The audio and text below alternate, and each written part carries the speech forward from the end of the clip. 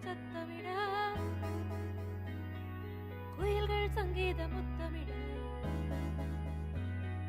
ரயில்கள் காதில் சத்தமிட, குயில்கள் சங்கீத முத்தமிட, பண்பலையாலே ஒன்றாயினைவோம், இன்றே எழுவோம் இன்னை தொட. இது VIT 90.8 வேலூரில் நாங்கதான் வெயிட். VIT 90.8.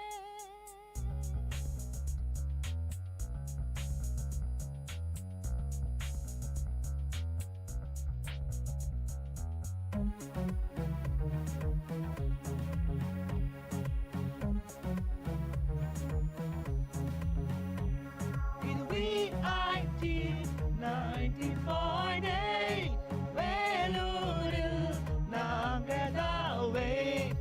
VIT 90.8 வேலூரில் நாங்கதான் வெயிட்.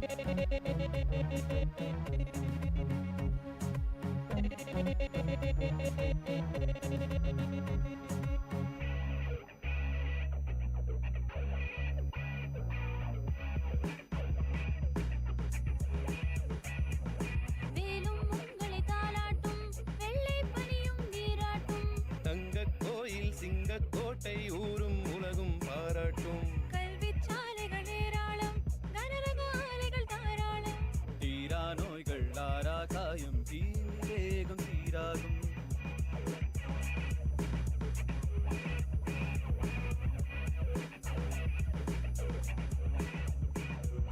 வேலும் உங்களை தாலாட்டும், வெள்ளை பனியும் நீராட்டும், தங்கக் கோயில் சிங்கக்கோட்டை ஊரும் உலகும் பாராட்டும். கல்விச் சாலைகள் ஏராளம், கனரக ஆலைகள் தாராளம், தீரா நோய்கள் ஆரா காயம், தீவேகம் தீராகும். இது VIT 90.8 வேலூரில் நாங்கதான் வெயிட். VIT 90.8 வேலூரில் நாங்கதான் வெயிட்.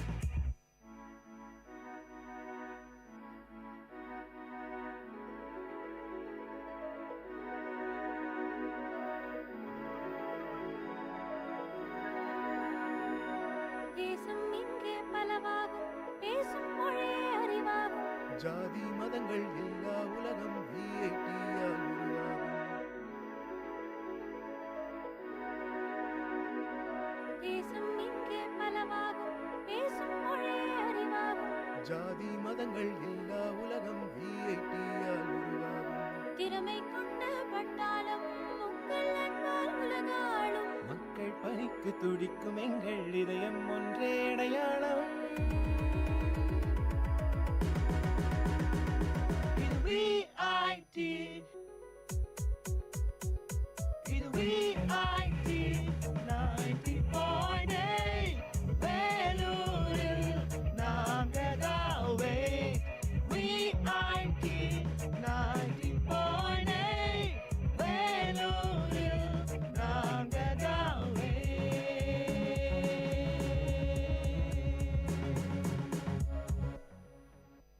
வணக்கம் நேயர்களே, இது VIT பண்பலை 90.8 VIT பல்கலைக்கழகத்தின் சமுதாய வானொலியின் மகிழ்ச்சி நிறைந்த அறிவு சார்ந்த நிகழ்ச்சிகளின் இன்றைய ஒளிபரப்பிற்கு உங்களை அன்புடன் வரவேற்கின்றோம்.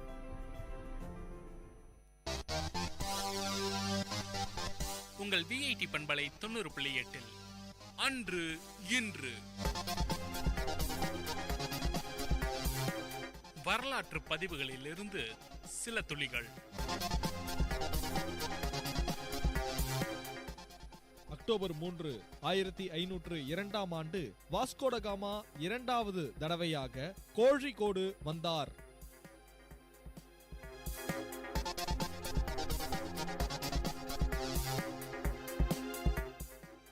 அக்டோபர் 3, 1922 ஆண்டு முசோலினி இத்தாலியின் பிரதமரானார்.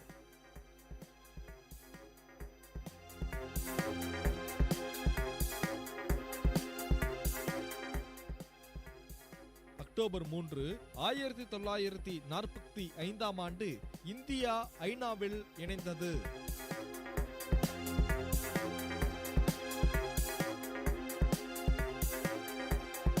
அக்டோபர் 3, 1991 மத்திய கிழக்கு அமைதி மாநாடு மாட்ரிட் நகரில் ஆரம்பமானது.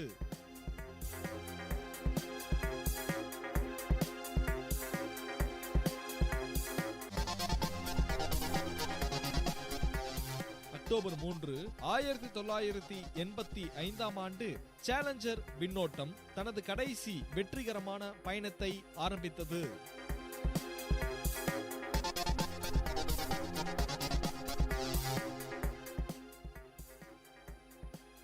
அக்டோபர் 3, 1908 இந்திய விடுதலை போராட்ட வீரர் முத்துராமலிங்க தேவர் பிறந்தார். அக்டோபர் 3, 1735 அமெரிக்காவின் இரண்டாவது அரசு தலைவர் ஜான் ஆடம்ஸ் பிறந்தார். அக்டோபர் 3, 1898 தமிழறிஞர் ராய சொக்கலிங்கம் பிறந்தார்.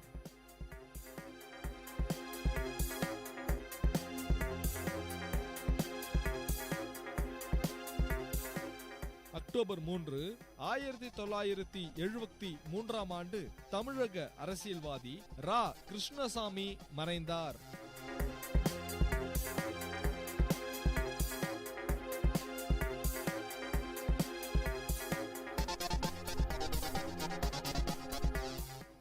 அக்டோபர் 3, 1995 கனடாவில் இருந்து பிரிந்து செல்ல கியூபக் மாநிலத்தில் எடுக்கப்பட்ட மக்கள் வாக்கெடுப்பு தோற்கடிக்கப்பட்டது.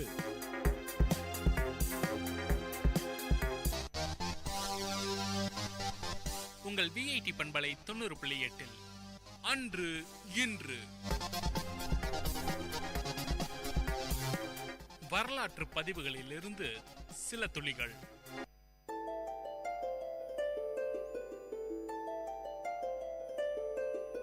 வணக்கம் நேயர்களே, இது விஐடி பண்பலை 90.8 விஐடி பல்கலைக்கழகத்தின் சமுதாய வானொலி.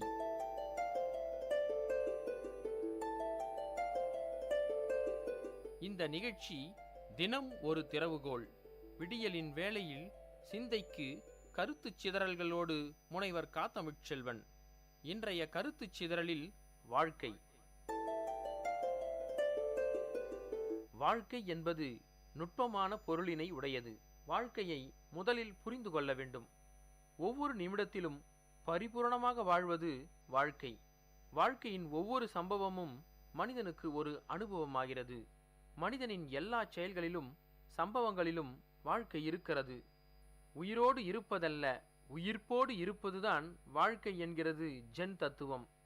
கலையை அனுபவிப்பவர்கள் வாழ்க்கையை அனுபவிப்பவர்கள்.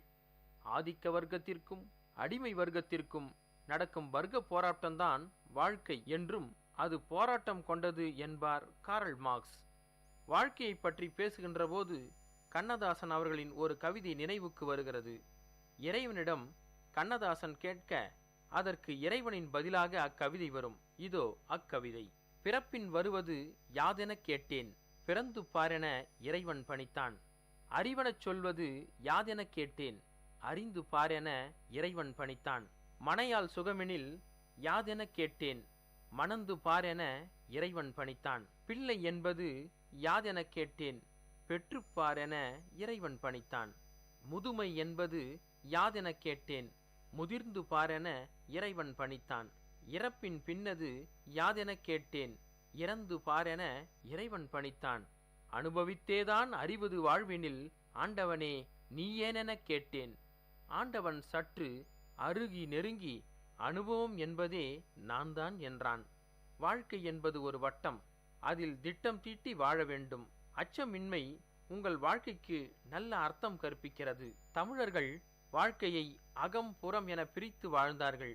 தங்களின் அக வாழ்க்கை அன்பு மற்றும் தூய்மையானதாகவும் புற வாழ்க்கை வீரம் கொடை நிறைந்ததாகவும் இருக்கிறது. வாழ்க்கைக்கான இலக்கணம் பொருள் என முதலில் இயற்றப்பட்டது தொல்காப்பியம். எல்லா மொழியிலும் சொல்வதற்கான இலக்கணம் உள்ளது, எழுதுவதற்கான இலக்கணமும் உள்ளது.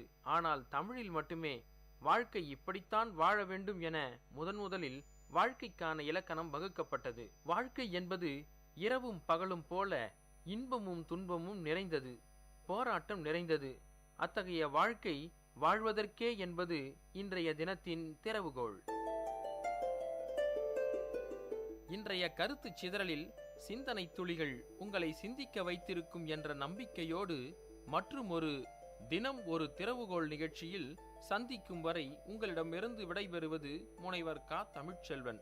இது விஐடி பண்பலை 90.8 விஐடி பல்கலைக்கழகத்தின் சமுதாய வானொலி. நன்றி.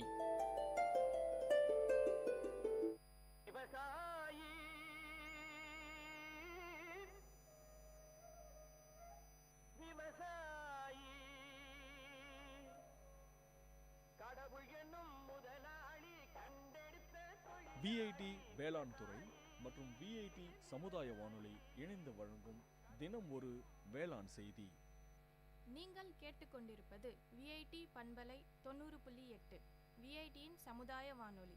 தினம் ஒரு வேளாண் செய்தியில் இன்று ஒருங்கிணைந்த பூச்சி மற்றும் நோய் மேலாண்மையில் தண்டு துளைப்பானின் அறிகுறிகள் மற்றும் அதை கட்டுப்படுத்தும் முறைகளை பற்றி பார்ப்போம். தண்டு துளைப்பான் புழுக்கள் தழை பருவத்தில் தண்டினுள் நுழைந்து தண்டுகளை உட்கொள்வதால் அதன் நடுப்பகுதி காய்ந்து விடுகிறது. இதை குருத்து காய்தல் என்பார்கள். நன்கு வளர்ச்சியடைந்த பயிரில் முழு தானிய கதிர்களும் காய்ந்துவிடும். மிஞ்சியிருக்கும் தட்டையான தானியங்களே வெண்கதிர் எனப்படுகிறது.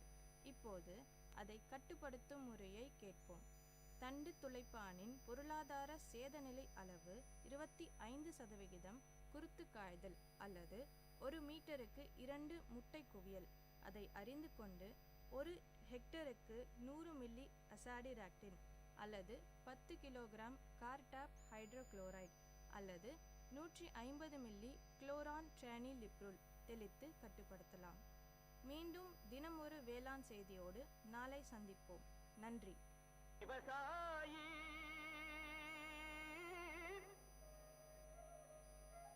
விவசாயி கடவுள் என்னும் முதலாளி கண்டெடுத்த விஐடி வேளாண் துறை மற்றும் விஐடி சமுதாய வானொலி இணைந்து வழங்கும் தினம் ஒரு வேளாண் செய்தி.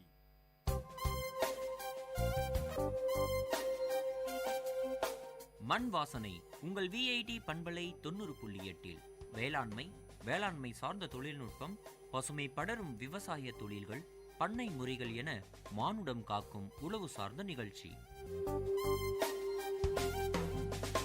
இப்போ பார்த்தீங்கன்னா நம்ம விவசாயிகள் இடையில உயிர் பூசணக்கொல்லி, உயிர் உரங்கள் இதெல்லாம் பயன்பாடு மிகவும் குறைந்து விட்டது. எது எடுத்தாலும் நம்ம மருந்து கடைகளில் நம்ம கெமிக்கல் ரசாயன கொல்லிகளை தான் நம்ம அதிகமாக பயன்படுத்துகிறோம். அந்த மாதிரி பயன்படுத்தும் போது அது மண்ணுக்கு மாசுபட்டுறது. அது மட்டும் இல்லாமல் உங்களுக்கு காற்றுலையும் அந்த நச்சு பரவிடுது. அப்படி பார்க்கும்போது நம்ம தமிழ்நாடு வேளாண்மை பல்கலைக்கழகத்திலிருந்து இது பண்ணியிருக்கிற நுண்ணுயிர் பூசணக்கொல்லி என்னென்ன அப்படின்னு பார்த்தோம்னா சூடோமோனாஸ் ஃப்ளூரசன்ஸ், ட்ரைகோடர்மா விரிடி, இந்த இரண்டும் பார்த்தீங்கன்னா வேரலுகள், வாடல் நோய் இதெல்லாம் கட்டுப்படுத்தும். இதை எப்படி பயன்படுத்தணும் அப்படின்னு பார்த்தீங்கன்னா விதை நேர்த்தியாக செஞ்சு பயன்படுத்தலாம். விதை நேர்த்தியாக பண்ணும்போது 1 கிலோ விதைக்கு 4 கிராம் பவுடரை நம்ம அரிசி கஞ்சியில் கலந்துட்டு அந்த விதையை அதில் கலந்து 24 மணி நேரம் நிழல்ல உலர்த்தி அதுக்கப்புறம் அதை யூஸ் பண்ணிக்கலாம். அது மட்டும் இல்லாமல் பார்த்தீங்கன்னா இந்த கிழங்குகள், வாழையிலலாம் கிழங்குக்கு நம்ம ட்ரீட் பண்ணுறோம் அப்படின்னு பார்த்தோம்னா 5 கிராம் எடுத்து 1 லிட்டர் தண்ணியில் அதை கரைச்சிட்டு அந்த தண்ணியில் ஒரு 15-20 நிமிஷம் அதை ஊற வச்சு அதுக்கப்புறம் அந்த கிழங்குகளை எடுத்து நடணும். இது மட்டும் இல்லாமல் மண்ணையும் நம்ம இதை பயன்படுத்தலாம். அது எப்படி அப்படின்னு பார்த்தோம்னா தொழுயர் ஒரு 50 கிலோ தொழுயருக்கு இதை 2 கிலோ அளவில் கலந்து வச்சுட்டு 1 மாதம் ஆன உடனே இந்த நுண்ணுயிரோட அளவு எண்ணிக்கை அந்த தொழுயருவில் அதிகமாயிடும். அதுக்கப்புறம் இந்த தொழுயருவை ஒவ்வொரு வாழையோட பயிர், ஒவ்வொரு பயிருக்கும் பார்த்தீங்கன்னா ஒரு 1 கிலோலேருந்து 2 கிலோ வரைக்கும் நம்ம போடும்போது உங்களுக்கு அதனோட வேரலுகள், வாடல் இந்த மாதிரி நோய்களை அது வெகுவாக கட்டுப்படுத்துது. இது மட்டும் இல்லாமல் இது ஒரு முறை பண்ணுறது கிடையாது. ஒவ்வொரு மாதமும் இந்த அளவுகளை நம்ம போட்டுட்டே வரணும். அப்போ தான் அது அந்த உயிர் பூஞ்சானம் இருக்கிற வரைக்கும் தான் அந்த நோயை எதிர்க்கிற சக்தி இருக்கு. அப்புறம் பார்த்தீங்கன்னா நுண்ணுயிர் உரங்கள், இது பார்த்தீங்கன்னா அசோஸ்பைர்லம், பாஸ்போபாக்டீரியா. அசோஸ்பைர்லம் அப்படிங்கிறது காற்றுல இருக்கிற தலைச்சத்தை கிரகிச்சு மண்ணில் அந்த தலைச்சத்தோட அளவை அதிகரிக்குது. அதே மாதிரி பாஸ்போபாக்டீரியாங்கிறது மண்ணில் இருக்கிற கரையாத பாஸ்பரஸ் அந்த உரத்தை வந்து கரையும் பாஸ்பரஸாக மாற்றி செடியோட வேர்களுக்கு வந்து பாஸ்பரஸை வந்து அளிக்குது. ஸோ இதை வந்து நம்ம இந்த ரெண்டையும் நம்ம பயன்படுத்தும் போது ரசாயன உரங்களான யூரியா, டிஏபி இந்த மாதிரி உரங்களை வந்து பயன்படுத்துகிற அளவு வந்து குறையும். நம்மளோட மண் மாசுபடாமல் இயற்கை வழியில் வந்து இதை நம்ம வந்து பயன்படுத்தலாம்.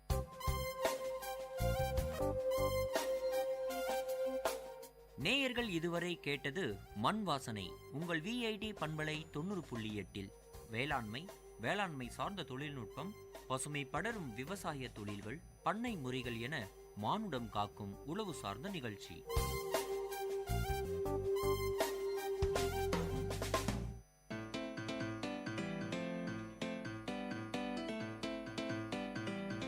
செவிச்செல்வம் விஐடி பண்பலையின் அறிவு களஞ்சியம்.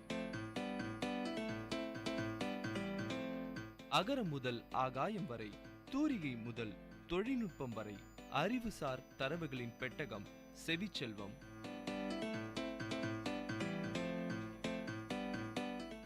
வணக்கம் நேயர்களே, இது விஐடி பண்பலை 90.8 செவிச்செல்வம் நிகழ்ச்சியில் வெந்தயக்கீரை பற்றிய அறிவு சார்ந்த தரவுகளோடு உங்கள் ஹரிதா.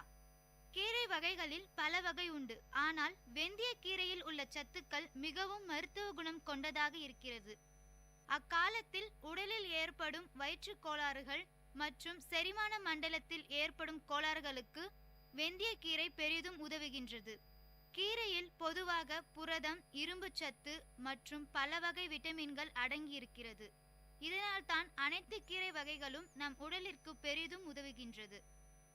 இந்த வெந்தயக்கீரை பாரம்பரிய மருத்துவத்தில் அதிகம் பயன்படுத்தப்படுகிறது மற்றும் பாட்டிய வைத்தியத்திற்கும் வெந்தயக்கீரை பெரிதும் உதவுகின்றது. இரும்பு சத்து அதிகம் உள்ள வெந்தயக்கீரையின் மருத்துவ குணங்கள். இந்திய பாரம்பரிய மருத்துவத்தில் வெந்தயக்கீரைகள் அதிக அளவில் பயன்படுத்தப்படுகிறது. வெந்தயக்கீரைகள் இரும்பு சத்து பொருட்களை அதிக அளவில் கொண்டுள்ளன. இரும்பு சத்து பொருட்கள் உடலில் ஏற்படும் இரத்த சோகை நோயான அனிமியா வராமல் தடுப்பதோடு உடலுக்கு சிறந்த நோய் எதிர்ப்பு சக்தியை வழங்குகிறது. இரத்தத்தில் இருக்கும் சர்க்கரையின் அளவுகளை சீரான விகிதத்தில் பாதுகாக்க வெந்தயக்கீரை உதவுகிறது. விட்டமின் கே சத்து பொருட்கள் கணிசமான அளவில் நிறைந்துள்ளன. இவை கண்களின் பார்வை திறனை அதிகரிப்பதோடு பார்வை கோளாறுகளை சரி செய்யவும் உதவுகின்றன. வெந்தயக்கீரைகளை தினசரி உணவில் சேர்ப்பது உடலில் ஏற்படும் புரத குறைபாட்டை போக்கி வலிமையை சேர்க்கும். நிட்டானிக் அமிலம் இதில் உள்ளது. இது தலைமுடி உதிர்தல், தலைமுடி வலுவின்மை போன்ற குறைபாடுகளை போக்கும் திறன் பெற்றது. உடலுக்கு கேடு விளைவிக்கும் கூடுதல் கொழுப்பு பொருட்களை செரிக்க செய்யவும் ஆற்றல் வெந்தயக்கீரைக்கு உண்டு. இதனை அடிக்கடி உணவில் சேர்த்துக் கொள்வதால் உடலின் கொழுப்பின் அளவு சீராக பராமரிக்கப்படுகிறது. பெண்களுக்கு உடல் ரீதியாக பல்வேறு நன்மைகள் கிடைக்க செய்கின்றது. வெந்தயக்கீரை குறிப்பாக கர்ப்பிணி பெண்களுக்கு தாய்ப்பாலை பெருக்கவும் பிரசவ கால நன்மைக்கும் இவை பெரிதும் உதவுகின்றன.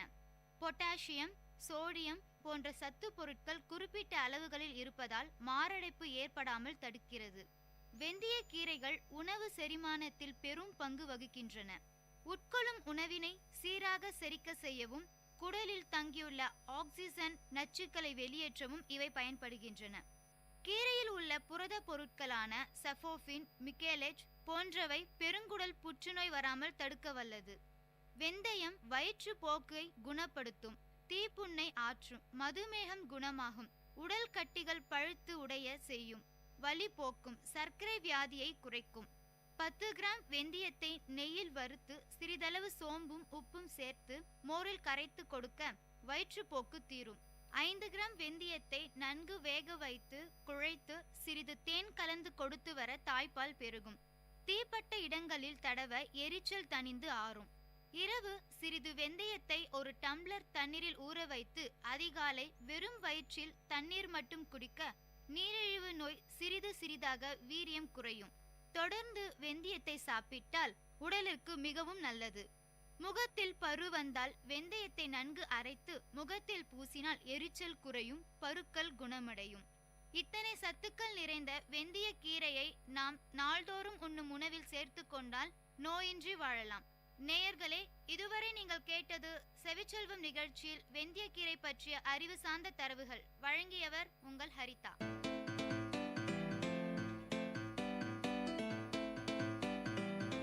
செவிச்செல்வம். விஐடி பண்பலையின் அறிவு களஞ்சியம். அகரம் முதல் ஆகாயம் வரை, தூரிகை முதல் தொழில்நுட்பம் வரை, அறிவுசார் தரவுகளின் பெட்டகம் செவிச்செல்வம்.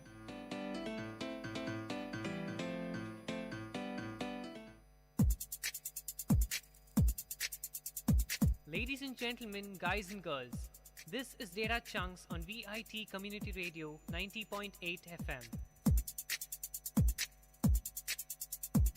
This program features chunks of informative data on various fields, be it computers, environment, technology, physics, or any field. Data Chunks has it all. Hello VIT, I'm Sudeep from MTech ST and I'm here at Data Chunks to give some information about WAV files. WAV is an audio format used to store sound data. It is similar to the AIFF format but is based on the Resource Interchange File format, a container format designed to store data in chunks. Therefore, each WAV file contains one or more chunks that store audio data or other information. A typical WAV file includes a format chunk and a data chunk. The format chunk describes how the waveform data is stored and specifies the number of channels, sampling rate, and the compression type. The data chunk contains the actual audio data and is separated into channels such as the left channel and the right channel for stereo audio recording.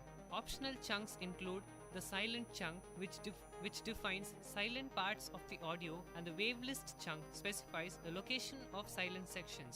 Wave files may also include several other optional chunks, such as Q chunk, which marks specific points in the audio, and the info chunk, which is used to store metadata that describes the file. Wave format supports several types of media compression, including Microsoft ADPCM, Yamaha ADPCM, A-Law, MU-Law, GSM, and MPEG compression.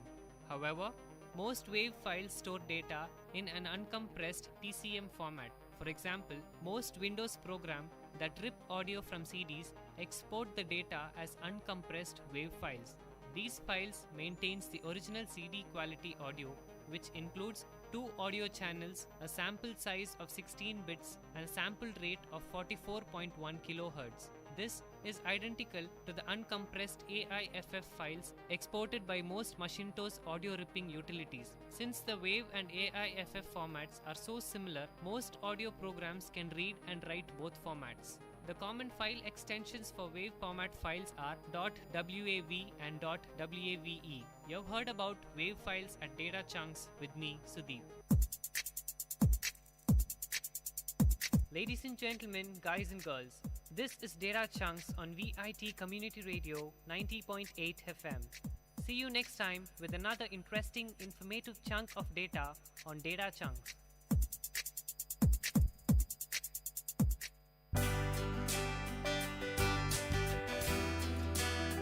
உங்கள் VIT பண்பலை 90.8 அனுபவ மேடை. மக்கள் தங்கள் வாழ்க்கை அனுபவங்களையும் முன்னேற்ற பாதைகளையும் விரிவாக கலந்துரையாடும் நிகழ்ச்சி.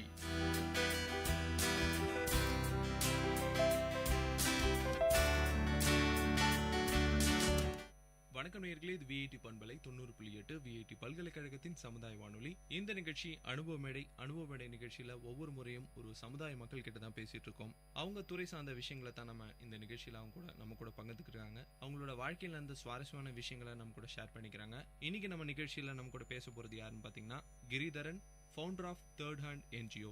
அவர் கூட தான் நம்ம இன்னைக்கு பேச போறோம். வணக்கம் சார், நிகழ்ச்சிக்கு உங்களை அன்போடு வர வைக்கிறோம். வணக்கம். உங்களை பத்தி மேலும் அறிமுகம் மக்களுக்காக. ஸோ நான் பார்த்தீங்கன்னா தேர்ட் ஹேண்டோடைய ஃபவுண்டர் இருக்கேன். நான் பேசிக்கலாக விஷுவல் எஃபெக்ட்ஸ் ஆர்டிஸ்ட். ஸோ நான் பல படங்களுக்கு இந்த கிராஃபிக்ஸ் இதெல்லாம் பண்ணிட்டு இருந்தேன். ஸோ அதுதான் என்னுடைய ஜாப், ப்ரீவியஸ் ஜாப். அதுக்கு முன்னாடி பார்த்தீங்கன்னா சிறு வயதிலே இருந்து எனக்கு இந்த மாதிரி நிறைய அந்த சேவை மனப்பான்மைலாம் நிறைய இருந்தது. ஆனால் அதுக்கான நேரம்லாம் எனக்கு சரியாக அமையல. ஸோ என்னதான் நான் படத்துக்கெல்லாம் ஒர்க் பண்ணாலும் எனக்கு நிறைய மூவிஸ்லாம் கிரெடிட்ஸ்லாம் வரும். அப்போ கூட எனக்கு இப்போ இருக்கிற சந்தோஷம் அப்போ கிடைச்சதில்லை.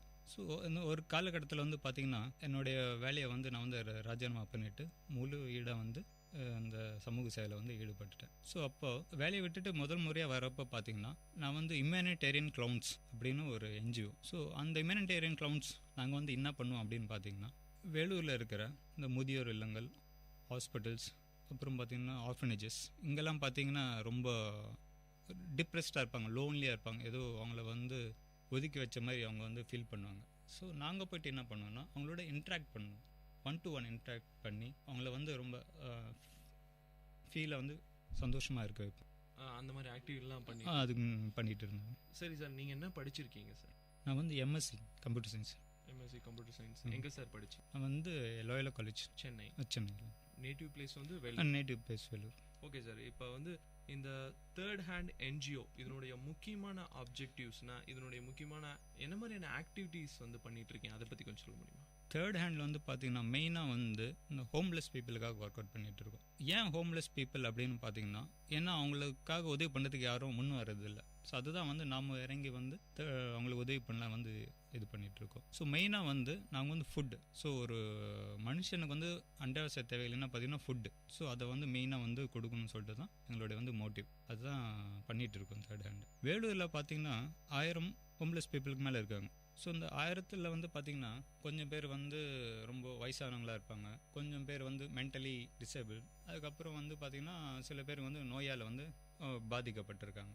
ஸோ சில பேர் நம்ம வந்து ஃபிசிக்கலாக வந்து எதுவுமே பண்ண முடியாது. ஐ மீன்னா அவங்க போயிட்டு பெக் பண்ணுறதுக்கோ வந்து முடியாது. அவங்க வந்து ஒரே இடத்துல வந்து உட்காந்துட்டு இருப்பாங்க, எல்லாம் சந்தர்ப்ப சூழ்நிலையும். ஐ மீன் வெயில் அடித்தாலும் சரி, மழை அடித்தாலும் சரி, எல்லா சந்தர்ப்பத்துலேயும் அதே இடத்துல தான் இருப்பாங்க. யாராவது அங்கே போகிறவங்க வந்து என்ன ஃபுட்டு கொடுத்தாலோ இல்லை காசு கொடுத்தா தான் வாங்கிப்பாங்க. ஸோ அந்த மாதிரியான ஒரு சிச்சுவேஷன். ஸோ இதெல்லாம் பார்க்குறப்ப எனக்கு வந்து சரி இந்த மாதிரி மக்களுக்கு வந்து ஏதாவது ஒரு பண்ணணும்னு ஒரு எண்ணம் வந்தது. ஸோ அப்போ தான் வந்து இந்த தேர்ட் ஹேண்ட் வந்து இது பண்ணும். இது ஸ்டார்ட் பண்ணி எவ்வளோ நாள் சார் ஆகுது? இது வந்து 1.5 வருஷம் ஆகுதுங்க. 1.5 வருஷம் ஆகுது. நல்லா ரன் ஆகிட்டு நல்லா ஆகிட்டு. சரி சார், இந்த ஐடியா எப்படி உங்களுக்கு வந்ததுன்னு இது இப்போ சொன்னீங்க. எந்த ஒரு விஷயம் வந்து உங்களுக்கு இன்ஸ்பயர் பண்ணி இந்த என்ஜிஓ ஆரம்பிக்கிறதுக்காகவும் இந்த மாதிரி ஆக்டிவிட்டீஸ் பண்ணுறதுக்காகவும் உந்துதலாக இருந்தது? ஏன்னா வந்து நீங்கள் வந்து ஒரு நல்ல ஜாப்ல இருந்திருக்கீங்க, நிறைய படங்களுக்கு விஷுவல் எஃபெக்ட் பண்ணியிருக்கீங்க. ஸோ உங்களோட ஜாபை விட்டுட்டு ஸோ எந்த ஒரு விஷயம் உங்களை இன்ஸ்பயர் பண்ணி இந்த ஒரு தேர்ட் ஹேண்டுன்ற என்ஜிஓ ஸ்டார்ட் பண்ண வச்சு? இன்ஸ்பிரேஷன் பார்த்திங்கன்னா அது மக்கள் பட்ட கஷ்டத்தை பார்க்குறப்ப நம்மளால் வந்து அதை என்னால் ஏற்றுக்க முடியல.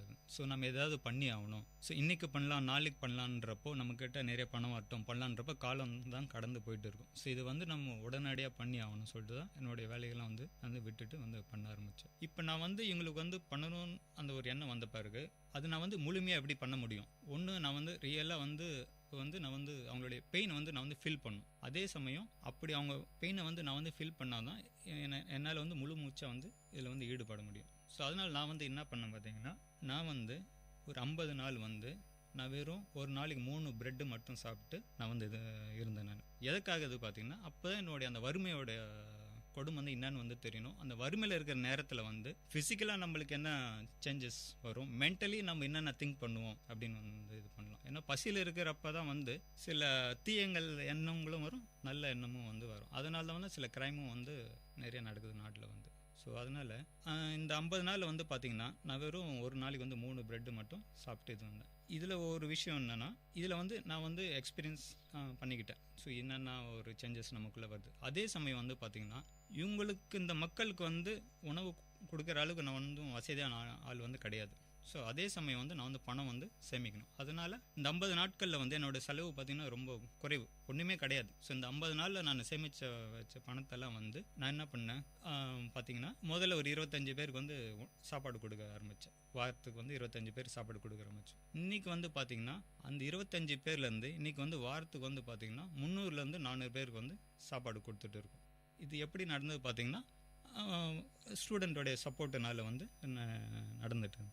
சரி சார், நீங்கள் ஸ்டூடெண்ட் பற்றி சொல்லுங்க, உங்களோட டீம் பற்றி சொல்லுங்கள் சார். ஏன்னா வந்து நீங்கள் வந்து தனியால் எந்த விஷயமே நம்ம செய்ய முடியாது. ஸோ டீம் ஒர்க்கு உங்கள் தேர்ட் ஹேண்டில் என்ஜிஓவில் எத்தனை பேர் அஃபிஷியலாக இருக்காங்க, அப்புறம் அது மட்டும் இல்லாமல் எவ்வளோ வாலண்டியர்ஸ் அதை ரன் ஆகிறத பற்றி கொஞ்சம் சொல்ல முடியுமா? தேர்ட் ஹேண்டில் பார்த்திங்கன்னா அன்பரசன் ஒருத்தர் இருக்காருங்க, நம்ம ஃப்ரெண்டு ஒருத்தர். அதே போல் சுரேஷ், அவர் வந்து அஃபிஷியலாக வந்து 3 பேர் வந்திருக்கும். ஸோ வாலண்டியர்ஸ் வந்து பார்த்திங்கன்னா எனக்கு வந்து விஐடி தான். ஸ்டூடெண்ட்டோடைய சப்போர்ட்டுனால வந்து ஸோ அவங்களுக்கு வந்து நான் ரொம்ப கடமைப்பட்டிருக்கேன். விஐடி ஸ்டூடெண்ட்ஸ்க்கு வந்து நான் ரொம்ப கடமைப்பட்டிருக்கேன் அவங்க நன்றி சொல்கிறதுக்கு.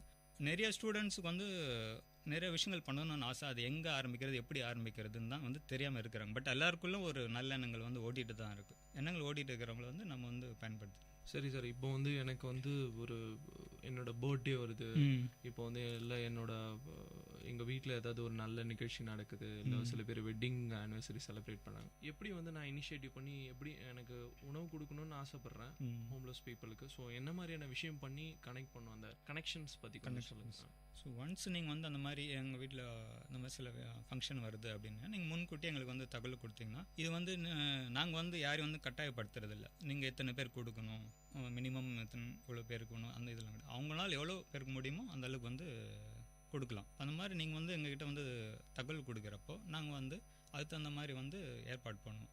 ஸோ ஏற்பாடு பண்ணுவீங்க. இங்கே வந்து ஆமாம், எனி பர்டிகுலர் இது இருக்கா சார், இங்கே இருப்பாங்க, இங்கே போய் கொடுக்கணும், அந்த மாதிரியான சுச்சுவேஷன்ஸ் நீங்கள் ஃபேஸ் பண்ணுவீங்களா? சில பேர் அந்த இடத்துல இருக்க மாட்டாங்க, அதுதான் பார்த்தீங்கன்னா.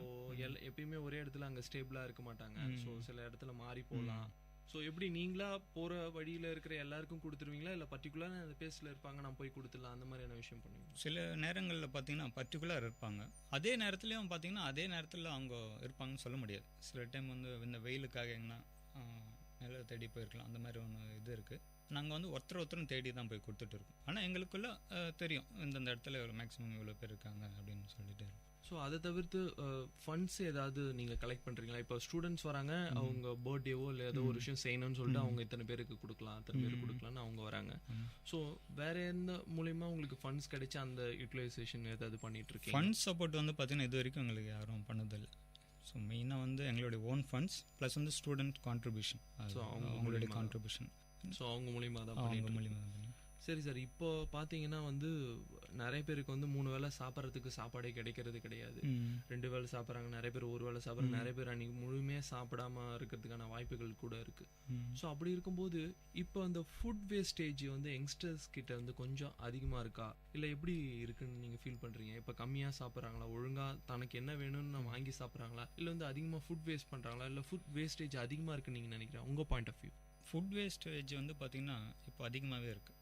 அது வந்து பார்த்திங்கன்னா எல்லாரையும் நம்ம வந்து சொல்ல முடியாது, சில இடத்துல வந்து பார்த்திங்கன்னா அதிகமாகவே வந்து ரொம்ப வேஸ்ட் பண்ணுறோம். இப்போ பார்த்திங்கன்னா பொதுவாக நம்ம வந்து கனவு கண்டோம், நம்ம வந்து கார் வாங்கணும், வீடு வாங்கணும், அந்த மாதிரி ஒரு கனவுகள் இருக்கும் சராசரி மனுஷனுக்கு. ஸோ ஆனால் இந்த மாதிரியான ஒரு ஹோம்லெஸ் பீப்புளுக்கு என்ன பார்த்திங்கன்னா ஒரு வேளை சோற்றுக்காக வந்து அவங்க வந்து இது பண்ணுறாங்க, ஒரு வேலை சொத்துக்காக கிடச்சா அவங்க வந்து வாழ்க்கையை வந்து ஓட்டலாம்ன்ற மாதிரி அவங்க வந்து இது பண்ணுறாங்க. ஸோ நான் நிறைய முறை வந்து என் கண் கூட வந்து பார்த்துருக்குறேன், வந்து இந்த குப்பை தொட்டிலெல்லாம் இருந்து சாப்பாடு வந்து எடுத்து சாப்பிட்ருக்காங்க. ஸோ அதெல்லாம் பார்க்குறப்ப வந்து மனசுக்கு ரொம்ப கஷ்டமாக தான் இருக்குது. இது வந்து பொதுவாக வந்து பார்த்திங்கன்னா அந்த அவேர்னஸ் வந்து கொண்டு வரணும் தான் எனக்கு வந்து ஒரு விருப்பம், இந்த ஃபுட் அவேர்னஸ் வந்து. ஸோ உங்களால் எவ்வளோ உங்களுக்கே வந்து தெரியும் இவ்வளோ தான் சாப்பிட முடியும், அதுக்கு தகுந்த மாதிரி வந்து இது பண்ணிட்டு போகலாம். சார் நீங்கள் சொன்னீங்க, அதாவது இப்போ வந்து ஒரு ஸ்டூடெண்ட்க்கு வந்து ஒரு பர்த்டே அதை நம்ம முன்னாடி டிஸ்கஸ் பண்ணோம், அவங்களுக்கு விருப்பப்பட்டா கொடுக்கலாம். இப்போ வந்து ஒரு ஃபங்க்ஷன் நடக்குது, ஒரு வீட்டில் வந்து ஒரு கல்யாணமோ இல்லை வேறு ஏதாவது ஒரு ஃபங்க்ஷன் நடக்குது, ஸோ அங்கே வந்து ஒரு ஃபுட்டு மீந்துருச்சுன்னா இப்போ வந்து சில டைம் உங்களை காண்டாக்ட் பண்ணி சொல்லுவாங்களா, இந்த மாதிரி ஃபுட்டு மீந்திருக்கு வந்து கலெக்ட் பண்ணிக்கோங்க, யாருக்காவது அவங்க என்ன பண்ணணும் தெரியாது, ஒன்று வேஸ்ட்டாக அப்படியே போகும், இல்லைனா பக்கத்தில் இருக்க கொடுக்கலாம். ரொம்ப மீந்து போச்சுன்னா வந்து இந்த மாதிரி ஃபோன் பண்ணியோ இல்லை ஏதோ ஒரு காண்டாக்ட் மூலமாகவோ ஃபுட்டு கொடுக்கறதுக்கான வாய்ப்புகள் இருக்குது. ஸோ நீங்கள் அதை எப்படி சார் அந்த மாதிரியான விஷயம் எப்படி ஹேண்டில் பண்ணுறீங்க? ஸோ அந்த மாதிரி ஒரு விஷயம் பார்த்திங்கன்னா அது வந்து மீந்து போகுதுன்ற ஒரு காரணத்துக்காக வந்து கொடுக்கணும்னு அந்த எண்ணம் வருது, அதை வந்து அவங்க வந்து முன்னாடியே வந்து பண்ணலாம். ஸோ அது ஒரு ஃபங்க்ஷன் நடக்கிறப்ப வந்து பார்த்திங்கன்னா அந்த மோஸ்ட்லி வந்து அந்த ஃபங்க்ஷன் முடிகிறப்ப தான் அவங்களுக்கு எவ்வளோ ஃபுட் வந்து மீதி ஆகுதுன்னு வந்து அவங்களுக்கு வந்து தெரியும். ஸோ அப்போ பார்த்தீங்கன்னா இன்கேஸ் வந்து நைட்டில் ஒரு ஃபங்க்ஷன் நடந்துகிட்டு இருக்குது பார்த்திங்கன்னா ஃபங்க்ஷன்லாம் முடிகிறது எப்படியும் ஒரு 10 மணி ஆகிடும். ஸோ 10 மணிக்கு மேலே வந்து பார்த்திங்கன்னா ஃபுட்டு எடுத்துகிட்டு நமக்கு கொடுக்குறதுக்கும் சிரமமாக இருக்கும், அதே சமயம் அவங்களும் சில பேர் வந்து சாப்பிட்டுட்டு இது பண்ணியிருப்பாங்க. ஸோ என்னுடைய இது என்னென்னா இந்த மாதிரி ஃபங்க்ஷன் வந்துட்டு மேரேஜோ இல்லை மற்ற ஃபங்க்ஷன்லேயோ வந்து ஏன் வந்து மக்கள் வந்து ஒரு ஃபங்க்ஷன் நடத்துகிறப்ப குறைந்த சாப்பாடு ஒரு 30 பேருக்கோ இல்லை 50 பேருக்கோ வந்து ஆரம்பத்திலே வந்து அந்த உணவை வந்து அவங்க வந்து ப்ரொவைட் பண்ணக்கூடாது, அதுதான் என்னுடைய இது. அவங்களும் ஒரு மனிதர்கள் தான், அவங்களுக்கு ஏன் நம்ம ஒரு ஃப்ரெஷ்ஷான ஒரு ஃபுட்டு வந்து கொடுக்கக்கூடாது அப்படின்னு ஒரு மீந்து போகிறத விட ஃப்ரெஷ்ஷாகவே கொடுக்கலாம். ஏன்னா மீந்து போகிற சாப்பாடுன்றது பார்த்திங்கன்னா அது வந்து எல்லாமே கலந்து இருக்கும், அது கொடுக்கறதுக்கும் கொஞ்சம் சிரமமாக இருக்கும். ஸோ அந்த மாதிரியான விஷயங்கள். அந்த மாதிரி. ஸோ இப்போ வந்து எனக்கு வந்து ஹெல்ப் பண்ணணும்னு தோணுது, எனக்கு ஒரு ஹெல்ப் பண்ணணும், பட் என்கிட்ட கேஷ் இருக்குது, பட் எனக்கு டைம் இல்லை. ஸோ அந்த மாதிரி சில பேர் சொல்லுவாங்க, சார் நான் உங்கள்கிட்ட கேஷ் கொடுத்துட்றேன், ஸோ நீங்கள் பார்த்துக்கோங்க, ஸோ எனக்கு வந்து டைம் கிடையாது கொடுக்கறதுக்கு, ஆனால் பட் ஹெல்ப்பிங் டெண்டன்சி இருக்குது மனசளவில் அப்படின்னு நினைக்கிறேன். ஸோ அந்த மாதிரி உங்களை அணுகிறவங்கக்கிட்ட நீங்கள் என்ன மாதிரியான எப்படி நீங்கள் உங்கள் சைட்லேருந்து ஹெல்ப் பண்ணுறீங்க சார்? அதாவது நாங்களும் வந்து பாராட்டுவேன், அவங்களுக்கு வந்து உதவி பண்ணணும்னு பண்ணுறதுக்கு நேரம் இல்லைனாலும் அந்த பண்ணணும் அந்த எண்ணம் வருது பார்த்தீங்களா. ஸோ அது வந்து பாராட்டக்கூடிய விஷயம். நாங்கள் வந்து அந்த மாதிரி சந்தர்ப்பத்தில் வந்து நாங்களும் முன்னே இருந்து நாங்கள் வந்து என்னென்ன செய்யணுமோ அதை வந்து நாங்கள் வந்து செஞ்சிடுவோம். சரி சார், இந்த ஃபுட்டெல்லாம் எப்படி சார் நீங்கள் அரேஞ்ச் பண்ணுவீங்களா, இல்லை வந்து கொடுக்கணும்னு நினைக்கிறவங்க அரேஞ்ச் பண்ணி நீங்கள் வந்து ஆட்கள் மட்டும் இங்கே இவங்க இருப்பாங்க அப்படின்னு சொல்லிட்டு சொல்கிற மாதிரியா, இல்லை வந்து நீங்கள் ஃபுட்டு நீங்கள் உங்கள் சைட்லேருந்து அரேஞ்ச் பண்ணுவீங்களா, எப்படி என்ன ப்ரொசீஜர் அதை பற்றி கொஞ்சம் ஃபுட்டு வந்து பார்த்திங்கன்னா ஒரு புவர் ஃபேமிலிக்கு வந்து நாங்கள் வந்து சப்போர்ட் பண்ணிகிட்ருக்கோம். ஸோ அந்த புவர் ஃபேமிலியில் பார்த்திங்கன்னா வந்து ஒரு லேடி, ஸோ அவங்களுடைய கணவர் வந்து பார்த்திங்கன்னா குடிகாரர் சொல்லலாம். ஸோ அவங்களுக்கு வந்து 2 பெண் குழந்தைகள். அவர் வந்து குடிச்சிட்டு அவங்க பசங்களை அடிக்கிறதும் அவங்க ஒய்ஃப் அடிக்கிறதும் அதுதான் பண்ணிட்டுருக்காங்க. ஸோ நாங்கள் ஏன் இவங்களுக்கு வந்து இந்த வாய்ப்புக்கு தரோம், உணவு தரோம், இது மூலிமா வந்து அவங்க வந்து ஒரு இன்கம் ஜென்ரேஷன் வந்து ஏற்படுத்திக்கலாம். அதே சமயம் அது அவங்க குழந்தைகள் படிப்புக்காக வந்து பயன்படுத்தும்னு சொல்லிட்டு நாங்கள் வந்து இது பண்ணிட்டோம். ஸோ இது மூலிமா 2 பேர் வந்து பயனடைவார். ஒன்று வந்து அந்த குடும்பமும் பயனடைவாங்க, அதே சமயம் இந்த மக்கள் வந்து அவங்க உணவு தயாரித்து கொடுக்குறாங்க, அதன் மூலிமா கொடுக்கறதுக்கான விஷயம். நிகழ்ச்சியில் பல விஷயங்கள் பேசணும். நிகழ்ச்சியில் ஒரு சிறிய இடைவேளைக்கு பிறகு நிறைய விஷயம் பேசலாம்.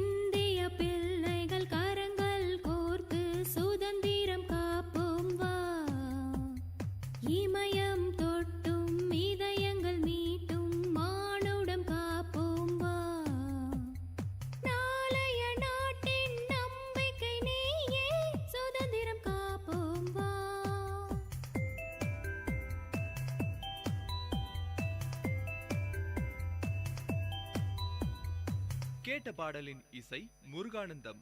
பாடலை பாடியவர் உமா மகேஸ்வரி.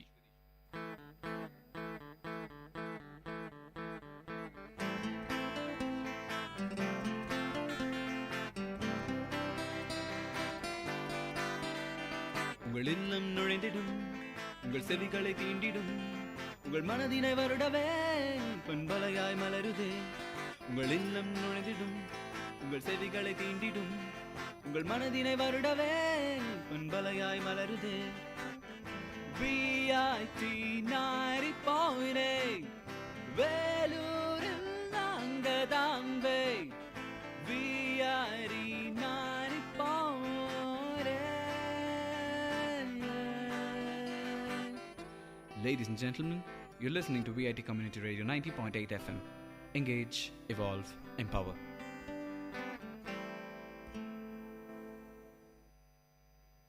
வணக்கம் நேயர்களே, இது VIT பண்பலை 90.8 VIT பல்கலைக்கழகத்தின் சமுதாய வானொலி. இந்த நிகழ்ச்சி அனுபவ மேடை நிகழ்ச்சியில் இன்னைக்கு கிரிதரன் அவர்கிட்ட தான் பேசிட்டு இருக்கோம். Founder of third hand NGO. அந்த NGO என்ன மாதிரியான ஆக்டிவிட்டீஸ் பண்ணிட்டு இருக்கு, என்ன மாதிரியான சர்வீஸ்லாம் பண்ணிட்டு இருக்காங்க, அந்த விஷயமா நம்ம கேட்டுட்டு இருக்கோம். சார், அடுத்ததான் வந்து இப்போ நிறைய பேருக்கு வந்து ஃபுட் நீடு இருக்குது. ஸோ அதை ஃபைண்ட் அவுட் பண்ணி அவங்களுக்கு வந்து உணவுப் பொருட்கள் கொடுக்கறது, ஏதாவது ஒரு வகையில் வந்து ஹெல்ப்பிங் மூலமாக அதை கொடுத்துட்றீங்க. ஒரு நாளைக்கு எவ்வளோ அப்ராக்சிமேட்டாக உணவு கொடுத்துட்ருக்கீங்க சார்? எவ்வளோ? இப்போ சில டைம்லாம் பார்த்தீங்கன்னா நார்மல் டேஸில் வந்து ஓகே, சில டைமில் மழை பெய்யும், அந்த டைமில் வந்து சுத்தமாக வந்து உணவு கிடைக்கிறதுக்கான வாய்ப்பு இருக்குது. ஸோ ஒரு நாளைக்கு எவ்வளோ பேருக்கு நீங்கள் வந்து ஃபுட் ப்ரொவைட் பண்ணுறீங்க சார்? ஒரு நாளைக்கு பார்த்தீங்கன்னா குறைஞ்ச ஒரு 80லேருந்து 100 பேருக்கு வந்து ஒரு நாளைக்கு சாப்பாடு கொடுக்குறோம். நாங்கள் வந்து மதிய உணவு மதிய உணவு சில டைம் வந்து பார்த்தீங்கன்னா அது காலை உணவாக கூட இருக்கலாம், இல்லை இரவு உணவாக கூட இருக்கலாம். உங்களை அப்ரோச் பண்ணுறவங்களை பொறுத்து இருக்கு. சரி சார், அடுத்ததாக பார்த்தீங்கன்னா இந்த உணவு பொருட்களை தவிர்த்து சில பேருக்கு வந்து உணவு கிடைச்சிட்டு, அதர் நீட்ஸ், எனக்கு வந்து உடம்பு சரியில்லை, இல்லை எனக்கு வந்து இந்த துணி வேணும், அந்த மாதிரியான விஷயங்கள் உங்களை அப்ரோச் பண்ணுறாங்களா? நீங்கள் அதை எப்படி மேனேஜ் பண்ணுறீங்க? இப்போ நீங்கள் ஃபுட்டுன்னு ஆரம்பிச்சிருப்பீங்க, ஃபுட் கொடுக்கலான்னு சொல்லிட்டு, ஸோ அது ஒரு செயின் மாதிரி அடுத்த லெவலுக்கு உங்களை கொண்டு போயிட்டே இருக்கும். ஸோ அதை பற்றி சொல்லுங்கள். ஆமாம், நீங்கள் சொல்கிறதும் ஒரு உண்மையான விஷயங்கள் தான். நான் வந்து உணவு கொடுத்துட்டு இருக்கேன். இப்போ அதே மக்கள் வந்து பார்த்திங்கன்னா எனக்கு வந்து துணி இருந்தால் நல்லா இருக்குன்னு வந்து கேட்குறவங்க நிறைய பேர் இருக்காங்க. அதே சமயம் வந்து பார்த்திங்கன்னா நிறைய பேர் வந்து நோய்வாய்ப்பட்டிருப்பாங்க. இந்த தெருவோரம் இருக்கிற மக்கள்லாம் நிறைய பேர் நோய்வாய் வந்து பட்டிருப்பாங்க. அவங்க வந்து என்னை வந்து ஹாஸ்பிட்டல் கூட்டிகிட்டு போக முடியுமான்னு அந்த மாதிரி சில ஹெல்ப்லாம் கேட்டிருக்காங்க. அதே சமயம் வந்து பார்த்திங்கன்னா சில பேருக்கு வந்து குழந்தைங்களும் இருக்கும். ஸோ அவங்களுக்கு வந்து ஸ்கூல்ஸ் என்ன பள்ளிக்கூடம் எதனா சேர்க்க முடியுமான்னு அந்த மாதிரி ஒரு உதவி வந்து அது நிறைய விஷயங்கள் வந்து அவங்க வந்து கேட்க தான் செஞ்சுட்டு இருக்காங்க. அவங்களுக்கு வந்து நம்மளால் முடிஞ்ச அளவுக்கு எங்களால் முடிஞ்ச வரைக்கும் வந்து அவங்களுடைய விஷயங்கள்லாம் வந்து பூர்த்தி பண்ணணும் தான் வந்து எங்களோட விருப்பம். ஆனால் அது வந்து எந்த அளவுக்கு சாத்தியம்ன்றது கண்டிப்பாக சாத்தியமாகும்னு நினைக்கிற விஷ் பண்ணுறவங்கள.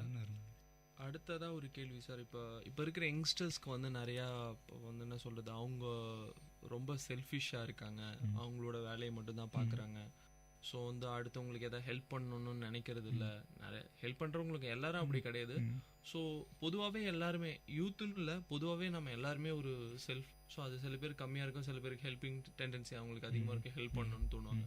ஸோ இப்போ இருக்கிற யங்ஸ்டர்ஸ்க்கு வந்து அது அதிகமாக இருக்குன்னு நினைக்கிறீங்களா, கம்மியாக இருக்குன்னு நினைக்கிறீங்களா? உங்களோட பாயிண்ட் ஆஃப் வியூவில் இப்போ இருக்கிற யூத்ஸ் எப்படி இருக்கு? இப்போ இருக்கிற யூத்ஸ் மத்தியில் பார்த்திங்கன்னா ஒரு அவேர்னஸ் இருக்குது. என்னை பொறுத்த வரைக்கும் நிறைய பேருக்கு வந்து உதவி பண்ணணும்னு வந்து ஆசைகள் இருக்குது.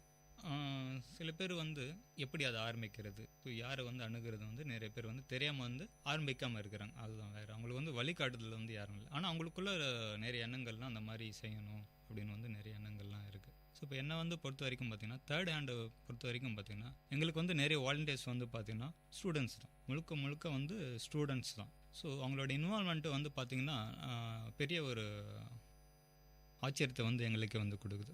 இவ்வளோ இளைஞர்கள் மத்தியில் இவ்வளோ ஒரு உதவி பண்ணணும் ஒரு எண்ணங்கள் இருக்குதான்னு வந்து எங்களுக்கே வந்து ஒரு ஆச்சரியமாக இருக்குது. அதனால தான் நாங்கள் வந்து எல்லோரும் ஸ்டூடெண்ட்ஸை வந்து என்கரேஜ் பண்ணுறோம் இந்த மாதிரி ஒரு விஷயத்தில் வந்து. அடுத்ததான் உங்களோட ஃப்யூச்சர் பிளான்ஸ்னு சார், இப்போ ஒரு ரொட்டீன் இதில் போயிட்டுருக்கு, நிறைய பேருக்கு ஃபுட் ப்ரொவைட் பண்ணுறீங்க. ஸோ அடுத்த உங்களோட தேர்ட் ஹேண்ட் என்ஜிஓட ஃப்யூச்சர் பிளான்ஸ் அதை பற்றி கொஞ்சம் சொல்லுங்கள் சார். எங்களுடைய ஃப்யூச்சர் பிளான் வந்து பார்த்திங்கன்னா நம்ம இன்னும் சொன்ன மாதிரி வேலூரில் மட்டும் 1000 ஹோம்லெஸ் பீப்புளுக்கு மேலே இருக்காங்க. ஸோ எங்களுடைய கனவு வந்து பார்த்திங்கன்னா இந்த 1000 பேருக்கும் வந்து டெய்லியும் வந்து உணவு கொடுக்கணும்னு வந்து எங்களுக்கு ஒரு ஆசை. அட்லீஸ்ட்டு ஒரு நாளைக்கு ஒரு வேளை ஒரு நல்ல உணவாவது எங்களால் முடிஞ்சது கொடுக்கணும்னு அந்த எங்களோட இது. அதே போல் அதில் இருக்கிற நிறைய பேர் நோய்வாய்ப்பட்டிருப்பாங்க. ஸோ அவங்களால முடிஞ்ச அளவுக்கு அவங்கள வந்து குணப்படுத்தணும் அப்படின்னு ஒரு இது எண்ணங்கள்லாம் இருக்குது. சார் அடுத்ததாக இப்போ இருக்க யங்ஸ்டர்ஸ் உங்களோட அட்வைஸ் என்ன மாதிரி இருக்கும்? ஏன்னா வந்து நீங்கள் நிறையா விஷயத்தை கடந்து வந்திருக்கீங்க. ஒரு நல்ல ஜாபில் இருந்துட்டு அதை ரிசைன் பண்ணிவிட்டு இப்போ ஒரு சர்வீஸ் மோட்டிவாக வந்து இந்த ஒர்க் பண்ணிகிட்ருக்கீங்க. ஸோ இப்போ இருக்கிற யங்ஸ்டர்ஸ்க்கு நீங்கள் எந்த மாதிரியான அட்வைஸ் கொடுப்பீங்க? உங்களோட அட்வைஸ். முதல்ல என்னோடய அட்வைஸ் வந்து பார்த்திங்கன்னா வந்து இப்போ இருக்கிற ஸ்டூடெண்ட்ஸுக்கு வந்து ஸ்ட்ரெஸ்ஸு கொஞ்சம் அதிகமாகவே இருக்குது. ஸ்டடீஸில் அந்த மாதிரி வந்து ஸ்ட்ரெஸ்லாம் இருக்குது. ஸோ அந்த மாதிரியான ஒரு இதை வந்து ஸ்ட்ரெஸ் இருக்கிறப்ப வந்து அங்கே மாதிரி வந்து வெளியில் வந்து இந்த மாதிரி ஃபீல்டு ஒர்க் வந்து பண்ண ஆரம்பிக்கிறப்போ அது வந்து அவங்களுக்கு கொஞ்சம் ரிலீஃபாகவும் இருக்கும். அதே போல் அவங்களுக்குள்ள ஒரு இன்னர் ஹாப்பினஸும் வந்து கிடைக்கும். ஃபைனலான கொஷின்ஸ் கூட சொல்லலாம். இப்போ வந்து எனக்கு மணி இருக்குது, இல்லை எனக்கு ஹெல்ப் பண்ணணும்னு தோணுது. ஸோ ஏதாவது யாருக்காவது ஹெல்ப் பண்ணணும், ஏதாவது ஃபுட் ப்ரொவைட் பண்ணணும்னா எப்படி உங்களை அணுகிறது, எப்படி காண்டாக்ட் பண்ணுறது, என்ன மாதிரியான விஷயம் பண்ணால் ஃப்ளெக்சிபிளாக இருக்க? சில முன்னாடி கேள்வி கேட்ட மாதிரி தான், நான் என்னால் வர முடியாது, பட் என்னால் பைசா தர முடியும், என்னால் வந்து இந்த விஷயம் செய்ய முடியும், எனக்கு உடல் உழைப்பாக தர முடியாது, பட் பணம் என்னால் தர முடியும்ல. வேறு எந்த வகையிலையும் வந்து உங்களுக்கு ஹெல்ப் வேணும்னா நீங்கள் எப்படி உங்களை அணுகிறது, அதை பற்றி கொஞ்சம் சொல்லுங்கள். ஸோ நாங்கள் வந்து முழுக்க வந்து பார்த்திங்கன்னா எங்களுடைய டைம் கம்ஃபர்டபுளுக்காக நாங்கள் பண்ணுறதில்ல. மெயினாக இப்போ உதவி பண்ண வராங்கன்னா அவங்களுடைய கம்ஃபர்ட் டைம். ஸோ அவங்க வந்து எந்த நேரத்தில் வந்து ஃப்ரீயாக இருப்பாங்களோ அதுக்கு தகுந்த மாதிரி நாங்கள் வந்து ஏற்பாடுலாம் வந்து பண்ணுறோம். இப்போ வந்து அவங்களால வர முடியாத சந்தர்ப்பத்தில் வந்து நாங்கள் முன்னே இருந்து அதில் வந்து பண்ணிகிட்ருக்கோம். இந்த உணவு கொடுக்குற அந்த மாதிரி என்ன அவங்கள ஆசைப்பட்டாங்கன்னா எங்களை வந்து ஃபேஸ்புக் பேஜ் இருக்குது, தேர்ட் ஹேண்ட் அப்படின்னு சொல்லிட்டு. அந்த பேஜ் வந்து அவங்க வந்து தெரிஞ்சுக்கலாம். அதில் வந்து எங்களுடைய காண்டாக்ட் நம்பர்லாம் இருக்குது. இல்லை என்னுடைய காண்டாக்ட் நம்பர் வந்து பார்த்திங்கன்னா 9626941755. ஸோ இதுக்கு வந்து எந்த நேரமாக இருந்தாலும் வந்து நீங்கள் வந்து கால் பண்ணலாம். ஸோ இது வந்து நீங்கள் வெறும் உதவி மட்டும்காங்க இல்லை, இப்போ நீங்கள் வந்து வெளியில் போகிறீங்க, பார்க் போகிறீங்க, இல்லை சினிமா போகிறீங்க, நீங்கள் போகிற வழியில் வந்து இது 2 பேர் பசியால் இருக்காங்க அப்படின்னு நீங்கள் பார்க்குறப்போ நீங்கள் வந்து என்னுடைய நம்பருக்கு வந்து இந்த மாதிரி இடத்துல வந்து 2 பேர் இருக்காங்க அப்படின்னு சொல்லிட்டு எனக்கு ஒரு மெசேஜ் அனுப்பிச்சுன்னா நாங்கள் அடுத்த ஒரு ½ அன் ஹவரில் வந்து நாங்கள் போய் அந்த மக்களுக்கு வந்து நாங்கள் உணவு கொடுத்தோம். யாராவது ஹெல்ப் பண்ணணும்னு நினச்சிங்கன்னா இந்த விஷயத்தை நம்ம கண்டிப்பாக யூட்டிலைஸ் பண்ணிக்கலாம். ஸோ அது மட்டும் இல்லாமல் நம்ம இன்னொரு விஷயம்னு சொல்லணும்னா, நம்ம உங்களுக்கு ஃபோன் பண்ணணும் இல்லாமல் அவங்களே ரெகக்னைஸ் பண்ணி வாங்கி கொடுத்தாலும் இன்னும் ரொம்ப சந்தோஷம் அந்த விஷயத்தில். ரொம்ப நன்றி சார் நிகழ்ச்சியில் கலந்துக்கிட்டதுக்கு. மேலும் பல உதவிகள் கிடைக்கணும், எல்லாருக்கும் உணவு கிடைக்கணும், எல்லாருக்கும் உணவு சேரணுன்ற விஷயத்த நல்ல விஷயம் பண்ணிட்டு இருக்கீங்க. அது நல்லா நடக்கணும்னு எங்களோட வாழ்த்துக்கள். விஐடி பண்பலை சார்பாக உங்களுக்கு வாழ்த்துக்களை தெரிவிச்சுக்கிறோம். நன்றி சார். நன்றி.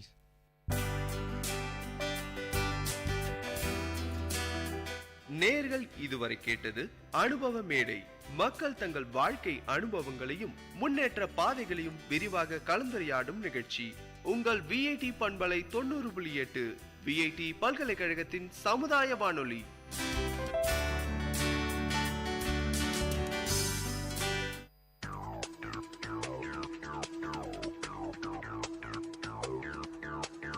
நேர்களை இது விஐடி பண்பலை 90.8. இந்த நிகழ்ச்சி திரைக்கடலோடி கண்டங்களை இணைக்கும் ஒரு புரிதல் தொடர்.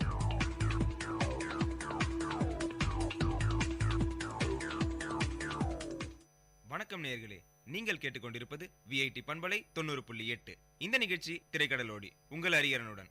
என்னைக்கும் போல இன்னைக்கு நிகழ்ச்சியிலையும் புதுசா ஒரு நாட்டை பத்தின சிறப்பு தகவல்களை தான் தெரிஞ்சுக்க போறோம். வாங்க நிகழ்ச்சிக்கு போலாம். மார்ஷியல் ஆர்ட்ஸுக்கு புகழ்பெற்ற ஒரு நாட்டை பத்தி தான் இன்னைக்கு நிகழ்ச்சியில பார்க்க போறோம். இந்த நாட்டு மக்களை பத்தி சொல்லணும்னா, தன்னம்பிக்கைக்கும் வளர்ச்சிக்கும் இவங்களுக்கு நிகர் இவங்க தான். பாம் அட்டாக்னு சொன்னாலே நம்ம எல்லாருக்கும் ஞாபகம் வருது ஹிரோஷிமா பாம் அட்டாக் தான். எல்லாரும் கெஸ் பண்ணிருப்பீங்கன்னு நினைக்கிறேன். கரெக்ட். ஜப்பான் நாட்டை பத்தி தான் இன்னைக்கு நிகழ்ச்சியில பார்க்க போறோம்.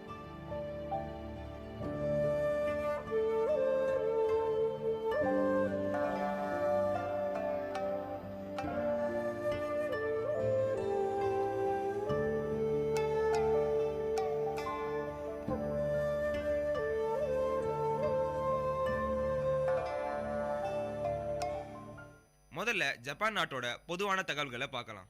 ஜப்பான் பல தீவுகளால் உருவான ஆசிய கண்டத்தில் இருக்க ஒரு நாடு. இந்த ஜப்பான் பெசிபிக் பெருங்கடலோட மேற்கு பகுதியில் இருக்கு. ஜப்பான் நாட்டை சூரியன் உதிக்கும் நாடுன்னு சொல்றாங்க. ஜப்பான் நாட்டுல மொத்தம் 6852 தீவுகள் இருக்கு. ஹொக்கைடோ, ஹொகான்ஷி, கியூஷி, ஷிகாகோ போன்ற பல தீவுகள் ஜப்பான் நாட்டுல மிகவும் பிரபலமான தீவுகளா இருக்கிறது மட்டும் இல்லாம 97% நிலப்பரப்பையும் கொண்டு இருக்கு. ஜப்பான் நாட்டோட மக்கள் தொகை 12.6 கோடியா இருக்கு. உலக மக்கள் தொகை அடிப்படையின் பட்டியல்ல பாக்குறப்ப ஜப்பான் நாடு 10வது இடத்துல இருக்கு. ஜப்பான் நாட்டோட நிலப்பரப்பை பொறுத்தளவு 73% இடங்கள் கடலாகவும் மலைப்பகுதியாகவும் அல்லது வேளாண்மை, தொழில்துறை மற்றும் குடியிருப்புக்கு பயன்படாத இடமா தான் இருக்கு. இதனாலேயே கடலோர பகுதிகளில் மக்கள் தொகை அடர்த்தி ரொம்பவும் அதிகமாக காணப்படுது. உலகில் அதிக பாப்புலேஷன் டென்சிட்டி கொண்ட நாடுகள்ல ஜப்பான் நாடும் ஒன்று. ஜப்பான் நாட்டோட தீவுகள் பெரும்பாலும் பசிபிக் ரிங் ஆஃப் ஃபயர்ல இருக்க வல்கனிக் ஜோன்ல தான் இருக்கு. இந்த தீவுகள் எல்லாம் பசிபிக் பெருங்கடல்ல பல 100 மில்லியன் ஆண்டுகளா நடந்து வரும் பெருங்கடல் நிகழ்வுனால உருவானது. இந்த நகர்வுனால தான் 15 மில்லியன் ஆண்டுகளுக்கு முன்னாடி கிழக்கு யூரேஷியாவோட ஒட்டியிருந்த ஜப்பான் இப்ப நகர்ந்து ஜப்பான் பெருங்கடலா உருவாகி இருக்கு. ஜப்பான் நாட்டுல மொத்தம் 108 ஆக்டிவ் வால்கனோஸ் இருக்கு.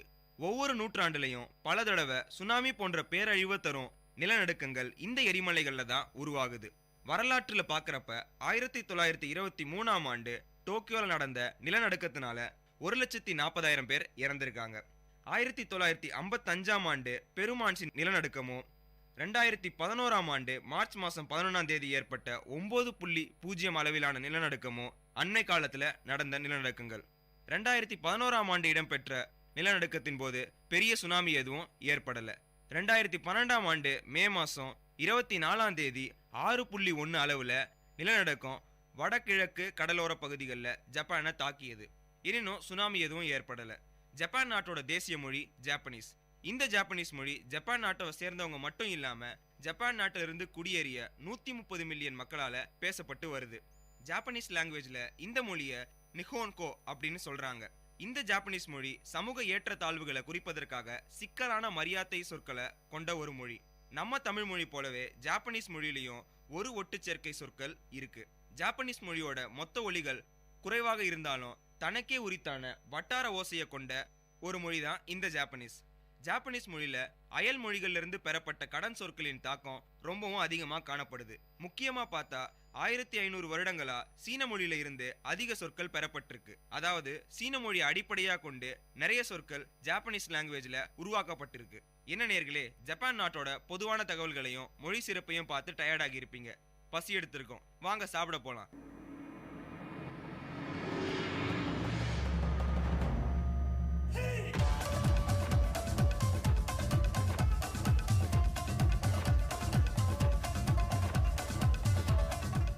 இப்ப நம்ம பார்க்க போறது ஜப்பான் நாட்டில் இருக்க உணவு வகைகளை பத்தி தான். ஜப்பான் நாட்டு மக்கள் வெஜிடேரியன் ஃபுட்ஸை விட அதிகம் நான் வெஜிடேரியன் ஃபுட்டை தான் விரும்புறாங்க. டெய்லி ஃபுட்டில் கொஞ்சமாவது நான்வெஜ் சேர்த்து சாப்பிட்றாங்க. மற்றபடி நம்ம நாட்டை போலவே ரைஸ், நூடுல்ஸ், ஸ்வீட்டுன்னு ரெகுலர் வெரைட்டிஸ் தான் ஜப்பான் நாட்டிலையும் காணப்படுது. ஸ்காட்சும் விஸ்கியும் ஜப்பான் நாட்டு மக்களால் அதிக அளவு குடிக்கப்பட்டு வர பானங்கள். ஜப்பான் நாட்டில் இருக்க பிரபலமான உணவு வகைகள்னு பார்த்தா சூக்கி, ரமானி, யுகானி, டெம்புரா, கசாக்கி போன்ற உணவு வகைகள் ஜப்பான் நாட்டில் ரொம்பவும் பிரபலம். ஜப்பான் நாட்டுக்கு போனீங்கன்னா கண்டிப்பாக இந்த டிஷ் எல்லாம் டேஸ்ட் பண்ணி பாருங்க. இப்போ நம்ம பார்க்க போகிறது ஜப்பான் நாட்டோட அரசியல் கட்டமைப்பை பற்றி தான். ஜப்பான் பேரரசர் முறை அரசியலை பின்பற்றி வரும் ஒரு நாடு. இந்த ஜப்பான் அதோட பேரரசருக்கு மிகவும் குறைவான அதிகாரங்களை வழங்கும் அரசியல் சட்ட முறையை கொண்டிருக்கு. சடங்குசார் தலைவர் என்ற அளவில் பேரரசர் என்பவர் நாட்டினதும் மக்களுடைய ஒருமைப்பாட்டினதும் குறியீடுன்னு ஜப்பான் நாட்டு அரசியல் விரிவுரைக்கம் கொடுக்குது. அந்நாட்டோட அதிகாரங்கள் முக்கியமா பிரதம அமைச்சரிடமும் பிற தேர்ந்தெடுக்கப்பட்ட உறுப்பினர்களிடமும் தான் இருக்கு. இவங்க மட்டும் இல்லாம இந்த அதிகாரங்கள் ஜப்பான் நாட்டோட இறைமை மக்களிடமும் இருக்கு. இப்ப ஜப்பான் நாட்டோட பேரரசரா இருக்கவரு அகிட்டோ என்பவர் தான். இவருக்கு அடுத்த நிலையில இருக்க முடிக்குரிய இளவரசரா இருப்பவரு நருகிட்டோ. ஜப்பான் நாட்டோட லெஜிஸ்லேட்டிவ் ஆர்கன், அதாவது சட்ட வாக்கு அமைப்பு, நேஷனல் டயட் எனப்படும் இரு அவைகளை கொண்ட நாடாளுமன்றமா இருக்கு. இந்த நாடாளுமன்றத்துல 450 உறுப்பினர்களை கொண்ட பிரதிநிதி சபையும் 242 உறுப்பினர்களை கொண்ட கவுன்சிலர் அவையும் உள்ளடக்கியது. பிரதிநிதிகள் சபை உறுப்பினர்கள் 4 ஆண்டுகளுக்கு ஒரு தடவையும், கவுன்சிலர் அவை உறுப்பினர்கள் 6 ஆண்டுகளுக்கு ஒரு முறையும் மக்களால தேர்வு செய்யப்படுறாங்க. ஜப்பான் நாட்டுல 20 வயதுக்கும் மேற்பட்டவர்கள் தான் வாக்களிப்பதற்கு உரிமை உண்டு. இவ்வளவு சிறப்பு வாய்ந்த ஜப்பான் நாட்டோட பொருளாதாரத்தை பத்தி பார்த்தா உலகில் 4வது மிகப்பெரிய பொருளாதார சக்தி நாடு ஜப்பான். இது மட்டும் இல்லாம உலகில் அதிக அளவுல சராசரி வாழ்நாளை கொண்ட நாடும் ஜப்பான் தான். இந்த நாட்டோட மொத்த ராணுவ செலவு அடிப்படையில பாக்குறப்ப உலகில் 5வது இடத்துல இருக்கு. இந்த ராணுவ சக்தி தற்காப்புக்கு மட்டும்தான் பயன்படுத்தப்பட்டு வருது. 2005ஆம் ஆண்டு எடுத்த கணக்கின்படி பார்த்தா ஜப்பான் நாட்டோட பாதி ஆற்றல் தேவைகள் பெட்ரோலியம் மூலமும், 5ல் ஒரு பகுதி நிலக்கரி மூலமும், 14% தேவைகள் இயற்கை வழி மூலமும் பெறப்படுது. அந்நாட்டோட அணு மின்சாரம் நாட்டின் 1/4 பங்கு மின் தேவையை ஈடு செய்யுது. ஜப்பான் நாட்டோட சாலை போக்குவரத்து நன்கு வளர்ச்சி அடைந்திருக்கு. ஜப்பான் நாட்டுல 1.2 மில்லியன் தொலைவிற்கு நல்ல சாலைகள் அமைக்கப்பட்டிருக்கு. ஜப்பான் நாட்டோட தலைநகரம் டோக்கியோ. இந்த டோக்கியோ ஜப்பான் நாட்டோட அரசு மற்றும் அரசரின் தலைமையகமா இருக்கிறது மட்டும் இல்லாம அந்நாட்டுடைய மிகப்பெரிய நகரமாகவும் இருக்கு. மக்கள் தொகை அடிப்படையில பார்த்தா இந்த நகரம் தான் உலகிலேயே அதிக அளவு மக்கள் தொகையை கொண்ட நகரம். எண்ணிக்கை அளவுல ஏறத்தாழ 12 மில்லியனா இருக்கு. இந்நாட்டோட மக்கள் தொகையில 10% மக்கள் இந்த நகரத்துல தான் வாழ்றாங்க. பாப்புலேஷன் ஸ்டாட்டிஸ்டிக்ஸா பார்த்தா ஜப்பான் நாட்டுல வாழ்ற 4ல் ஒருத்தர் இந்த நகரத்துல வாழ்றாங்க. 100க்கும் மேற்பட்ட கல்லூரிகளையும் பல்கலைக்கழகங்களையும் கொண்ட நகரம் தான் இந்த டோக்கியோ. இந்த நகரத்துல அதிக அளவு வசிக்கும் மக்கள்ல கல்லூரிக்கும் வேலை வாய்ப்புக்கும் குடியேறியவங்க தான் ரொம்பவும் அதிகம். என்ன நேர்களே, ஜப்பான் நாட்டோட அரசியல் மற்றும் தலைநகரம் பத்தி எல்லாம் பார்த்து போர் அடிச்சிருக்கோம். வாங்க கொஞ்சம் ஜப்பானை சுத்தி பார்க்கலாம்.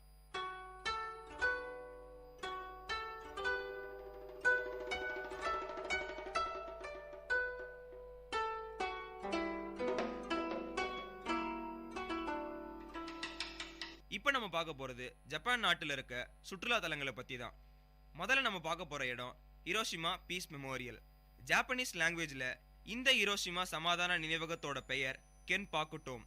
இதோட மீனிங் என்னன்னு பார்த்தா அணுகுண்டு குவிமாடம்.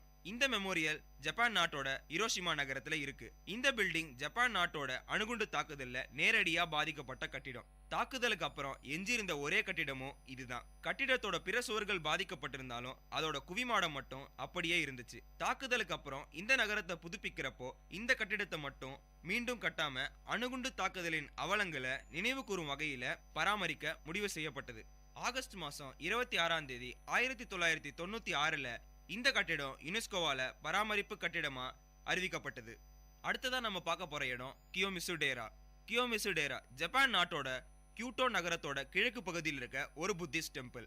ஜப்பான் நாட்டுல யுனெஸ்கோவால பராமரிக்கப்படுற இடங்கள்ல இந்த கியோமிசு டேராவும் ஒன்று. அரண்மனையை ஒட்டி உள்ள இந்த கோவிலோட முக்கியமான பகுதிகளை தங்க தகடுகள்ல பதிச்சிருக்காங்க. ஜப்பான் நாட்டுக்கு போனீங்கன்னா கண்டிப்பா இந்த கோவிலுக்கு போய் பாருங்க. பிரான்ஸ் நாட்டுல ஈஃபில் டவர் ரொம்பவும் ஃபேமஸ். யூஎஸ்ஏல ட்வின் டவர் ரொம்பவும் ஃபேமஸ். அந்த வகையில பார்த்தா ஜப்பான் நாடுனாலே நமக்கு ஞாபகம் வர்றது டோக்கியோ டவர் தான். இப்போ நம்ம பார்க்க போறது இந்த டோக்கியோ டவரை பத்தி தான். டோக்கியோ டவர் ஜப்பான் நாட்டோட தலைநகரமான டோக்கியோ மாநகரத்துல இருக்க மினாட்டோ டிஸ்ட்ரிக்ட்ல இருக்க கம்யூனிகேஷன் மற்றும் அப்சர்வேஷன் டவர். இந்த டவரோட டிசைன் பிரான்ஸ் நாட்டில் இருக்க ஈஃபில் டவரை போலவே பிரைட் ஸ்ட்ரக்சரை கொண்டது. இந்த கோபுரம் 332.9 மீட்டர்கள் உயரமானது. 1961 இருந்து இந்த டவர்ல டெலிவிஷன் பிராட்காஸ்டிங்கும் ரேடியோ ஆண்டனாஸும் அமைக்கப்பட்டது. இந்த டவரோட மெயின் இன்கம்னு பார்த்தா டூரிசமும் ஆண்டனா லீசிங்கும் தான். ஜப்பான் நாட்டுக்கு போனீங்கன்னா கண்டிப்பா டோக்கியோ டவருக்கு போய் பாருங்க. என்ன நேயர்களே, இந்த நிகழ்ச்சியில ஜப்பான் நாட்டோட சிறப்பு தகவல்களை தெரிஞ்சிட்டு இருந்திருப்பீங்க. மீண்டும் வேறொரு நிகழ்ச்சியில இன்னொரு நாட்டை பத்தின சிறப்பு தகவல்களோட உங்களை வந்து சந்திக்கிறேன். அதுவரை விடைபெறுவது உங்கள் ஹரிகரன். இணைந்திருங்கள், இது விஐடி பண்பலை 90.8.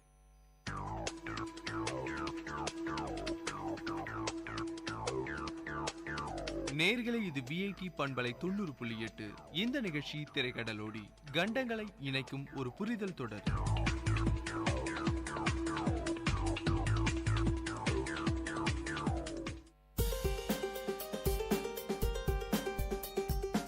வல்லுனர் பார்வை. பல்துறை பகிர்வுகள், வல்லுனர் தரவுகள், மக்களின் சந்தேகங்களுக்கான சான்றுகளோடு விஐடி பண்பலை 90.8 வல்லுனர் பார்வை. விஐடி பண்பலை 90.8 மற்றும் ப்ராஜெக்ட் அக்ஷயா இணைந்து வழங்கும் சிறப்பு வல்லுனர் பார்வை. இன்னைக்கு நம்ம நிகழ்ச்சியில நம்ம கூட யார் பேச போறோம்னு பாத்தீங்கன்னா professor Thirumaran, assistant professor Voorhees college, அது மட்டும் இல்லாம வேலூர் டிபி ஃபோரமோட செக்ரட்டரி. அவங்க தான் இன்னைக்கு நம்ம நிகழ்ச்சியில நம்ம கூட பேச போறாங்க. வணக்கம் சார். வணக்கங்க. உங்களை பத்திய ஒரு மேலும் அறிமுகம் சார் மக்களுக்காக. சார், நான் வேலூர் ஊரிஸ் கல்லூரியில் வந்து பேராசிரியராக 18 வருஷமாக பணிபுரிஞ்சு வரேன். வேறு அந்த 4 ஆண்டுகள் பார்த்தீங்கன்னாக்கா இந்த வேலூர் டிபி ஃபோரம் அப்படின்னு ஒரு நிறுவி அதனுடைய தலைவராக இருந்து இப்போது செயலராக செயல்பட்டுட்டு வரோம். என்ன நோக்கம் பார்த்தீங்கன்னாக்கா, நம்ம வெள்ளூர் மாவட்டத்தில் இருக்க காச நோயாளிகளுக்காக ஒரு அவேர்னஸ் ப்ரோக்ராமாகவும் அவர்கள் உதவி செய்ய வேண்டும் என்பது தான் இந்த நோக்கத்தோட 4 ஆண்டுகளாக இதை ஆரம்பித்து சிறப்பாக செயல்பட்டு கொண்டு வருகிறோம். சரி சார், நீங்கள் சொன்னீங்க, அதாவது செக்ரட்டரியாக முன்னாடி தலைவராக இருந்தீங்க, இப்போ செக்ரட்டரியாக இருக்கீங்கன்னு சொல்லிங்க. வேலூரை பொறுத்த வரைக்கும் காசநோய் பற்றிய அவேர்னஸ் இங்கே இருக்கிற மக்களுக்கு எந்த அளவு இருக்குன்னு நீங்கள் நினைக்கிறீங்க சார்? இந்த அவேர்னஸ் பொறுத்த வரைக்கும் பார்த்தா பொதுவாகவே வந்து டிபி அவேர்னஸ் வந்து ரொம்ப குறைவாக இருக்குது. அதுவும் வேலூர் மாவட்டத்தில் சொல்லணும் அப்படின்னு பார்த்தீங்கன்னாக்கா, நான் ஒரு நிகழ்ச்சி கூட என்னால் சொல்ல முடியும். இந்த டிபிக்காக வந்து சென்னையிலேருந்து சில வல்லுநர்கள்லாம் வந்திருந்தாங்க. அவங்க வந்து ஒரு வெள்ளூரில் இருக்கிற பிரபலமான ஒரு ஹோட்டலில் உட்காந்து பேசிகிட்டு இருந்தோம். பேசி முடிச்சிட்ட பிறகு இந்த அவேர்னஸ் பற்றி தான் பேசணும். அவேர்னஸே இல்லாமல் இருக்குது. உதாரணத்துக்கு பார்த்தா எய்ட்ஸ் எல்லாம் பார்த்தீங்கன்னாக்கா என்ன கேள்வி கேட்டாலும் மக்கள் எல்லாம் விழிப்புணர்வோடு சொல்கிறாங்க. காசநோய் பற்றி அந்த அளவு விழிப்புணர்வு இல்லை அப்படின்றத கருத்து. அதை செக் பண்ணலாம் அப்படின்னு சொல்லிட்டு வந்திருக்கவங்கலாம் சொன்னபோது அங்கே சர்வீஸ் பண்ணிகிட்டு இருந்தாங்க. லேடிஸ் தான் சர்வீஸ் பண்ணிகிட்டு இருந்தாங்க. அந்த 2 லேடிஸ் கிட்ட வந்து ரொம்ப பேசிக்கான கேள்விகளை கேட்டோம். காசநோய் பற்றி தெரியுமா அப்படின்னு சில கேள்வி கேட்டாக்கா ஒரு கேள்வி கூட அவங்களால பதில் சொல்ல முடியல. ஆனால் எய்ட்ஸ் பற்றி கேட்ட போது ஓரளவுக்கு அவங்களால பதில் சொல்ல முடிஞ்சது. நிலைமையே அதுதான். இன்னைக்கு வந்து ஏன் காசநோய் வந்து பார்த்தீங்கன்னாக்கா 3 நிமிஷத்தில் 2 இறப்பு ஏற்பட்டிருக்கு இந்தியாவில் அப்படின்னாக்கா, எங்களை பொறுத்தவரை அது உயிர்கொல்லி நோய் அல்ல. ஏன் இறக்குறாங்க அப்படின்னு பார்த்தீங்கன்னா அவேர்னஸ் இல்லாததே மிகப்பெரிய காரணம் அப்படி தான் சொல்ல முடியும். அவேர்னஸ் இன்னும் நாங்கள் வந்து இந்த 4 ஆண்டுகளாக கொடுக்க ட்ரை பண்ணிட்டு தான் இருக்கோம். ஓரளவுக்கு ரீச் ஆகிருக்கோம். இன்னும் முழுமையாக ரீச் ஆகிறதுக்கு உங்களை இந்த விஐடி கம்யூனிட்டி சர்வீஸ் மாதிரி எஃப்எம் மூலியமாகவும் நிறைய மீடியாஸ் எல்லாம் வந்து இதை ப்ரொபகேட் பண்ணால் வழியாக இது அவேர்னஸ் கிரியேட் பண்ண முடியாதுங்க. சரி சார், நீங்கள் சொன்னீங்க அதாவது அவேர்னஸ் ரொம்ப கம்மியாக இருக்குன்னு சொன்னீங்க. ஸோ இப்போ வந்து ஒருத்தவருக்கு வந்து ஒரு சின்ன இருமல் இருக்குது, நாள்பட்ட இருமல் இருக்குது, அதை வந்து கவனிக்கிறதே இல்லை. சின்ன இருமல் தான், அதனால சாதாரணமாக விட்டுறாங்க. இப்போ ஒருத்தவருக்கு வந்து காசநோயின்னு தெரிஞ்சிருது, அதுக்கப்புறம் எந்த மாதிரியான நடவடிக்கை வந்து அவர் எடுக்கணும்னு? இதுக்கு முன்னாடி பார்த்தீங்கன்னாக்கா அவங்களுக்கே காசநோய் தெரிய வர்றதுக்கே ரொம்ப நேரம் ஆகிடுதுங்க, நாட்கள் ஆகிடுது. என்ன பண்ணுறாங்கன்னா இருமல் இருக்குதுன்னு சொல்லிட்டு ஒரு மருத்துவர்கிட்ட போகிறாங்க. இருமல் தானே அப்படின்னு அவரும் மருந்து கொடுக்குறாரு. மருந்து சாப்பிட்ட உடனே ஓரளவுக்கு சுமார் ஆகிட்ட உடனே விட்டுடுறார். மறுபடியும் இது என்னாவது ஒரு 20 நாள் ஒரு மாதம் போது மறுபடியும் அவர் தொடர்ந்து இருமுனே இருக்கார். அதே மருத்துவர்கிட்ட போகிறதில்ல. அந்த டாக்டர்கிட்ட போனோம் சரியாகலை அப்படின்னு சொல்லி வேறொரு மருத்துவர்கிட்ட போயிடுறாங்க. அவரும் என்ன பண்ணுறாரு, எத்தனை நாள் இருக்குன்னு சொல்கிறதில்ல, டாக்டர் இருமலாக இருக்குன்னு சொல்கிறாங்க, அவர் மருந்து கொடுக்குறாரு. இதுக்குள்ளேயே பார்த்தீங்கன்னா 1 மாதம் காலம் கடந்து போயிடுது. நாங்கள் என்ன சொல்கிறோம் அப்படின்னா 2 வாரம் காலம் தொடர்ந்து இருமலையே இருந்ததுனாக்கா இந்த அவேர்னஸ் கொடுத்தாவே போதுங்க. காச நோய் இருக்கலாம் அப்படின்னு ஒரு சந்தேகம் அவர்களுக்கு வந்துடுச்சுனாவே போதும், அவங்க they can go for a test. இதை தான் நாங்கள் வந்து இந்த மெடிக்கல் கடைகள்லாம் வச்சுருக்காங்க இல்லையா, அவங்களுக்கும் அவேர்னஸ் கொடுக்கலான்னு இருக்கோம். ஏன்னா அவங்ககிட்ட வந்து மருந்து வாங்கி சாப்பிட்டுட்டு போயிடுறாங்க. இருமலாக இருக்குப்பா கொடுப்பான்னா அவர் 2 மெட்டாசின் குளோசின் கொடுத்தா சாப்பிட்டுட்டு தொண்டை வலி பரவாயில்லன்னு சொல்லி விட்டுடுறாங்க. ஸோ அவங்க வந்து they can also take responsibility. எத்தனை நாளமாக இருக்குது கேட்டுட்டு அவங்க நீங்கள் வந்து டிபி டெஸ்ட் பண்ணிக்கலாம், ஸ்பூட்டம் டெஸ்ட் பண்ணிக்கலாம்னு சொன்னோம்னாக்கா எந்த அளவுக்கு சீக்கிரமாக நம்மளால் அதை ஐடென்டிஃபை பண்ண முடியுதோ அந்த அளவு சீக்கிரமாக நம்ம அந்த நோயை குணப்படுத்தலாம். குணப்படுத்தாததுக்கு காரணமே என்ன விஷயம்னாக்கா அவங்க ஏர்லி ஐடென்டிஃபிகேஷன் பண்ணுறதில்ல. அதுலேயே நான் ஆகிடுதுன்னா நிறைய அவங்களுக்கு மட்டும் இல்லை, அந்த நோயை பலருக்கு அவங்க பரப்பிடுறாங்க. By the time they go for DOTS treatment போகிறதுக்கு உடனே நிறைய இடத்துல வந்து அவங்க சளி தூப்புறாங்க. அதன் மூலியமாக வந்து நிறைய பேருக்கு அது பரவக்கூடிய அபாயம் இருக்குது. அதனால் முக்கியமாக என்ன பண்ணிக்கலாம்னா இந்த ஏர்லி ஐடென்டிஃபிகேஷன் பண்ணி டாட்ஸ்க்கு அவங்களுக்குள்ளே கொண்டு வந்துட்டோம்னாவே நம்மளால் சீக்கிரமாக குணப்படுத்த முடியும். சரி சார், இப்போ பார்த்தீங்கன்னா அரசாங்கம் வந்து நிறைய உதவிகள் பண்ணுது. அதாவது மருந்து கொடுக்குது. இந்த டாட்ஸ் என்ற முறையை மூலயமா வந்து காசநோய் வந்து குறைக்கிறதுக்கான வாய்ப்புகள் வந்து நிறைய ஏற்படுத்தி கொடுக்குது. ஸோ இது வந்து நிறைய பேர் வந்து ஃபாலோ பண்ணுறதில்ல. ஸோ வந்து கொஞ்ச நாள் மருந்து எடுக்கிறாங்க, ஒரு 2 மாதம் எடுக்கிறாங்க. அதுக்கப்புறம் பார்த்தீங்கன்னா வந்து இருமல் அந்த சளி நின்ன உடனே வந்து நிறுத்திட்டு மறுபடியும் வந்து அதை கண்டினியூ பண்ணுறது கிடையாது. ஸோ அந்த மாதிரி இருக்கிற பேஷண்ட்ஸ் என்ன மாதிரியான ஹெல்த் இஷ்யூஸ், என்ன மாதிரியான சிவியர் ப்ராப்ளம்ஸ் வந்து ஃப்யூச்சரில் ஃபேஸ் பண்ணுவாங்க சார்? சரி, இப்போ பார்த்தீங்கன்னாக்கா இந்த டாட்ஸ் மருந்து அப்படின்றது வந்து முற்றிலுமாக இலவசமாக அரசாங்கம்லேருந்து கொடுக்குறாங்க. அது வந்து நம்ம ஊரில் ஒரு தப்பான ஒரு காரியம் என்னன்னு பார்த்தீங்கன்னாக்கா இலவசம்னாவே அது என்னவோ ஒரு தரமற்றது அப்படின்னு ஒரு இது இருக்குது. இல்லை, தரமான மாத்திரை தான் அரசாங்கம் இலவசமாக எல்லாருக்கும் கொடுத்துட்டு வராங்க. டாட்ஸ் பொறுத்த வரைக்கும் பார்த்தீங்கன்னாக்கா கம்ப்ளீட்டாக இது ஃப்ரீ. அதனால் மக்கள் அதை சந்தேகப்பட தேவையில்லை. என்ன ஆகுது அப்படின்னா 2 மாதமோ அது மருத்துவர்கள் அட்வைஸ் பண்ணுறாங்க, 2 மாதம் நீங்கள் தொடர்ந்து சாப்பிடணும், இல்லை 4 மாதம் தொடர்ந்து சாப்பிடணும் அப்படின்னு சொன்னோம்னாக்கா அதை சரிவர செய்வதில்லை.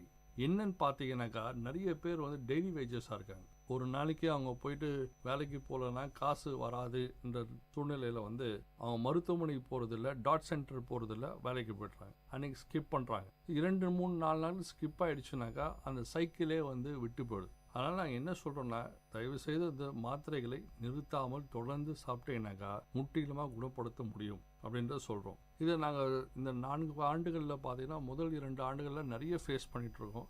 என்னென்னு பார்த்தீங்கன்னா டிபி அப்படின்னு பார்த்த உடனே ஒருத்தர் சொன்னார், சார் எனக்கு வேலை போயிடுச்சு. டிபிக்கும் வேலைக்கும் என்ன இருக்குது அப்படின்னு கேட்கும்போது, இல்லை நான் ஒரு ப்ரைவேட் ஃபேக்ட்ரியில் ஒர்க் பண்ணுறேன், டிபின்னு போய் சொன்ன உடனே எங்கள் ஓனர் வந்து இல்லைப்பா நீ வராத நாளிலேருந்து அப்படின்னு நிறுத்திட்டாரு. So we took the case. போயிட்டு அவங்ககிட்ட சொன்னோம், சார் இது மாதிரி நீங்கள் நிறுத்திட்டீங்கன்னாக்கா அவங்களுக்கு வருமானம் போயிடும், இன்னும் அந்த நோயிலேருந்து அவங்களால சரி வர முடியாது. அவங்க 7 வருஷமாக ஒர்க் பண்ணிகிட்டு இருந்தாருக்காரு அதே ஃபேக்ட்ரியில். பாருங்கள், 7 வருஷம் உங்களுக்காக உண்மையாக ஒர்க் பண்ணிகிட்ருக்காரு. ஒரு நோய் மற்ற நோய் மாதிரி தான் எதுவும், இதை குணப்படுத்திட்டு வந்துடலாம் நீங்கள் ஏன்னு சொன்ன பிறகு அவர் கன்வின்ஸ் ஆகிட்டு மறுபடியும் அவர் சேர்த்துட்டார். நம்மளால் ஒருத்தரை தான் சேர்க்க முடியும். ஆனால் இது மாதிரி நிறைய கேஸுகள் வந்து அமுச்சிடுறாங்க. ஸோ நம்ம இது முறையெல்லாம் கேட்டுக்கிறது என்னென்னா டிபி நோயாளி இருந்தால் அவங்கள அனுசரித்து அவங்களுக்கு வந்து நீங்கள் வேலை கம்மியாக கொடுக்கலாம், ஆனால் வேலையை விட்டு நீங்கள் எடுத்துட வேண்டாம் என்ற கோரிக்கையும் இந்த நேரத்தில் வைக்கிறேன். சைடு எஃபெக்ட்ஸ் இருக்குமா அப்படின்னாக்கா சைடு எஃபெக்ட்ஸ் வந்து ரொம்ப டாக்டருங்களுக்கு இருக்காது சாப்பிடுன்னு சொல்கிறாங்க. ஆனால் முதல்ல கொஞ்சம் பெரட்டல்லாம் இருக்க தான் செய்யுது அப்படின்னு நாங்கள் போய் கிரவுண்ட் லெவலில் கேட்கும் போது சொல்கிறாங்க. பட் அதை நீங்கள் பொறுத்துன்னு தான் ஆகணும். ஏன்னா 2 மாத காலம் நீங்கள் கரெக்டாக அதை சாப்பிட்டீங்கன்னாக்கா கண்டிப்பாக இதிலேருந்து பூர்ணமாக நீங்கள் குணமடைய முடியும். அதனால் வந்து நீங்கள் விட்டுடாதீங்கன்னு சொல்கிறோம். இந்த டாட்ஸ் மருத்துவம் மட்டும் எந்த காரணத்துக்கு கொண்டும் நீங்கள் நிறுத்திடாதீங்க. சரி சார், ஒரு முக்கியமான விஷயம் சொன்னீங்க. அதாவது எந்த மாதிரியான டிஃபிகல்ட்டிஸ் ஃபேஸ் பண்ணுறான்னு பார்த்தீங்கன்னா வந்து ஒருத்தவருக்கு வேலை போகிறதுக்கான காரணமாக கூட அந்த காசநோய் இருந்திருக்கு. சரி சார், அடுத்த இது அதன் தொடர்புடைய ஒரு கேள்வி தான் அது. காசநோய் பாதிக்கப்பட்டவர்களுக்கு வந்து இந்த சமூகத்தால் எந்த மாதிரியான ப்ரெஷர் கிடைக்குது? அதாவது இப்போ ஒருத்தவருக்கு வேலை போயிடுச்சு, நீங்கள் போயிட்டு பேசுறதுனால அவருக்கு வேலை கிடைச்சிட்டு, வேறு எந்த விதமான ப்ராப்ளம்ஸ் எல்லாம் அவங்க ஃபேஸ் பண்ணுறாங்க இந்த சமுதாயத்தின் மூலமாக காசநோய் பாதிக்கப்பட்டவர்கள்? சார், இன்னும் நம்ம நாட்டில் வந்து பார்த்தீங்கன்னா காச நோயின் வெளியே சொல்கிறதுக்கு எல்லாம் தயங்குறாங்க. அதுதான் ஸ்டிக்மா இருக்குது. அதாவது நம்ம காச நோய் சொல்லிட்டோம்னாக்கா நமக்கு ஏதோ ஒரு பெரிய வியாதி வந்துடுச்சுன்னு மக்கள் நம்மளை ஏற்றுக்கொள்ள மாட்டாங்க. இப்போல்லாம் பார்த்தீங்கன்னா யங்ஸ்டர்ஸ்க்கெலாம் கூட வருது. இதெல்லாம் வயசானவர்களுக்கு வரும்னு சொல்லுவோம். இல்லை, இப்போ இளம் பெண்களுக்கு கூட வருது. அவங்க என்ன நினைக்கிறாங்கன்னா, நம்ம இதை வெளியே சொன்னோம்னாக்கா நம்மளுக்கு கல்யாணம் ஆகாது, அதெல்லாம் பிரச்சனைகள் இருக்கும். Even for young boys same thing. வெளியே பக்கத்து வீட்டில் மட்டும் இல்லைங்க, அவங்க சொந்தக்காரங்களுக்கே சொல்கிறதுக்கு கூட அவங்க தயங்குறாங்க. வீட்டில் போய் எனக்கு காசு நோய் இருக்குன்னு சொல்கிறதுக்கே தயங்குறாங்க. இந்த ஒரு ஸ்டிக்மா வந்து நம்ம போக்கணுங்க. இல்லை, இது காசு நோயின்றது வந்து பெரிய கெட்ட மாதிரி வியாதியெல்லாம் இல்லை, இதுவும் மற்ற ஒரு வியாதி தான், இதுவும் நம்ம குணப்படுத்த முடியும் என்றதை மக்கள்கிட்ட போய் 4 வருஷமாக நாங்கள் அதை தான் பண்ணிகிட்ருக்கோம். இந்த ஸ்டிக்மா பிரேக் பண்ணுறது முயற்சி பண்ணிகிட்ருக்கோம். நிறைய ஒரு கிராமத்துலலாம் போய் கேட்டால் என்ன சொல்லுவாங்க, சார் அவர் நிறைய பாவம் பண்ணியிருக்காரு, அதான் ஒரு காசு நோய் வந்துடுச்சு, இதை மாதிரி ஒரு தப்பான ஒரு சென்டிமெண்ட்லாம் வச்சுருக்காங்க. ஸோ இதெல்லாம் போக்கணும்.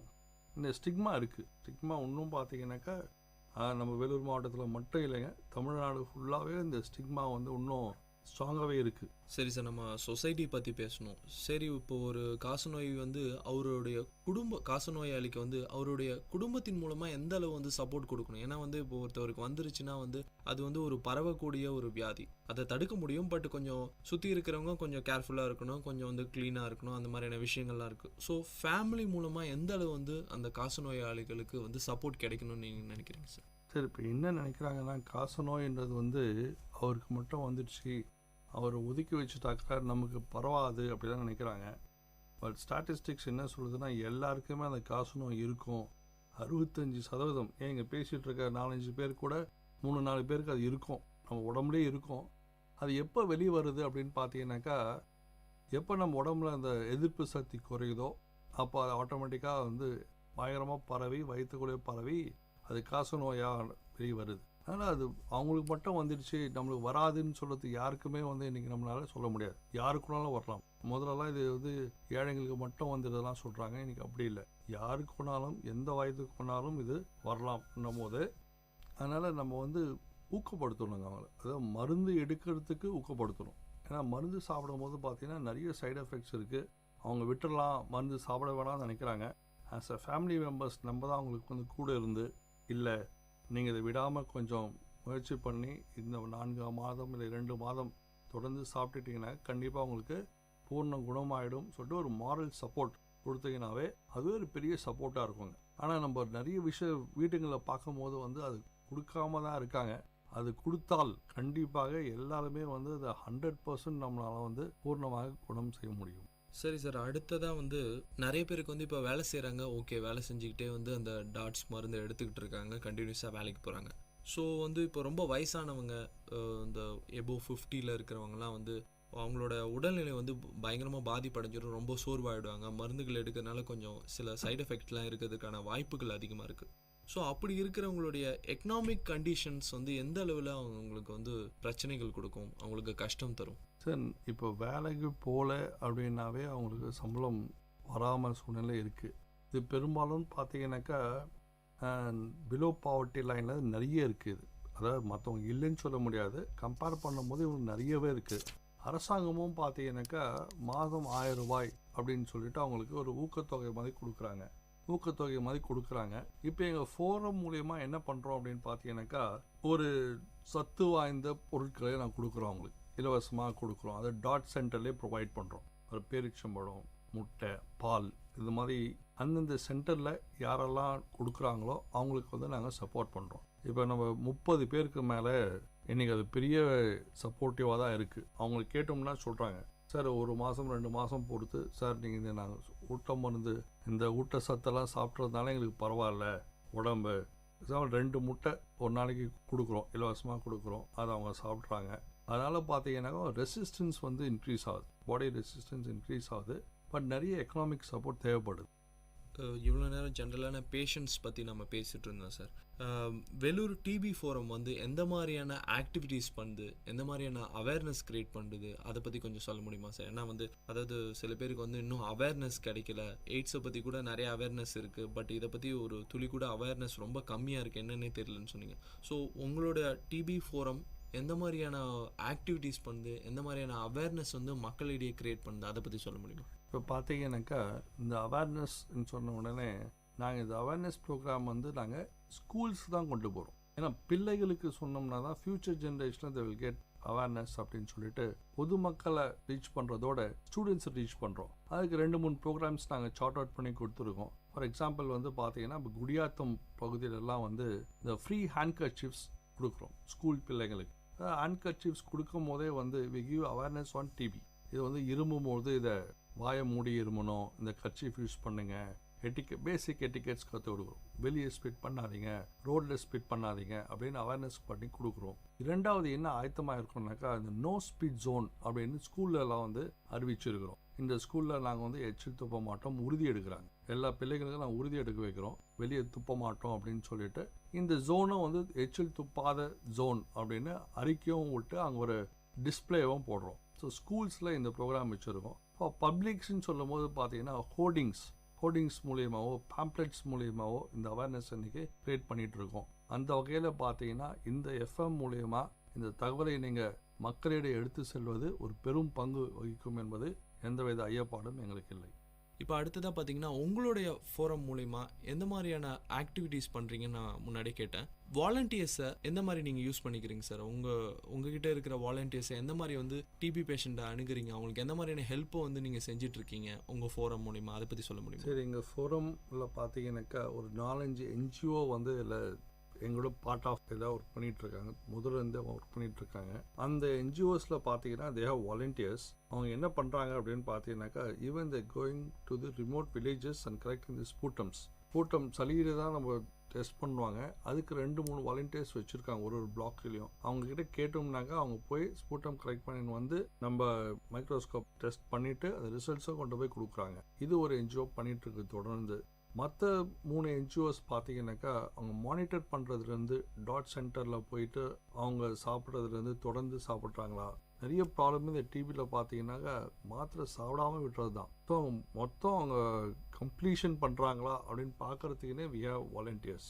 அப்பார்ட் ஃப்ரம் திஸ் எல்லாருமே நாங்கள் என்ன பண்ணுறோம் அப்படின்னா அவேர்னஸ் ஸ்ப்ரெட் பண்ணிகிட்டே இருக்கோம். எங்கெல்லாம் முடியுமோ அங்கெல்லாம் வந்து இந்த காசநோய் பற்றி அவேர்னஸ் சொல்லிகிட்டே இருங்க அப்படின்றது தான் எங்கள் ஃபோரமுடைய நோக்கம். அது மட்டும் இல்லாத அட்வொகசி பண்ணுறோம். பிக் லெவலில் வந்து going for political advocacy, going for media advocacy. இந்த மாதிரி எங்களால் என்னென்ன ஃபோரம் யூஸ் பண்ண முடியுமோ மொத்த ஃபோரம் யூஸ் பண்ணி we are trying to help the TB patients.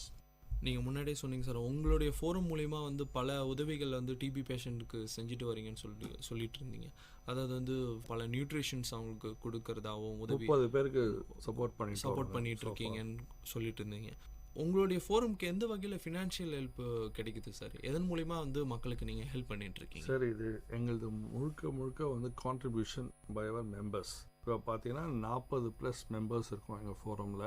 எந்த நிகழ்ச்சினாலும் இதை மாதிரி நியூட்ரிஷன் சப்போர்ட்னா கூட எவ்வளோ எங்களால் கான்ட்ரிபியூட் பண்ண முடியுதோ அவ்வளோதான் வி ஆர் ரீச்சிங் அவுட். எங்களுக்கு இன்னும் கேட்டிங்கன்னா இந்த ஃபோரத்துக்கு வந்து பேங்க் அக்கௌண்ட்டெல்லாம் கூட கிடையாது. So whatever we required we ask for our வாலண்டியர்ஸை பண்ணி அவங்க கான்ட்ரிபியூஷன் வந்து கைண்டாக கொடுத்துருங்க. பார்த்தீங்கன்னா முட்டை சப்போர்ட் பண்ணுங்கன்னா முட்டை வாங்கிட்டு போய் கொடுத்துருவோம் அந்த டாட் சென்டரில். அவங்க ஒருத்தர் கொடுத்துருவார், 60 முட்டை கொடுத்துருவார். அவர் 10 பேருக்கு 2 முட்டை கொடுத்துருவாப்பானா ஆயிட்டோன்னு சொல்லுவார், சார் முட்டை ஆயிடுச்சு சார் அப்படின்னா இன்னொருத்தர்கிட்ட சொல்லி முட்டை சப்ளை. இப்படி தான் அது ஃபோரம் போயிட்டுருக்கு. நியூட்ரிஷன் சப்போர்ட் பொறுத்த வரைக்கும் இந்த அவேர்னஸ் ப்ரோக்ராம் எல்லாம் கூட பார்த்தீங்கன்னாக்கா இவர் பேம்ப்ளெட்ஸ் அடிக்கணும், ஒரு 6000 பேம்ப்ளெட்ஸ் அடிக்கிறோம், 1500னா we are some contributions from our well wishers and friends. அதை வாங்கி அதை கொடுத்துட்டு அந்த பேம்ப்ளெட்ஸ் யூஸ் பண்ணிகிட்ருக்கோம். ஸோ இப்படி தான் முழுக்க இது வந்து ஒரு வாலண்டரி ஆர்கனைசேஷன் தான். We are not collecting funds from any one. அவர் ஓன் ஜென்ரேஷன் இந்த 40 மெம்பர் கொடுத்துட்ருக்கோம். பட் அவர் விஷ் வந்து இந்த 40 மெம்பர் இருக்கோம். இப்போது டிவி எல்லாருமே வந்து நாங்கள் வந்து இது டிவி ப்ரொஃபஷன் எங்களுக்கு இல்லை, வேறு ப்ரொஃபஷனில் இருக்கோம். நான் பார்த்தீங்கன்னா பேராசிரியர் ஒரு கல்லூரியில், அது மாதிரி இன்னொரு அட்வொகேட்டாக இருக்கார், இன்னொருத்தர் வந்து ஹெச்எம்மாக இருக்கார், ஃபார்மசி வச்சுருக்கார். இப்படி இருக்கிறதா இதில் இருக்கும். ஸோ இது மாதிரி இன்னும் நிறைய மெம்பர் எங்கள் ஃபோரமில் ஜாயின் பண்ணாக்கா that itself is a big boost. அதே ஒரு பெரிய அவேர்னஸாகவும் இருக்கும். அவங்க மூலியமாக 4 பேருக்கு அந்த கருத்துக்களை சொல்கிறதே எங்கள் ஃபோரம் வந்து வரவேற்குது. ரொம்ப நல்ல விஷயம் சார். நிறையா நல்லது பண்ணணும்னு நினைக்கிறதுக்கு மனசு மட்டும் இருந்தால் போதும். அந்த மாதிரியான விஷயங்கள் வந்து ரீச் ஆகும்போது பல பேருக்கு அது வந்து ரொம்ப யூஸ்ஃபுல்லாக இருக்கும். சரி சார், உங்களோட ஃபோரமில் வந்து ஒருத்தர் வாலண்டியர் ஜாயின் பண்ணோம், எங்கே மீட் பண்ணுறது, எப்படி அவங்களோட கான்ட்ரிபியூஷனை தர்றது? நீங்கள் சொன்னீங்க இப்போ 45+ இருக்காங்கன்னு சொன்னேன். ஒருத்தவருக்கு வந்து சர்வீஸ் பண்ணணும்னு ஐடியா இருக்குது. ஸோ இந்த நிகழ்ச்சி கேட்குற மூலிமா வந்து ஒருத்தவர் வந்து உங்களுடைய ஃபோரமில் ஜாயின் பண்ணணும்னு நினைக்கிறாரு, அவர் எப்படி உங்களை காண்டாக்ட் பண்ணுறது? கண்டிப்பாக வந்து காண்டாக்ட் பண்ணாங்க. இப்போ என் பேர் திருமாறன், ஊரிஸ் கல்லூரின்னு சொல்லியிருக்கேன். ஸோ அவங்க கல்லூரிக்கு வந்தாலும் சரி, இல்லைனாக்கா அவங்க நிகழ்ச்சி மூலமாக என் செல் நம்பர் கூட நான் கொடுக்கறதுக்கு ஆயுதமாக இருக்கிறேன். 9345304249. I repeat 9345304249. இது என்னுடைய செல் நம்பர். இது எப்போவுமே நான் என்னை தொடர்பு கொள்ளலாம். என்னென்னு பார்த்தீங்கன்னா, ஒரு 2 மாதம் காலத்துக்கு ஒரு முறை நாங்கள் வந்து ஏதோ ஒரு வகையில் காலேஜ்லேயோ இல்லை ஸ்கூல்லையோ ஏன்னா ஹோட்டல்லையோ வந்து இந்த 40 பேர் வந்து SMS மூலியமாகவோ நம்ம அழைப்படைக்கிறோம். இங்கே வந்து இந்த மீட்டிங் போடலாம், எங்கள் டிவி ஃபோரம் மீட்டிங் போடலான்னு சொல்கிறோம். ஸோ அன்னைக்கு எவ்வளோ முடியுதோ 30 பேர் வருவாங்க, 25 பேர் வருவாங்க. இது வரைக்கும் நல்ல ரெஸ்பான்ஸ் இருந்துகிட்ருக்கு. ஸோ அந்த நேரத்தில் கூட நீங்கள் வந்து ஜாயின் பண்ணிக்கலாம். நாங்கள் சொல்லி இது வரைக்கும் இந்த 40 ஆனது வந்து ஒரு 15 பேரை தான் ஸ்டார்ட் பண்ணோம். அவங்க முன்னூற்றிட்ட சொல்லி அவங்க ஃப்ரெண்ட்ஸ் மூலியமாக தான் வந்துட்டுருக்கு. ஸோ யாரெல்லாம் வந்து சார் நான் வேறு ப்ரொஃபஷன் இருக்கேன், but I want to help somewhat for TB பேஷண்ட்ஸ்னாக்கா யூ ஆர் மோஸ்ட் வெல்கம். நீங்கள் வந்து கான்ட்ரிபியூஷன்லாம் ஒன்றும் கிடையாது. உங்களுடைய ப்ரெசன்ஸ், உங்களுடைய என்ன பண்ணலாம் அப்படின்னு பார்த்தீங்கன்னா, எக்ஸ்பர்டைஸ் வந்து எப்படி வேணாலும் நாங்கள் யூஸ் பண்ணிக்கிறோம். எப்படி வேணாலும் யூஸ் பண்ணிக்கிறோம். இப்போ மருந்து ஷாப் இருக்குது அப்படின்னு பார்த்தீங்கன்னா, அவர் கையில் பேம்ப்ளெட்ஸ் வச்சுருவோம், டிபி அவேர்னஸ். சார் உங்கள் யாருன்னா வந்தாங்கனாக்கா நீங்கள் அந்த பேம்ப்ளெட்ஸை கொடுங்க அப்படின்னு சொல்லி in that way is helping as. So அப்படி யாருக்கெல்லாம் டிபி பேஷண்ட்ஸ்க்காக உதவி பண்ணணும் மனம் இருந்தால் போதும், எங்கள் ஃபோரமில் வந்து சேரலாம். கண்டிப்பாக சேருவாங்கன்னு நினைக்கிறேன் சார், நம்பிக்கை இருக்குது.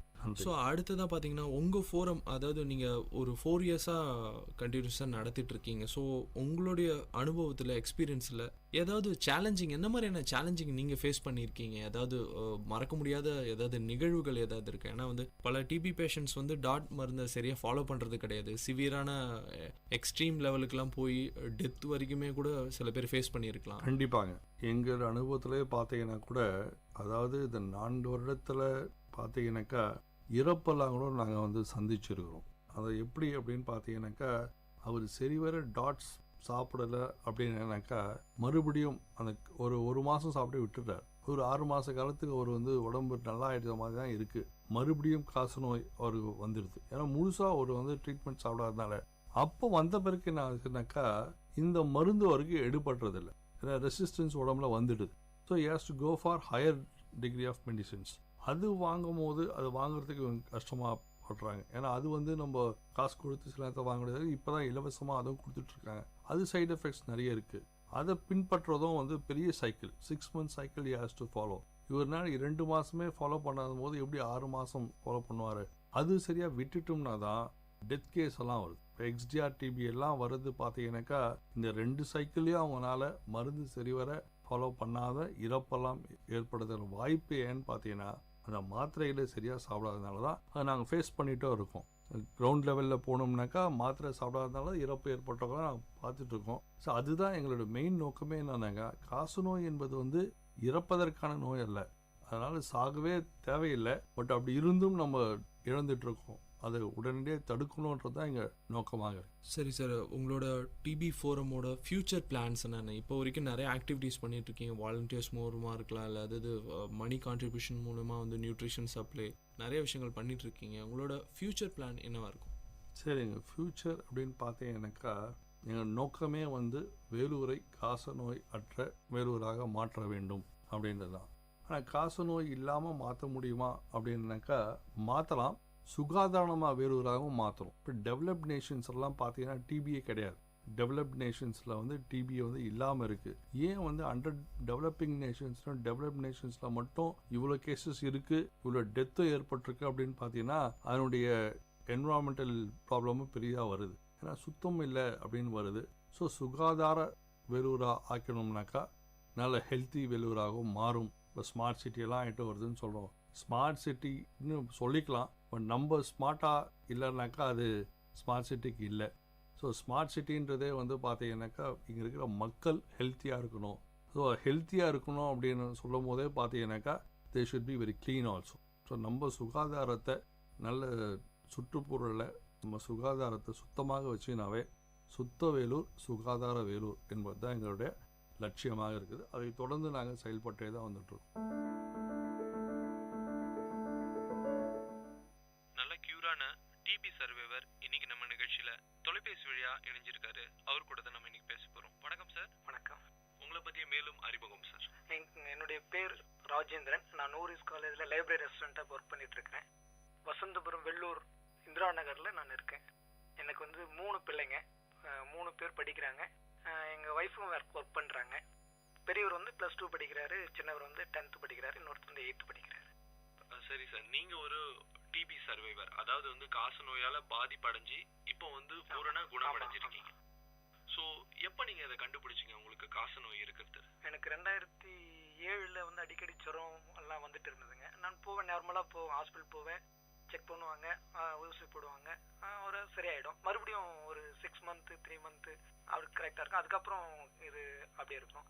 அதுக்கப்புறம் பார்த்தீங்கன்னு சொன்னால் இதனால ரொம்ப கஷ்டமாக இருந்தது. அப்போ போய் என்ன பண்ணேன், ஹாஸ்பிட்டல் இதே மாதிரி தான் ட்ரீட்மெண்ட் எடுத்துகிட்டே இருக்கும்போது சார் ஒருத்தர் வெங்கடேஷன் டாக்டர், அவர் வந்து நம்ம சிஎம்சி ஹாஸ்பிட்டலில் சாட் ஹாஸ்பிட்டல் ஒன்று இருக்குங்க நம்ம கண்ணாஸ்பத்திரிக்குள்ள, அவர் தான் வந்து ஏதாவது இருக்கும் அப்படின்னு சொல்லி சளி எல்லாம் டெஸ்ட் பண்ணி பார்த்தாங்க. ஆனால் அதில் கண்டுபிடிக்கல. அதுக்கப்புறம் நான் ஒரு நாள் மறுபடியும் போகும்போது ஐயா அங்கே ஒரு கட்டி ஒன்று மாதிரி இருந்ததுங்க. காமிச்சோடனே இது ஒரு வேளை இதெல்லாம் இருக்கலாம்னு சொல்லிட்டு பயோப் டெஸ்ட் காமிச்சு அதுக்கப்புறம் கண்டுபிடிச்சி டிபி தான் கன்ஃபார்ம் பண்ணிட்டாங்க. 2007 அதை கண்டுபிடிச்சாங்க. நான் 2009 எனக்கு கண்டுபிடிச்சாங்க. 2009 கண்டுபிடிச்சிட்டு செப்டம்பரில் அதை என்ன பண்ணாங்க, எனக்கு அந்த டாட் மாத்திரை எடுக்கிறதுக்கு உதவி செஞ்சாங்க. சரி சார், நீங்க எப்போ பூரண குணம் அடைஞ்சீங்க? அதாவது நீங்க கண்டினியூஸா வந்து நிறைய பேர் வந்து டிபி பேஷண்ட்ஸ் வந்து இந்த டாட் மருந்து எடுத்துக்கிறது கிடையாது. நீங்க எப்படி கரெக்டா ஃபாலோ பண்ணீங்களா? எப்போ குணமடைஞ்சீங்க அதை பத்தி சொல்ல முடியுமா? இல்லை, நான் கண்டினியூ எடுத்துக்கிட்டேன். ஆனால் அந்த கண்டினியூ எடுத்துக்கிட்டு முன்னாடி பார்த்தீங்கன்னு சொன்னால் டேப்லெட் எடுத்த மாத்திரத்திலே ஒரு 2 days குறைஞ்சபட்சம் ஒரு 3-4 நாட்கள் இருக்கும், தொடர்ந்து ஃபீவர் இருக்கும். அதாவது எங்கள் பசங்கள்லாம் பெட்ஷீட்லாம் போட்டுருவாங்க, போட்டு அப்படியே தூக்கி போடுவோம். அப்போ கூட என்ன பண்ணுவாங்க, அந்த அளவுக்கு ஜுரம் இருக்கும். சில நேரங்களில் செத்து போயிடலாம் அப்படின்ற மாதிரி கூட இருக்கும். ஆனால் அந்த மாத்திரை நான் விட்டதில்லை. அதாவது மாத்திரை பார்த்தீங்கன்னா வாரத்தில் 2 நாள் எனக்கு வந்து செவ்வாய்க்கிழமை வியாழக்கிழமை கொடுப்பாங்க. நான் நேரடியாக போய் ஹாஸ்பிட்டலே எடுத்துப்பேன். ஒரு குறிப்பிட்ட நாட்கள் வரை எடுத்துட்டேன். அதுக்கப்புறம் என்ன பண்ணாங்கன்னு சொன்னால் அவங்களே என்னுடைய இது சரி நீங்கள் இதுக்கு மேலே நீங்கள் வீட்டில் எடுத்துக்கலாம் அப்படின்னு கொடுத்து அனுப்பிச்சிட்டாங்க. அந்த மாதிரி கஷ்டம் இருந்தது. செத்து போயிடலாமான்னு கூட இருந்தது, அந்த அளவுக்கு ஜுரம் இருக்கும். அது என்னுடைய அனுபவம். இன்னும் சிலருக்கு வந்து 6 months 1 month கூட இருக்கலாம் அப்படின்ற மாதிரிலாம் சொல்லியிருக்கிறாங்க. நான் அந்த டிபி செக்அப் போகும்போது அங்கே பேசியிருந்தது, நான் அதை பார்த்துருக்கேன். ஸோ அது கேட்டிருக்கீங்க. பூரணமா எப்போ குணமடைஞ்சிங்க? 2010 3ஆம் மாசத்துல எனக்கு அந்த டாட் முடிஞ்சது. அதுக்கப்புறம் கிளியர் ஆயிடுச்சு. அப்புறம் அதுக்கப்புறம் போய் செக் பண்ணி பார்த்தோம், இது வரைக்கும் கிடையாது பூரணமா. அதாவது கிட்டத்தட்ட ஒரு 7 வருடங்கள் ஆயிடுச்சு. இப்போ நீங்க நார்மலா இருங்க. நார்மலா 2010 முடிஞ்சது, 3ஆம் மாசம் முடிஞ்சு. கரெக்டாக அதை பார்த்தீங்கன்னு சொன்னா அடுத்த மாசம் வந்து 7 ஆண்டுகள் ஆயிடுச்சு. சரி சார், இப்போ ஒரு டிபி சர்வைவரா கேட்குறேன். இப்போ ஒரு காச நோயால ஒருத்தர் பாதிப்படைஞ்சிருக்காரு. ஸோ அவருக்கு வந்து நீங்க என்ன மாதிரியான அட்வைஸ் கொடுப்பீங்க? ஏன்னா வந்து நீங்க சொன்னீங்க ஒரு வாரத்துல 2 நாள் எடுத்தேன், கொஞ்சம் ஜுரம் இருந்தது, சில சைடு எஃபெக்ட் வரதான் செய்யும், அதுக்காக பயந்துட்டு அதை விடக்கூடாது. ஸோ ஒரு டிபி பூர்ண குணமடைஞ்சவரா ஒரு டிபி அஃபெக்ட் ஆனவருக்கு நீங்க என்ன சொல்ல விரும்புவீங்க? என்ன சொல்றேன்னா, என்னுடைய அனுபவத்தை ஒன்று சொல்றேன். நான் இந்த பயோப் டெஸ்ட்டுக்காக சிஎம்சி காமிச்சிருந்தாங்க. எனக்கு அங்கே எடுக்க போகும்போது ஒரு பேஷண்ட்டை பார்த்தேன். அவர் வந்து ஏதோ ஒரு கம்பெனியில் ஒர்க் பண்ணிட்டு, அதாவது பிஹெச்டிஸில் கண்டக்டராக இருந்தவர். ஒரு அம்மா கூட உட்காந்துருந்தாங்க. அந்த அம்மா அழுதுட்டு இருந்தாங்க. என் கூட இன்னொருத்தர் வந்திருந்தார். அப்போ நான் பார்த்து அவங்க கிட்ட என்னம்மா பேசிட்டு இருக்கும்போது அவர் என்ன பண்ணி ஓடிட்டார். அவர் கிட்டத்தட்ட எனக்கு முன்னாடி வந்து 6 மாதத்துக்கு முன்னாடி டேப்லெட் எடுத்துட்டு விட்டுட்டு மறுபடியும் அதிகமாகிடுச்சுன்னு சொல்லி மறுபடியும் கூப்பிட்டு வந்திருக்கிறாங்க. இரும்பும்போது அவருக்கு பிளட் எல்லாம் வந்ததுங்க. அப்போ நாங்கள் அவர்கிட்ட விசாரிச்சோம், அந்த அம்மாட்ட. ஏமா அது மாதிரி விசாரிக்கும் போது அந்த அம்மா சொன்னாங்க, ஒய்ஃபும் கிடையாது, பசங்க கிடையாது, ஒரு உறவு முறை சொன்னாங்க. ஆனால் யாருமே அவங்களுக்கு கிடையாது, நாங்கள் பார்த்துட்டு இருக்கிறோம். ஆனால் என்னன்னா அந்த ட்ரிங்க் பழக்கத்தில் அது என்ன பண்ணுறாங்க, இது சம்பளம் அந்த கிரியேட் ஆடின உடனே அந்த 10 daysல என்ன பண்ணிடுறாங்கன்னா அந்த குடிக்காக போகிறதுனால விட்டுடுறாங்க. அப்படியே விட்டு இவருக்கு ரொம்ப ஆயிடுச்சுங்க. இப்போ ஹாஸ்பிட்டல் போனாக்கா திட்டிட்டு அனுப்பிச்சிட்டாங்க. மறுபடியும் வந்து டெஸ்ட் பண்ண சொல்லியிருக்காங்க. ஏன்னா எந்த அளவுக்கு எஃபெக்ட் இருக்குது அப்படின்னு சொல்லிட்டு பார்க்கறதுக்கு அனுப்பிச்சிருக்காங்க. இவரை வந்து இங்கே உட்காராம போயிட்டாருங்க, நாங்கள் எப்படி பண்ணுறதுன்னு தெரிலன்ற மாதிரி இருந்தாங்க. எதுக்கு சொல்ல வரேன்னா, அந்த டாட்ஸ் மாத்திரையை நம்ம என்ன பண்ணால் கண்டினியூ எடுத்துக்கணும். என்னதான் கஷ்டம் இருந்தாலும் அந்த அந்த சின்ன சின்ன இதுக்கு போனீங்கன்னு சொன்னா நம்ம அந்த ட்ரிங்க்ஸ் போனாலும் கூட நம்ம என்ன பண்ணோம், உயிரோடு இருந்தால் தான் அதை கூட நம்ம போய் சாப்பிட முடியும் இல்லைங்களா. ஆனால் அந்த இது பார்க்கும்போது இது எல்லாத்தையும் நான் என்ன பொதுவாக என்ன சொல்ல வரேன்னா, உங்களுக்கு எது இருந்தாலும் அந்த மாத்திரையை 6 மாசம் நீங்கள் எடுத்துக்கிறது நல்லது அப்படின்னு சொல்லுவாங்க. சரி சார், நீங்க பல விஷயங்கள் சொன்னீங்க. அடுத்ததான் உங்களோட ஃபேமிலி எந்த அளவு உங்களுக்கு சப்போர்ட் பண்ணிச்சு? ஃபேமிலியும் சரி சமுதாயம் சரி, என்னுடைய இதில் பார்த்தீங்கன்னு சொன்னா சமுதாயம் நல்லா கோஆப்ரேட் பண்ணாங்க. ஏன்னா என்னுடைய சகோதரர்கள், எனக்கு இருந்த ஃப்ரெண்டுங்க, மற்ற காரியங்கள் பார்த்தீங்கன்னு சொன்னா நிறைய நான்வெஜ் எல்லாம் செஞ்சு எடுத்து வந்து கொடுத்துருக்காங்க. அப்படின்னா எந்த அளவுக்கு என்ன கவனிச்சுட்டாங்கன்னா, அதே போல எங்க வீட்டில் கூட சரி, எங்க வீட்டு அம்மா நல்லா கவனிச்சாங்க. அவங்க வேலைக்கு போயிட்டு வந்து, நான் வீட்டில் படுத்துட்டு இருப்பேன், வேலைக்கு போயிட்டு வந்து எல்லா காரியங்களும் நல்லா செஞ்சாங்க. அதாவது வந்து இருந்துச்சு என் பையனை தொடாது அப்படின்ற மாதிரிலாம் சொல்லாம நல்லா கவனிச்சுட்டாங்க. இன்னும் சொல்ல போனாக்கா அவங்க கவனிச்ச அந்த இதுலயே எனக்கு என்ன ஆச்சுங்க, இன்னும் கொஞ்சம் கான்பிடன்ட் வந்து இன்னும் ஓகே பரவாயில்ல. இல்லை அவங்க ஒதுக்கிட்டு இருந்தாங்களா, நான் எங்க போய் எப்படி மாத்திரை சாப்பிட்டு என்ன பண்றது எனக்கு தெரியாது. ஆனா நல்ல ஒரு இது பண்ணாங்க, சமுதாயத்திலயும் சரி குடும்பத்திலயும் சரி. ஒரு ஃபேமிலில இருந்து ஒரு நல்ல ஒரு பாசிட்டிவான விஷயம் கிடைக்கும் போது நம்மள நல்லா பாத்துக்கிட்டாங்கன்னா ஆட்டோமேட்டிக்கா மருந்து ஒரு பக்கம்னாலும் அந்த பாதுகாப்பு, அன்பு, அந்த மாதிரியான விஷயம் வந்து நம்மள ஆட்டோமேட்டிக். அடுத்த ஒரு கேள்வி, நீங்க வந்து சொன்னீங்க சமுதாயம் வந்து உங்களை நல்லா பாத்துக்கிட்டதா சொன்னீங்க. நீங்க வந்து சமுதாயத்துக்கிட்ட என்ன சொல்றீங்க? இப்போ ஒரு டிபி பேஷண்ட் இருக்காரு, அவரை இப்படி நடத்துனீங்கன்னா பாதி ஒரு அன்போ ஒரு அரவணைப்போ கொடுக்கும் போது வந்து அவங்களுக்கு வந்து இன்னுமே வந்து நல்ல ஒர்க் பண்ற பிளேஸ்ல வந்து ஒரு நல்ல அனுபவம் கிடைக்கும், ஆட்டோமேட்டிக்கா குணமாகும். நீங்க என்ன சொல்ல வரீங்க சமுதாயத்துக்கு? நான் என்ன சொல்ல வரேன்னா, நோய் ஒரு பக்கம் இருந்தாலும் கூட அது யாருக்கும் அந்த டிவி வந்து இவங்களுக்கு தான் குறிப்பிட்டு யாருக்கும் வர்றது கிடையாதுங்க. அதாவது பணக்கார ஏழை இவங்க அவங்கெல்லாம் இல்லை, எல்லாருக்குமே அந்த டிவி அட்டாக் ஆகுறது 100% உறுதி. ஆனா இன்னொரு விஷயம்னா, சமுதாயம் வந்து அதை ஏத்துக்கிறது கிடையாது. அவன் ஒதுக்கினா வந்தா இரும்புனா வந்துடும் அப்படின்றதெல்லாம் ஒதுக்கி வச்சிடறாங்க. அப்படி இல்லைன்னா அந்த ஒரு கான்செப்ட் இல்லாம என்ன பண்ணணும் அப்படின்னா, அவங்களும் நம்முடைய சகோதரர், நம்முடைய நம்முடைய ஒரு குடும்பம் அப்படின்னு பார்த்து அவங்களுக்கு உண்டான எல்லா காரியங்களையும் நம்மளால பொருளாதார உதவி செய்ய முடியலனாலும் ஒரு அன்பு செலுத்துறது, வாப்பா பரவாயில்ல கிளியர் ஆயிடும், வாப்பா ஐயோ அதுவா அப்படின்லாம் சொல்லாம கிளியரா ஒரு நம்பிக்கை ஊட்டினா போதும். அதுவே அந்த சம்பந்தப்பட்ட நபருக்கு கொஞ்சம் உற்சாகம் இருக்கும். யாரும் நம்ம ஒதுக்கல அப்படின்ற மாதிரி மன செலவுல போயிடுச்சுன்னு சொன்னீங்கன்னா அந்த கான்பிடன்ட் போயிடும். மாத்திரை சாப்பிடுறதா என்னடா அப்படின்ற மாதிரி எடுத்து போயிட்டு எடுத்துருவாங்க. இல்லைன்னா இறந்து போயிடலாம் அப்படின்ற மாதிரி தவறான காரியங்கள் கூட கடந்து போயிடுவாங்க. ஸோ கண்டிப்பா ஒரு ஃபேமிலி சப்போர்ட்டும் ஒரு சமுதாய சப்போர்ட் கண்டிப்பா வேணும். அடுத்ததா சார், நீங்க வந்து ஒரு பூர்ணமா குணமடைஞ்சிட்டீங்க 2010ல. ஸோ நீங்களே ஒரு பெரிய எக்ஸாம்பிள் பல பேருக்கு. கண்டிப்பா. ஸோ நீங்க வந்து எந்த மாதிரி ஏதாவது ஒரு ஆக்டிவிட்டி, நீங்க எந்த மாதிரியான அவேர்னஸ் ஏதாவது கிரியேட் பண்றீங்களா? நீங்க ஏதாவது ஃபோரம்ல இருக்கீங்களா? ஃபோரம்ல இருக்குங்க. வேலூர் டிபி ஃபோரம்ல வந்து ஒரு மெம்பர்ஷிப்பா இருக்குங்க. இப்போ என்னுடைய அனுபவத்தை சமுதாயத்துக்கு செய்யணுன்றதுக்காக செஞ்சுட்டு இருக்குங்க. அதனால வந்து அசிங்கப்படுறதோ, ஏன்னா நான் அசிங்கப்பட்டுன்னு சொன்னா இன்னொருத்தர் அதுக்கு ஒரு வாய்ப்பு இல்லாம போயிடுமென்றதுக்காக நான் அதை பத்தி இது இல்லாம சமுதாயத்துக்கு சொல்லிட்டு வந்துட்டு இருக்கேன். ராஜேந்திரன் சார், ரொம்ப நன்றி. இன்னைக்கு நிகழ்ச்சியில தொலைபேசி வழியா எங்களோட இணைந்து பேசினதுக்கு, நிகழ்ச்சியில கலந்துகிட்டதுக்கு ரொம்ப நன்றி சார். நேர்கள் இதுவரை கேட்டது விஐடி பண்பலை 90.8 மற்றும் ப்ராஜெக்ட் அக்ஷயா இணைந்து வழங்கிய சிறப்பு வல்லுநர் பார்வை. நேயர்கள் இதுவரை கேட்டது பல்துறை பகிர்வுகள், வல்லுநர் தரவுகள், மக்களின் சந்தேகங்களுக்கான சான்றுகளோடு விஐடி பண்பலை 90.8 வல்லுநர் பார்வை. நன்றி, வணக்கம்.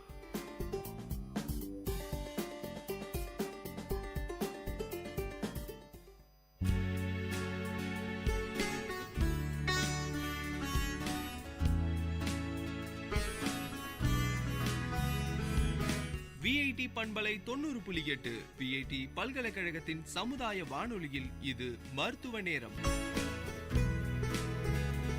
விஐடி பண்பலை 90.8 மற்றும் ப்ராஜெக்ட் அக்ஷயா இணைந்து வழங்கும் காசநோய் பற்றிய விழிப்புணர்வை ஏற்படுத்தும் சிறப்பு மருத்துவ நேரம் நிகழ்ச்சி. வணக்கம் நேர்களே, இது விஐடி பண்பலை 90.8 விஐடி பல்கலைக்கழகத்தின் சமுதாய வானொலி. இந்த நிகழ்ச்சி மருத்துவ நேரம். மருத்துவ நேரம் நிகழ்ச்சியில ஒவ்வொரு நிகழ்ச்சியிலும் ஒரு மருத்துவர்கிட்ட தான் நம்ம பேசிட்டு இருக்கோம். இன்னைக்கு நம்ம நிகழ்ச்சியில யார் கூட பேச போறோம்னு பாத்தீங்கன்னா, டாக்டர் ஏ பிரபாகர், நெஞ்சக நோய் பிரிவு, வேலூர் அரசு மருத்துவக் கல்லூரி மருத்துவமனை அடுக்கம்பாறை. அவங்க கூட தான் நம்ம இன்னைக்கு பேச போறோம். வணக்கம் சார், நிகழ்ச்சிக்கு உங்களை வரவேற்கிறோம். வணக்கம், ரொம்ப நன்றி. வேலூர் விஐடி பண்பலை நேயர்கள் அனைவருக்கும் என்னோட பணிவான வணக்கத்தை தெரிவித்துக் கொள்கிறேன். நிகழ்ச்சிக்கு உங்களை வரவேற்கிறோம் சார். நன்றி சார். அதாவது சார், இப்போ வந்து காசநோய் டிபின்ற ஒரு நோய் பற்றி மக்களுக்கு எந்த அளவு அவேர்னஸ் இருக்கு, அதை பற்றி ஒரு சின்ன அறிமுகம் கொடுக்க முடியுமா sir? Sir, awareness in sense means awareness பொறுத்த வரைக்கும் ஜனங்களுக்கு இன்னும் டிபின்ற அவேர்னஸ் விழிப்புணர்வு வந்து ரொம்ப இல்லைன்னு தான் என்னுடைய தாழ்மையான கருத்து. அது ஏன்னா மற்ற நோய்க்கு டெங்கு மலேரியா இந்த மாதிரி ஜுரத்துக்கு கொடுக்குற ஒரு அவேர்னஸ் ஒரு விழிப்புணர்வு வந்து மக்கள்கிட்ட டிபி பற்றி ரொம்ப ரொம்ப கம்மி தான். அதுக்கு என்ன ரீசன் சொன்னால் இது ரொம்ப பழைய காலத்து நோய் தான். இப்போலேருந்து இன்னும் தொட்டு வந்துட்டு தான் இருக்குது. இது இன்னும் முழுமையான யாருக்கும் மக்கள்கிட்ட ரீச் ஆகலை. இதை பற்றி நோய் என்ன, தன்மை என்ன, இது இன்னும் ஒரு தீண்டத்தகாத வியாதி மாதிரி தான் இன்னும் ஜனங்களோட பார்வை இருக்குது. இதுக்கு சரியான புரிதல் இல்லாதனால தான் காரணம். அந்த புரிதல் ஜனங்கள்கிட்ட கொண்டு ரீச் ஆகிட்டா கண்டிப்பாக ஃபுல் அண்ட் ஃபுல் இந்தியாவில் இல்லாமல் பண்ண முடியும். சரி சார், இந்த காச நோயின்றது எப்படி வந்து மக்களுக்கு பரவுது, எப்படி வருது சார், அதை பற்றி கொஞ்சம் சொல்ல முடியும்? ஸோ காச நோய்ங்கிறது அது டிபி, அதாவது இது வந்து ஒரு பாக்டீரியானால வர்றது. ஸோ மைக்ரோபாக்டீரியம் டியூபர்குலோசிஸ்னு ஒரு பாக்டீரியா கிருமினால இது வந்து ஒரு நோய் வந்து வருது அது ஜனங்களுக்கு. அது எப்படி நம்ம முதல்ல வந்து நுரையீரலை தான் பாதிக்கும். இது வந்து நுரையிலேருந்து மற்ற இடத்துக்கும் பரவும். ஸோ இதில் பார்த்தீங்கன்னா நெகம் முடியை தவிர உங்கள் உடம்புல எந்த பாட்டை வேணால் இந்த நோய் பாதிக்கும். ஆனால் இதுக்கு பரிபூர்ண இது ப்ரிவென்ட் பண்ண முடியும், தடுக்கவும் முடியும், அதே நேரம் ஃபுல்லாக க்யூர் பண்ண முடியும் இந்த வியாதியை. இதனால் எந்த ஒரு பயமோ அச்சமோ தேவையில்லை. இதுக்கு ஃபுல்லாக ட்ரீட்மெண்ட் ஃபுல்லாக கம்ப்ளீட்டாக இருக்குது. இதுக்கு வந்து எப்படி வந்து பரவுதுன்னு கேட்குறீங்க. இது வந்து மெயினாக வந்து காற்று மூலியமாக தான். ஒரு இப்போ ஃபார் எக்ஸாம்பிள் நுரையீரலை பாதித்தவங்க, நுரையீரல் டிபியால் நுரையீரல் பாதிப்பு ஏற்பட்டவங்க, அவங்க இருமும் போதோ இல்லை தும்மும் போதோ இல்லை எச்சு தடிக்க பேசும்போதோ ஏத்தில் இருக்கவங்களுக்கு அது வந்து சுவாசிக்கும் போது அவங்களுக்கு டிபி தொற்று ஏற்படும். அதே வந்து மற்ற இடத்துல ஃபார் எக்ஸாம்பிள் கட்டியாக இருக்குது இல்லை மூளையில் டிபி பரவ இருக்குது இல்லை முதுகு தண்டோட இருக்குன்னா அவங்க மூலியமாக பரவாது. நுரையீரல் தொற்று இருக்கவங்க மட்டும்தான் அவங்க இருமும் போதோ தும்மும் போதோ இல்லை சளி துப்பும் போதோ மற்றவங்க பக்கத்தில் இருக்கும்போது அவங்களுக்கு அந்த காற்று மூலியம் பரவுறது தான் இது டிபி.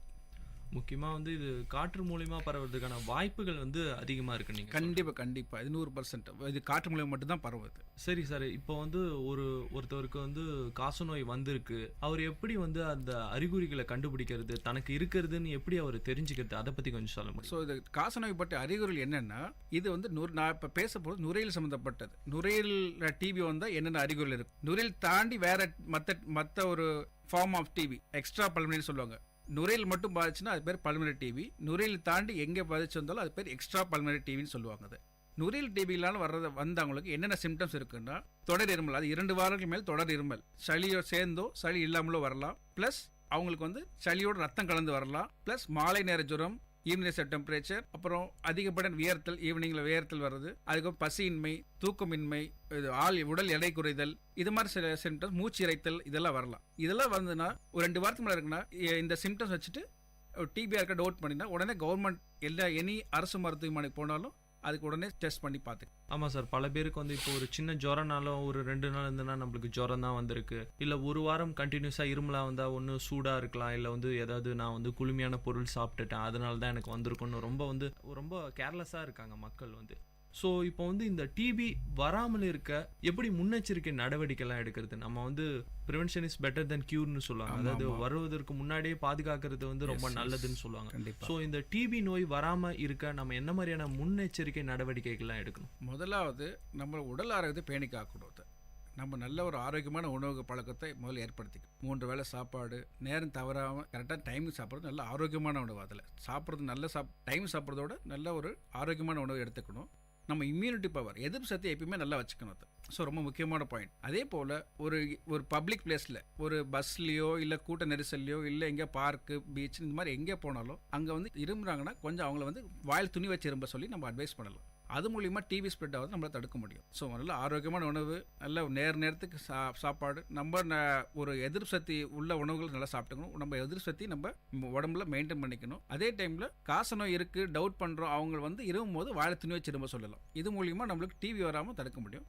இந்த மாதிரியான விஷயங்கள் செய்யும்போது கண்டிப்பாக நம்ம தடுக்கிறதுக்கான வாய்ப்புகள் அதிகமாக இருக்குது. கண்டிப்பாக. சரி சார், இப்போ வந்து காசநோய் வந்து ஒரு நார்மல் பர்சனுக்கு வந்து காசநோயால் அஃபெக்ட் ஆகிட்டாரு. ஸோ அதுக்கப்புறம் எந்த மாதிரியான மருத்துவ உதவிகள் அவருக்கு தேவை, எந்த மாதிரியான நடவடிக்கை அவர் எடுத்துக்கணும்? தனக்கு வந்து காசநோய் ரொம்ப நேரம் இரும்பிட்டு இருக்காரு, போய் செக் பண்ணுறாரு, தனக்கு வந்து டிபி இருக்கிறதா தெரிஞ்சு போச்சு. ஸோ அதுக்கப்புறமா அந்த பேஷண்ட் வந்து எந்த மாதிரியான நடவடிக்கை அவர் எடுக்கணும்?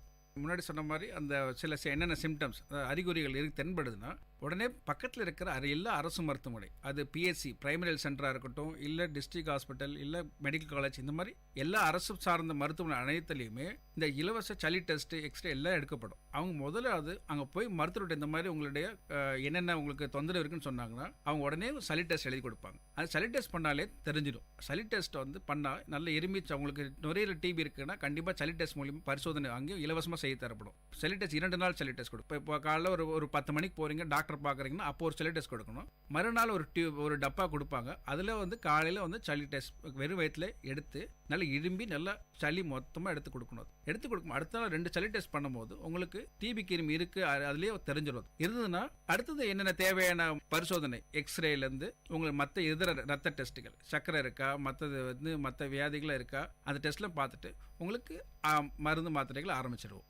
சரி சார், இப்போ காச நோயை தடுக்க தேவையான மருந்துகளை பயன்படுத்துகிறோம். அது ரொம்ப எக்ஸ்பென்சிவான ஒரு விஷயமா, இல்லை ஒரு நார்மலான ரீசனபிள் மருந்துகளா? அதனுடைய செலவு எப்படி ஆகும்? ஸோ இது பொதுமக்கள் இந்த மருத்துவ செலவு, இதுக்கு மருந்து செலவாகும் அப்படின்ற ஒரு அச்சமே தேவையில்லை, ஒரு பயமும் தேவையில்லை. அனைத்து மருந்து மாத்திரைகளும் எவ்வளோ காஸ்ட்லேருந்து அது அத்தனையும் கவர்மெண்ட் இலவசமாக தரப்படுகிறது. ஸோ சாதாரண டிபிலேருந்து முத்தின டிபி அதுக்குன்னு எல்லா வகையான மருந்து மாத்திரைகளும் கவர்மெண்ட்டில் இலவசமாக தரப்படுகிறது. 6 மாதம் சில முத்தின டிபி அந்த மாதிரி இருக்கிறதுக்கு 2 வருடம் காலங்கள்லாம் ட்ரீட்மெண்ட் இருக்குது. அத்தனை ட்ரீட்மெண்ட்டையும் கவர்மெண்ட்டு செலவில் ஏற்று எல்லா விதமான மருந்துகளும் இலவசமாக தரப்படுகிறது. ஸோ அந்த 6 மாதம் வைத்தியன்னா 6 மாதம் நாங்கள் சொல்கிற மாதிரி சாப்பிட்டா போதும், நீங்கள் ஒன்றும் வேண்டாம். அதுவும் உங்களுக்கு வீடு தேடி வரப்படும் உங்களுக்கு மருந்து. நீங்கள் ஃபஸ்ட்டு டெஸ்ட்டுக்கு மட்டும் தான் இங்கே வரணும், ஜிஹெச். மித்தபடி வீட்டில் உங்களுக்கு வீட்டில் வேறு எந்த வியாதிக்கும் தராத ஒரு முக்கியத்துவத்தை கவர்மெண்ட் இதில் தருது. இதுக்குன்னு சில பணியாளர்கள் இருக்காங்க. உங்கள் வீட்டுக்கே அந்த மாத்திரைகள் நீங்கள் சாப்பிட்றீங்களான்னு செக் பண்ணுவாங்க. எத்தனை வேளை சாப்பிடணும், எப்படி சொல்லணும், உங்களுக்கு கவுன்சிலிங்லேருந்து எத்தனை வேளை சாப்பிடணும், எல்லா விஷயமும் இதில் இருக்குது. உங்களுக்கு ஒரே ஒரு விஷயம், நீங்கள் அந்த மருந்து மாத்திரை கரெக்டாக எடுத்துக்கணும், அது மட்டும் தான். மித்தபடி அனைத்தும் இலவசம் தான். அதுவும் இதில் முக்கியமான விஷயம்னா உழவர் பாதுகாப்பு திட்டம்னு சொல்லிட்டு தமிழ்நாடு கவர்மெண்ட் ஒரு திட்டம் இருக்குது. உழவர் சார்ந்த தொழில் வச்சுருக்கவங்க அவங்க உழவர் பாதுகாப்பு திட்டம்னு ஒரு திட்டம் இருக்குது. அந்த திட்டம் கார்டு வச்சுருக்கவங்களுக்கு இந்த டிபி இருக்கிறப்ப மாதம் 1000 ரூபா உதவி பணம் தரப்படுகிறது. டிபி இருக்கவங்களுக்கு அது மக்கள் பயன்படுத்து. டிபி இருக்கவங்களுக்கு மாதம் 1000 ரூபா பணம் உதவி கிடைக்குது. இது ஒரு பல பேருக்கு தெரியாத விஷயத்த ஒன்று சொல்லியிருக்கீங்க. இப்போ நார்மலாக வேலை செய்கிறவங்க வேலைக்கு போகலாம், சில உழவர்களுக்கு வேலை செய்ய முடியாத காரணங்களால் ஒரு உதவித்தொகை அந்த திட்ட கார்டு இருக்கணும். உழவர் பாதுகாப்பு திட்ட கார்டு இருந்து அரசு மருத்துவர் தெரிவிச்சிங்கன்னா அது உங்களை வீடு தேடி வர்ற பணியாளர் தெரிவிச்சிங்கன்னா அவங்க மூலிமா உங்களுக்கு அரசு மருத்துவர் மூலிமா கையெழுத்து போட்டு உங்களுக்கு அந்த 1000 ரூபா பண உதவி தரப்படும். அடுத்ததாக ஒரு கேள்வி சார், அதாவது காச நோயாளிகள் குறிப்பிட்ட ஏதாவது ஒரு டூரேஷன் இருக்கா? இவ்வளோ நாள் இந்த காச நோய் இருக்கும், ஒரு 6 மந்த்து தான் இருக்கும், 2 மந்த்ஸ் தான் இருக்கும். ஸோ ஏதாவது கால நிர்ணயம் இதுக்கு இருக்கா? அந்த நோய்களுக்கு ஏதாவது இருக்கு, இல்லை ரொம்ப வருட காலமாக இருக்கும், மருந்துகள் சரியாமல் எடுக்காமல் இருக்கலாம், சில பேர் கண்டினியூவாக சாப்பிட்லாம், சில பேர் பாதியிலே நிறுத்திடலாம். ஸோ இதுக்கு ஏதாவது டூரேஷன் ஏதாவது இருக்கா சார்? அதாவது எப்படின்னா இந்த டிபின்னு வந்துட்டா இது கிருமி அவ்வளோ சீக்கிரம் மருந்துக்கு வேலை இது கட்டுப்படுறது கொஞ்சம் சிரமம். அதுக்காக தான் மற்ற மருந்து ஜுரத்தோட இந்த மருந்து இந்த வியாதிக்கு 6 மாதம் வைத்து எனக்கு சொல்கிறோம். குறைஞ்சபட்சம் 6 மாதம். முன்னெல்லாம் 1 வருஷம் 2 வருஷம்லாம் பழைய காலத்தில் இருந்தது. ஸோ 2005க்கு அப்புறம் இது முழுசாக 6 மாதம் டாட்ஸ் தெரப்பின்ற ஒரு தெரப்பி வந்துருச்சு. ஸோ திருத்தி அமைக்கப்பட்ட காசநோய் தடுப்பு திட்டத்தில் மூலிமா இது 6 மாதம் வைத்தியன்னு சொல்லி வந்துருச்சு. அதுலேயும் என்னென்னா வாரத்துக்கு 3 நாள் சாப்பிட்டா கூட போதும், அவ்வளோதான். இந்த திட்டத்து மூலிமா வாரத்துக்கு 3 நாள் ஒரு அட்டையில் இத்தனை மாதம் கணக்கு இருக்கும். அது ஒரு வாரத்தில் 3 நாள் இந்த அட்டையை சாப்பிட்டா போதும். ஆனால் இது ஃபஸ்ட்டு 6 மாதத்துக்கு தான். இது சாதாரண டிபி, இந்த மருந்து கட்டுப்படுற டிபியாக இருந்தால் கண்டிப்பாக 6 மாதத்தில் போதும். ஸோ சம்டைம்ஸ் இந்த மருந்து சரியாக எடுக்காமல் விடுறவங்க, பாதிலேயே விட்டுறவங்க, நல்லா ஆச்சுன்னு நினச்சிட்டு ஆக்சுவலாக இந்த மருந்து இல்லைனா என்னன்னா 2 மாதத்துலேயே சில ஜனங்களுக்கு ஒரு நல்ல கொஞ்சம் இருமல் குறைய ஆரம்பிச்சிடும், ஜுரம் குறைய ஆரம்பிச்சிடும், கொஞ்சம் பசி எடுக்க ஆரம்பிச்சிடும். ஸோ இந்த 1 மாதத்தில் 2 மாதத்துலேயே அவங்க நல்லா ஆச்சுன்னு நினச்சிப்பாங்க.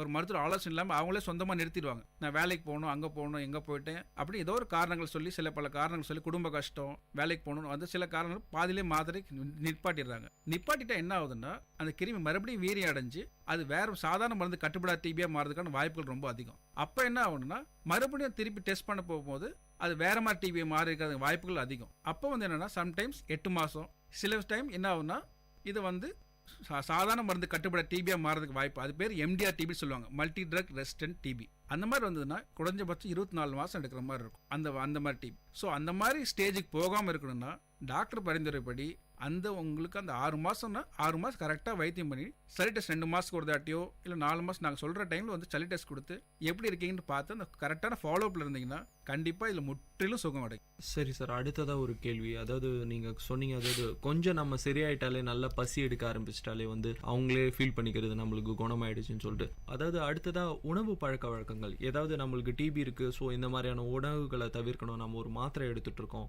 ஸோ ஒரு அதனால் வந்து ஏதாவது கட்டுப்பாடுகள் ஏதாவது இருக்கா சார்? ஸோ இந்த மற்ற வியாதிக்கு இந்த வியாதிக்கு என்ன டிஃப்ரென்ஸ்னா, இந்த வியாதியில் மட்டும் எந்த உணவு கட்டுப்பாடும் கிடையாது. இன்ஃபேக்ட் சொல்ல போனால் நல்ல சத்துள்ள உணவு, இல்லை ப்ரோட்டீன் சத்துள்ள உணவு நீங்கள் நிறைய கொண்டக்கடலை, சோயாபீன்ஸு, பாசிப்பயிறு, இந்த மாதிரி நல்ல கீரை, காய்கறி, நான்வெஜ் சாப்பிட்றவங்க நான்வெஜ் சாப்பிட்லாம், முட்டை சாப்பிட்றவங்க கண்டிப்பாக டெய்லியும் 2 முட்டை சாப்பிட்லாம், தப்பே கிடையாது. ஸோ எல்லா வகையான உணவும் சாப்பிடலாம். ஒன்றே ஒன்று என்ன விஷயம்னா, இந்த காரம் கொஞ்சம் இந்த மசாலா ஐட்டத்தை கொஞ்சம் குறைச்சிட்டா போதும். ஏன்னா அது மாத்திரனால சில டைம் சில பேருக்கு வந்து என்ன ஃபீல் பண்ணுறாங்க, என்னுடைய பேஷண்ட் எங்களோட ஜிஹெச்ல பொதுவாக எங்கள் மருத்துவர்கிட்ட இந்த மாத்திரை சாப்பிட்றாங்க என்ன கம்ப்ளைண்ட் சொல்கிறாங்கன்னா, சில பேர் அந்த வயிறு எரிச்சல் ஏதோ வரலான்னு மாதிரி சொல்லுவாங்க. ஒரு சிலருக்கு, எல்லாருக்கும் இல்லை. அதனால இந்த வந்து ஒரு அல்சர் மாதிரி வரக்கூடாதுன்ற ஒரு முன்னெச்சரிக்கை நடவடிக்கை. இந்த காரமான உணவுகள் மட்டும் கொஞ்சம் தவிர்த்துட்டா போதும். மித்தபடி எல்லாமே நீங்கள் வந்து மாத்திரை மட்டும் கரெக்டாக உட்கொண்டா எல்லாமே நல்லா இருக்கும். கூட வந்து இந்த சத்துள்ள ஆகாரங்கள் அனைத்தும் சாப்பிடலாம், எந்த வித கட்டுப்பாடும் கிடையாது. எல்லா வகை உணவும் நீங்கள் சாப்பிடலாம். டிபி பாதிச்சவர் வந்து மருந்துகள் எடுப்பதன் மூலமா அவருக்கு ஏதாவது சைடு எஃபெக்ட் வருவதற்கான வாய்ப்புகள் ஏதாவது இருக்கா சார்?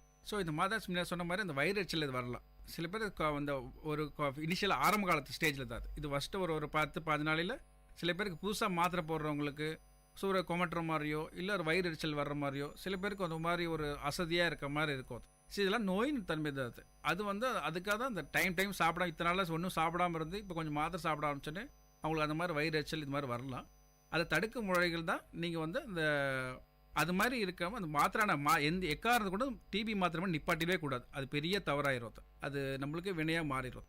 ஸோ அதுக்கு அந்த டிபி மாத்திரை நிப்பாட்டாமல் அது சாப்பிட்டுட்டே இருக்கணும். கூட வந்து இந்த வயிறு எரிச்சல் இருக்குது, ஏதாச்சும் இந்த மாதிரி தொந்தரவு சைடு எஃபெக்ட் இருக்குன்னா நீங்கள் மருத்துவரை கலந்து ஆலோசித்து உங்களுக்கு என்ன ஒரு இது மாதிரி இருக்கோ, இது மாதிரி வயிறு எரிச்சல் இருக்குது, வாமிட் வர மாதிரி இருக்குது, எனக்கு அசதியாக இருக்குது, ரொம்ப தூக்கம் வர மாதிரி இருக்குது அப்படின்னு ஏதாச்சும் உங்களுக்கு ஒரு இருக்குதுன்னா நீங்கள் மருத்துவர் ஆலோசனைப்படி உங்களுக்கு என்ன தொந்தரவோ அதுக்கான மருந்து முதல்ல அதுவும் வந்து அரசு மருத்துவம் இலவசமாக தரப்படுகிறது. அதை மக்கள் பயன்படுத்திக்கணும்.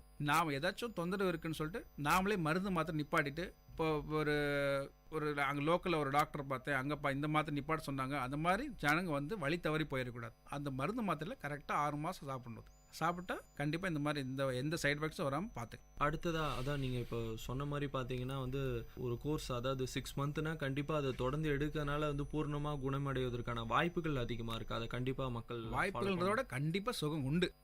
வாய்ப்புகளோட இது கண்டிப்பாக 100% கியூரபிள் அண்ட் ப்ரிவென்டபிள் டிசீஸ். தடுக்கும், நல்லா வராமல் தடுக்கவும் முடியும், வந்த நோயை முழுசாக குணப்படுத்த முடியும். இதில் எந்தவித ஐயப்பாடும் கிடையாது. ஓகே சார், அடுத்ததாக ஒரு கேள்வி பார்த்தீங்கன்னா வந்து அரசு மருத்துவமனையை வந்து எப்படி வந்து இந்த காசநோய் நோயாளிகள் வந்து எப்படி பயன்படுத்தி கொள்ளலாம், எந்த வகையில் பயன்படுத்தி கொள்ளலாம் அரசு மருத்துவமனையை? அதாவது நான் முன்னே சொன்ன மாதிரி அந்த ஒரு டிபிக்கான அறிகுறிகள், டிபி அறிகுறிகள் என்னென்ன இருக்குன்னு ஏற்கனவே சொன்ன மாதிரி இருமல், 2 வாரத்துக்கு தொடர் இருமல், சளி, ரத்தம் கலந்து வருதல், மூச்சிரைத்தல், மாலை நேர காய்ச்சல், ஒரு பசியின்மை, ஒரு உடல் இளைத்தல், இந்த மாதிரி சிம்டம்ஸ் தான் நேராக நீங்கள் அரசு மருத்துவம் நாடலாம். அங்கே அரசு மருத்துவமனைக்கு போனீங்கனாவே இந்த மாதிரி சிம்டம்ஸ் சொன்னீங்கனாவே உடனே நாங்கள் வந்து சளி பரிசோதனை செஞ்சு பார்ப்போம், தேவைப்பட்ட எக்ஸ்ரே எடுத்து பார்ப்போம். ஸோ இது 2 பரிசோதனை பண்ணாவே உங்களுக்கு டிவி இருக்கா இல்லையான்னு எங்களுக்கு தெரிய வரும். ஸோ டிவி இருக்குன்னா மேற்கொண்டு என்னென்ன பரிசோதனை செய்யுமோ செஞ்சு உங்களுக்கு இலவசமாக அத்தனை மாத்திரம் எங்களுக்கு என்னென்ன தரணுமோ தந்துடுவோம். பல விஷயம் நம்ம பேசிகிட்டு இருக்கோம் மருத்துவ நேரம் நிகழ்ச்சியில் வந்து, அதாவது காசநோய் எப்படி வராமல் தடுக்கிறது, எப்படி எந்த மாதிரியான உணவு வகைகள் எடுக்கணும், பல விஷயம் பேசிகிட்டு இருக்கோம். நிகழ்ச்சியில் ஒரு சிறிய இடைவெளிக்கு பிறகு பல விஷயங்களை நம்ம டிஸ்கஸ் பண்ணலாம் சார். வானொலி ஒலித்திடுதே, மனிதத்தை வளர்த்திடுதே, சமுதாயத்தை நலமாய் மாற்றிடுதே, செவிகளை வருடிடுதே, கவிதைகள் வார்த்திடுதே, பண்பலைகளின் பயன்களை பரவிடுதே.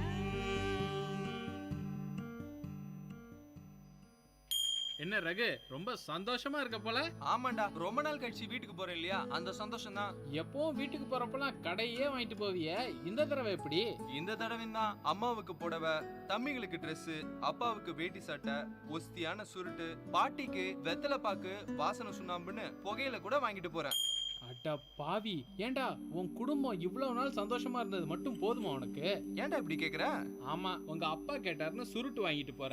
அது அவரு வீட்டுல தான் பிடிப்பாரு. அவரோட உடல் நல்லா பாதிக்கும். வீட்டுல நல்ல காத்தே இருக்காது. பசங்களுக்கு சுவாசிக்கிறதுக்கு நல்ல காத்து இல்லைன்னா அவங்க எப்படி ஆரோக்கியமா வளருவாங்க? அது மட்டும் இல்லாம பாட்டிய கூட நீ விட்டு வைக்க மாட்டேன்ற. அவங்களுக்கும் கூட புயலைய வாங்கிட்டு போற. அது உயிரை கெடுக்கிறது இல்லையா? உங்க பாட்டி பசங்களை எடுத்து கொஞ்சும் போது அவங்க வாயில இருந்து தொற்று நோய் உண்டாக்கக்கூடிய கிருமிகள் பசங்களுக்கு போய் தோல் புற்றுநோய் ஏற்படுத்துறதுக்கான வாய்ப்பும் கூட இருக்கு. இப்ப சொல்லு, நீ செய்யறது சரிதானா?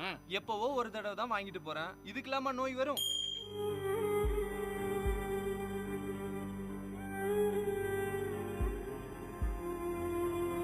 விளையாட்டு வினையாகும். நம் சந்ததியை காக்க வேண்டிய நாமே அதை அழிவுக்கு உட்படுத்தலாமா? புகையிலையை தடுப்போம், புத்துயிர் பெறுவோம்.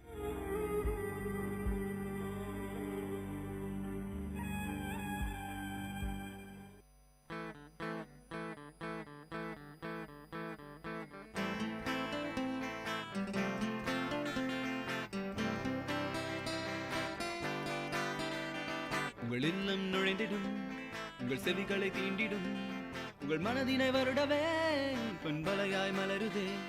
உங்கள் இல்லம் நுழைந்திடும், உங்கள் செவிகளை தீண்டிடும், உங்கள் மனதினை வருடவே பண்பலையாய் மலருதே. VIT 90.8 வேலூரில் நாங்க தாம்பே. VIT 90.8.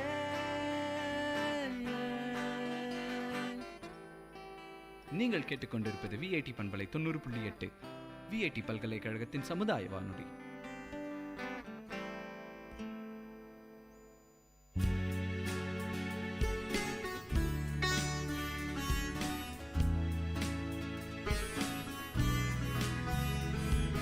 விஐடி பண்பலை 90.8 விஐடி பல்கலைக்கழகத்தின் சமுதாய வானொலியில் இது மருத்துவ நேரம். விஐடி பண்பலை 90.8 மற்றும் ப்ராஜெக்ட் அக்ஷயா இணைந்து வழங்கும் காசநோய் பற்றிய விழிப்புணர்வை ஏற்படுத்தும் சிறப்பு மருத்துவ நேரம் நிகழ்ச்சி. வணக்கம் நேயர்களே, இது விஐடி பண்பலை 90.8 விஐடி பல்கலைக்கழகத்தின் சமுதாய வானொலி. இந்த நிகழ்ச்சி மருத்துவ நேரம். மருத்துவ நேரம் நிகழ்ச்சியில இன்னைக்கு நம்ம கூட டாக்டர் ஏ பிரபாகர், நெஞ்சக நோய் பிரிவு, வேலூர் அரசு மருத்துவக் கல்லூரி மருத்துவமனை அடுக்கம்பாறை, அங்கிருந்து வந்திருக்காங்க. காசநோய் பற்றிய பல முக்கியமான விஷயங்கள், அதாவது தெரியாத விஷயங்களை நம்ம கூட ஷேர் பண்ணிட்டு இருக்காங்க. சார், அடுத்ததாக பார்த்தீங்கன்னா இன்னொரு விஷயம், இப்போ வந்து ஒருத்தருக்கு வந்து டிபி அட்டாக் ஆகிருக்குன்னா அவரை வந்து ஒதுக்கி வச்சிடுறாங்க. ரொம்ப ஒரு பெரிய நோய் மாதிரியும் பரவக்கூடிய வாய்ப்புகள் இருக்கு. உண்மை. எந்த வகையில் வந்து அவரை ட்ரீட் பண்ணால் நோயும் குணமாகவும் அவரை ஒதுக்கி வைக்கிறது தவறு இல்லையா? கண்டிப்பாக அதை வந்து மக்கள் இன்னும் அது அறியாமையினால தான் அது இன்னும் அந்த தவறு இன்னும் தொடர்ந்து செய்துட்டே இருக்கு. டிபி பற்றி சரியான புரிதல் இல்லாதனால தான். டிபின்றது ஒன்றும் இல்லை, இது வந்து நுரையீரலில் பாதிச்சா மட்டும்தான் மற்றவங்களுக்கு பரவும். ஸோ நுரையீரலில் பாதிச்சா அதுவும் அவங்க எப்பயும் மாஸ்க் போடுறது நல்லது. ஸோ வாய் கவர் பண்ணுற மாதிரி ஒரு மாஸ்க், இல்லை இருமும் போது வாயில் கர்ச்சீஃப் வச்சிரும்போது, இல்லை சளி துப்புறதுக்குன்னு தனியாக ஒரு குடுவை மாதிரியோ ஒரு டப்பாலையோ மண்ணை கொட்டி சளி துப்பி அது கொண்டு குழி தோண்டி புதைச்சிடணும். ஸோ கண்ட இடத்துல எச்சு துப்புறதோ இருக்கக்கூடாது. வாயில் கர்ச்சீஃபோ துணியோ மாஸ்கோ இல்லாமல் இரும்புறது தவறு. ஸோ இந்த பழக்கத்தை வந்து அவங்க கரெக்ட் பண்ணிக்கிட்டாங்க அப்படின்னும் போது அவங்க கூட சேர்ந்து சாப்பிட்றனாலையோ அவங்க கூட ஒன்றா உணவு இருந்தனா ஒன்றா ஒரே ரூமில் இருக்கிறனால ஒன்றும் பிரச்சனை இல்லை. ஆனால் டிவி வந்தவங்க கொஞ்சம் அவேர்னஸோடு இருந்துக்கிட்டாங்கன்னா இதை வந்து ஒரு ஒதுக்கி வைக்கணும்னு அவசியமே இல்லை. அவங்க வந்து நார்மலாக எப்பயும் போல் நம்ம மாதிரியே நம்ம கூட இருக்கலாம்.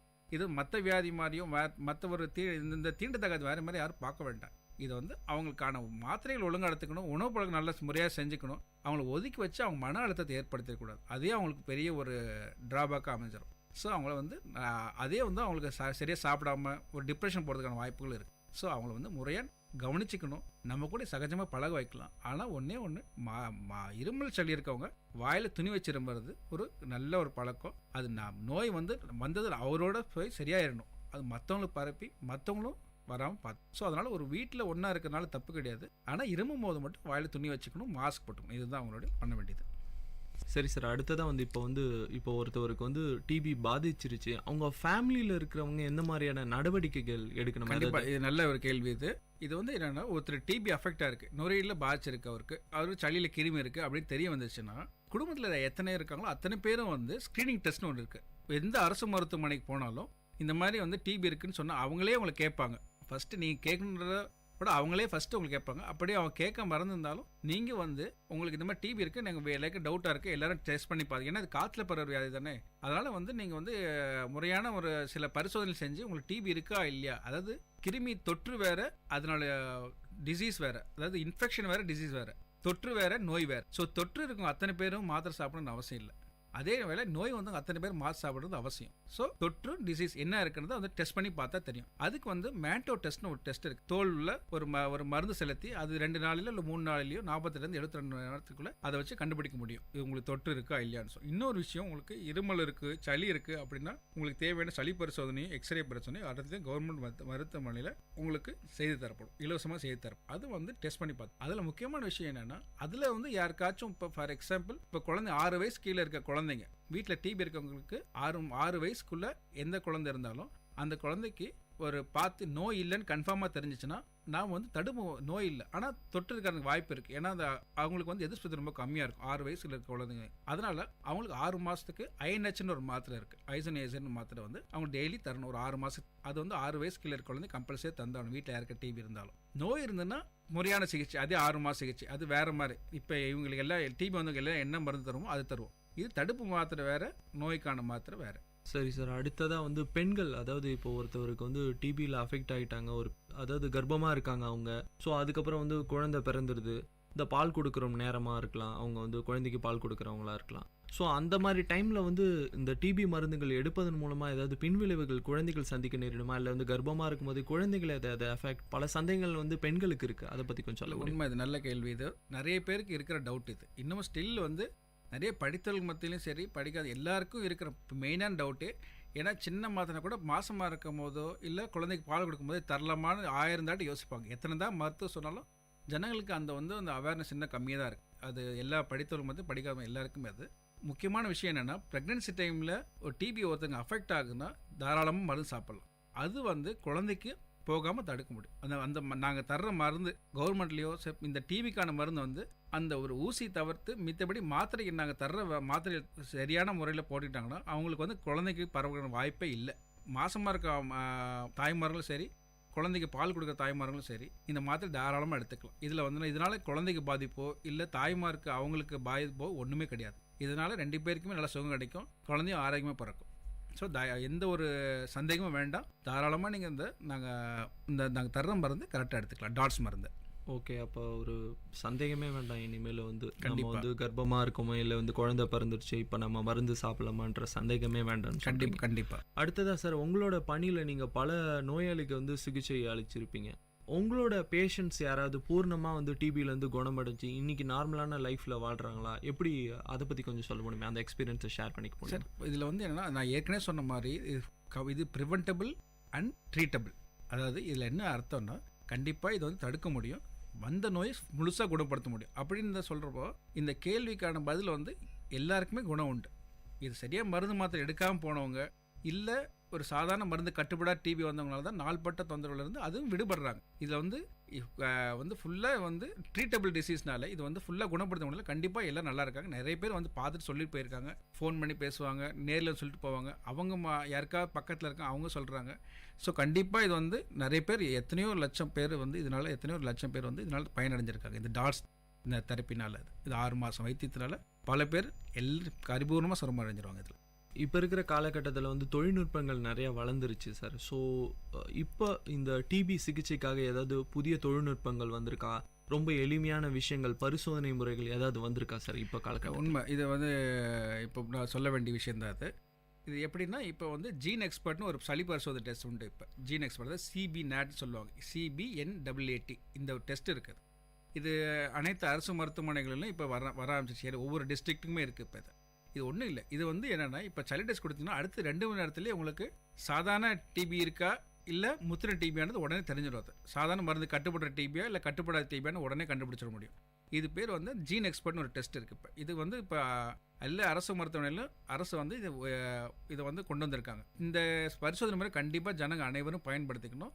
கண்டிப்பாக இதனால் வந்து அது ஏர்லியராகவே முன்னாடியே நம்ம ட்ரீட்மெண்ட் ஆரம்பிக்கிறதுக்கு முன்னாடியே இது வந்து சாதாரண டிபியா இல்லை மருந்து கட்டுப்படக்கூடிய டிபியா இல்லை கட்டுப்படாத டிபியா கண்டுபிடிச்சிட்டா அதுக்கு சிகிச்சை முறையில் மாறுபடும். கண்டிப்பாக இது ரொம்ப ஒரு இது என்ன சொல்ல ரெவலேஷன் சொல்லுவேன் நான். மருத்துவத்துறையில் இங்கே டிபி சம்மந்தப்பட்ட இந்த மருத்துவத்துறையில் கண்டிப்பாக இது ஜனங்களுக்கு பெரிய ஒரு உதவியாக இருக்கும் இந்த டெஸ்ட்டு. அடுத்தது என்ன விஷயம் என்னென்னா, இப்போ வந்து கவர்மெண்ட்லேயே வந்து ஆல்ரெடி வந்து ஹெச்ஐவி, அதாவது எய்ட்ஸ் வித் டிபி ரெண்டுமே சேர்ந்து இருக்கவங்களுக்கு இப்போ மற்றவங்களுக்குலாம் வந்து வாரத்தில் 3 அட்டை சாப்பிட்டா போதுன்னு இருக்கு. பட் இந்த ஹெச்ஐவி டிபி பாதிச்சவங்களுக்கு மட்டும் பட் தினந்தோறும் மருந்து சாப்பிட்ற மாதிரி ஒரு ஸ்கீம் இருக்குது. ஃபிக்ஸட் டோஸ் காம்பினேஷன் FDCன்னு சொல்லிட்டு ஒரு ATT.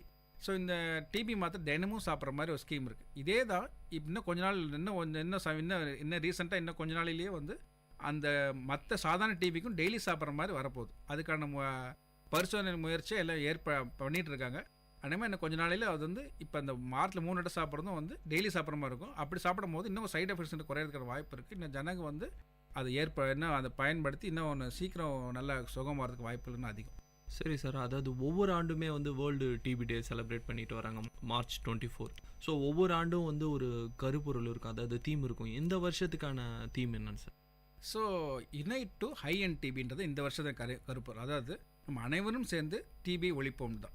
ஸோ இது கண்டிப்பாக இது நம்ம ஒவ்வொருத்தருக்கு ஒரு மருத்துவர்னாலேயோ ஒரு செவிலியர்னாலேயோ இது வந்து இந்த டிவி முழுசுமாக இல்லாமல் பண்ண முடியாது. ஒவ்வொரு குடிமக்களும் வந்து இதை வந்து இதனுடைய டிவியினுடைய தன்மையை பொறுத்து அதனுடைய சீரியஸ்னஸ் தெரிஞ்சு அதை வந்து அதுக்கான சிகிச்சை முறைகளை உங்களுக்கு வந்தாலோ இல்லை உங்களுக்கு சுற்றி இருக்கிற வந்தாலோ அதனுடைய சீரியஸ்னஸ் தெரிஞ்சு இது இப்படி சாப்பிட்டா சரியாயிரும், இது ப்ரிவென்டபிள் அண்ட் க்யூரபிள் டிசீஸ்ன்ற திருப்பி அதை அழுத்தமாக சொல்கிறேன். அந்த ட்ரீட்டபிள் அண்ட் ப்ரிவென்டபிள் டிசீஸ்னு தெரிஞ்சதுனால இது கண்டிப்பாக சுகப்படுத்த முடியும் போது எதுக்கு தாமதிக்கிறீங்க? உங்களுக்கு இருமல் இருக்குது, சளி இருக்குது, நான் ஏற்கனவே சொன்ன மாதிரி சில அந்த தொந்தரவுகள் இருக்குது. அந்த இருமல், சளி, ஜுரம், பசி இல்லை, வெயிட் குறையுது, இந்த மாதிரி தொந்தரவுகள் இருக்குன்னா உடனே அரசு மருத்துவமனைகளை தொடர்பு கொண்டீங்கன்னா கண்டிப்பாக உங்களுக்கான சிகிச்சை முழுசும் இலவசமாக தரப்படுது. இதில் வந்து உங்களுக்கான எந்த செலவுமே கிடையாது.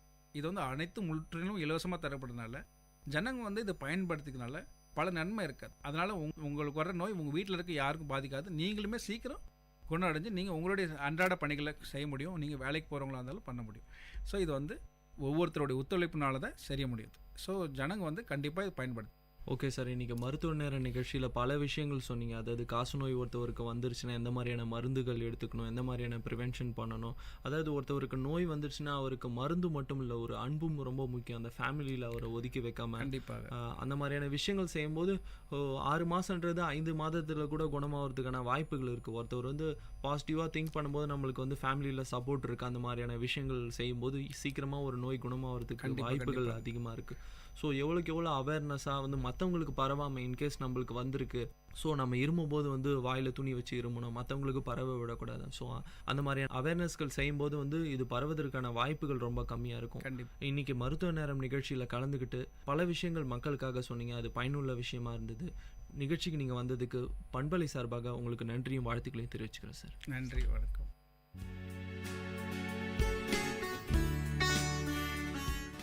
VIT பண்பலை 90.8 மற்றும் ப்ராஜெக்ட் அக்ஷயா இணைந்து வழங்கிய காசநோய் பற்றிய விழிப்புணர்வை ஏற்படுத்திய சிறப்பு மருத்துவ நேரம் நிகழ்ச்சி. நேயர்கள் இதுவரை கேட்டது பல்வேறு மருத்துவ துறைகளிலிருந்து தேர்ச்சி பெற்ற மருத்துவர்களுடன் கலந்துரையாடல்.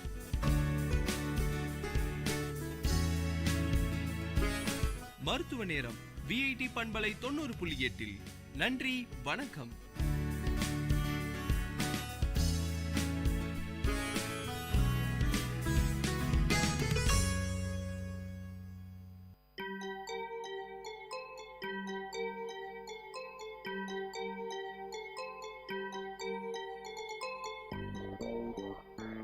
வணக்கம், நமஸ்தே, நமஸ்கார், சலாம் அண்ட் வந்தனம்.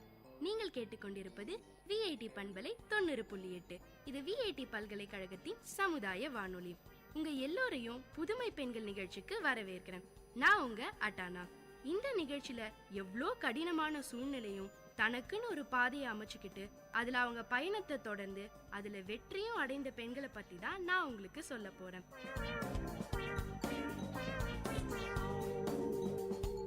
வாழ்க்கையில ரிஸ்க் எடுக்க தயங்குறவங்க வாழ்க்கை கொடுக்க போற பெரிய பரிசை மிஸ் பண்றாங்கன்னு உற்சாகத்தோடையும் மகிழ்ச்சியோடையும் ஆர்வத்தோடையும் பேச ஆரம்பிச்சாங்க நம்ம மலைகள் நாயகி அருணிமா சின்ஹா. என்னடா இவன் ஏன் அருணிமா சின்ஹாவை மலைகள் நாயகின்னு கூப்பிட்டான்னு தெரியலையேன்னு ரொம்ப குழம்பாதீங்க. அது நானா அருணிமாக்கு வச்ச செல்ல பேரு.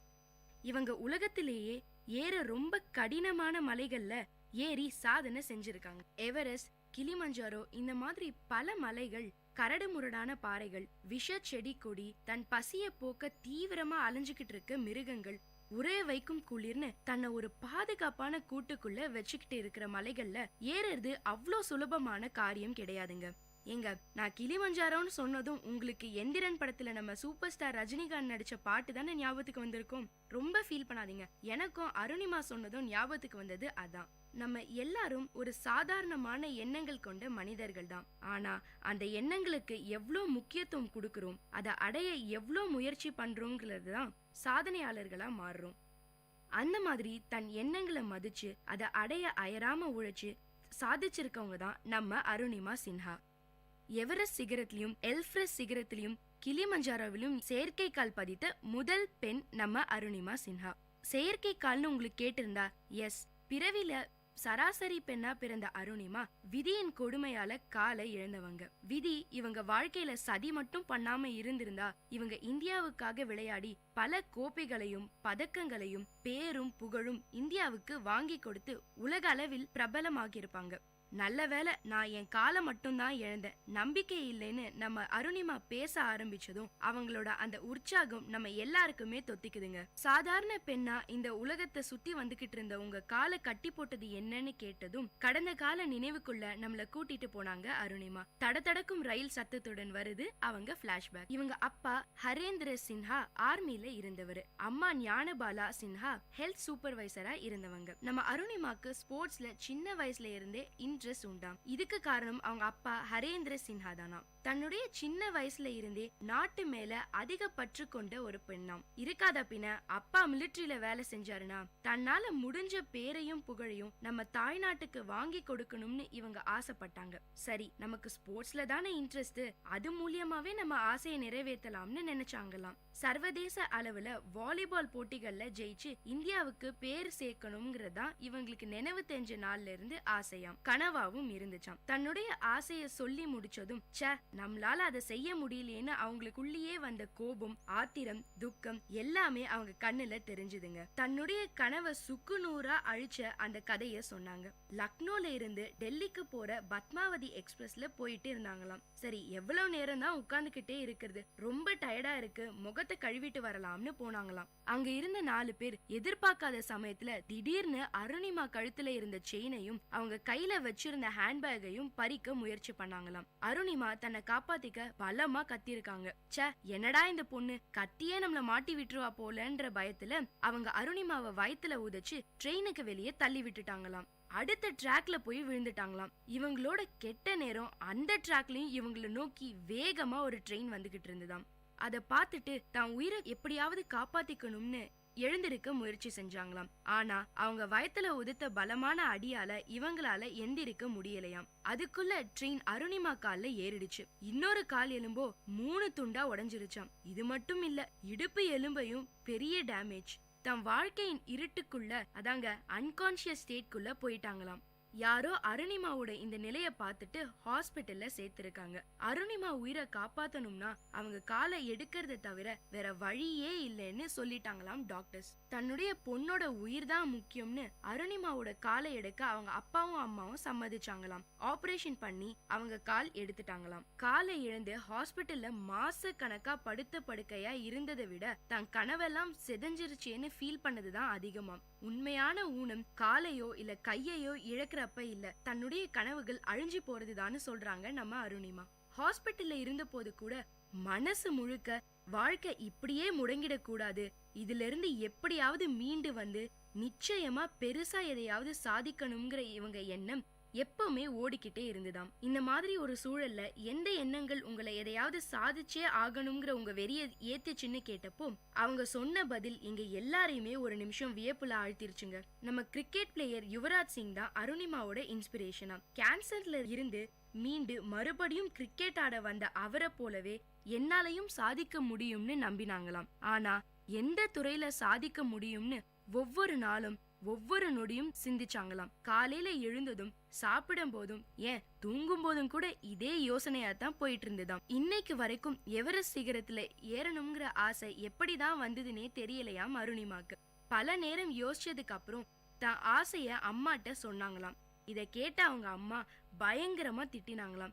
இப்போதான் உசுருக்கு போராடி திரும்பி வந்திருக்க, அதுக்குள்ள ஏன் இப்படிலாம் யோசிக்கிறேன்னு திட்டி தீத்துட்டாங்களாம். ஆனா அவங்க அம்மா திட்டின ஒரு வார்த்தையும் அருணிமாவோட கனவை அசைக்க முடியலையாம்.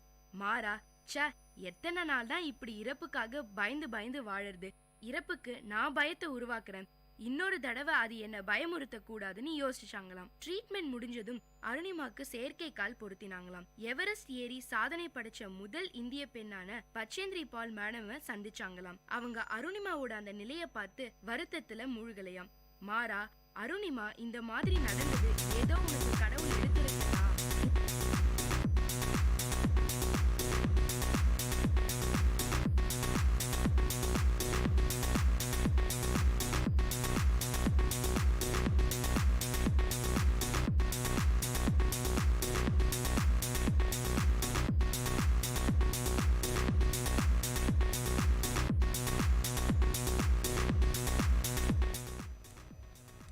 ஹலோ வணக்கம் மக்களே, நீங்கள் கேட்டுக்கொண்டு வர விஐடி பண்பலை 90.8 இது விஐடியின் சமுதாய வானொலி. நான் உங்கள் ஆர்ஜி டேனியல் பேசுகிறேன்.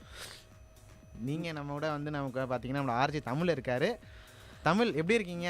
நல்லா இருக்கேன் டேனியல். நீங்கள் வேறு உங்களுக்கு கோல்டு வேறு பிடிச்சிருச்சு, உங்களை வேறு தரத்தரமாக இழுத்துட்டு வந்து ஷோக்கு வேறு கூப்பிட்டு வந்துட்டேன், மன்னிச்சிருங்க. ஆனாலும் உங்கள் தைரியத்தை நான் பாராட்டுறேன். இல்லைதான் கோல்டாக இருந்தாலும் வந்து ஷோக்கு வரேன்னு ஒரு ஆர்வத்தோடு வந்திருக்கீங்க. தமிழ் சொல்லுங்கள். டேனியல் எனக்கு ஒரு டவுட்டு. சொல்லுங்கள் தமிழ், என்ன டவுட் உங்களுக்கு?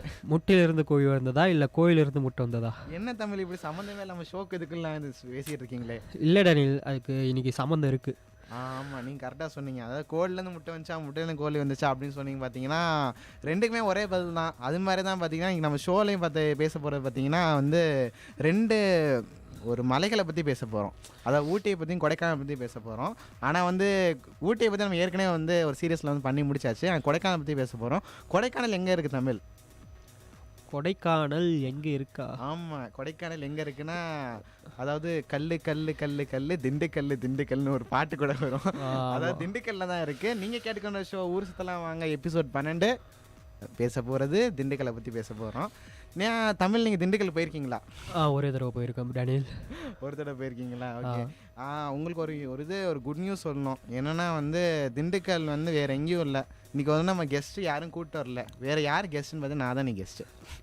ஏன் டேனியல், நம்ம சொந்த ஊர் திண்டுக்கல்? ஆமாம், எங்கள் சொந்த ஊர் பார்த்தீங்கன்னா திண்டுக்கல் தான். ஆக்சுவலாக வந்து நாங்கள் ஆனால் ஏற்கனவே ஒரு இது பண்ணோம், காரைக்குடின்னு சொல்லி ஒன்று பண்ணோம். ஆமாம், காரைக்குடி பார்த்தீங்கன்னா பிழைக்க போன ஊர். திண்டுக்கல் பார்த்தீங்கன்னா பூர்வீகமான ஊர். அதனால் சொந்த ஊரை எப்படி மறக்க முடியுமா? மறக்க முடியாதுல்ல.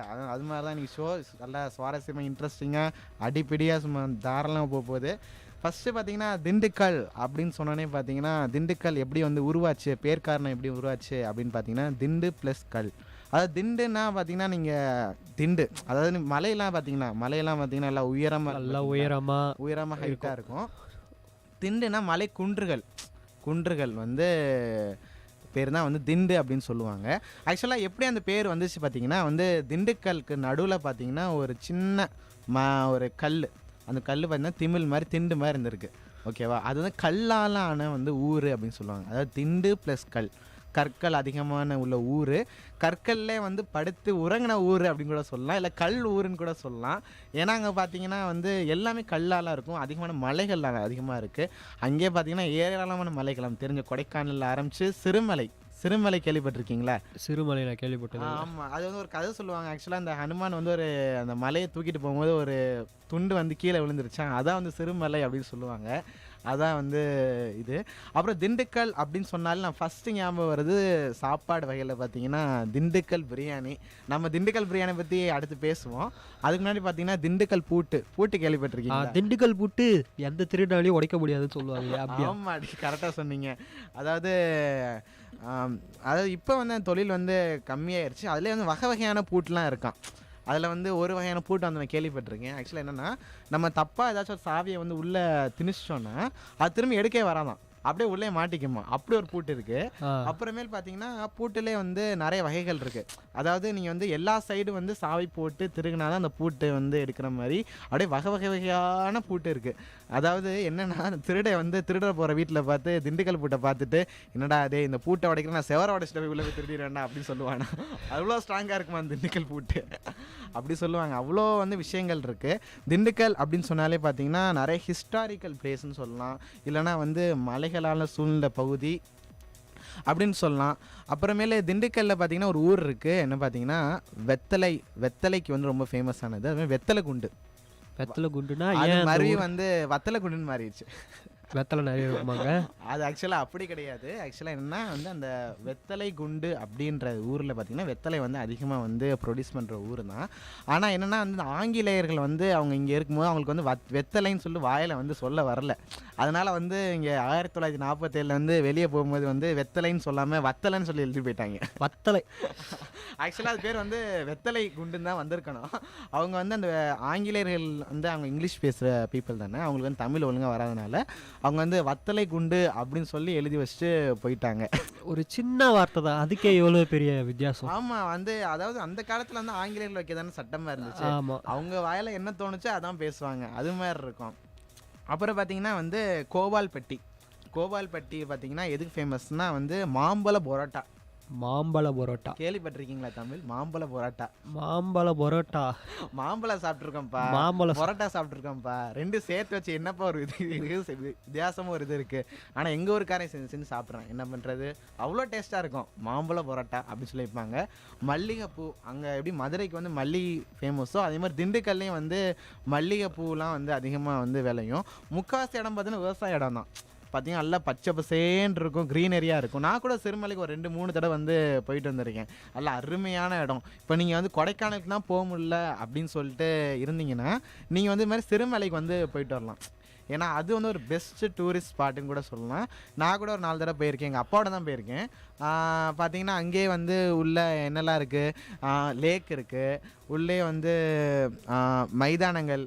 நீங்கள் ஆக்சுவலாக வந்து கொடைக்கானல் என்னெல்லாம் பார்க்குறீங்களோ அதோட மினி கொடைக்கானல் ட்ரெய்லர்னு சொல்லலாம்ல. ட்ரெய்லர் நீங்கள் வந்து ட்ரெய்லர் பார்க்கணுன்னா வந்து நீங்கள் சிறுமலைக்கு போயிட்டு வந்துடலாம். ஏன்னா இப்போ வந்து நீங்கள் திண்டுக்கல்லேருந்து அங்கே கொடைக்கானல் போகிறதுக்கு ஒரு 40 கிலோமீட்டர் ஆகும். 40 கிலோமீட்டர் நீங்கள் 40 கிலோமீட்டர்லாம் நான் போக முடியாதுப்பா, பக்கத்தில் ஏதாச்சும் ஊர் இருக்கா அப்படி ஏதாச்சும் இதாக இருக்குன்னு பார்த்தீங்கன்னா சிறுமலை சொல்லலாம். அது மாதிரி நம்ம ஏற்கனவே நீங்கள் ஷோவில் ஏற்கனவே கேட்ட மாதிரி கோழிலேருந்து முட்டை வந்துச்சா, முட்டையிலேருந்து கோழி வந்துச்சா சொன்ன மாதிரி வந்து ஊட்டிக்கும் கொடைக்கானலுக்கும் வித்தியாசம்னு சொன்னேன் பார்த்தீங்களா.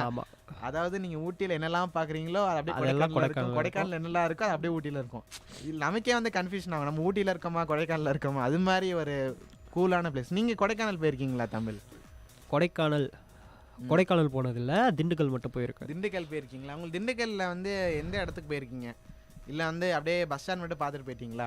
ஏன்னா நான் ஒரு சுவாரஸ்யமான ஒரு விஷயம் இருக்குது தமிழ், அதாவது அந்த பஸ் ஸ்டாண்டில் கூட ஒரு சுவாரஸ்யமான விஷயம் இருக்குது. அது நான் சின்ன பிள்ளையில போனது, அதனால் எனக்கு இடம் பேரெல்லாம் சரியாக ஞாபகம் இல்லை. சரி நான் சொல்கிறத கேட்டு நீங்கள் அப்படியே திண்டுக்கலுக்கே இமேஜினேஷன் பண்ணி போக போகிறீங்க பாருங்க. சரி சொல்லுங்கள். அதாவது என்னென்னா அந்த பஸ் ஸ்டாண்ட் இருக்குது பார்த்தீங்களா, அதாவது தமிழ்நாட்டிலே பார்த்தீங்கன்னா அதிக வாயில்கள் கொண்ட பஸ் ஸ்டாண்ட் எது பார்த்தீங்கன்னா திண்டுக்கல்ல இருக்க பஸ் ஸ்டாண்ட் தானே. அத்தனை நுழைவாயில் இருக்குமா அந்த பஸ் ஸ்டாண்டில். அதாவது திண்டுக்கல் பஸ் ஸ்டாண்டில் பெரிய பஸ் ஸ்டாண்டில், அதாவது நியூ பஸ் ஸ்டாண்ட் சொல்லுவாங்க. அது இப்போ நியூ பஸ் ஸ்டாண்டில் அது கட்டி பல வருஷத்துக்கு மேலே ஆச்சு, பிரிட்டிஷர்களால் கட்டினது. ஆனால் பார்த்தீங்கன்னா இப்போ வந்து ரீமாடுலேஷன் பண்ணி கட்டியிருக்காங்க. அதுக்கு வந்து பார்த்தீங்கன்னா தமிழ்நாட்டிலே வந்து கோயம்பேடு பஸ் ஸ்டாண்ட் பெரிய பஸ் ஸ்டாண்ட் கிடையாது, மாட்டுத்தாவணி பஸ் ஸ்டாண்ட் பெரிய பஸ் ஸ்டாண்ட் கிடையாது. நம்ம தமிழ்நாட்டில் அறியப்படாத தெரியப்படாத ஒரு பஸ் ஸ்டாண்ட் இருக்குது. அது என்ன பஸ் ஸ்டாண்ட்னா திண்டுக்கல் ஒரு பஸ் ஸ்டாண்ட் இருக்குது. அதுக்கு தான் வந்து அதிகமான வாயில்கள் இருக்குதுன்னு சொல்லிட்டு இருக்குது. அது நமக்கு தெரியுமா? தெரியாது. ஆமாம். அப்புறம் திண்டுக்கல்லில் பார்த்தீங்கன்னா எல்லாம் வந்து மலைப்பகுதிகளாக தானே இருக்குது. அதனால் வந்து திராட்சை செடிகள் அங்கே வந்து அதிகமாக வந்து விளைவு பண்ணுவாங்க. திராட்சை செடிகள் வந்து அதிகமாக வந்து எங்கே பார்த்தீங்கன்னா திண்டுக்கல் அதிகமாக இருக்கும். எங்கள் ஊர் எங்கள் அத்தை வீட்டிலேருந்து எல்லா கொலை கூத்துற வீடு எல்லாமே அங்கே தான் இருக்குது. எங்கள் ஆயா வீடு, அத்தை வீடு, பெரியப்பா வீடு, எல்லா வீடும் அங்கே தான் இருக்குது. திண்டுக்கல்லில் எங்கடா அவங்க வீடு இருக்குது அப்படின்னு நீங்கள் கேட்டிங்கன்னா திண்டுக்கல்லில் பார்த்தீங்கன்னா வந்து கொசவப்பட்டி, அதான் எங்கள் ஊர். கொசவப்பட்டி அப்படின்னா வித்தியாசமாக இருக்குது அப்படின்னு யோசிக்காங்க. கொசவு அப்படின்னா வந்து மண்பானை செய்பவர்கள். மண்பானை செய்பவர்கள் வந்து அங்கே அதிகமாக இருந்தனால எங்கள் ஊருக்கு வந்து கொசவப்பட்டி அப்படின்னு சொல்லி பேர் வச்சுருக்காங்க. இந்த கொசவப்பட்டி வந்து நிறைய பேர் தெரியாது. அது எங்கே இருக்குன்னா சானார்பட்டி கீழே பக்கத்தில் தான் இருக்குது. நம்ம வந்து போனீங்கன்னா வந்து எங்கள் ஊருக்கு வந்தீங்கன்னா சொல்லுங்கள், உங்களுக்கு வந்து சுற்றி காமிக்கிறேன். எங்கள் தோட்டம்லாம் இருக்காங்க. எங்கள் தோட்டம்லாம் வந்து கொசவப்பட்டியில் இல்லை, அது வந்து பக்கத்தில் ஒரு ஊர், அது ஒரு 4 கிலோமீட்டர் தள்ளி போனோம். அது வந்து விராலிப்பட்டி. அங்கே விராலிப்பட்டியில் வந்து எங்கள் தோட்டங்கள்லாம் இருக்குது. அங்கெல்லாம் போனீங்கன்னா ஐயோ ஏன் கேட்குறீங்க, சின்ன வயசுலலாம் வந்து எங்கள் வீட்டில் வந்து சம்மர் ஹாலிடே விட்டாங்கன்னா ஃபஸ்ட்டு விட்டு அன்றைக்கி சாயந்தரமே கிளம்பி பஸ்ஸில் ஏறி போயிடுவேன் எங்கள் ஊருக்கு. போயிட்டேன்னா அந்த லீவ் என்னைக்கு முடியுதோ அன்றைக்கி ராத்திரி தான் கிளம்பி வருவேன். அவ்வளோ சந்தோஷமாக இருக்கும். ஃபுல்லாக வயக்காடு தான், அங்கே என்னெல்லாம் இருக்கோ வயக்காடு எல்லாம் பார்ப்பீங்களோ எல்லாமே இருக்கும். நீங்கள் உங்கள் சொந்த ஊர் வந்து வேலூர் தான் வேலூர் சொன்னீங்க. தான். நீங்கள் இது மாதிரி வயக்காட்டுக்கெல்லாம் நீங்கள் போய் உங்களுக்கு அனுபவங்கள்லாம் இருக்கா தமிழ்? எனக்கு ஒரே ஒரு 5 நிமிஷம் தான் அவன் நடந்து போனான். அதெல்லாம் இப்போ ரொம்ப பக்கத்தில் எனக்கு வயல்லாம். வயல்லாம் ரொம்ப ஆமாம், பக்கம். ரொம்ப பக்கம். 5 நிமிஷம் தான் எனக்கு நடந்து போக. நீங்கள் சொல்லும் போது தான் ஞாபகம் வருது. ஆக்சுவலாக பார்த்தீங்கன்னா எங்கள் கொசவப்பட்டியிலேருந்து அந்த விராலிப்பட்டின்னு சொல்கிறேன் பார்த்தீங்களா, அங்கே வந்து எங்கள் ஊருக்கு அவ்வளோ பஸ்ஸு கிடையாது. ஆனால் இப்போ பஸ் இருக்குது. நான் சின்ன வயசில் நான் ஒரு 2nd ஸ்டாண்டர்டு 3rd ஸ்டாண்டர்ட் படிக்கும் போது அவ்வளோ பஸ் கிடையாது. ரொம்ப ரோட்டில் ரொம்ப சின்னமாக இருக்கும். அந்த நத்தம் வழியாக தான் ஒரு அங்கெல்லாம் ஒரு பெரிய ரோடு இருக்கும். அதாவது நத்தம், அப்புறம் சானார்பட்டி, கொசவப்பட்டி, விராலிப்பட்டி, அப்புறம் தான் திண்டுக்கல், அப்புறம் தான் வரும் இல்லை கிராமங்கள். ஓகேவா? அங்கே நாங்கள் நடந்து போவோம். இங்கே எங்கே கொசவப்பட்டிலேருந்து அங்கே விராலிப்பட்டிக்கு 4 கிலோமீட்டர் நடந்து போவோம். ஆனால் நம்ம விஐடியை பாருங்கள் எவ்வளோ பெருசாக இருக்குது. அப்படியே நடங்கி பல நாள் இப்போ விஐடியில் நடக்கிறதே வந்து அப்படியே ரொம்ப சுலபமாயிருச்சு. நான் அங்கே இருந்த ப்ராக்டிஸ் தான் அப்படியே இங்கே வந்துருச்சு போல இருக்கு. இருக்கலாம். ஆமாம். நீங்கள் ஃபஸ்ட்டு விஐடிக்குள்ள வந்தோடனே இவ்வளோ தூரமாக இருக்கேன்னு சொல்லி ஆச்சரியப்பட்டீங்களா? சீரியஸாக ரொம்ப ஆச்சரியப்பட்டேன். நானே விஐடியில் சேர்ந்துட்டு வெயிட் லாஸ் பண்ணிட்டாரு. ஆமாம், நடந்து ஆரம்பத்தில் 2 மாதத்துலேயே வெயிட் லாஸ் பண்ணிட்டேன். 2 மாதத்துலேயே? ஆமாம், ஆரம்பத்தில். ஆமாம். எங்கள் அம்மாசத்தா கூட பார்த்து கேட்டாங்க, டே நான் உன்னை அனுப்பும்போது கொழுன்னு போனியடா, ஒரு 75 கிலோ இருப்பியடா, இப்போ 60 கிலோக்கு வந்துட்டேன் அப்படின்னு கேட்டாங்க. ஏன்னா அவ்வளோ தூரம் நம்ம நடந்துட்டோம். ஆமாம், அவ்வளோ பெரிய இது பாரு. எங்கேயோ வந்தாச்சு. ஆமாம், நாங்கள் திரும்பி வந்து யூ-டர்ன் பண்ணி நேராக திண்டுக்கல் போகலாம். திண்டுக்கல்கே போகலாம். திண்டுக்கல்லில் பார்த்தீங்கன்னா வந்து ஒரு மலை இருக்குது. பார்த்தீங்கன்னா வந்து மலைக்கோட்டைன்னு சொல்லுவாங்க.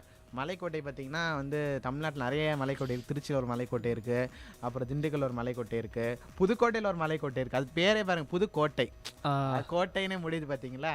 ஆக்சுவலாக வந்து புதுக்கோட்டை வந்து ஒரு பெரிய ஹிஸ்ட்ரி. அதெல்லாம் பேசணும்னா பார்த்தீங்கன்னா அது ஆக்சுவலாக ஒரு ராஜா வந்து அரசாண்ட ஊர். அது ஆக்சுவலாக 1946 வரையும் வந்து நம்ம பிரிட்டிஷரில் வந்து ஆட்சி செஞ்சாங்க. 47 வந்து சுதந்திரம் கிடச்சிச்சு. ஆனால் வந்து 1950 வரையும் நமக்கு நாட்டுக்கு வந்து குடியரசு தினம்னு சொல்லி கொண்டாடுறோம் பார்த்தீங்களா, அது வரையும் பார்த்திங்கன்னா அங்கே வந்து மன்னராட்சி தான் இருந்துச்சு. இந்தியா ஃபுல்லாக வந்து சுதந்திரம் ஆயிடுச்சு. ஆனால் வந்து அது புதுக்கோட்டைன்ற அந்த ஊரில் மட்டும் பார்த்திங்கன்னா மன்னராட்சி தான் இருந்துச்சு. அப்போ நம்ம ஜவஹர்லால் நேரு என்ன சொன்னார்னா வந்து எங்களுக்கு வந்து இந்த புதுக்கோட்டையை வந்து கொடுத்துருங்க அப்படின்னு சொல்லி பல கட்ட பேச்சுவார்த்தைகளுக்கு அப்புறம் நான் அவங்க 2 கண்டிஷன் வச்சாங்க. எப்படின்னா வந்து நாங்கள் தான் வந்து மன்னர்கள்லாம் இருப்போம், ஆனால் வந்து நாங்கள் வைக்கிற சட்டம். ஆனால் நீங்கள் வந்து ஒன்று பண்ணிக்கோ, நீங்கள் கவர்மெண்ட்டில் தான் ஒரு கலெக்டர் ஆஃபீஸை இங்கே கொண்டு வந்துக்கோங்க, உங்கள் பேச்சையும் கேட்போம். ஆனால் வந்து எந்த ஒரு ஆர்டர் நீங்கள் பாஸ் பண்ணுறதா இருந்தாலும் நீங்கள் வந்து எங்கள் குடும்பத்தை அந்த ராஜ வம்சம்னு சொல்லுவாங்க பார்த்தீங்களா, அவங்கள்ட்ட கேட்டு தான் பண்ணணும் அப்படின்னு சொல்லுவாங்க. அது மாதிரிலாம் இருந்துச்சு. அதுக்கப்புறம் வந்து பிரிட்டிஷ்கள் போனதுக்கப்புறம் அந்த 1950க்கு அப்புறம் தான் வந்து புதுக்கோட்டை அப்படின்னு சொல்லிட்டு ஒரு இது உருவாச்சு. நான் கூட வந்து அந்த புதுக்கோட்டை மலைக்கோட்டைக்கு, திருச்சி மலைக்கோட்டைக்கு, அப்புறம் திண்டுக்கல் மலைக்கோட்டை, திண்டுக்கல்லில் விட்டு அங்கே போயாச்சு. திண்டுக்கல் மலைக்கோட்டை ஒரு 4 தடவை வந்து போயிருக்கோம். அங்கே போன அனுபவங்கள்லாம் சொல்கிறேன். ஆக்சுவலாக வந்து இது பல்லவர்களால் வந்து கட்டப்பட்டது வந்து திண்டுக்கல் வந்து மலைக்கோட்டை. அங்கே பார்த்தீங்கன்னா வந்து உயரமான மலை. நீங்கள் இந்த பழனி மலைக்கெல்லாம் போயிருக்கீங்களா தமிழ்? பழனி மலைக்கெல்லாம்? பழனி மலை. பழனி மலை. பழனி திண்டுக்கல்ல தான்ப்பா பழனி மலை இருக்குது. வேற எங்கப்பா இருக்குது? திண்டுக்கல்ல தான் இருக்குது. ஆனால் நான் போனதில்லை. பழனி போனது இல்லையா? ஓகே, சூப்பர் சொன்னீங்க. ஆனால் பழனியில் பஞ்சாமிரதம் தானே ஃபேமஸ்ஸு? பழனியில் பஞ்சாமிரதம் தான் ஃபேமஸ்ஸு. இருந்தாலும் திருப்பதியில் தான்ப்பா பஞ்சாமிரதம் ஃபேமஸ் இல்லையா? திருப்பதியில் லட்டு ஃபேமஸ். வந்து ரொம்ப புவர்ப்பா இது மாதிரி கோயில் குளம்லாம் போகிறக்கு. நீங்கள் தான் சொல்லணும். எங்கே கோயிலில் யார் இருக்கான்னு தெரியாது, கோயிலில் என்ன ஃபேமஸ்ன்னு நமக்கு தெரியும். பாருங்க, கோயிலெலாம் போனதில்லை, ஆனால் கோயில் என்ன ஃபேமஸ்ன்னு மட்டும் தெரியும். ஆமாம்.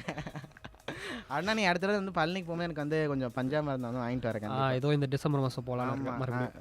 டிசம்பர் மாதம் போறியா? இந்த லீவுக்கு தாராளம் போயிட்டு வா. டிசம்பர் மாதம் போயிட்டு வா. போயிட்டு வரும்போது கொஞ்சம் வாங்கிட்டு வா. ஆக்சுவலாக நீ பழனியில் வந்து முருகன் கோயில் தானே இருக்குது. ஆமாம், முருகர்னாலே ஒன்று ஞாபகம் வர்றது பஞ்சாமிரதம் தான் ஞாபகம் வரும். நீ என்ன லட்டுன்ட்ட டக்குன்னு? லட்டுன்ட்டு திருப்பதினா லட்டு. ஆமாம், பெருமாள்லாம் லட்டு, முருகர்னா பஞ்சாமிரதம். பாருங்க, கடவுள்லாம் என் தேவையில்லப்பா, இந்த கோயிலில் போனால் லட்டு கிடைக்கும், பஞ்சாமிரதம் கிடைக்கும். அதுதான் நமக்கு முக்கியம். அதான் நமக்கு முக்கியன்றான். சரி, நம்ம டாப்பிக்கை மாதிரி வேறு எங்கேயோ போயாச்சு. ஆக்சுவலாக மலைக்கோட்டையை பற்றி தான் பேசிகிட்டு இருந்தோம். மலைக்கோட்டை பார்த்திங்கன்னா அந்த காலத்தில் வந்து பல்லவர்களால் வந்து ஆண்டது தான். ஆக்சுவலாக கோட்டை நான் போயிருக்கேன், அந்த எக்ஸ்பீரியன்ஸ் சொல்கிறேன். பார்த்தீங்கன்னா கோட்டை பார்த்தீங்கன்னா கீழே வந்து ரொம்ப வந்து கரடு முரடான ஒரு கோட்டை தான். எல்லாம் உச்சியில் போனக்கவர் பார்த்தீங்கன்னா மேலே வந்து ஃபஸ்ட்டு அடியில் வந்து ஜெயிலெலாம் கட்டி வச்சுருக்காங்க. நான் கூட பார்த்தேன், என்னடா வந்து ஜெயிலில் போய் வந்து இங்கே கட்டி வச்சுருக்காங்க. எப்பயும் வந்து ஜெயில் கைதிகளை வந்து தப்பிச்சு ஓடாமல் இருக்கு உயரமாக தான் கட்டி வைப்பாங்க. ஆனால் அவங்க என்ன பண்ணியிருக்காங்கன்னா ஜெயிலை வந்து மலைக்கு உள்ளே கட்டி வச்சுருக்காங்க. சுற்றி வந்து தண்ணி அகழி மாதிரி இருக்குமா? ஆமாம், நம்ம வேலூர் கோட்டை இருக்குது பார்த்தீங்களா, வேலூர் கோட்டை எப்படி ஒரு நல்ல கோட்டை சுற்றி வந்து தண்ணி இருக்குது, அதாவது எதிரிகள் வந்து உள்ளே போகாமல் வந்து பார்த்துக்கிறதுக்காக. அதே மாதிரி பார்த்தீங்கன்னா சுற்றி வந்து தண்ணியில் வந்து இப்போ வந்து தண்ணியில் பக்கத்தில் கோயில் இருக்குது. இப்போ நான் அப்போ அந்த காலத்தில் சொல்கிறேன், அந்த காலத்தில் முதலைகள் அது மாதிரி பயங்கரமான வந்து மிருகங்கள்லாம் இல்லை, ஃபிஷ்ஷஸ் தான் சொல்கிறேன், இது மாதிரி நிறைய போட்டு வச்சுருப்பாங்க. அதாவது கைதிகள் வந்து தப்பிக்காமல் இருக்க சொல்கிறேன். இப்போ நான் வந்து அந்த கோட்டைக்கு போயிருக்கேன். உள்ளே போகும்போது பார்த்தீங்கன்னா வந்து ஒவ்வொரு ரூமாக போயிட்டே இருக்குது. அது எப்படின்னா ஒரு பசில் மாதிரி இருக்குது. அந்த உள்ளே போயிட்டு வரக்கு திரும்பி வரக்கு எனக்கே பார்க்க தெரில. நானும் எங்கள் அப்பாவை தான் உள்ளே போனோம். கூகுள் மேப் யூஸ் பண்ணியிருக்கலாமா? ஆமாம், உள்ளே பார்த்தோன்னா வந்து எப்படின்னா கீழே அப்படியே போய்கிட்டே இருக்குது, கீழே போகுது. ஆமாம், கோட்டை இருக்குது, கோட்டைக்குள்ளே ஜெயில் அப்படியே உள்ளே கீழே போய்கிட்டே இருக்குது. ஒரு அடிக்கா போயிட்டே இருக்குது. அதுக்கப்புறம் இங்கிட்ட ஒரு பாதை திரும்புது, இங்கிட்ட ஒரு பாதை திரும்ப அது அடியில் போயிட்டே இருக்குது. திரும்பி எப்படி வரணும்னு எங்களுக்கே தெரியல. அவ்வளோ வந்து கட்டமைப்பு பண்ணி வச்சுருக்காங்க. அந்த கோட்டைக்கு உச்சியில் பார்த்திங்கன்னா ஒரு பீரங்கி இருக்குது. அதாவது எதிர்நாட்டு படைகள்லாம் யாராவது வந்தாங்கன்னா டுப்பு சுடுறக்கா ஒரு பீரங்கி ஒன்று இருக்குது. ஆக்சுவலாக அந்த பீரங்கி எதுக்கு வச்சுருக்காங்கன்னா வந்து ஏன் அந்த மாதிரி கோட்டை அது மாதிரி கட்டி வச்சுருக்காங்கன்னா அந்த காலத்தில் பார்த்திங்கன்னா எதிரிகள் வந்து அதிகமாக வரும்போது அங்கே தூரத்துலேருந்தே பார்த்துருவாங்க, என்ன எங்கே வந்து எந்த பக்கம் இருந்து வராங்க, எத்தனை பேர் வராங்க அப்படின்னு சொல்லி அங்கேயே பார்த்து அங்கேருந்தே வந்து ராஜா கிட்ட சொல்லிடுவாங்க, ராஜா இங்கே எதிரி வராங்க, நம்ம எல்லாத்தையுமே ஷிஃப்ட் பண்ணி வேறு இடத்துக்கு கொண்டு போய் அப்படின்னு சொல்லிடுவாங்க. அதனால வந்து தான் வந்து இது மாதிரி கோட்டைகளை வந்து உயரமாக கட்டி வச்சுருக்காங்க. அது மாதிரி பீரங்கிலாம் அங்கே இருந்துச்சு. அங்கே இருந்த ரெண்டு மூணு விஷயந்தான். ஒன்று பீரங்கி, ஒன்று ஜெயிலு, சுற்றி தண்ணி, அப்புறம் பார்த்திங்கன்னா ராஜாவில் சேவர்கள் அங்கே இருக்கிறக்கு, அப்புறம் ஒரு கோயில் இருக்குது. அது உச்சியில் போனீங்கன்னா ஒரு கோயில் இருக்கும், அவ்வளோதான் அந்த மலைக்கோட்டையோட ஹிஸ்ட்ரி. ஆக்சுவலாக ஹிஸ்ட்ரி கிடையாது, நான் போன அனுபவத்தை சொல்கிறேன். ஆக்சுவலாக ஹிஸ்ட்ரி என்னென்னு பார்த்தீங்கன்னா பல்லவர்கள் வந்து ஆண்டாங்க, அதுக்கப்புறம் சேரர்கள் ஆண்டாங்க. சேரலில் வந்து பார்த்திங்கன்னா பாண்டியர்கள் வந்து அதை வந்து பிடிச்சி கடைசியில் வந்து கடைசி வரையும் பாண்டிய நாடாக தான் இருந்துச்சு திண்டுக்கல். இதுதான் வந்து அந்த மலைக்கோட்டையோட பதில் இவ்வளோ ஃபுல் ஹிஸ்ட்ரி நான் சொல்லிட்டேன். அதுக்கப்புறம் நீங்கள் திண்டுக்கல் அப்படின்னு சொன்னாலே பார்த்தீங்கன்னா ஞாபகம் பிரியாணி. ஏற்கனவே சொன்னேன், தமிழ் நீங்கள் வந்து ஏற்கனவே நிறைய பிரியாணி சாப்பிட்ருக்கீங்க. வேலூரில் வந்து பிரியாணிக்கு வாங்கி தரேன்னு சொல்லிட்டு நீங்கள் வாங்கி தரான் போயிட்டீங்க. நான் வாங்கி தரான் போக மாட்டேன், நான் வாங்கி தர மாட்டேன்லாம் சொல்லவே இல்லை, நீங்கள் வரல. ஓ சரி, மன்னிச்சிருங்க. இப்போ அந்த ஷோ முடிஞ்ச நேராக வந்து பிரியாணி கடைக்கு போய் வந்து அந்த ஆம்பூர் பிரியாணி வாங்கி தரேன். நீங்கள் அந்த ஆம்பூர் பிரியாணி போய் சாப்பிட்றோம். அதுக்கு முன்னாடி வந்து திண்டுக்கல் பிரியாணிக்கு நம்ம வரோம். சரி, திண்டுக்கல் பிரியாணி போகலாம். சொல்லுங்கள் நீங்கள் திண்டுக்கல் பிரியாணி பற்றி நம்ம. சரி, நீங்கள் எத்தனை வகை பிரியாணி சாப்பிட்ருக்கீங்க திண்டுக்கல்ல? நான் திண்டுக்கல்ல வந்து நான் பல வகையான பிரியாணி, நான் ஒரு பிரியாணி அடிக்ட்னு சொல்லலாம், இல்லை பிரியாணி ரசிகர்னு சொல்லலாம். நான் சாப்பிடாத பிரியாணியே கிடையாது. எத்தனை பிரியாணி, ஹைதராபாத் பிரியாணி, அப்புறம் ஆம்பூர் பிரியாணி வாங்கி தரேன் ஏமாத்திட்டீங்க. நான் ஏமாத்தல, வாங்கி தரேன், நீங்க வரல. சரி, இன்னைக்கு வாங்கி தரீங்க. திண்டுக்கல் பிரியாணி, ஹைதராபாத்தி பிரியாணி, அப்புறம் காரைக்குள்ள செட்டிநாடு பிரியாணி, அப்புறம் எங்கள் அம்மா செய்கிற பிரியாணி, எங்கள் பாட்டி செய்கிற பிரியாணி, வேறு நிறைய பிரியாணி இருக்குது. நீங்கள் திண்டுக்கல் பிரியாணி பற்றி சொல்லுங்கள். ஆக்சுவலாக திண்டுக்கல்னு பார்த்தாலே தலப்பாக்கட்டி பிரியாணி தான் வந்து ரொம்ப ஃபேமஸ்ஸு. தலப்பாக்கட்டி பிரியாணி அப்படி சொல்லும் போது அந்த தலப்பாக்கட்டியிலே வந்து உங்களுக்கு தெரிஞ்சிருக்கும். அது அந்த காலத்தில் பார்த்தீங்கன்னா வந்து தலப்பா கட்டிக்கிட்டு வந்து ஒருத்தர் வந்து பிரியாணி செஞ்சுருக்காரு. அது அவ்வளோ டேஸ்ட்டாக இருக்குன்னு சொல்லிட்டு, அதுவும் ஒரு மண்பானையில் தான் செய்வாராம். ஆமாம், அது கதையை கொஞ்சம் சொல்லுங்களேன் நம்ம நேர்களுக்கு. அது அவர் தலப்பா கட்டிட்டு இருக்கும் போதே நீங்கள் யோசிக்கணும், அவர் அப்போ பழைய காலத்தில் செஞ்சுருப்பாரு அப்படின்ட்டு. அப்போனா அவர் மண்பானையில் தான் செஞ்சுருப்பாரு. ஆக்சுவலாக ஒரு பாட்டு கூட வரும் தெரியுமா, அட்வர்டைஸ்மெண்ட்டு. ஆக்சுவலாக பாட்டை பாடக்கூடாது, இதாயிரும், அதனால் நான் சொல்ல. ஆக்சுவலாக என்னென்னா வந்து அந்த அந்த காலத்தில் வந்து ஆக்சுவலாக வந்து 2 கடை இருக்கும். இது ஒரு கதையா இல்லை நிஜமானே தெரியலை. 2 கடை இருக்கும், 2 பிரியாணி கடை இருக்கும். எல்லாரும் வந்து இவர் தலப்பா கட்டிட்டு ரொம்ப வயசாக அப்படியே வந்து தோட்டியெல்லாம் கட்டு போயிட்டு இருப்பாரு. இவங்க கடை யாருமே வரமாட்டாங்க. ஆனால் ஆப்போசிட்ல எல்லாம் தக்க கூட்டமாக இருக்கும். இவர் கண்ணுக்கு பளிச்சுன்னு, ஆமாம், கண்ணுக்கு பளிச்சுன்னு அப்படியே லைட்லாம் போட்டு எல்லாம் தக்கன்னு இருக்கும். எல்லா மக்களும் அங்கே போயிட்டு இருப்பாங்க. இவர் என்ன பண்ணுவார்னா அந்த பானையை எடுத்து அப்படியே நெய்யை ஊற்றி அது சமைக்கும் போது அந்த ஸ்மெல் அப்படியே பார்த்தீங்கன்னா இந்த கடையிலேருந்து அந்த கடையில் சாப்பிட்டுட்டு இருக்க மூக்கில் அப்படியே போகும். அவங்களுக்கு அப்படியே வந்து என்னடா ஏதோ ஸ்மெல் வருது, நம்ம இங்கே சாப்பிட்றதோட வேற எங்கேயோ உலகத்துக்கு போயிடுவாங்க. போயிட்டு அவங்க நேராக வந்து எட்டி பார்க்கும்போது நம்ம தலைப்பா கட்டிக்கிட்டு வந்து பிரியாணி செஞ்சுட்டு இருப்பாரு. உடனே வந்து அங்கே இருக்க ஜனங்களை அப்படியே நேராக வந்து இங்கே போயிடுவாங்க. இதுதான் அந்த ஆடில் வருது. ஆக்சுவலாக அது உண்மையாக தெரியல. ஆக்சுவலாக வந்து அழகாக அவ்வளோ டேஸ்ட்டாக இருக்குன்னு சொல்லுவாங்க தலைப்பா கட்டி. இன்னும் வந்து அந்த கடை இருக்குது அங்கே தலைப்பா கட்டி பிரியாணி சொல்லிட்டு திண்டுக்கல். அது வந்து பிரியாணி சிட்டி அப்படின்னு கூட சொல்லலாம். திண்டுக்கல்லை பார்த்தீங்கன்னா பிரியாணி சிட்டி அப்படின்னு கூட சொல்லலாம். அவ்வளோ வகையான வெரைட்டிஸான பிரியாணி இருக்குது. இப்போ வந்து அது பார்த்திங்கன்னா பிராண்டிங் மாதிரி போச்சு. அது பார்த்திங்கன்னா இப்போ முன்னாடி திண்டுக்கல்ல இருந்துச்சு, இப்போ பார்த்தீங்கன்னா யூஎஸில் போனால் அங்கேயும் தலைப்பாக்கட்டி பிரியாணி இருக்குது, யூகேல போனாலும் தலைக்காட்டி பிரியாணி இருக்குது. அது மாதிரி எங்கள் ஊருக்கு போனாலும் தலைக்காட்டி பிரியாணி அவ்வளோ ஃபேமஸ். நான் போய் திண்டுக்கல்ல 3 வகை பிரியாணி சாப்பிட்டேன். ஒன்று சிக்கன் பிரியாணி, இன்னொன்று மட்டன் பிரியாணி, இன்னொன்று சிக்கன் 65 பிரியாணி. அதையும் சிக்கன் 65 பிரியாணி வித்தியாசமாக இருக்குது. அது ஒன்றும் இல்லை. இப்போ நமக்கு எப்படி சிக்கன் பிரியாணியில் எப்படி நமக்கு சிக்கன் போட்டு தருவாங்க, அதே மாதிரி சிக்கன் 65 தருவாங்க. ஓ, அது பேர் சிக்கன் 65 பிரியாணி. சிக்கன் 60. அதுக்கப்புறம் நாட்டு கோழி பிரியாணி சாப்பிட்டேன். Oh super super. Fish biryani சாப்பிட்ருக்கீங்களா? ஃபிஷ் பிரியாணி நான் வேலூரில் தான் சாப்பிட்ருக்கேன், திண்டுக்கல்லில் ட்ரை பண்ணல. ஏன்னா இந்த 4 பிரியாணிக்கே எனக்கு முடியல. புரியுது தமிழில் எனக்கு உங்கள் நிலமை. ஆக்சுவலாக ஃபிஷ் பிரியாணின்னு சொல்லிட்டு ஒரு புதுசான டிஷ் இருக்குது. ஆக்சுவலாக அது வந்து இப்போ நான் யூடியூப்பில் இன்ஸ்டாகிராமில் பார்த்தது தான். ஆக்சுவலாக நான் இது பண்ணுறதுக்கு முன்னாடி எனக்கு வந்து சின்ன வயசில் வந்து ஃபிஷ் பிரியாணின்னு சொல்லிட்டு எனக்கு வந்து அங்கே கொடுத்தாங்க. எனக்கு என்னடா இது, நம்ம மீன் குழம்பு சாப்பிட்ருக்கோம், மீன் பொரிச்ச மீன் சாப்பிட்ருக்கோம், அது என்னடா ஃபிஷ் பிரியாணின்னு சொல்லிட்டு சாப்பிட்டேன். உள்ள முள்ளு இருக்குன்னு நினச்சேன். ஆக்சுவலாக பிரியாணியில் பார்த்தீங்கன்னா முள்ளு இருக்குன்னு நினச்சி பார்த்தேன். ஆனால் வந்து முள்ளு இருக்காது. அவங்க என்ன பண்ணால் நெய் மீனில் வந்து செய்வாங்களாம். ஆக்சுவலாக வந்து நெய்யே ஊற்ற மாட்டாங்களாம் பிரியாணியில். நெய் மீனை கட் பண்ணி நெய் மீனில் தான் வந்து செய்வாங்களா ஃபிஷ் பிரியாணி. அவ்வளோ அருமையாக இருக்கும். நீங்கள் ஆம்பு பிரியாணியில் என்ன பிரியாணி நீ வாங்கி தர மாட்டேன்ட்ட. நான் வாங்கி தர மாட்டேன்னு சொல்லலை, மறுபடியும் நீங்கள் அதே எடுத்துக்காது. அந்த பிரியாணிலாம் நீ பார்த்தேன்னா இங்கேருந்து எனக்கு விஐடியே வேணாம், நம்ம திண்டுக்கல்லே செட்டில் ஆயிரன்னு கிளம்பி போயிடுவேன். அவ்வளோ டேஸ்ட்டாக இருக்கும் பிரியாணி. பிரியாணிக்காக செட்டில் ஆகலாம், ஆனால் கொஞ்ச நாள் போகட்டும். புரியுது, கொஞ்ச நாள் போனதுக்கப்புறம் வந்து போய் செட்டில் ஆகலாம். நான் அப்புறம் பிரியாணி சாப்பிட்டு கொஞ்சம் அதெல்லாம் ஜீரணமாக பக்கத்தில் போய் பருத்தி பால் குடித்தேன். பருத்தி பால் குடிச்சியா? சரி. நீங்கள் குடிச்சிருக்கீங்களா? எங்கள் இதெல்லாம் குடிச்சிருக்கேன். எங்கள் ஊரில் கிராமத்தில் வந்து எல்லாம் குடிச்சிருக்கேன். பருத்தி பால் குடிச்சிருக்கேன்.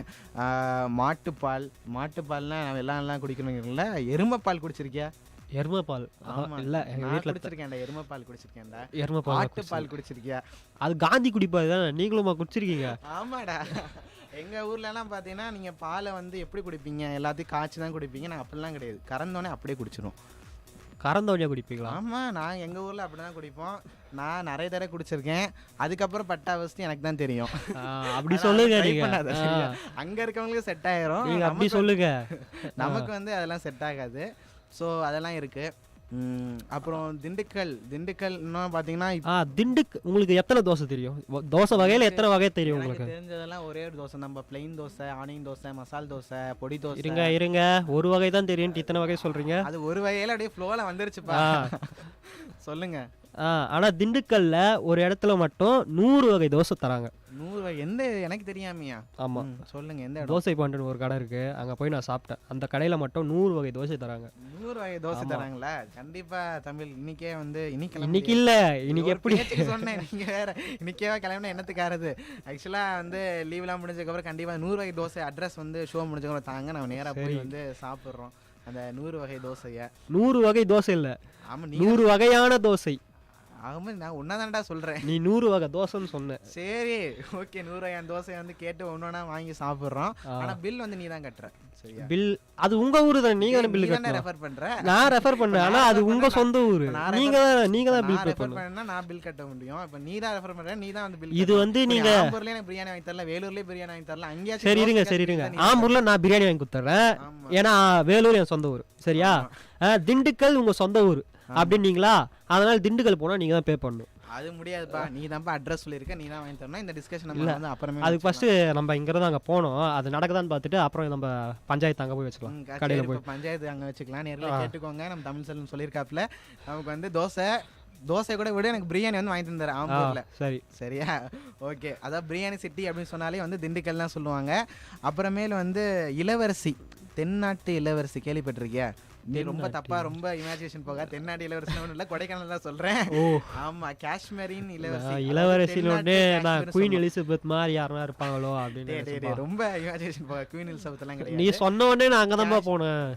இது நீ ஆரம்பத்துல சொல்லல, நான் வந்து கொடைக்கானல் தான் நான் இப்படி சொல்ல போறேன் அப்படின்னு நீ என்கிட்ட சொன்னா நான் கொஞ்சம் சைலண்டா இருப்பேன். அதான் ஆக்சுவலாக வந்து தென்னாட்டின் காஷ்மீர்னு கூட சொல்லலாம் நம்ம கொடைக்கானலை. ஆக்சுவலாக வந்து நம்ம ஏற்கனவே வந்து பேசின மாதிரி கொடைக்கானலில் என்னெல்லாம் இருக்குது அப்படின்னு பார்த்தீங்கன்னா என்னெல்லாம் இல்லை அப்படின்னு தான் சொல்லணும். என்னெல்லாம் இல்லைன்னு சொல்லணும், அடுத்து என்னெல்லாம் இருக்குன்னு சொல்லணும். ஆக்சுவலாக எல்லாமே இருக்காங்க. ஆக்சுவலாக எங்கே இருக்க பீச்சுன்றேன். பீச்சா? கொடைக்கானல் ஏதுப்பா பீச்சு? வந்துருச்சுடா, இருறா. லேக் இருக்கு, லேக்கு.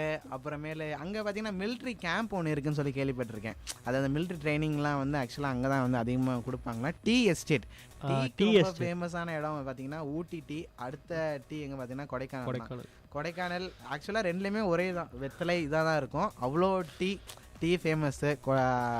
என்ன நம்ம கொடைக்கானலில் திண்டுக்கல்ல எங்கள் அப்பா கொடைக்கானல் போனார். அப்போது 2 கிலோ டீ பாக்கெட் வாங்கிட்டு வந்தார். 2 கிலோ டீ பாக்கெட் வாங்கிட்டு வந்தார். வாங்கிட்டு வந்து எப்போவுமே எங்கள் வீட்டில் 1 கிலோ வாங்கினா அது 2 மாதத்துக்கு வரும். ஆனால் இந்த டீ பாக்கெட் மட்டும் 2 கிலோ வாங்கிட்டு வந்தார், 1 மாதத்துல காலி ஆயிடுச்சு. அந்த அளவுக்கு அருமையாக இருந்தது அந்த டீ. ஒரு நாள் என்ன டீ குடிப்பேன்? நான் வந்து வாரத்துக்கு 1 தான்ப்பா குடிப்பேன். நீ வாரத்துக்கு 1 குடிப்பேன். நான் வந்து ஒரு நாளைக்கு 5 தடவை குடிப்பேன். 5 தடவை குடிப்பேன். அம்மா தெரியாத அவனுக்கு, எங்கள் வீட்டில் தான் 5 தடவை குடிப்பேன். காலையில் 1 தடவை குடிப்பேன், மதியானம் 1 தடவை குடிப்பேன். இதில் லீவ்னால சொல்கிறேன், இது மாதிரி காலேஜ் டைமில் இல்லை. காலைல 1 தடவை குடிப்பேன், மதியானம் 1 தடவை குடிப்பேன், சாயந்தரம் 1 தடவை குடிப்பேன், அப்புறம் நைட்டு 1 தடவை குடிப்பேன். அப்புறமேல் நடுராத்திரி எங்கள் அம்மா எந்திரிச்சு, அம்மா எனக்கு பசிக்குதுமா ஒரு டீயை போட்டு தாங்கம்மான்னு சொல்லி நைட்டு ஒரு நடுராத்திரி 1 தடவை குடிப்பேன். 5 தடவை குடிப்பேன் டீ. நானும் சின்ன வயசுல இருக்கும்போது நைட்டு 1 மணி ஆனால் எங்கள் அம்மா எழுப்பி, எங்கள் அம்மா இல்லை எங்கள் அப்பா 2 பேர்ல யாருன்னா எழுப்பி, இல்லை அம்மா விட அப்பா எழுப்புறது தான் அதிகம். ஏன்னா அப்பா தான் அம்மா விட சூப்பராக சமைப்பாரு எங்கள் வீட்டில். ஆமாம், இப்போ சொல்லக்கூடாது, அப்புறமேல வச்சுக்கலாம். சரி சரியா? சரி, வேற ஏதாவது நீ திண்டுக்கலை பற்றி என்கிட்ட கேட்கணும்னா கேளு. ஏன்னா நம்ம ஷோ முடிக்க டைம் ஆச்சு. இப்போ தான் ஆரம்பித்த மாதிரி இருந்துச்சு, அதுக்குள்ளே 1/2 மணி நேரம் ஆகி போச்சு. திண்டுக்கல் உங்கள் சொந்த ஊர் தானே? போயிட்டு ரிட்டர்ன் வரும்போது எனக்கு திண்டுக்கல் பூட்டு மட்டும் ஒன்று வாங்கிட்டாங்க. ஏன்னா எங்கள் காசு எங்கே வச்சாலும் என் தம்பி எடுத்துடுறோம். அதை நான் பத்திரமா வைக்கிறதுக்கு எனக்கு திண்டுக்கல் பூட்டு வேணும். கண்டிப்பாக திண்டுக்கல் பூட்டு வாங்கி தரேன். ஒரு திண்டுக்கல்ல பிரியாணி, அப்புறம் திண்டுக்கல்ல மல்லி ஃபேமஸு. மல்லி வச்சு நான் என்ன பண்ண போகிறேன்? அது வேணா உனக்கு. இல்லை பலால் எடுத்துட்டு வாங்க, நான் எடுத்துட்டு போய் சாமி பார்த்தியா நத்தத்தில் ஞாபகம் இருக்கா? மாம்பழ பரோட்டா. மாம்பழ பரோட்டா. எப்படி பரோட்டாக்குள்ள மாம்பழம் இருக்குமா இல்லை மாம்பழத்துக்குள்ள பரோட்டா இருக்குமா? அதை வந்து நீ தேடி கண்டுபிடிச்சு எனக்கு வந்து சொல்ற. எப்படி பரோட்டா இருக்கா இல்லை பரோட்டாக்குள்ள மாம்பழம் இருக்கான்னு சொல்லி. இது எப்படி முட்டையில இருந்து கோழி வந்துச்சா இல்லை கோழில இருந்து முட்டை வந்துச்சா அந்த மாதிரியா? இது அந்த கன்ஃபியூஷன்ல நீ ஆரம்பிச்ச, கடைசியா ஆன்சரும் சொல்லல. கோழில இருந்து முட்டை வந்துச்சா, முட்டையில கோழி வந்துச்சா? எதுல இருந்து எது வந்தா நமக்கு என்ன? நமக்கு என்ன, நம்ம வேலையை முடிச்சுட்டு போக வேண்டாம். ஆமா, கடைசியில ரெண்டும் எங்க போகணுமோ வயிற்றுக்குள்ள தான் போகுது. சூப்பரா சொன்ன தமிழ். ஓகே, நம்ம ஷோ இதோட முடிச்சுக்கலாம். ரொம்ப நன்றி. என்று நிறைய இன்ட்ரெஸ்டிங்கான விஷயங்கள் நிறைய ஷேர் பண்ணோம். அதே மாதிரி அடுத்த வாரம் வேறு ஒரு ஷோவோட வந்து மீட் பண்ணலாம். நீங்கள் கேட்டுக்கொண்ட உருசத்தெல்லாம் வாங்க எபிசோட் 12 திண்டுக்கல் சீரீஸ். நம்ம அடுத்த வாரம் வேறு ஒரு நிகழ்ச்சியோட இன்ட்ரெஸ்டிங்காக ஃபேக்டரோட பேசலாம். நன்றி, வணக்கம். நீ கேட்டுக்கொண்ட வீட்டு 90.8 வீட்டு சமுதாயம். நான் உங்கள் ஆர்ஜி டேனியல். நன்றி, வணக்கம். தேங்க்யூ மக்களே.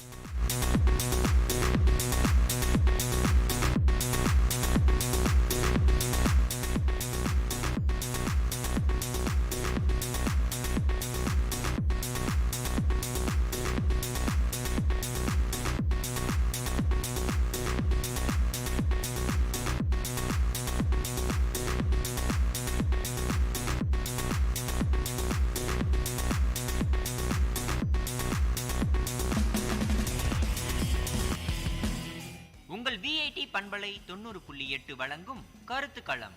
மக்கள் கருத்துக்கள் அரங்கேறும் ஒளித்தளம். உங்கள் குரல்களில் ஒருங்கிணையும் கருத்துக்களம். விஐடி பல்கலைக்கழகத்தின் சமுதாய வானொலியில்.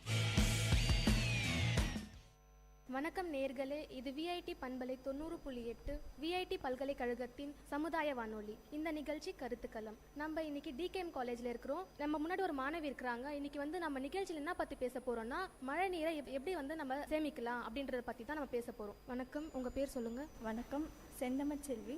என்ன டிபார்ட்மெண்ட் படிக்கிறீங்க? என்ன படிக்கிறீங்க? ஃபர்ஸ்ட் இயர் தமிழ் டிபார்ட்மெண்ட் படிக்கிறேன். ஓகே, உங்களுடைய கருத்து சொல்லுங்க. எப்படி வந்து மழை நீரை சேமிக்கலான்ட்டு உங்களுடைய கருத்து என்னவோ அது சொல்லுங்க. மழை பெய்யும் போது வீட்டில் வந்து தண்ணீர், அதான் மழைநீர் சேகரிப்புன்னு ஒரு தொட்டி கட்டிட்டு அது மூலிமா மழை பெய்யும் போது அந்த தண்ணீராக சேவ் பண்ணலாம். ஓகே, தண்ணீராக சேவ் பண்ணலாம். இப்போ வந்து வாட்டரோடைய ஃபெசிலிட்டி ரொம்ப கம்மியாயிடுச்சு இல்லைங்களா? இப்போ வந்து பியூர் வாட்டர் 3% தான் இருக்குது. அதே மாதிரி வந்து மிச்சம் எல்லாமே வந்து சால்ட் வாட்டராக இருக்குது. எப்படி நம்ம பியூர் வாட்டரை வந்து சேவ் பண்ணலாம்? இப்போ சேமித்து வச்சுருக்க மழை நீரை வந்து மறுசுழற்சி பண்ணி நம்ம மழை நீரை வந்து குடிநீராக மாற்றிக்கலாம். மழை நீரை குடிநீராக ஆக்கலாம்னு எங்களுடைய கருத்தை சொல்கிறீங்க. சரி, இப்போ வந்து வாட்டர் லெவல் இன்க்ரீஸ் பண்ணுறதுக்காக உங்களுடைய முயற்சி என்ன செய்வீங்கன்னு சொல்லுங்கள். மாணவர்களிடையே போய் வந்து ஒரு விழிப்புணர்வு நடத்தலாம். நம்ம தண்ணியெல்லாம் எப்படிலாம் சேவ் பண்ணலாம், மழை பெஞ்ச தண்ணீர் எல்லாம் எப்படி அதிகப்படுத்தி நம்ம மக்களுக்கு எல்லாம் கொடுக்கலாம் அப்படின்ற வந்து பள்ளிக்கும் கல்லூரி இடையில ஒரு விழிப்புணர்வை ஏற்படுத்தலாம். அதில் நம்ம வீட்டிலேயே நம்மளே மறுசுழற்சி பண்ணி வீட்டில் பயன்படுத்தலாம். Okay, thank you. நன்றி. வணக்கம் நேயர்களே, நீங்கள் கேட்டுக்கொண்டிருப்பது விஐடி பண்பலை 90.8 விஐடி பல்கலைக்கழகத்தின் சமுதாய வானொலி. இந்த நிகழ்ச்சி கருத்துக்களம். நம்ம முன்னாடி இன்னொரு மாணவி இருக்கிறாங்க. அவங்களுடைய கருத்து என்னன்னு கேட்கலாம். மழை நீரை எப்படி சேமிக்கிறதுன்ட்டு. உங்கள் பேர் சொல்லுங்கள். ரோசி. ரோசி, என்ன படிக்கிறீங்க? ஃபஸ்ட்டு பிஏ ஹிஸ்ட்ரி படிக்கிறீங்க. ஓகே, உங்களுடைய கருத்தை சொல்லுங்கள். மழை நீரை எப்படி சேமிக்கலாம்?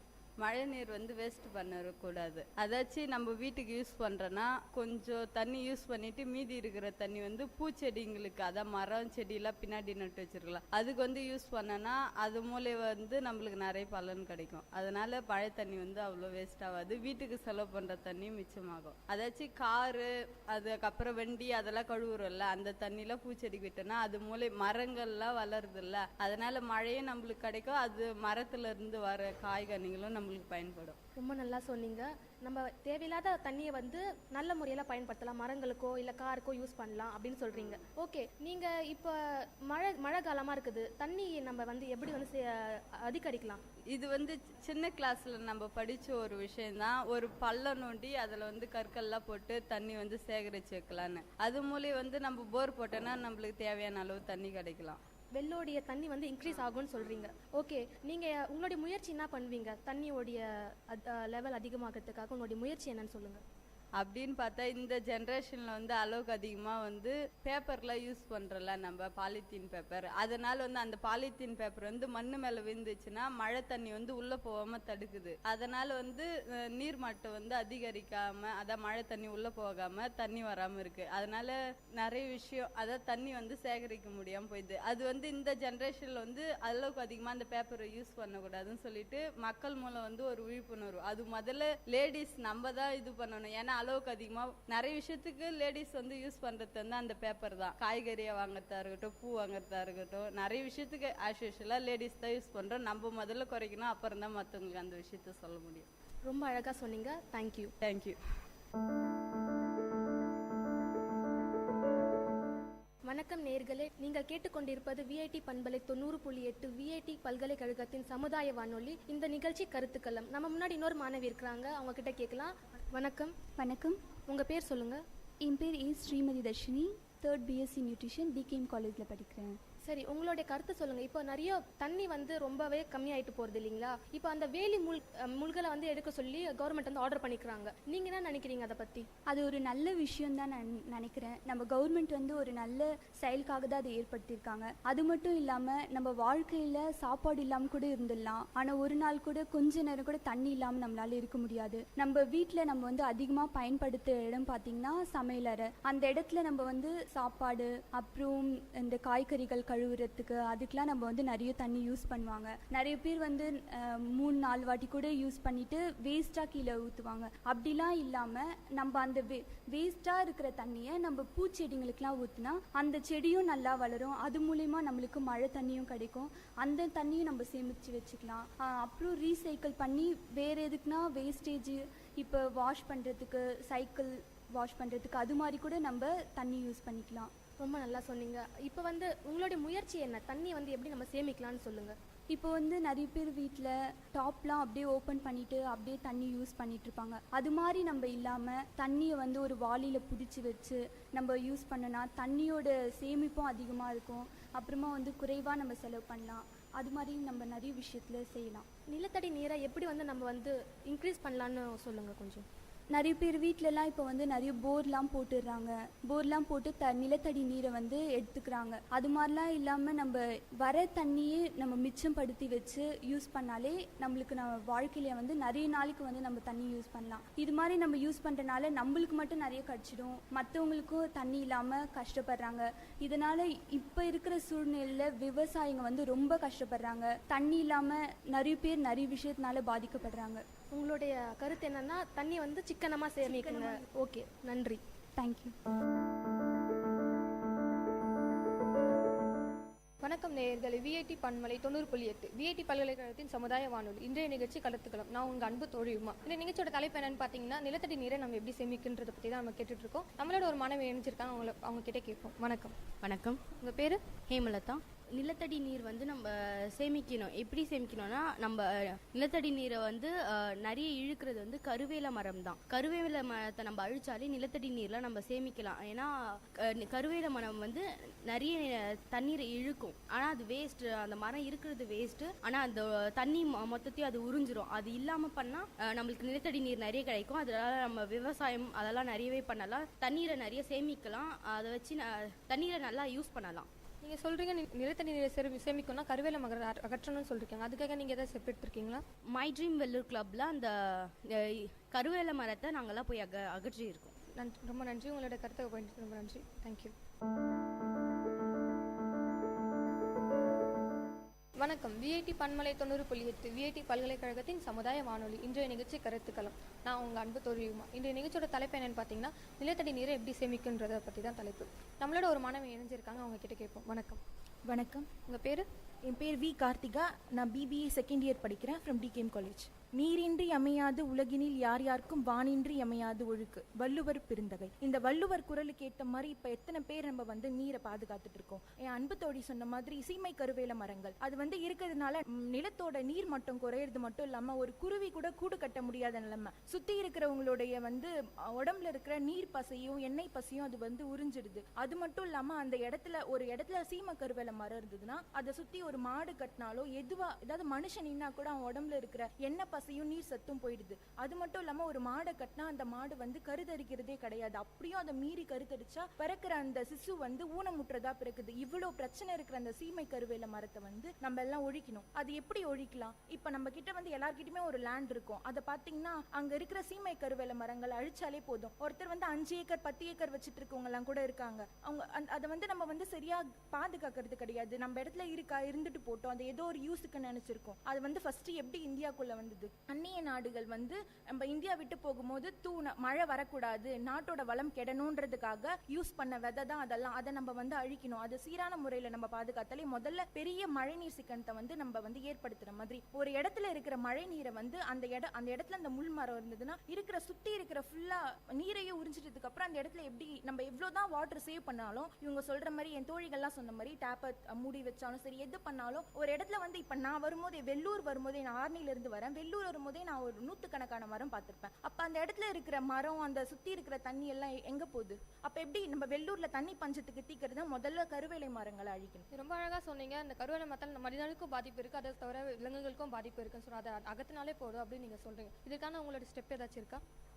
எங்க ஊர்ல நான் வந்து அவேர்னஸ் ஏற்படுத்திருக்கேன். எங்க பட்டா இருக்கிறவங்க, எங்க வீட்டு பக்கத்துல இருக்கிறவங்க கிட்டலாம் ஃப்ரீயா இருக்கிற டைம்ல இந்த சீம கருவேல மரங்களை அழிக்க சொல்லியும் பாலித்தீன் அந்த இதுவை யூஸ் பண்ண வேணாவும் துணிப்பை மோஸ்ட்லா நம்ம ஃபர்ஸ்ட் அவேர்னஸ் கிரியேட் பண்ணணும். மற்றவங்க பார்த்து துணிப்பை வந்து நம்ம யூஸ் பண்ணலாம். இப்போ நாங்கள் வந்து கடை வச்சுட்டு இருக்கோம். எங்க சைடில் வந்து பார்த்தீங்கன்னா எங்க கடையில் வந்து பிளாஸ்டிக் கவரை யூஸ் பண்றது இல்லை. இதுக்குன்னு சொல்லிட்டு காசு செலவானாலும் பரவாயில்லன்னு சொல்லிட்டு துணிப்பைகளை யூஸ் பண்ணிட்டு இருக்கோம். துணிப்பை நம்ம கொடுக்கும்போது அது பார்க்கறதுக்கு அட்ராக்ஷனாகவும் இருக்கும். ஏதோ ஒரு புது மாடலாக நெக்ஸ்ட் டைம் வரும்போது அந்த பேக்கை நீங்க கொண்டு வாங்க, இதையே நீங்க யூஸ் பண்ணுங்கன்னு சொல்லும் போது இதை கொண்டு வந்தீங்கன்னா நான் ₹1 கம்மியா தரேன், அந்த மாதிரி ஒரு அவேர்னஸ் கிரியேட் பண்ணும்போது எல்லா இடமும் வந்து அந்த ஒரு நல்ல ஒரு முன்னேற்றம் ஏற்படும் நான் நம்புறேன். ரொம்ப அழகா சொன்னீங்க. முதல்ல நம்ம மாறணும், அதுக்கப்புறம் தான் மற்றவங்கள மாற்றணும் அப்படின்ற மாதிரி. இந்த உங்களோட கருத்தை பகிர்ந்துட்டு நன்றி. தேங்க்யூ. வணக்கம் நேயர்களே, இது விஐடி பண்பலை 90.8 விஐடி பல்கலைக்கழகத்தின் சமுதாய வானொலி. இந்த நிகழ்ச்சி கருத்துக்களம். இது நான் உங்க ஸ்ரீமதி. நம்ம இன்னைக்கு எதை பத்தி அலச போறோம்னா, நீரை எப்படி சேமிக்கலாம், தண்ணீரை பாதுகாக்கலாம், அதை பத்தி நம்ம பேச போறோம். இன்னைக்கு நம்ம கூட டிகேஎம் கல்லூரியிலிருந்து ஒரு மாணவி இருக்காங்க. அவங்க பேர் என்னன்னு கேட்கலாம். ஹேமிஷாலினி. என்ன படிக்கிறீங்க? நான் பிகாம் படிக்கிறேன். நீங்கள் தண்ணீர் எப்படி எப்படிலாம் சேமிக்கலாம்னு நீங்கள் நினைக்கிறீங்க, இல்லை எப்படி எப்படிலாம் பாதுகாக்கலாம், எந்த முறையெல்லாம்? முதல்ல நம்ம வீட்டில் கடைப்பிடிக்கணும். டேப் தண்ணி வந்துச்சுன்னா வேஸ்ட் பண்ணாமல் லிமிட்டாக நம்மளுக்கு எவ்வளோ யூஸ் பண்ணணுமோ அந்த அளவுக்கு லிமிட்டாக யூஸ் பண்ணலாம் அப்படின்னு நான் சொல்கிறேன். இன்னொன்று என்னென்னா, வெளியில் டேப் தண்ணி போச்சுன்னா நம்ம கொஞ்சம் போயிட்டு கொஞ்சம் கேர் பண்ணிக்கணும். அப்படி நம்மளால் முடியலன்னா யார் அதுக்கு ரெஸ்பான்சிபிலிட்டியாக இருக்காங்களோ அவங்க கிட்ட போய் சொன்னால் அவங்க நிச்சயமாக அவங்க ஸ்டெப் எடுத்து செய்வாங்க. வீட்டில் வந்து நிறைய பிளான்ஸ் எல்லாம் டெஸ்ட்ராய் பண்ணக்கூடாது. அந்த பிளான்ட் எல்லாம் நம்ம நட்டு வச்சாங்கன்னா நிச்சயமாக நம்ம சேமிக்கலாம். நிலத்தடி நீரை எப்படியெல்லாம் நம்ம அதிகரிக்கலாம்னு நீங்கள் நினைக்கிறீங்க? எந்தெந்த வழிமுறையெல்லாம் பின்பற்றலாம்? முதல்ல நம்ம மண்ணெல்லாம் எதுவுமே எடுத்து டிஸ்ட்ராய் பண்ணக்கூடாது. லேண்டை வந்து வீடு கட்டுறேன் அப்படின்னு சொல்லிட்டு அதுலேருந்து மண்ணெல்லாம் எடுத்து யூஸ் பண்ணிட்டனால தண்ணியெல்லாம் ரொம்ப டிஸ்ட்ராய் ஆகுது. ஸோ இதனால் ட்ரைனேஜ் வாட்ரு அப்புறம் நிறைய வெளில கவர்மெண்ட்ஸ் எல்லாம் கார்பரேஷனில் பார்த்துருக்கீங்க. ஸோ அதை வேஸ்ட் பண்ணாமல் இருந்தால் நம்ம நிச்சயம் இது பண்ணலாம். நீங்கள் எந்தெந்த மாதிரி ஸ்டெப்ஸ் எல்லாம் இதுக்காக எடுத்திருக்கீங்க, இல்லை யார்கிட்ட இது மாதிரி சொல்லியிருக்கீங்களா இது மாதிரிலாம் பண்ணணும் அப்படின்னு விழிப்புணர்வு ஏற்படுத்தியிருக்கு? நான் வந்து தண்ணீர் சேமிக்கணும்னு நான் மந்த்லி ஒரு பிளான்ட்டு வீட்டுக்கு பின்னாடி ஒரு கார்டனில் நட்டு வைப்பேன். அது என்னுடைய ஒரு சின்ன ஒரு ரெஸ்பான்சிபிலிட்டியாக நான் எடுத்திருக்கேன் இந்த இயர்லேருந்து. அது அது மாதிரி நான் ஃபஸ்ட்டு செஞ்சேன்னா நிச்சயம் அதை பார்த்து மற்றவங்க செய்வாங்க. இதனால நம்ம நிச்சயமாக மழை நீர் சேமிக்கலாம். இதன் மூலமாக நீங்கள் இதுக்கு என்ன தெரிவிக்கிறீங்க? எப்படி எப்படிலாம் தண்ணீரை சேமிக்கணும், என்னென்ன முறையெல்லாம் பின்பற்றலாம், வருங்காலத்தில் எப்படி சங்கதிங்களா தண்ணியை அதிகரிக்கிறதுக்கு என்னென்னலாம் பண்ணலாம்? நீங்கள் முதல்ல நம்ம மரத்தெல்லாம் வெட்டக்கூடாது. அது வந்து இப்போன்னு இல்லை, எப்போவுமே அது வந்து டிஸ்ட்ராய் பண்ணக்கூடாது. ஏன்னா நம்மளுக்கு அடுத்து வர ஜென்ரேஷன் வந்து ரொம்ப பாதிக்கும். ஸோ அதனால் அதை டிஸ்ட்ராய் பண்ணாமல் இருந்தாலே நிச்சயம் நம்ம தண்ணி இது பண்ணலாம். அற்புதமான தகவல் சொல்லியிருக்கீங்க. உங்கள் கருத்துக்கு நன்றி.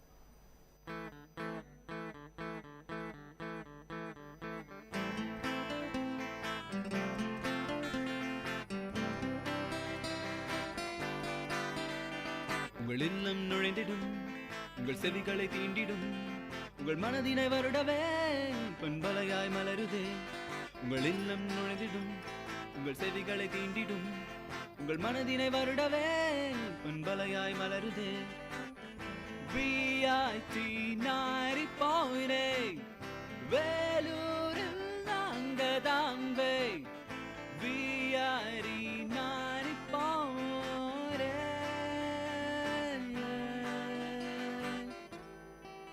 நீங்கள் கேட்டுக்கொண்டிருப்பது விஐடி பண்பலை 90.8 விஐடி பல்கலைக்கழகத்தின் சமுதாய வானொலி.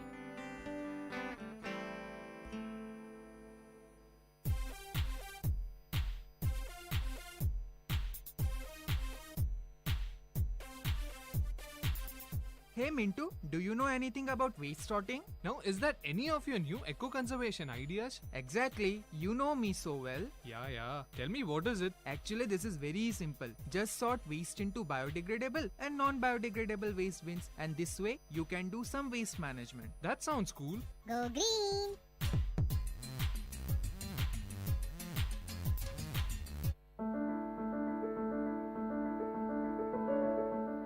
வணக்கம் நேயர்களே, விஐடி பண்பலை 90.8 விஐடி பல்கலைக்கழகத்தின் சமுதாய வானொலி. இந்த நிகழ்ச்சி கருத்துக்களம்.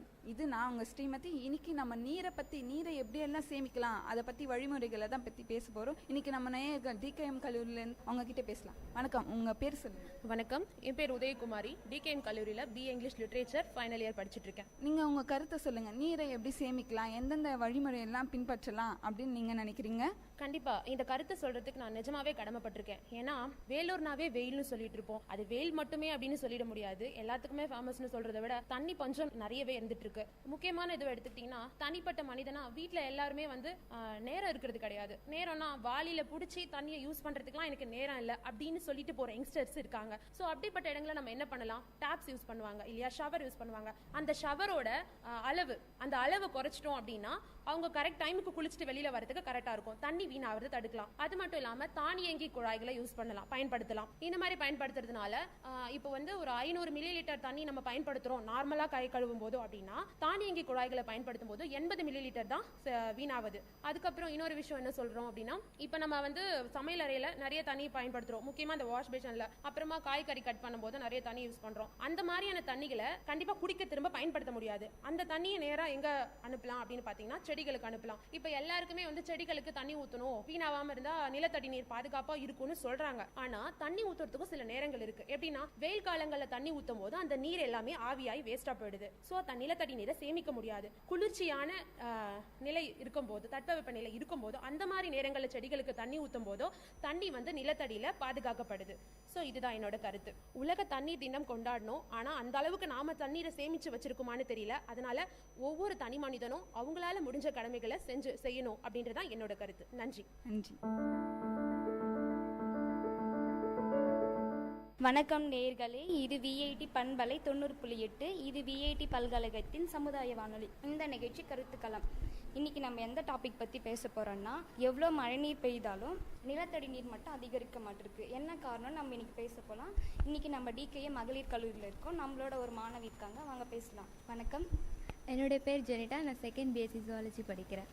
எவ்வளோ மழை நீர் பெய்தாலும் நிலத்தடி நீர் மட்டும் அதிகரிக்க மாட்டேங்குது, என்ன காரணம்?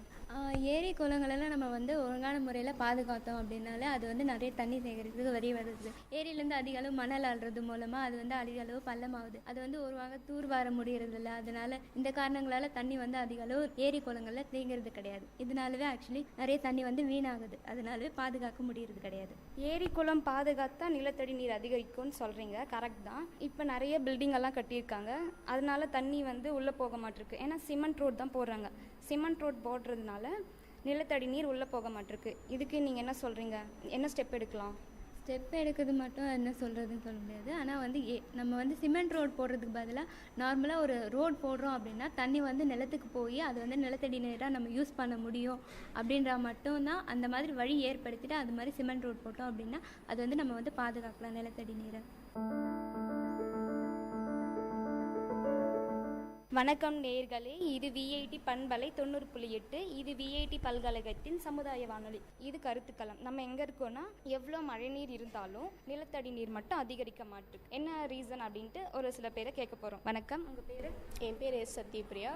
நான் செகண்ட் பிஎஸ்சி ஜுவாலஜி படிக்கிறேன், செகண்ட் இயர் படிக்கிறேன். இப்போ நிலத்தடி நீர் சேமிக்கிறதை பற்றி சொல்கிறீங்கள, நிறைய பெரிய பெரிய பில்டிங்லாம் உருவாக்குறாங்க. அப்புறமா நிறைய தொழிற்சாலைகள்லாம் உருவாக்குறேன். அந்த தொழிற்சாலையெல்லாம் யூஸ் பண்ணுறாங்க. அந்த தண்ணி வந்து வேஸ்ட்டாக திரியும் வர தண்ணி வந்து யூஸ் ஆக மாட்டேங்குது. அந்த தண்ணியெல்லாம் வேஸ்ட் பண்ணி திரியும் நிலத்தடி நீருக்கு வந்து வந்துடுதா. அது வந்து விவசாயம் பண்ண முடியாது போயிடுது. அதனால் ரொம்ப கஷ்டமாயிருது, நம்மளுக்கு சாப்பாடுக்கெல்லாம் ரொம்ப கஷ்டமாயிருது. அதனால் அந்த மாதிரி தண்ணிலாம் மறுசுழற்சி செஞ்சு வேறு எதனா பிளான்ட்டுக்கு யூஸ் பண்ணலாம். நிறைய போர் போடுறாங்க, நிறைய வீட்டில் தனிக்குன்னு ஒரு 2-3 போர் போட்டுக்கிறாங்க. அந்த மாதிரி போடக்கூடாது. ஒரு போர் போட்டுக்கலாம், அது வந்து கொஞ்சமான தண்ணி யூஸ் பண்ணிக்கலாம். நிறைய தண்ணி யூஸ் பண்ணுறதுனால ரொம்ப கஷ்டமாயிருது. நம்ம தண்ணி யூஸ் பண்ணுறோம், வேணான்னு சொல்லலை. ஆற்று சைட்லலாம் மணல் வந்து நிறைய வாடுறாங்க. அந்த மணல் வாரதுனால தண்ணி வந்து சேமிக்க முடியாத போயிடுது. நிறைய பள்ளத்தோட தோண்ட தண்ணி வந்து சேமித்து வைக்க முடியாமல் அளவுக்கு ஆயிடுது. அப்புறமா வந்து செடிங்களாம் நிறைய வளர்க்கலாம். நெக்ஸ்ட்டு வந்து விவசாயங்கள் அவங்களால நிறைய யூஸ் பண்ண முடியல. இப்போது தண்ணி கம்மியாயிட்டு இருக்கிறதுனால அவங்க எப்படி கட்டுப்பாடோட யூஸ் பண்ணலாம், இந்த செடிக்கு இந்த அளவுக்கு தண்ணி யூஸ் பண்ணால் போதும், ஏன்னா நிறைய யூஸ் பண்ணுறாங்க அவங்க தான். நீங்கள் என்ன சொல்கிறீங்க இதை பற்றி? எங்கள் வீட்டில் விவசாயம் செய்கிறாங்க, நெல் பயிர் செய்வாங்க, அப்புறமா கேழ்வரகு அந்த மாதிரிலாம் செய்வாங்க. கேழ்வரகு வந்து 2 டைம்ஸ் வந்து தண்ணி பாய் வைப்பாங்க. அது வந்து ஒரு டைம் வந்து தண்ணி பாய் வச்சாவே போதும், அது நல்லா வளர்ந்துடும். அதுக்கு வந்து தண்ணி விடணும்னு ரொம்ப அவசியம் ஒன்றும் கிடையாது. நெல் பயிருக்கு வந்து எப்படின்னா தண்ணி வந்து ஈரம் வந்து காத்துனே இருக்கணும். அப்போ தான் நெல் பயிர் மணி வந்து பெருசாக வரும். அப்போ தான் சாப்பாடு தான் நல்லா இருக்கும். தேங்க்யூ, நல்லா சொன்னீங்க. இவ்வளோ நேரம் நம்ம கூட இருக்கவங்க நல்லா பேசினாங்க. இன்னும் நிறைய நேயர்கள் வெயிட் பண்ணுறாங்க, அவங்க கூட பேசலாம். வணக்கம் நேயர்களே, இது விஐடி பண்பலை 90.8. இது விஐடி பல்கலைக்கழகத்தின் சமுதாய வானொலி. இந்த நிகழ்ச்சி கருத்துக்களம். இன்னைக்கு நம்மளோட ஒரு நேயர்கள் இருக்காங்க. நம்ம என்ன டாபிக்னா, எவ்வளோ மழை நீர் இருந்தாலும் நிலத்தடி நீர் மட்டும் அதிகரிக்க மாட்டேங்குது, என்ன காரணம்ட்டு நம்ம டிஸ்கஸ் பண்ணலாம் நம்ம கூட இருக்கிறவங்க கூட. வணக்கம். வணக்கம், என் பேர் மோகனப்பிரியா. டிகேஎம் காலேஜில் படிக்கிறேன். மழை நீரை சேகரிக்கிறோம் அப்படின்னு மட்டும் சொல்கிறோம். மழை முதல்ல வந்தால் தானே அது வர தண்ணியை நம்ம சேகரிக்க முடியும். முதல்ல வந்து அதுக்கு மரத்தை வெட்டாமல் இருக்கணும். மரத்தை வெட்டாமல் இருந்தால் தான் மழை வரும். அதுக்கப்புறம் தான் அந்த மழையை நம்ம சேமித்து வைக்கணுமா வைக்க வேண்டாமான்ற டாப்பிக்கே நம்ம பேசணும். இங்கே இப்போ வர ஜென்ரேஷன் பார்த்திங்கன்னா மரம் வந்து ரொம்ப கம்மியாயிட்டு போகுது, அதனால மழைநீரும் ரொம்ப கம்மியாயிட்டு போகுது. ஸோ கண்டிப்பாக சேகரித்து வைக்கிற கட்டாயத்தில் தான் நம்ம இப்போ இருக்கிறோம். அதனால் தண்ணியை வந்து எதுக்கு யூஸ் பண்ணணுமோ அதுக்கு மட்டும் தேவையான அளவு நம்ம யூஸ் பண்ணிக்கலாம்.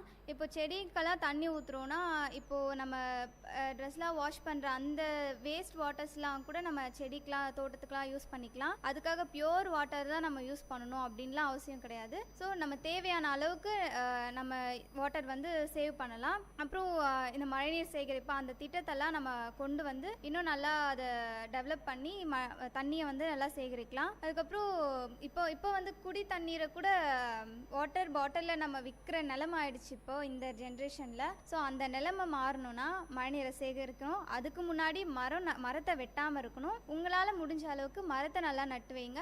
உங்கள் வீட்டுக்கு ஒரு மரம் வளர்க்கணும் அப்படின்னு சொல்லிட்டு கவர்மெண்ட் சொல்லியிருக்காங்க. ஸோ அந்த ரூல்ஸை வந்து எல்லாருமே ஃபாலோ பண்ணால் நல்லா இருக்கும்னு நான் நினைக்கிறேன். அந்த ரூல்ஸை ஃபாலோ பண்ணி மரம் நட்டு அந்த மரத்து மூலயமா நம்மளுக்கு மழை நிறைய கிடைக்கும். மழை வந்தால் தண்ணி நம்ம பஞ்சமே கிடையாது, தண்ணிக்கு பஞ்சமே வராது. ஸோ நல்லா மரத்தை நல்லா நட்டு வைக்கலாம். அப்புறம் வாட்டர் வந்து எந்த அளவுக்கு யூஸ்ஃபுல்னு நம்ம எல்லாருக்குமே தெரியும். ஏன்னா வாட்டர் இல்லாமல் நம்மளால இருக்கவே முடியாது. தண்ணி வந்து அவ்வளோ இம்பார்ட்டன்ட் திங் நம்மளோட இதுவில். இந்த உலகத்தில் பார்த்தீங்கன்னா ஃபுல்லாக மோஸ்ட்லி நிறைய தண்ணி தான் இருக்குது. ஆனால் குடிக்கிறதுக்கும் விவசாயத்துக்கும் இதுக்கு மட்டும் தண்ணி இருக்க மாட்டேங்குது. ஸோ அது வந்து ரொம்ப ஒரு இக்கட்டான சூழ்நிலையாக இருக்குது. சுற்றி தண்ணி இருந்தோம், உலகத்தில் சுற்றி தண்ணி இருந்தோம், குடிக்கிறதுக்கு தண்ணி இல்லை, விவசாயத்துக்கு தண்ணி இல்லை.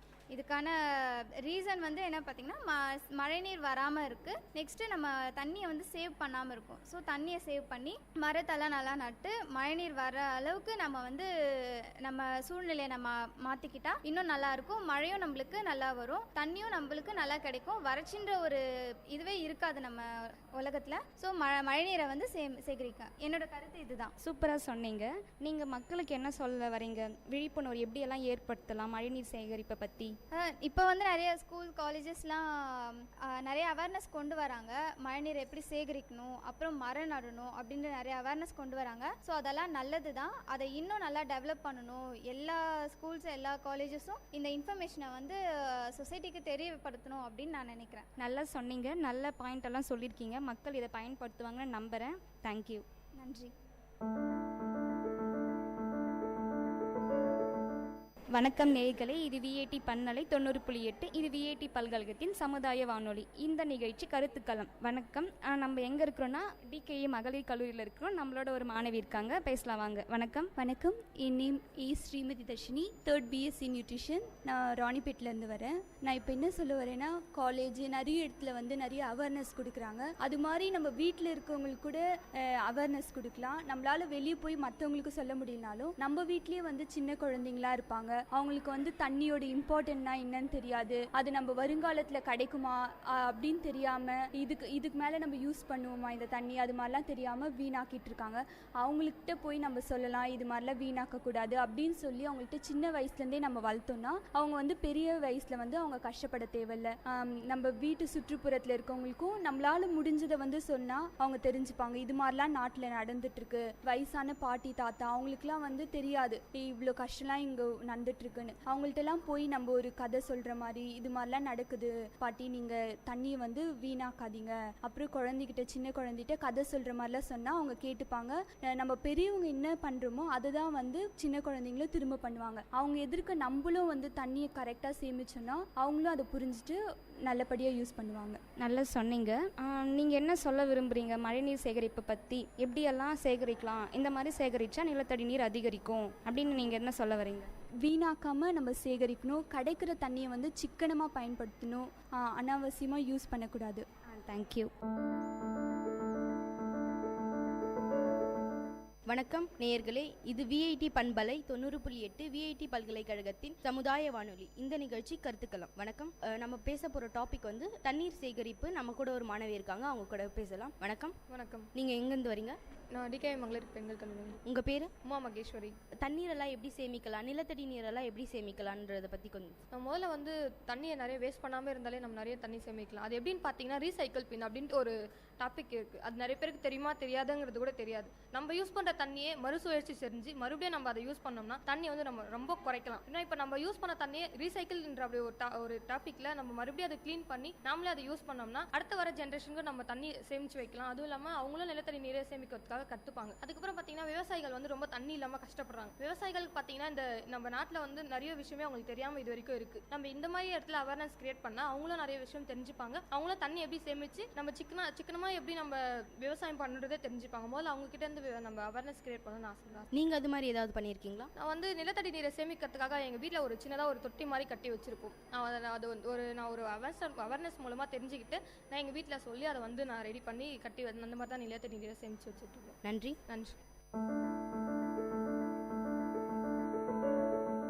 வணக்கம் நேயர்களே, இது விஐடி பண்பலை 90.8. இது விஐடி பல்கலைக்கழகத்தின் சமுதாய வானொலி. இந்த நிகழ்ச்சி கருத்துக்களம். நான் உங்க அன்பு தோழி கார்த்திகா, டிகேஎம் காலேஜ்ல இருந்து பேசுறேன். நம்ம கூட இப்ப பேசுறதுக்காக மகளிர் கல்லூரியில இருந்து ஒரு மாணவி தயாரா இருக்காங்க. இப்ப நம்ம அவங்க கிட்ட கேட்கலாம். உங்க பேர் சொல்லுங்க. யூவி பூவி. நான் செகண்ட் பிஎஸ்சி மேக்ஸ் படிக்கிறேன். இப்போ நிலத்தடி நீர் சேகரிப்பு எப்படி அதை நம்ம பாதுகாக்கணும், இது எல்லாத்தையும் விட நிலத்தடி நீர் மட்டத்தை எப்படி அதிகரிக்கலாம், அதை பற்றி உங்களோட கருத்து என்ன? இப்போ எல்லாமே வந்து தமிழ்நாட்டில் இருக்கிற மிகப்பெரிய பிரச்சனையில் வந்து தண்ணீர் பிரச்சனை இப்போ ரொம்ப வந்து பெரிய பிரச்சனையாக இருக்குது. இதனால் வந்து நம்மளோட நாட்டோட நம்ம இந்தியாவோட முதுகெலும்பே விவசாயம் தான். விவசாயத்துக்கு அடிப்படையானதே தண்ணீர் தான். இது தண்ணீர் குறைஞ்சி போகிறதுக்கு முக்கியமான காரணம்னா நம்ம நிலத்தடி நீர் குறையிறது சொல்லலாம். இதை நம்ம வந்து பல வழியில் பாதுகாப்பலாம். இப்போ வந்து நம்ம உதாரணமாக எடுத்துனா 2015 வெள்ளம் வந்துச்சு. அப்போது அவ்வளோ தண்ணி வந்து நம்மளால் பாதுகாக்க முடியாமல் தான் போச்சு. ஏன்னா அவ்வளோ தண்ணியை வந்து கடலில் தான் போய் தேவையில்லாமல் கலந்துச்சு. அப்போ நம்ம நினச்சிருந்தா கண்டிப்பாக அதை பாதுகாத்துருக்கலாம். இது மாதிரி நம்மளுக்கு எப்போ மழை வருதோ அப்போல்லாம் வந்து அதை ஒழுங்காக ஏரி குளம்லாம் நம்மளுக்கு எவ்வளோ இருக்குது, அது சரியான முறையில் அதெல்லாம் தூர்வாரி அதெல்லாம் ஒழுங்காக நிலத்தடி நீர் சேமிச்சா கண்டிப்பாக நம்ம விவசாயிகளுக்கு எந்த பிரச்சனையும் இருக்காது. மழை வர டைமில் ஒழுங்காக சேமிச்சா அவங்களோட விவசாயமும் கண்டிப்பாக நல்லபடியாக இருக்கும். அதனால எந்த பிரச்சனையும் வராது. நம்ம எல்லாருமே வந்து 3வது உலகப் போர் வந்து தண்ணீருக்காக தான் வரும் சொல்லிட்டே இருக்குமே தவிர அதற்கான நடவடிக்கை வந்து எதுவுமே எடுக்காம தான் இருக்கும். அதனால் இது மாதிரி சின்ன சின்ன ஒரு செயல்களால் கூட கண்டிப்பாக நிலத்தடி நீரை நம்ம பாதுகாக்கும். இப்போ நீங்கள் சொல்கிற மாதிரி பார்த்தீங்கன்னா விவசாயம்னு எடுத்துக்கிட்டோம்னா இப்போ எவ்வளோ பிரச்சனை விவசாயத்தில் நடந்துட்டு இருக்கு. அதை வந்து எப்படி சீரான முறையில் வந்து நம்ம வந்து விவசாயத்துக்காக நீரை பயன்படுத்தலாம் அப்படின்ற மாதிரி ஏதாவது சில கருத்துக்கள் எங்களோட பகிர்ந்துக்கோங்க. விவசாயிகளுக்காக நீர் நம்ம தரது பார்த்திங்கன்னா இப்போது அணைகள்லாம் இருக்குது. அதெல்லாம் வந்து நம்ம தமிழ்நாட்டுக்கு கிடைக்கிற மாதிரி பண்ணி நம்மளும் முடிஞ்ச அளவுக்கு தமிழ்நாட்டில் அணைகள் இருக்குது, அது தண்ணியும் இருக்குது, அது மழை வரப்போ ஒழுங்காக சேமித்து அது விவசாயிகளுக்கு கொடுத்து நம்ம விவசாயத்தை காப்பாற்று. உங்கள் தரப்புலேருந்து பார்த்தீங்கன்னா எப்படி நிலத்தடி நீர் சேகரித்துக்கான அவேர்னஸை நீங்கள் எப்படி கிரியேட் பண்ணிட்டு இருக்கீங்க, எப்படி கிரியேட் பண்ணிட்டு வரீங்க, அதை பற்றி கொஞ்சம் ஷேர் பண்ணிக்கோ. என்னால் முடிஞ்ச அளவுக்கு பெரிய விஷயம்லாம் இல்லை, சின்ன சின்ன விஷயம். அதாவது தண்ணி எங்கே வேஸ்ட்டாக போச்சுன்னா அதை பாதுகாக்கிறது, அதை முடிஞ்ச அளவுக்கு நம்மளுக்கு தெரிஞ்சவங்களுக்கு சொல்கிறது, இந்த மாதிரி மரம் நடுறது, தண்ணி வந்துச்சுன்னா அதை நாங்கள் ஒழுங்காக சேமித்து எங்கள் வீட்டிலே கிணறு இருக்குது, அது மூலமாக நாங்கள் வந்து அந்த மழை தண்ணி வரும்போது மாடியிலேருந்து வர்றது வந்து கிணத்துக்குள்ளே விடுறோம். இது மாதிரி சின்ன சின்ன விஷயங்களை செஞ்சு அது மாதிரி பண்ணிட்டு வரோம். நன்றி தோழி. வணக்கம் நேயர்களே, இது விஐடி பண்பலை 90.8. இது விஐடி பல்கலைக்கழகத்தின் சமுதாய வானொலி. இந்த நிகழ்ச்சி கருத்துக்களம். இன்னைக்கு நம்ம பேச போற டாபிக் என்னன்னா நிலத்தடி நீரை நம்ம எப்படி எல்லாம் சேமிக்கலாம்னு நம்ம கேட்க போறோம். இன்னைக்கு நம்மளோட ஒரு மாணவி இருக்காங்க, அவங்க கிட்ட கேட்கலாம். உங்க பேர்? மீனா. என்ன படிக்கிறீங்க? டிகேஎம் காலேஜில் தான் ஃபர்ஸ்ட் பிஏ ஹிஸ்ட்ரி படிக்கிறேன். இன்னைக்கு நான் கேட்க போற கேள்வி என்னன்னா நிலத்தடி நீரை எப்படி எல்லாம் சேமிக்கலாம் அப்படின்றத பொறுத்து உங்களோட கருத்து. போர்லாம் போடுறது அதெல்லாம் விட்டுடலாம். நிறைய போர் ஒருத்தரே வந்து தண்ணி வரலன்னு சொல்லிட்டு ரொம்ப ஆழத்தில் போய் போர் போடுறாங்க. அந்த போர் வருது, அந்த மண்ணெல்லாம் வெளியே வர்றதுனால விவசாயம் பண்ண முடியல. அந்த மண்ணெல்லாம் வெளியே வந்துச்சுன்னா அந்த மண்ணில் வந்து எந்த செடியுமே வளரவே வளராது. அதனால வந்து விவசாயம் வந்து அந்த இடத்துல வந்து விவசாயம் செய்ய முடியாது. அவங்களாம் வந்து பாதிக்கப்படுவாங்க. அதுக்கப்புறம் வந்து சிமெண்ட் சாலை போட்டோன்னா தண்ணி வந்து உள்ளே போகும், தண்ணி வந்து அவ்வளோ இழுக்காது. தார் சாலை போட்டோன்னா அது தண்ணி ரொம்ப இழுக்கிறதுனால ரொம்ப தண்ணி வந்து வேஸ்ட் ஆகும். நம்ம யூஸ் பண்ணுற தண்ணியை விட அது நிறைய தண்ணி வந்து அது இழுத்துக்கும். நீங்கள் சொன்ன கருத்து ரொம்ப நல்லா இருந்துச்சு. இது மக்களுக்கு போய் சேரும்னு நான் நம்புகிறேன். நேயர்கள் இதுவரை கேட்டது மக்கள் கருத்துக்கள் அரங்கேறிய கருத்துக்களம் உங்கள் விஐடி பண்பலை 90.8. நன்றி, வணக்கம்.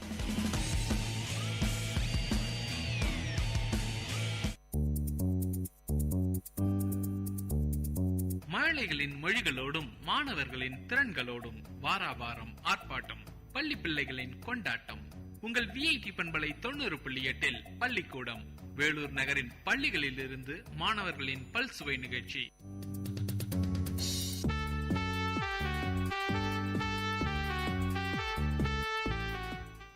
இன்றைய பள்ளிக்கூடம் நிகழ்ச்சியில் நகராட்சி நடுநிலைப்பள்ளி காகிதப்பற்றை மாணவர்கள் வழங்கும் பல்சுவை நிகழ்ச்சிகளை கேட்கலாம்.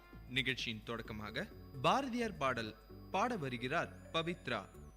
இங்கே பாரு பாரதி தங்க தமிழ் பாரதி முருக மீசை பாரதி கருத்து கூடை பாரதி காந்தவி பாரதி சாந்தமொழி பாரதி பாரதி பாட்டு படிப்போமே பாரதம் போற்ற வாழ்வோமே காக்கா அந்த பக்கம் காக்கா கிளி இந்த பக்கம் கீ கீ கீ புயல் மரத்தில் கூ கூ கூ கோழி குரில கொக் கொக் கொக் பசுவும் கன்றும் மாமா மேலும் மாது மே மே மே காக்கும் நாய் லொல் லொல் லொல்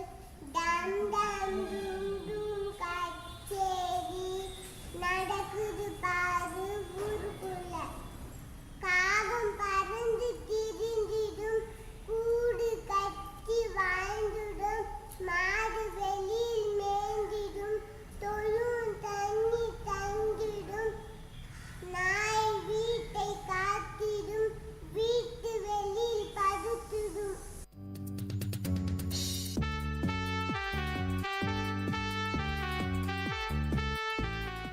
நிகழ்ச்சியில் அடுத்ததாக ஆங்கில பாடலை பாட வருகிறார் Vasanth. Twinkle, twinkle, little star, how I wonder what you are. Up above the earth so high, like a diamond in the sky. Up a little, jump a little, 1, 2, 3. Run a little, skip a little, tap one knee. Bend a little, stitch a little, tap one knee. Bend a little, stitch a little, tap. நாடு வரே நான் a little, stip a little, leave வரே.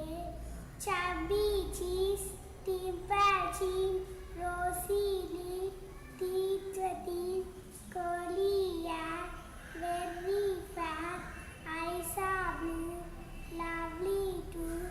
Teacher say, easier too. Yes, yes, yes. Thank you.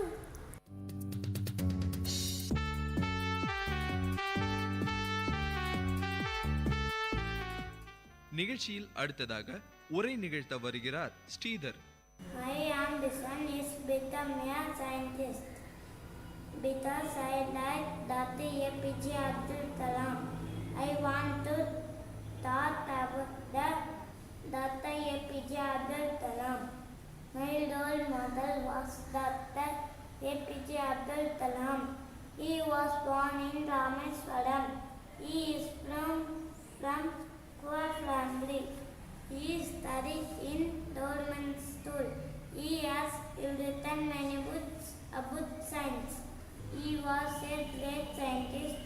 He was the president of our country. We must keep him as a role model and we must follow his rules. Thank you.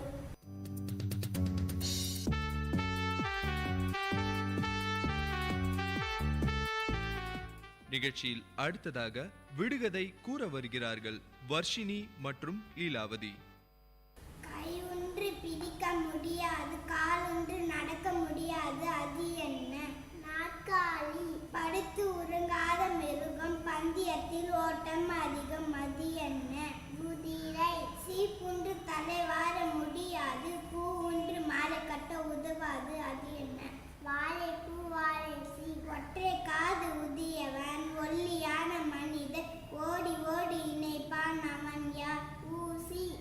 ஆகாய்க்கு நீர் கொட்டும் போது ஆளை காக்க மலர்வான், அவன் யார்? குடை. நன்றி.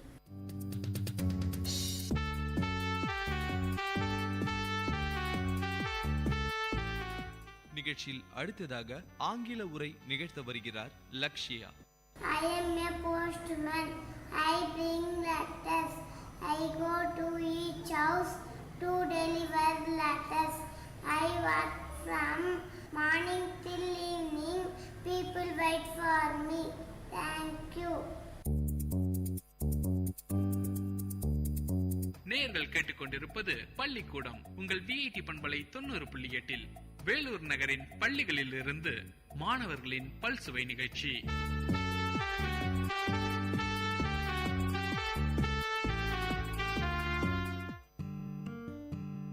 வானொலி ஒலித்திடுதே, மனிதத்தை வளர்த்திடுதே, சமுதாயத்தை நலமாய் மாற்றிடுதே,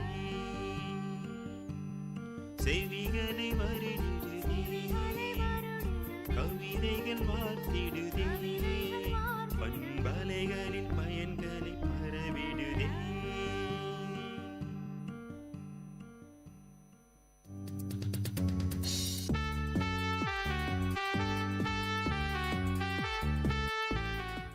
நிகழ்ச்சியில் அடுத்ததாக குழு பாடலை பாட வருகிறார்கள் லக்ஷயா, வர்ஷினி, ராணி, லீலாவதி.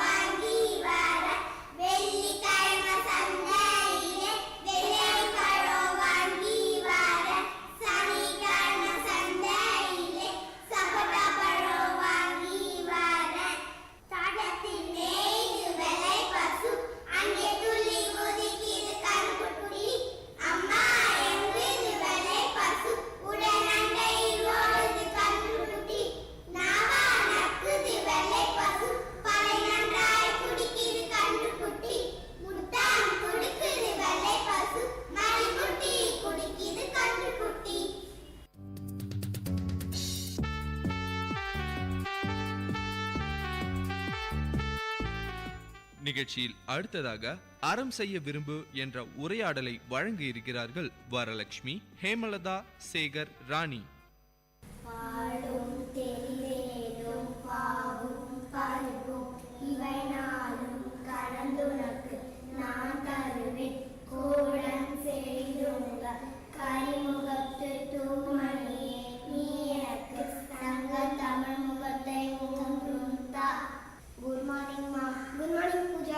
இன்னைக்கு எனக்கு பிடிச்ச தோசை தானே. இல்லை பூஜா, இன்னைக்கு உன் தம்பிக்கு பிடிச்ச இட்லி தான் செஞ்சுக்கிறேன். நாளைக்கு உனக்கு பிடிச்ச தோசை செய்து தரேன். இட்லி தான் காலி நல்லவன் என்ற எங்கள் டீச்சர் சொல்லியிருக்காங்கம்மா. Very good Pooja, school time வச்சுருக்கேன். ரெடியா?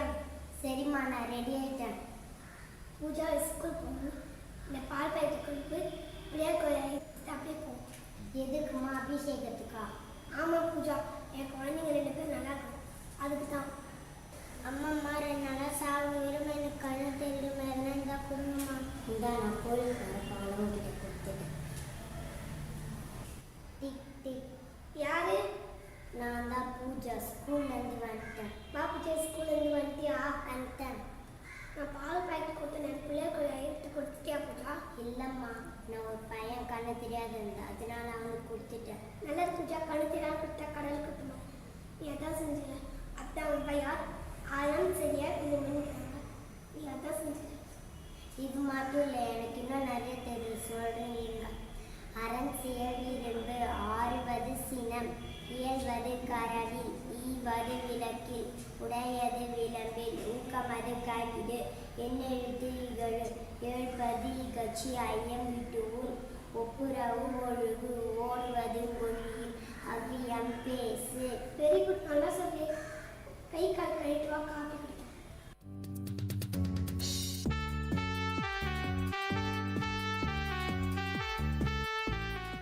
நிகழ்ச்சியில் அடுத்ததாக பூங்காவில் பூக்கள் என்ற கதையை கூற வருகிறார் சரஸ்வதி. ஒரு கதை சொல்ல போகிறேன். பூக்கள் என்றால் நந்தனுக்கு கொல்லாசை. எங்கு பூக்களை பார்த்தாலும் பறித்து எடுத்து வந்து ரசித்து ரசித்து பார்ப்பார். அன்று அவர் பாட்டியுடன் பூங்காவிற்கு சென்றார். பூங்காவை பார்த்ததும் நந்தனுக்கு மிகவும் மகிழ்ச்சி ஏற்பட்டது.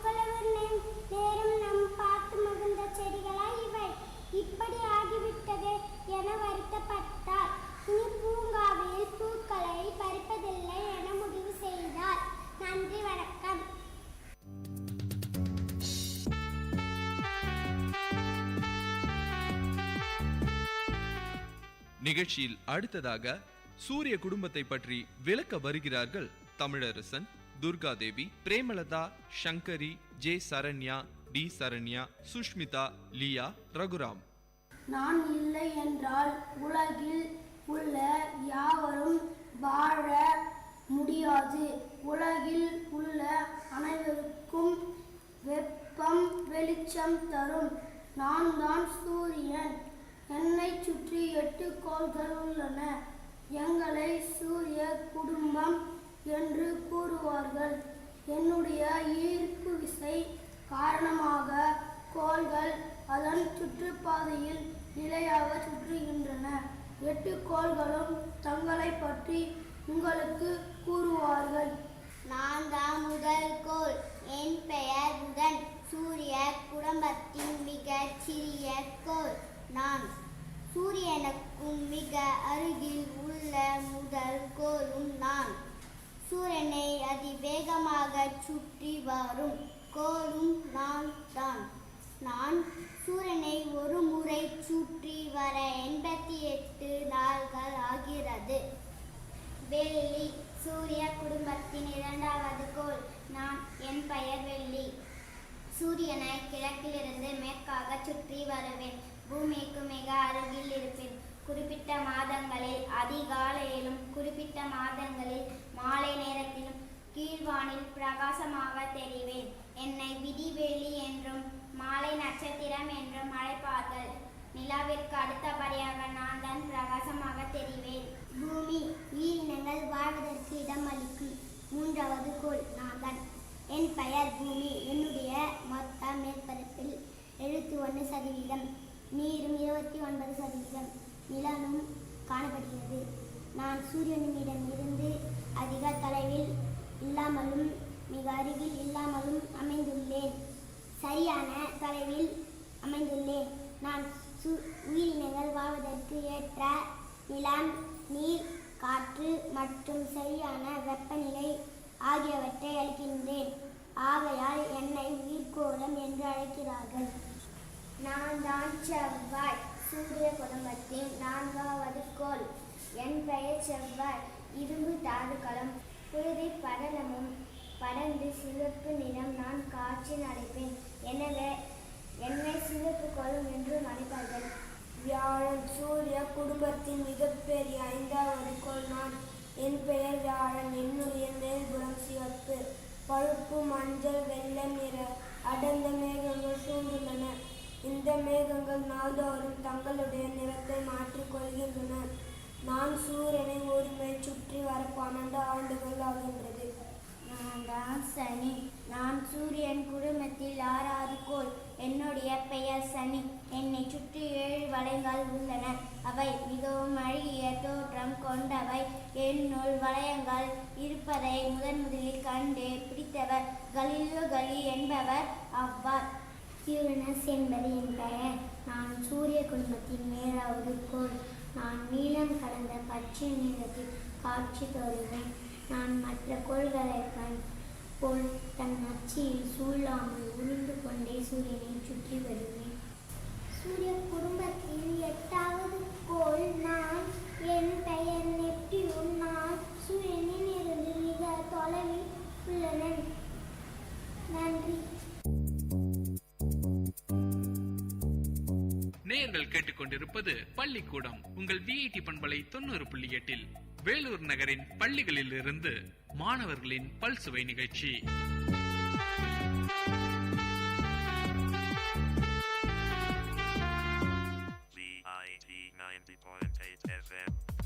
உள்ளம் கொள்ளை போகுமே விஐடியின் ரேடியோ. பங்கு பெற வாருங்கள்.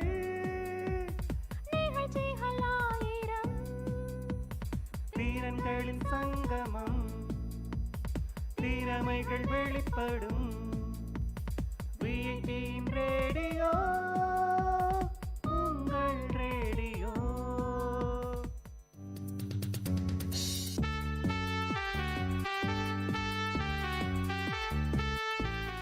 நிகழ்ச்சியில் அடுத்ததாக மெய் சொல்லல் நல்லதப்பா என்ற பாடலை பாட வருகிறார் பிரேமலதா. மெய் சொல்லல் நல்லதப்பா தம்பி.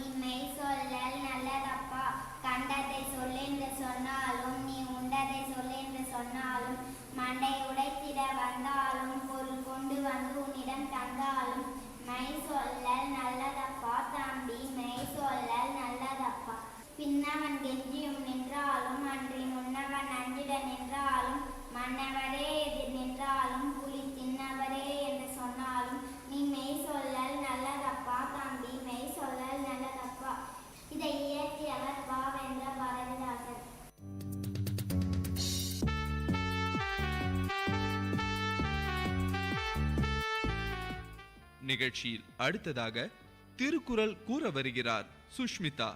திருக்குறளை இயற்றியவர் திருவள்ளுவர். அவர் 1330 திருக்குறளை எழுதியுள்ளார். நான் 10 குறட்பாக்களை கூறுகின்றேன். நன்றி மறப்பது நன்றென்று, நன்றல்லது அன்றே மறப்பது நன்று. நன்றிக்கு வித்தாகும் நல்லொழுக்கம் தீயொழுக்கம் என்றும் இடமை தரும்.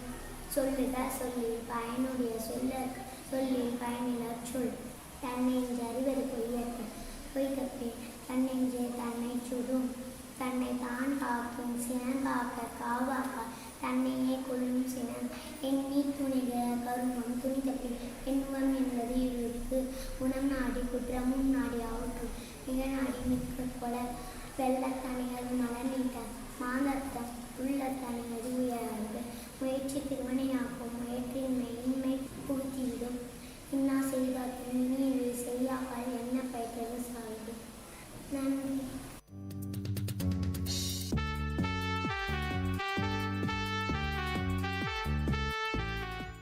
நிகழ்ச்சியில் அடுத்ததாக நாட்டுப்புற பாடலை வழங்க இருக்கிறார்கள் பிரேமலதா, சங்கரி, தமிழரசன். நாங்கள் பாட இருப்பது நாட்டுப்புற பாடலில் தாலாட்டு பாடல்.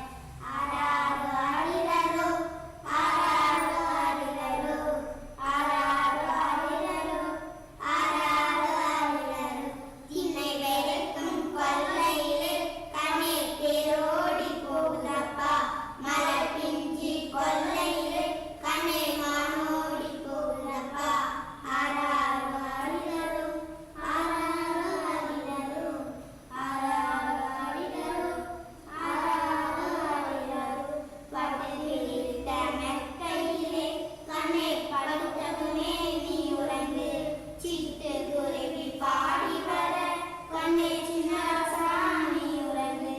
ஆராரோ ஆரிரரோ ஆராரோ ஆரிரரோ ஆராரோ ஆரிரரோ ஆராரோ ஆரிரரோ.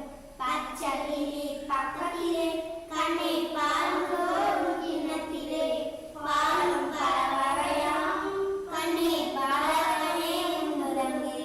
ஆராரோ ஆரிரரோ ஆராரோ ஆரிரரோ ஆராரோ ஆரிரரோ ஆராரோ ஆரிரரோ ஆராரோ ஆரிரரோ ஆராரோ ஆரிரரோ ஆராரோ ஆரிரரோ ஆராரோ ஆரிரரோ. நன்றி, வணக்கம்.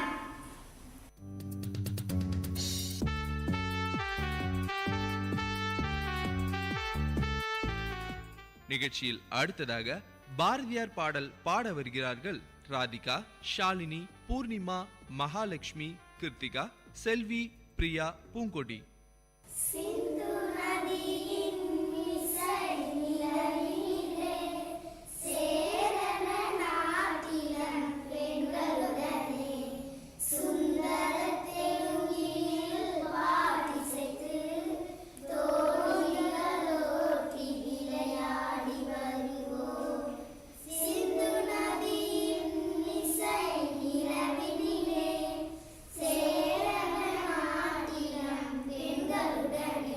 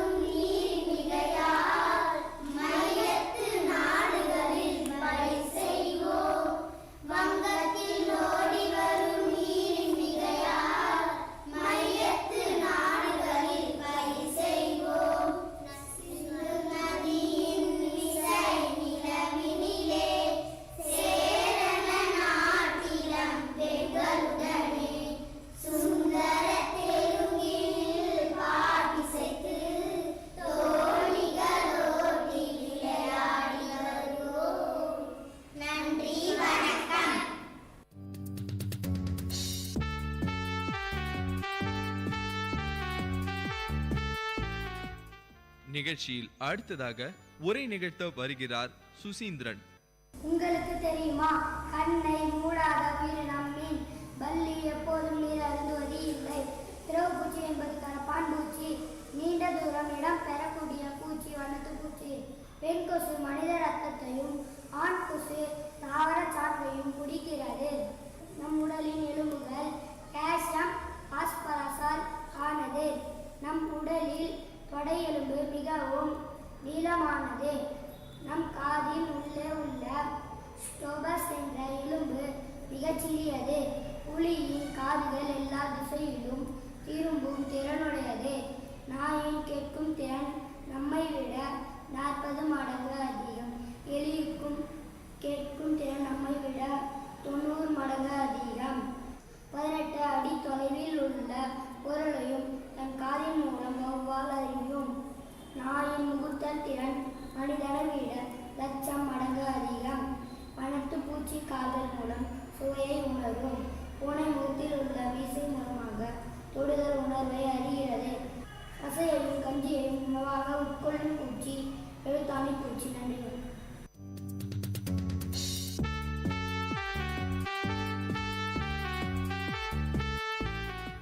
நிகழ்ச்சியில் அடுத்ததாக செல்லின் பாகங்களை பற்றி விளக்க இருக்கிறார்கள் பிரீத்தி, Hema, Malini, Pooja, Sonia, Deepika, Nandini, Narmada.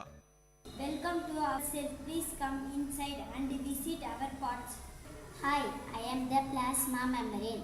I am the security to allow anyone to go inside and out of the cell. Thank you. Hello, I am the liquid jelly present inside the cell. The nucleus and cytoplasm present in me. Thank you.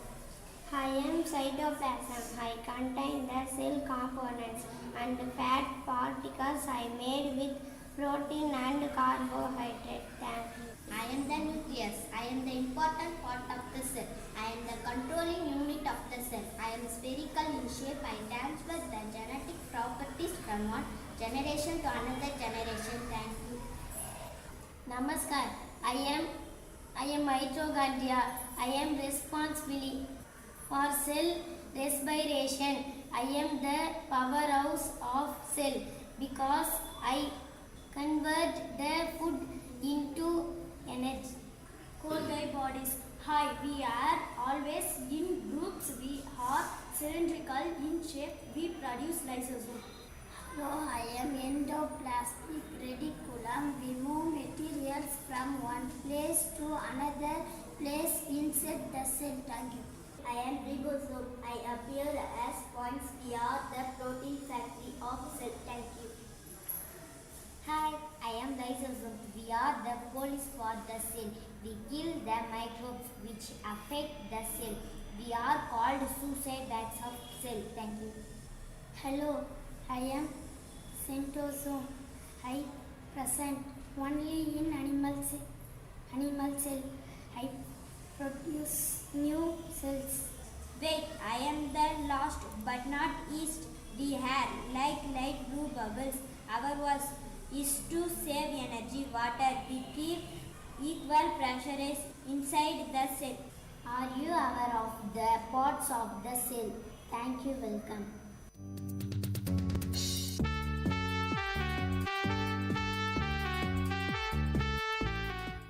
நிகழ்ச்சியில் அடுத்ததாக தமிழ் உரை வழங்க இருக்கிறார் ராஜஸ்ரீ. எண்ணென்ப யானை எழுத்தென்ப இவ்விரண்டும் கண்ணென்ப வாழும் உயிருக்கு என்பது கல்வியின் இன்றியமையாதது எடுத்து உரைக்கிறது. எண்ணும் எழுத்தும் கண்ணை தகும் என்னும் பொன்மொழியும் இதை உணர்த்துகிறது. கல்வி உடையவர்கள் கண் உடையவர்கள், கல்வி அற்றவர்கள் முகத்தில் 2 புண்ணுடையவர்கள். எனவே உலகில் உயர்ந்த செல்வமாகிய கல்வி செல்வத்தை அடைவதே சிறப்பாகும். கல்வியின் சிறப்பை பற்றி தமிழ் உரை இயற்றிய திருவள்ளுவர் கல்வி என்னும் ஒரு அதிகாரத்தில் வகுத்து அளித்துள்ளார். கல்லாமையின் இழுவையும் கல்லாமை என்னும் அதிகாரத்தில் நன்கு அறிவுரைப்படுத்துகிறது. விலங்கிலிருந்து பிரித்து மனிதனை மனிதனாக்குவது கல்வியே. மனிதனானது பண்பாட்டினை நாகரிகத்தையும் அடிப்படையாக அமைந்தது. கல்வியை அரசனுக்கு கூட தன் நாட்டில்தான் சிறப்புண்டு. ஆனால் கற்றோருக்கு சென்ற இடமெல்லாம் சிறப்பு. கல்வியானது 7 பிறவிகளுக்கும் தொடர்ந்து வந்து பாதுகாப்பு அளிக்கும். அளப்பரிய ஆக்கங்களை அள்ளி அள்ளி வழங்கும் கல்வியை மனிதன் ஒவ்வொரு தன்னால் வாழ்நாள் முழுவதும் கற்றுக்கொண்டே இருக்க வேண்டும். ஏனென்றால் கல்வி கரை இல்லாதது, கற்றது கைமண் அளவு, கல்லாதது உலகளவு. அறிவுடையார் எல்லாம் உடையோர் என்பது வள்ளுவரின் வாக்கு. எனவே அடிப்படை கல்வி அறிவை ஆக்கத்தில் மற்றும் பயன்படுத்தி புதியதோர் சமுதாயம் படைப்போம் என்று.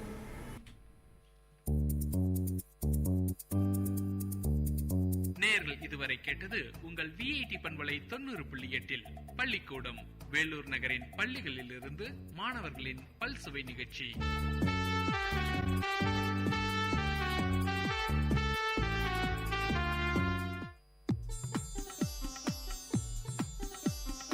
தமிழ்ச்சுடர் வாழ்வும் இலக்கியமும் சங்கமிக்கும் ஒளி ஓவியம் உங்கள் விஐடி பண்பலை 90.8.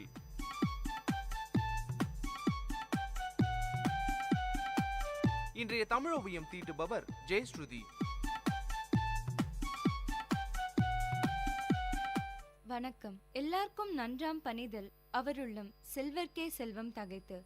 மனிதன் கடைபிடிக்க வேண்டிய நற்பண்புகள் பற்பல. அவற்றில் தலையாயது தன்னடக்கம்.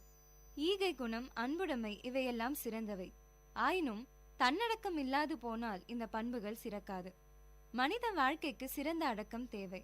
பழங்காலத்தில் அடக்கம் என்ற ஒரே சொல் பல பண்புகளை விளக்கியது. ஆனால் இன்று அடக்கம் என்ற பண்பு விரிந்து தனியே சொல்கிற வகையில் அமைந்துள்ளது. இந்த உலகத்தில் பெரும்பாலானோர் துன்பப்படுகின்றனர். துன்பங்கள் எதனால் ஏற்படுகின்றன? ஒரு பொருளை நம்ம கண்ணால பாக்குறோம். பாக்குறவங்க எல்லாரும் அந்த பொருளை பார்த்துட்டு பேசாம இருக்கிறது இல்ல. அதை எப்படியாவது அடையணும் அப்படின்னு பல பேர் நினைக்கிறாங்க. அந்த நினைப்பு ஆசையா வளருது. அதை பெற முயற்சி செய்யறாங்க. அந்த முயற்சியின் விளைவாக பல துன்பங்களை அடைகிறாங்க. இவ்வாறு ஐம்புலன்களால அடையும் இன்பத்தை அனுபவிக்கும் எண்ணமும் ஆசையும் பெருகுகின்றன. இவற்றை தடையில்லாமல் பெற சிலருக்கு வாய்ப்பில்லாம போகலாம். வாய்ப்பு இல்லாதவங்க தங்களுக்கு வாய்ப்பு இல்லையே என்று எண்ணி ஆறுதல் அடைகிறது இல்லை. அவற்றை எப்படியாவது அடைய வேண்டும் என்று விரும்பி கிடைக்காததுல துன்பம் அடைகிறாங்க. ஒரு சிலர் ஒரு படி மேல போய் அதை அடையணும்னு தவறான வழிகளில் ஈடுபடுறாங்க. அதனால பெருந்தொல்லைகளுக்கு ஆளாகிறாங்க. இந்த புலன்களை ஆட்டி படைப்பது எது? மனம். மனம் எப்போதும் எதிலையும் ஆறுதல் பெறுவது இல்லை, நிறைவு கொள்வது இல்லை. ஓரளவுக்கு கிடைத்தா போதும் என்று நினைப்பதில்லை. கிடைக்க கிடைக்க மேலும் மேலும் அடைய வேண்டும் என்ற ஆசை ஊற்றா பெருகுது. இந்த ஐம்புலன்களையும் அடக்குவோர் துன்பத்தை வெல்லுவர். துன்பத்திலிருந்து விடுபடுவதே மிக சிறந்த இன்பம் இல்லையா? இந்த அடக்கம் என்னும் பண்பு துன்பங்களிலிருந்து விடுவிப்பதோடு நிற்பதில்லை, வேறு எத்தனையோ நன்மைகளையும் செய்கின்றது. கல்வி செல்வத்தை பெற கண்ணும் செவியும் ஒத்துழைக்க வேண்டும்.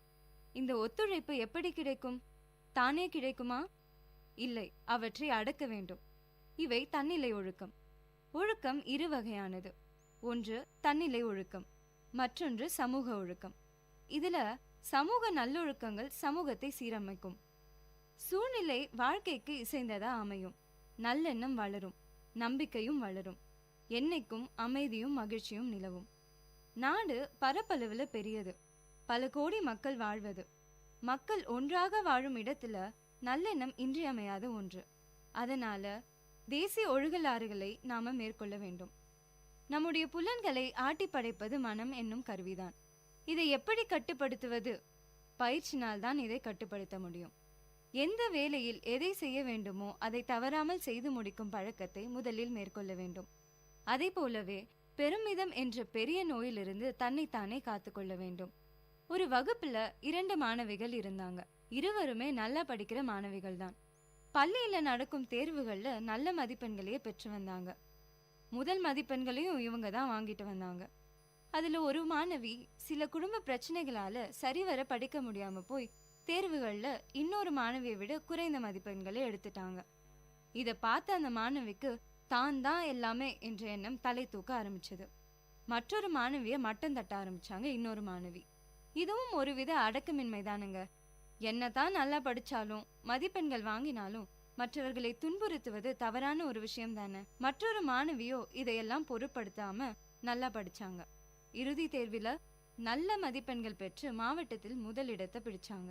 அதனால நம்ம திறமை வாய்ந்தவரா இருந்தாலும் அடக்கத்தோட இல்லைன்னா திறமைக்கான உழைப்புக்கான பலனை அடைய முடியாது. தன்னடக்கம் என்ற சிறந்த பண்பினை பெற வேண்டுமாயின் மற்றவர்களிடம் குறை காணும் தீமை அறவே கூடாது. அடக்கம் என்னும் செல்வத்தை முயன்று பெற்ற வெற்றியே தவத்தால் அடைந்த ஆற்றலாகும். பொருட்செல்வம் முதலானவை இந்த உலகில் சிறப்புடன் வாழ துணை புரிபவை. அடக்கமும் செல்வத்திற்கு எல்லாம் தலை சிறந்த செல்வமாகும். இதையே வள்ளுவர் எல்லாருக்கும் நன்றாம் பணிதல் அவருள்ளும் செல்வர்க்கே செல்வம் தகைத்து என்கிறார்.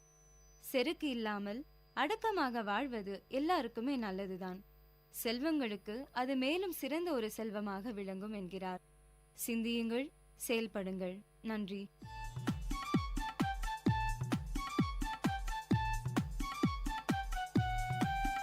நேர்கள் இதுவரை கேட்டது வாழ்வையும் இலக்கியத்தையும் இணைத்த ஒளி ஓவியம் தமிழ் சுடர். இன்றைய தமிழ் ஓவியம் தீட்டியவர் ஜெயஸ்ருதி. இது உங்கள் VAT பண்பலை 90.8.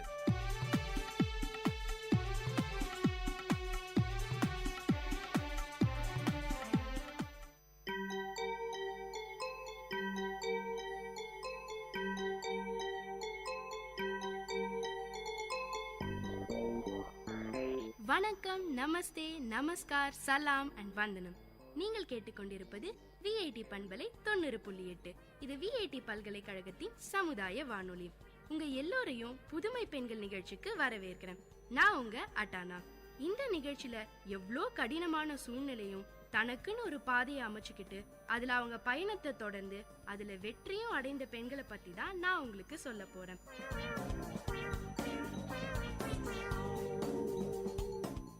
வணக்கம், நமஸ்தே, நமஸ்கார், சலாம் அண்ட் வந்தனம்.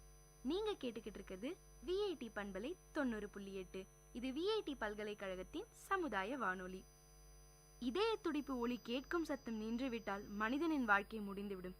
இந்த டெக்னாலஜி வேர்ல்ட்ல எல்லாருக்குமே இதய நோய் ப்ராப்ளம் வந்துகிட்டு தாங்க இருக்கு. முக்கியமா சின்ன வயசுல வரும்போது இது கண்டுபிடிக்க முடியாத ஒரு பெரிய பிரச்சனையா இருக்கு. இந்த மாதிரி இருக்க குழந்தைகளுக்காக பெங்களூர்ல ஐஸ்வர்யா ட்ரஸ்ட் ரிதம் ஆஃப் ஹார்ட்ன்ற ஒரு அமைப்பு மூலமா பல குழந்தைங்களுக்கு சிகிச்சை அளிச்சு உயிர் பிழைக்க செய்யறாங்க. இந்த புனிதமான சேவையை நடத்திட்டு வராங்க நம்ம சித்ரா விஸ்வநாதன். நம்ம எல்லாம் பாத்தீங்கன்னா சோகம் வரும்போது அழுது புலம்பிக்கிட்டே இருப்போம். ஆனா நம்ம சித்ரா விஸ்வநாதன் மேடம் சோகத்தோட உச்சத்துல இருக்கும் போது கூட ஒருவருக்கு சேவை செய்யறத பத்தி யோசிச்சிருக்காங்க. இவங்க வாழ்க்கையில என்ன நடந்தது, எதனால இந்த அமைப்பை தொடங்கினாங்கன்றத பத்தி தான் நான் இன்னைக்கு உங்களுக்கு சொல்ல போறேன். சித்ரா விஸ்வநாதனுக்கு 2 பொண்ணுங்க. ஐஸ்வர்யா இவங்களோட 2வது குட்டி பொண்ணு. ஐஸ்வர்யா பிறந்த 40வது நாள்லயே அவளுக்கு ஏதோ பிரச்சனை இருக்குன்னு கண்டுபிடிச்சிட்டாங்க.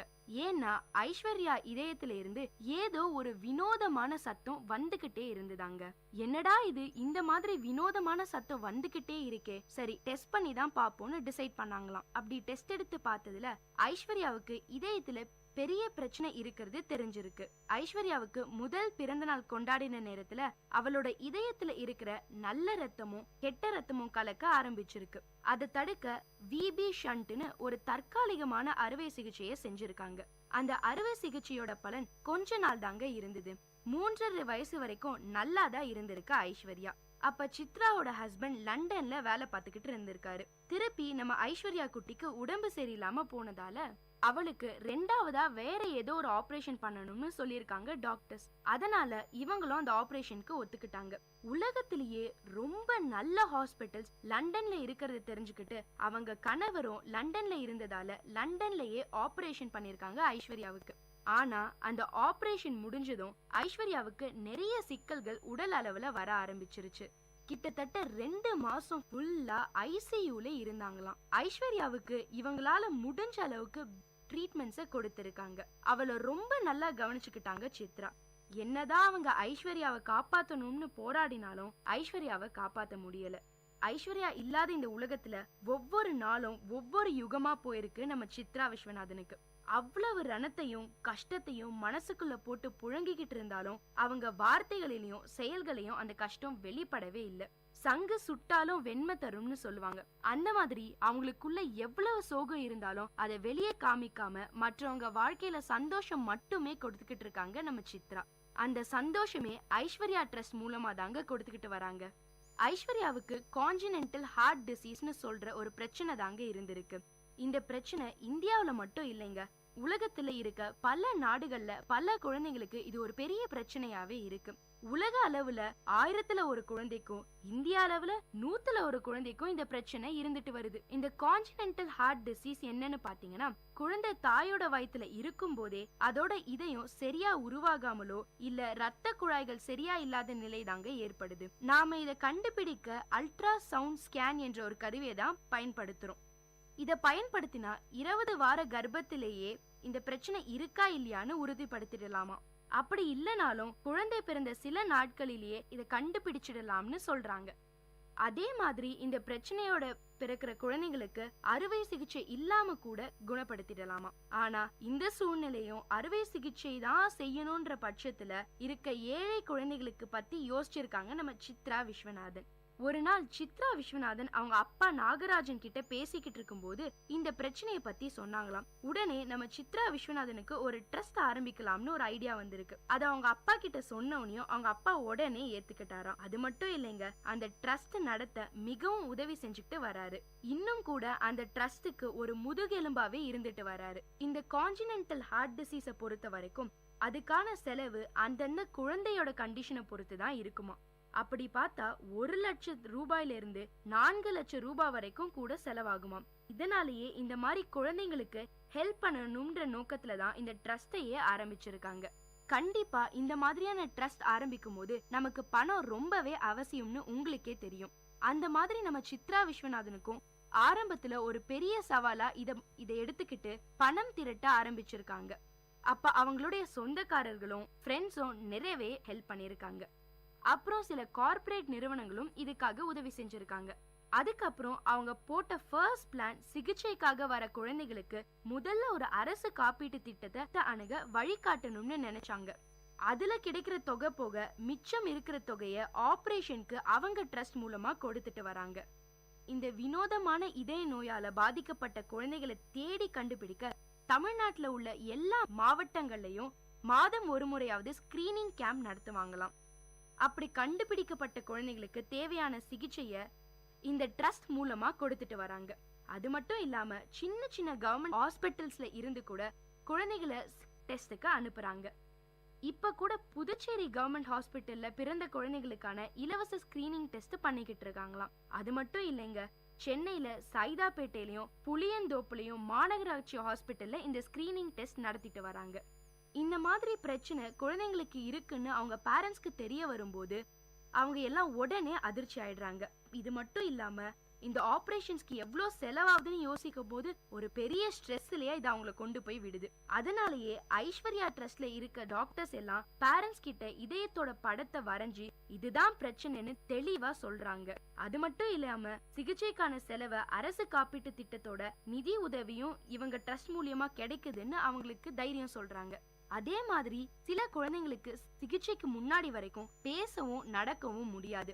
ஆபரேஷனுக்கு அப்புறம் அந்த குழந்தைகள் பேசுறதையும் நடக்கிறதையும் பார்க்கும்போது அவங்க பெற்றோர் ஆனந்த கண்ணீரோட சித்ராவுக்கு நன்றி சொல்றாங்க. இத பார்க்கும்போது சித்ரா விஸ்வநாதனுக்கு மனசு நிறைவாவும் ரொம்ப சந்தோஷமாவும் இருக்கு. இந்த மாதிரி பல உதவிகளை செஞ்சுட்டு வர நம்ம சித்ரா விஸ்வநாதன் அவங்களுடைய ட்ரஸ்டின் மூலமா அடுத்து குழந்தைகளுக்கான இதய மாற்று அறுவை சிகிச்சைக்கான உதவிகளையும் செய்ய தொடங்கி இருக்காங்க. இது வரைக்கும் பாத்தீங்கன்னா 3 குழந்தைகளுக்கு அறுவை சிகிச்சையை வெற்றிகரமா நடத்தி முடிச்சிருக்காங்க. இந்த கான்ஜினென்டல் ஹார்ட் டிசீஸை பொறுத்த வரைக்கும் இந்த நோயை நம்ம எவ்வளோக்கு எவ்வளோ சீக்கிரமா கண்டுபிடிக்கிறோமோ அவ்வளோ சீக்கிரம் சரி பண்ணிடலாம்ங்க. இதை கண்டுபிடிக்க தாமதம் செஞ்சா அறுவை சிகிச்சையால கூட குணப்படுத்த முடியாது. HIV மாதிரியோ இல்ல கேன்சர் மாதிரியோ இந்த நோய்க்கான விழிப்புணர்வு மக்கள் கிட்ட இல்ல. அது மட்டும் இல்லாம இந்த ட்ரஸ்டின் மூலமாக சென்னை, மும்பை, பெங்களூர்னு பல இடங்கள்ல இந்த நோய்க்கான விழிப்புணர்வை பரப்பிக்கிட்டு வராங்க நம்ம சித்ரா. ஒவ்வொரு குழந்தையும் இந்த நோயில இருந்து விடுவித்து அவங்களோட உயிரை காப்பாற்றணும்ன்றதுதான் இந்த ஐஸ்வர்யா ட்ரஸ்டோட நோக்கமேங்க. குழந்தையை இழந்ததோட பெரிய வலிய இன்னமும் அவங்களால மறக்க முடியல. அது வாழ்நாள் பூரா அவங்க கூடவே இருக்கும்னு சொல்றாங்க. நம்ம சித்ரா விஸ்வநாதன் ட்ரஸ்ட் மூலியமா இதுவரைக்கும் 700 குழந்தைகளுக்கும் மேல உயிரை காப்பாத்திருக்காங்களாம். இந்த குழந்தைங்களோட உருவத்திலையும் உயிர்லயும் அவங்க ஐஸ்வர்யாவையே பாக்குறதா சொல்றாங்க. அது மட்டும் இல்லாம ஐஸ்வர்யா அவங்களோட இருக்கிறதாவும் தோணுதாம். என்ன நேயர்களே, நம்ம சித்ரா விஸ்வநாதனோட இந்த சேவை எவ்வளவு முக்கியம், அதனால எவ்வளவு குழந்தைங்க பயனடைறாங்கன்னு உங்களுக்கு தெரிஞ்சிருக்கும். இதை செய்ய நம்ம சித்ரா விஸ்வநாதன் எவ்வளோ கஷ்டப்படுறாங்கன்னு உங்களுக்கு தெரிஞ்சிருக்கும். ஆனாலும் அவங்க கனவை நினைவாக்குற இந்த போராட்டத்துல போராடிக்கிட்டே தான் இருக்காங்க. இதே மாதிரி இன்னொரு புதுமை பெண்ணோட உங்களை சந்திக்கும் வரை உங்களிடமிருந்து டாடா பை பை சொல்லி விடைபெறுவது உங்க அட்டானா. இது விஐடி பண்பலை 90.8.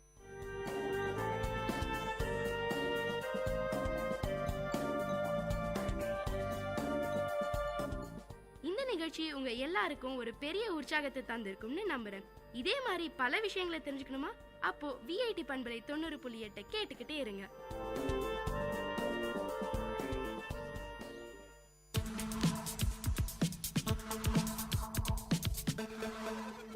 Way to Success.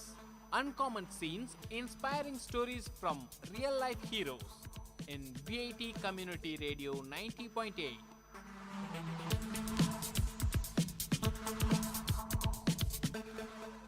Hi guys, this is VIT Community Radio 90.8 and welcome to the show Way to Success.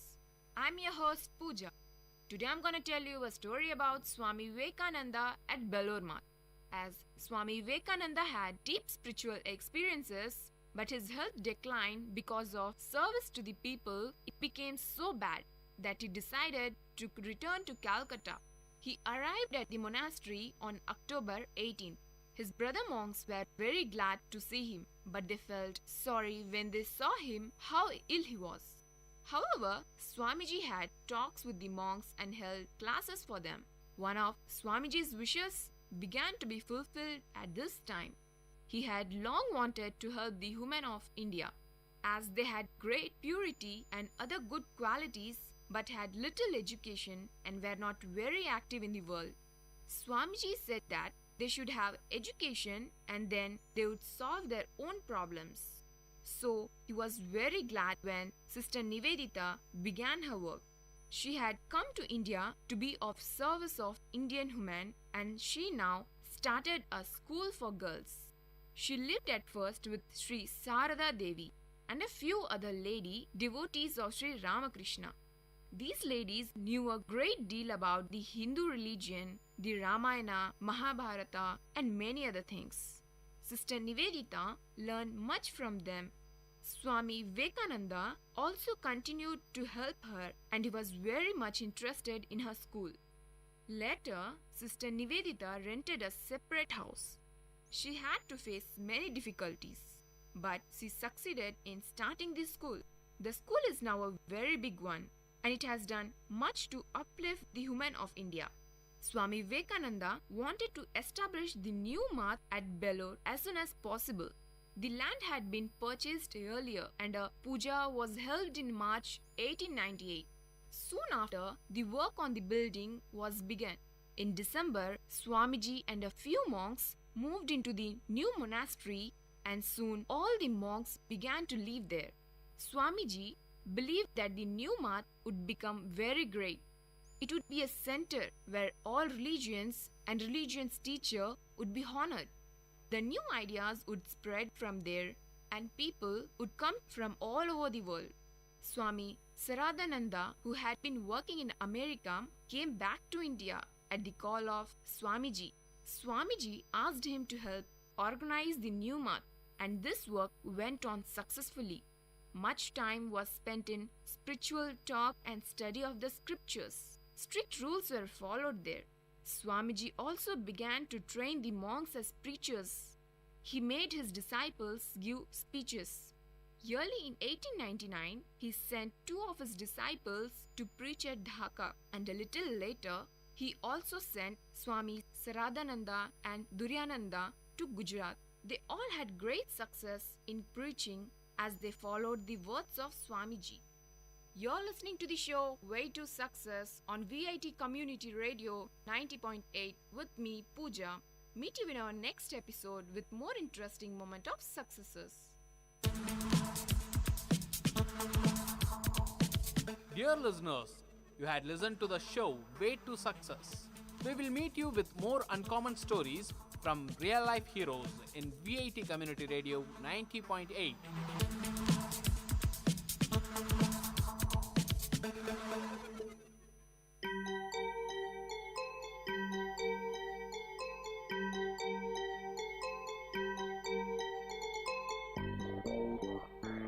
வணக்கம், நமஸ்தே, நமஸ்கார், சலாம் அண்ட் வந்தனம். நீங்கள் கேட்டுக்கொண்டிருப்பது விஐடி பண்பலை 90.8. இது விஐடி பல்கலைக்கழகத்தின் சமுதாய வானொலி. உங்க எல்லோரையும் புதுமை பெண்கள் நிகழ்ச்சிக்கு வரவேற்கிறேன். நான் உங்க அட்டானா. இந்த நிகழ்ச்சியில எவ்வளோ கடினமான சூழ்நிலையும் தனக்குன்னு ஒரு பாதையை அமைச்சுக்கிட்டு அதுல அவங்க பயணத்தை தொடர்ந்து அதுல வெற்றியும் அடைந்த பெண்களை பத்தி தான் நான் உங்களுக்கு சொல்ல போறேன்.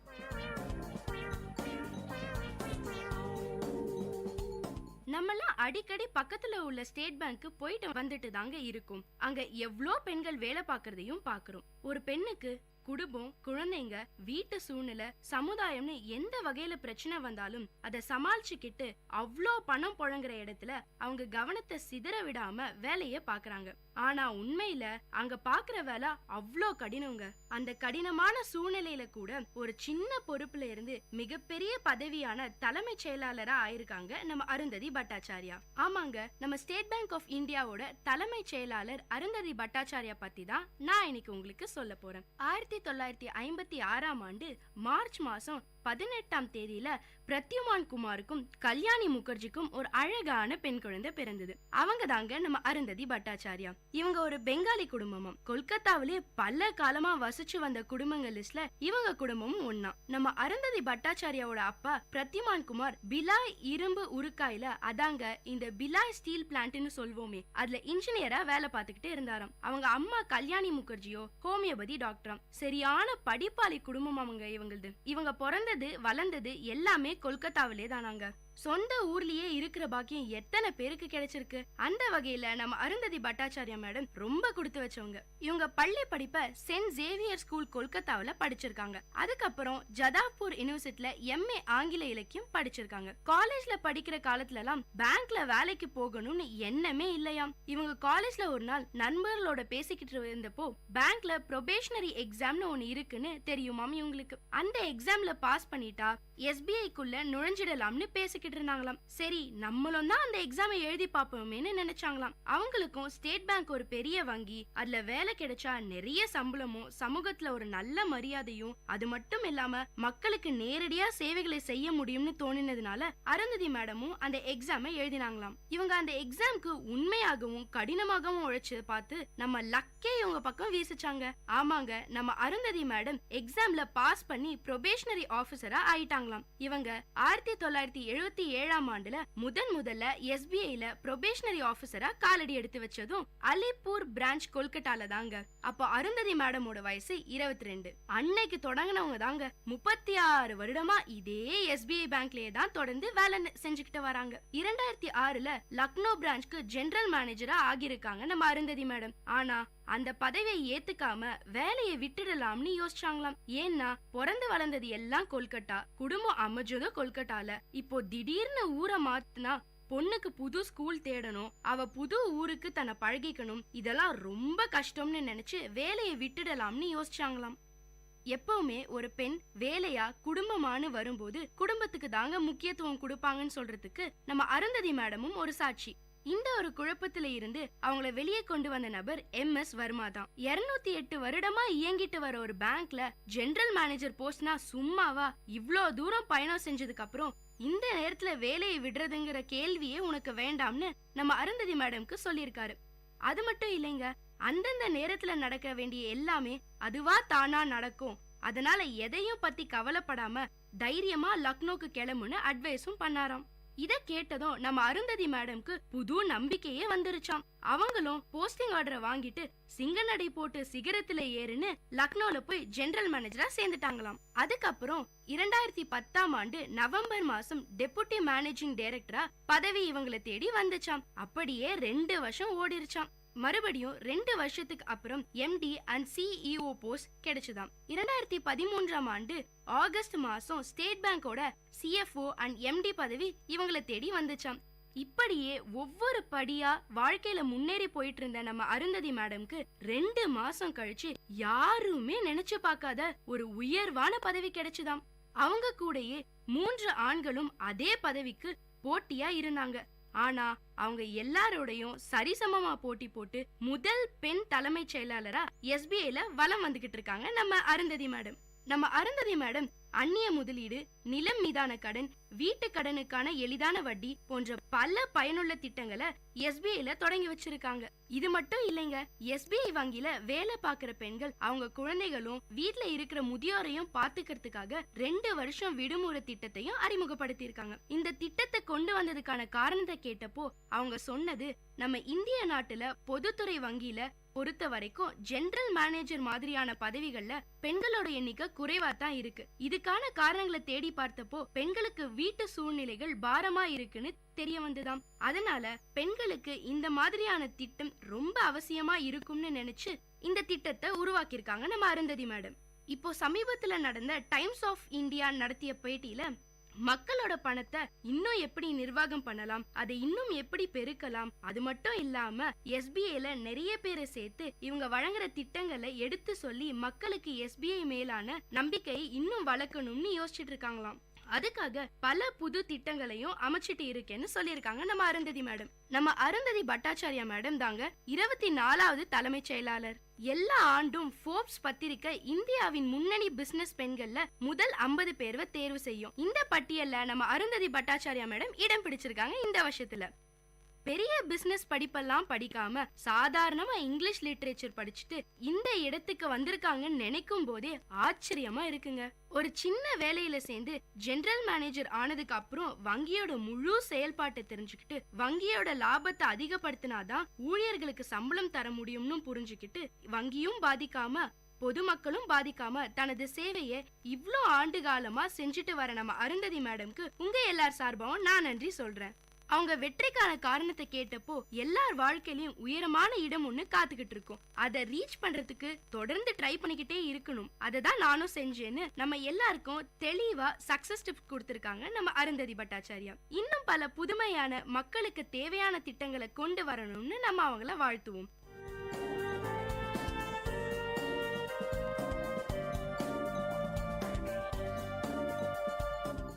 இந்த நிகழ்ச்சி உங்க எல்லாருக்கும் ஒரு பெரிய உற்சாகத்தை தந்திருக்கும்னு நம்புறேன்.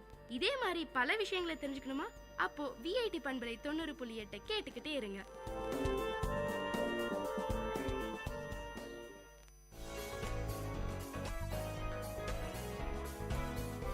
All marriages are sacred, but all are not safe.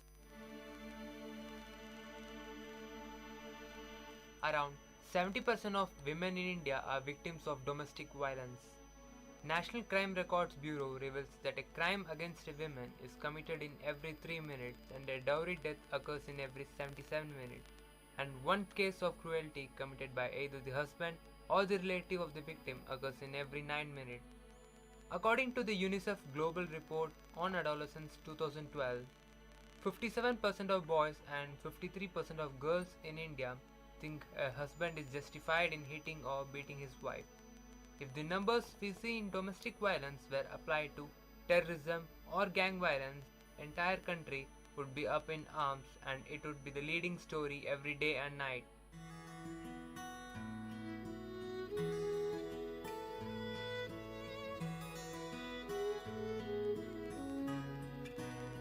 Latika belongs to a poor family of Dashpur village. She completed her graduation and is working as a teacher in a school in Mahanagar city. Raj, coming from a well-off family, is also working in the same school as a teacher. They both are in love and are planning to marry each other. Latika, my parents would like to see you to decide upon our marriage. We'll be coming tomorrow to your house. Okay, Raj, I'll make the arrangements. Raj, along with his family, comes to see Latika.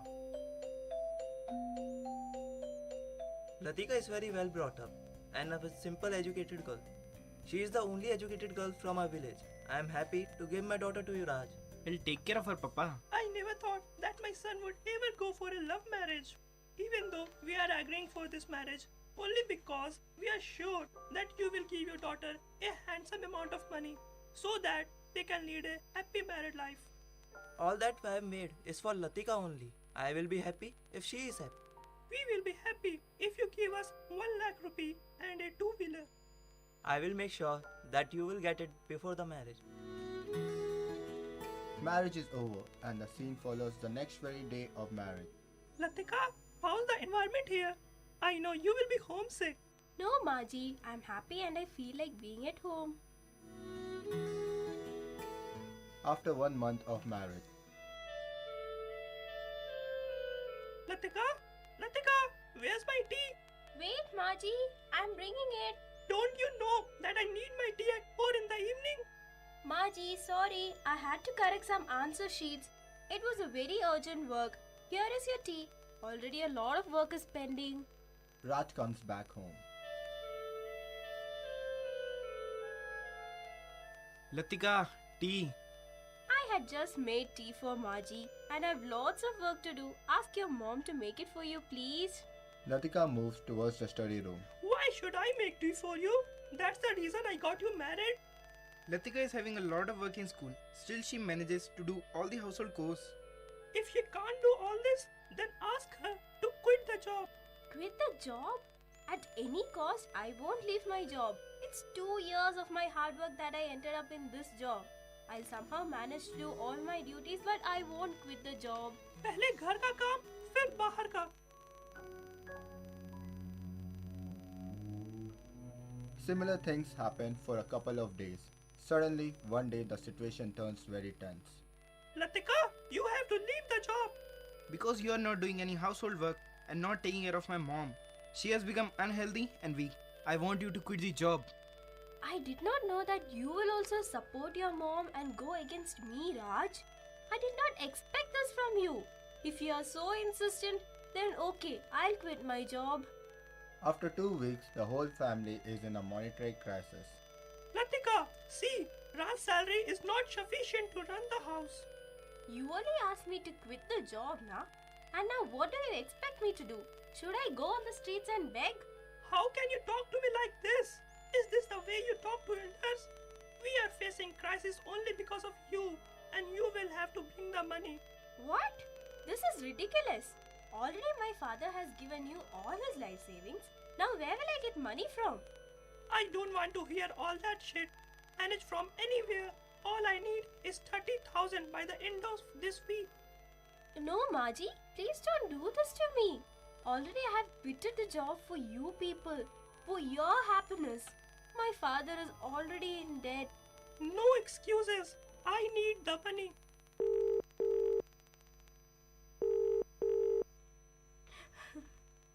Hello? Hello, Beti. How are you? I'm fine, Papa. No. Beta, I know you very well. What happened to you? Dear, please tell me. Papa, I quitted my job because Maji and Raj were too adamant. Now they're asking me to pay 30,000 rupees within a week. What? We had already fulfilled their demands. Anyway, don't worry, Beti. I will find out a way to solve this situation. But Papa, from where will you get this huge amount in a week? I love you, Beti, and I can do anything for your happiness. Papa, the dam is now overflooded. I think we should report the matter to the police.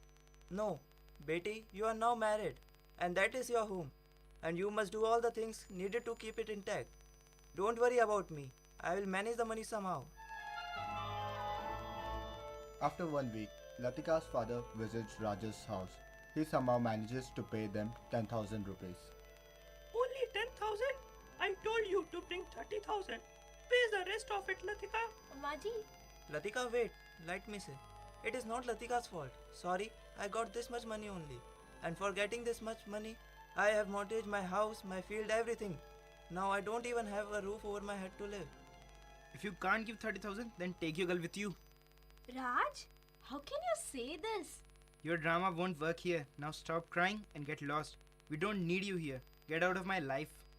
No, Raj. Please don't do this to me. I am sorry. It's my fault. Please don't punish my daughter. I will get you the money within 2 days. 2 days?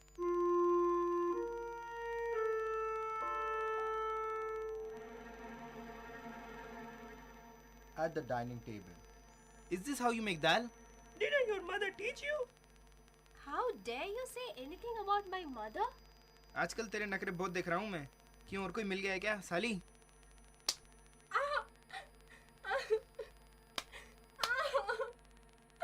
Latika got injured very badly.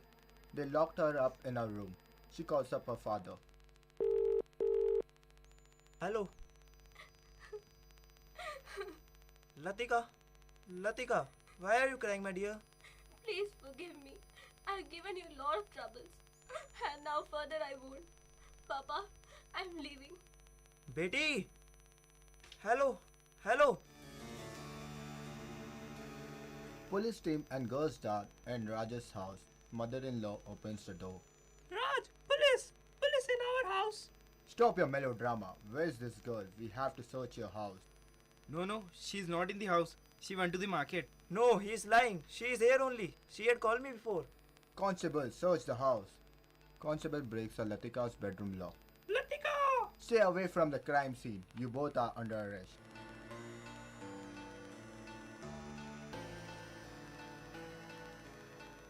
The danger is real. Domestic violence hurts all family members. When a person is abusive, he or she eventually loses the trust and respect of his or her partner. Abused partners are afraid to communicate their feelings and needs. Everyone has a right to feel safe in a relationship. Disagreement develop from time to time in relationship. Domestic violence is not a disagreement. It is a whole pattern of behavior used by one partner to establish and maintain power and control over the other. These behaviors can become more frequent and intense over time. They are destructive and dangerous. The abusive person is responsible for this behavior. That person is the only one who can change them. Don't wait until you and the one you love get hurt. You are not alone. Raise your voice. Patterns left uninterrupted can continue forever. Domestic violence is a pattern that unless something significant changes, it will go on and affect everyone around you, your friends, family, and your children. No man can know where he is going unless he knows exactly how he arrived at his present place.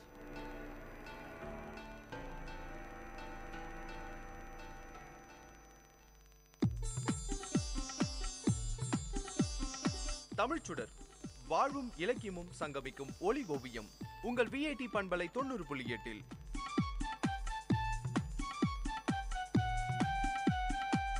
இன்றைய தமிழோவியம் தீட்டுபவர் ஜெயஸ்ருதி. வணக்கம். அன்போடு இயைந்த வழக்கு என்ப ஆறுயிர்க்கு என்போடு இயைந்த தொடர்பு. சற்று நேரம் கற்பனை உலகத்தில் சுற்றி வருவோமா? நாம் வாழும் இந்த உலகத்தையே கற்பனையில் வைத்து பார்ப்போம். பெற்றோர் தன் பிள்ளைகளை வெறுக்கின்றனர். அண்ணன் தம்பியையும், தம்பி அண்ணனையும், அக்கா தங்கையையும், தங்கை அக்காவையும் வெறுக்க தொடங்கிவிட்டனர். இவ்வாறே மக்கள் அனைவரும் ஒருவரை ஒருவர் வெறுக்கின்றனர். மக்கள் மட்டுமா? விலங்குகளும் பறவைகளும் ஒன்றை ஒன்று வெறுக்க தொடங்கிவிட்டன. அப்பொழுது இந்த உலகம் எப்படி இருக்கும்? எங்கும் குழப்பம், எங்கும் கலவரம், அழிவு. இவற்றை தவிர வேறு ஏதேனும் நிகழுமா?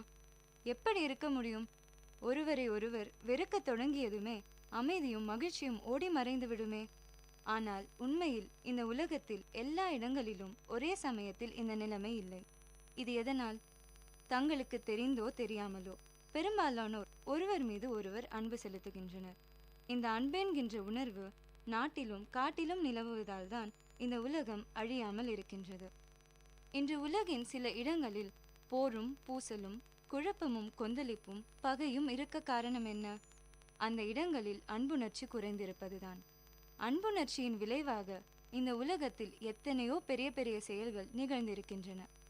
உலகத்தில் உள்ள உயிர்களின் மீது புத்தர் அன்பு கொண்டார். உயிர்களின் துன்பங்களை துடைக்கும் வழியை ஆராய்ந்தார். திருவள்ளுவர் உலக மக்களின் மீது கொண்ட அன்பின் விளைவாக பிறந்ததே திருக்குறள்.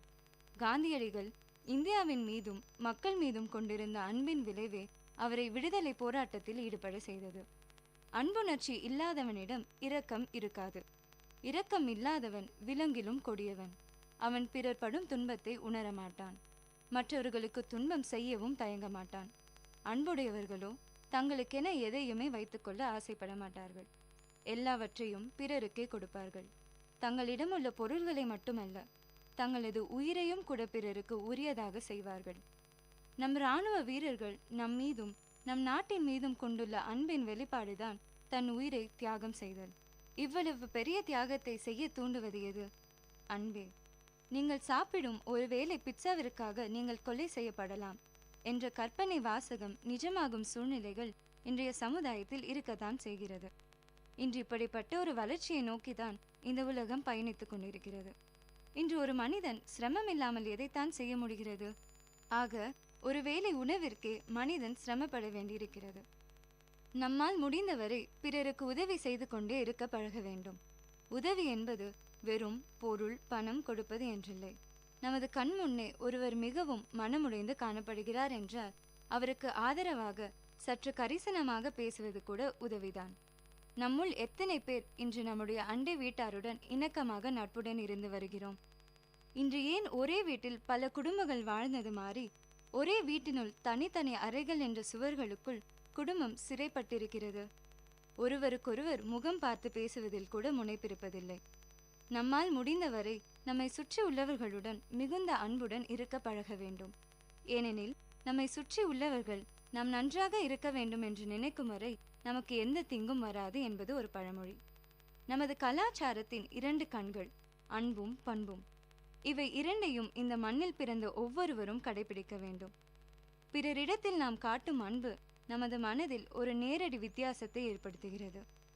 இன்னமும் ஒரு திரைப்படத்தை பார்த்து கண்ணீர் சிந்துகிற எத்தனையோ மக்கள் நம்மிடையே இருக்கின்றனர். அந்த கண்ணீர் கூட அந்த கதாபாத்திரத்தின் மீது கொண்ட ஒரு அன்பின் வெளிப்பாடுதான். ஆக ஒரு பிம்பத்தின் மீது நம்மையும் அறியாமல் அன்பு வெளிப்படுகிறது. அன்பின் அழகு அதனை வெளிப்படுத்துவதன் மூலமே இருக்கிறது. எனவே நம் ஒவ்வொருவரின் மனதிலும் உறங்கி கிடக்கும் அன்பை எந்த தடையுமின்றி வெளிப்படுத்த வேண்டும். ஆகவே இந்த உலகத்தில் பொருந்தி வாழ்வதற்கு பயன்படும் ஒரே துணை அன்பே என்பதை இனியும் விளக்கி கூற வேண்டுமா? அன்பு செல்வமின்றி வாழ்க்கை பயணம் தொடங்குபவர் எந்த நன்மையையும் அடைய மாட்டார். உடம்பின் உள்ளே இருந்து செயல்படக்கூடிய ஒரே உறுப்பு அன்பு. அன்பே மற்ற உறுப்புகளை பயனுள்ள வழியில் இயங்க செய்கிறது. அது இல்லாவிடில் மற்ற உறுப்புகள் தத்தம் விருப்பம் போல் இயங்கும். நன்மை தீமைகளை பார்க்காது. இத்தகைய உண்மைகளை உணர்ந்த காரணத்தாலேயே நம் முன்னோர்கள் கடவுளை அன்பு வடிவாக கொண்டனர். அன்பென்னும் இந்த அருமையான செல்வத்தை பெற்றுள்ளவனே இறைவனை தன் மனதில் இருத்தி வைப்பவன் ஆவான். இதையே வள்ளுவர் அன்போடு இயைந்த வழக்கு என்ப ஆறுயிர்க்கு என்போடு இயைந்த தொடர்பு என்கிறார். அன்பு செலுத்துவோம், ஒரு வலிமையான சமுதாயத்தை உருவாக்குவோம். சிந்தியுங்கள், செயல்படுங்கள். நன்றி.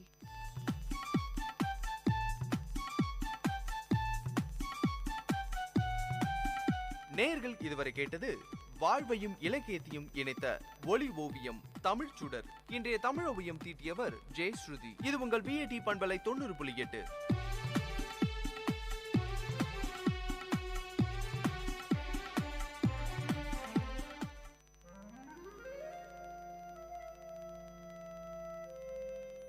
It's story time. In VIT Community Radio 90.8, you're going to listen to a short story written and narrated by Professor Pranesh Kumar, VIT University. Title of the story: The Changes of Time. Time, the fastest and cruelest magician, did not spare her. I gazed at her for a long time. Mashing beetle leaf, preparing pan, she did not notice me. With great seriousness and much care, she opened a small box lying beside her. From it, she took a polythene bag and carefully unwinded it, took out a pinch of tobacco and crushed it along with other ingredients. 70% of her hair has lost its color. My curiosity about her grew more and more. As I sat there, inhaling the fresh smell of pan, I must talk to her, I said to myself. I got up and found a suitable place beside her. She smiled at me with her toothless gums, while her hands were busy rearranging the contents in the pan box. The skin of her arm seemed coarse like the epidermis of an old tamarind tree. She herself was like an old tree that had witnessed many springs and summers. Dressed in a white saree and without a blouse, she looked like a typical old woman from South Tamil Nadu.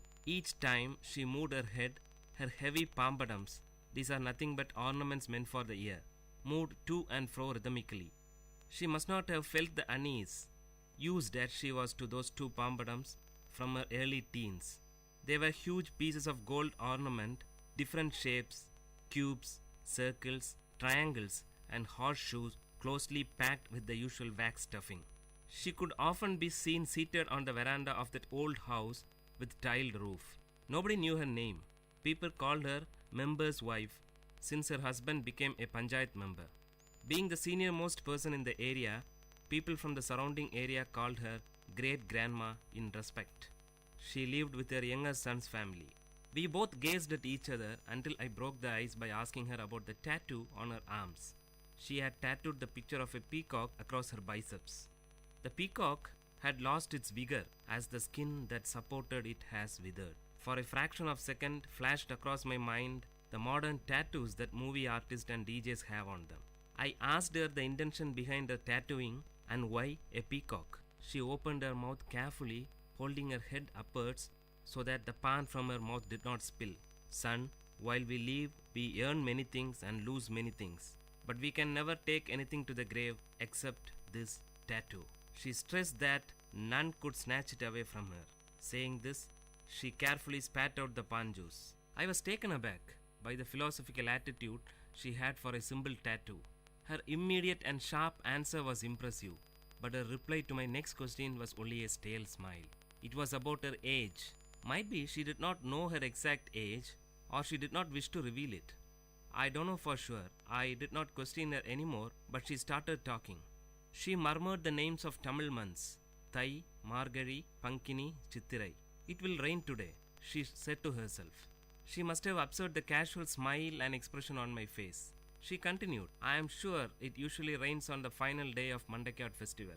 It's a local temple festival of South Kanyakumari, but only if the deity is pleased. She seemed to have memorized the dates of local festivals and the names of local deities.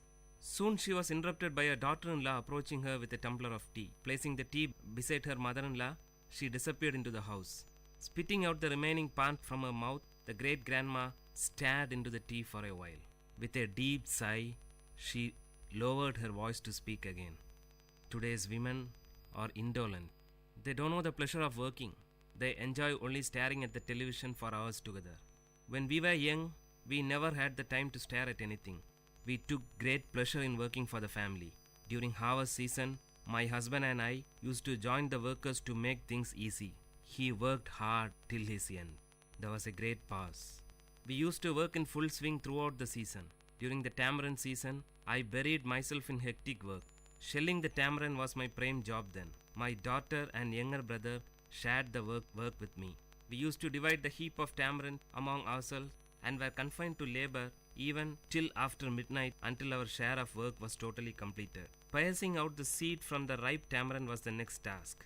Our happiness knew no bounds since the work was completed in the midst of the heaps of mangoes and jackfruit and other festive eatings.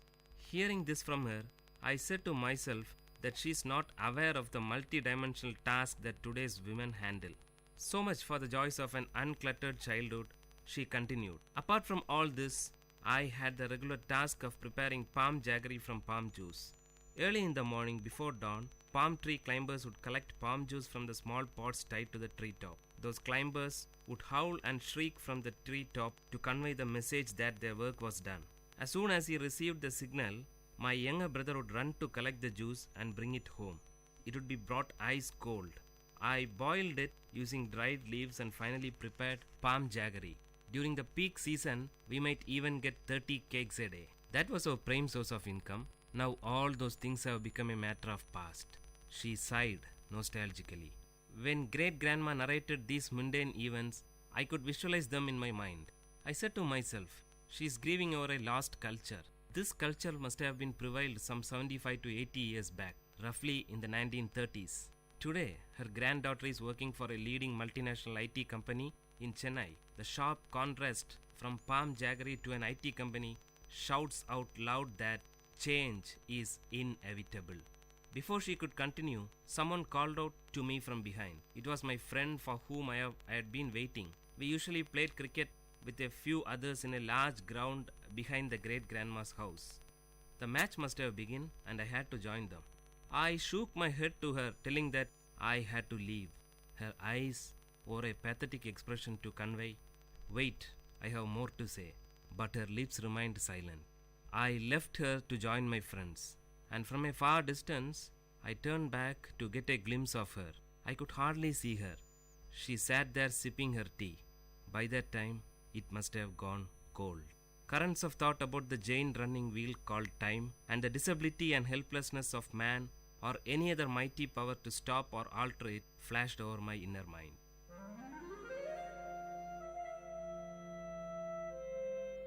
Dear listeners, you had listened to a short story written and narrated by Professor Pranesh Kumar, VIT University, in VIT Community Radio 90.8.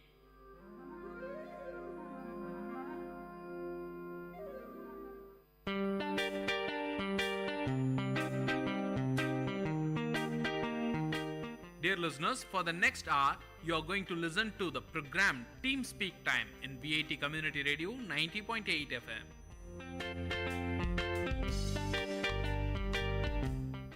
விவசாயி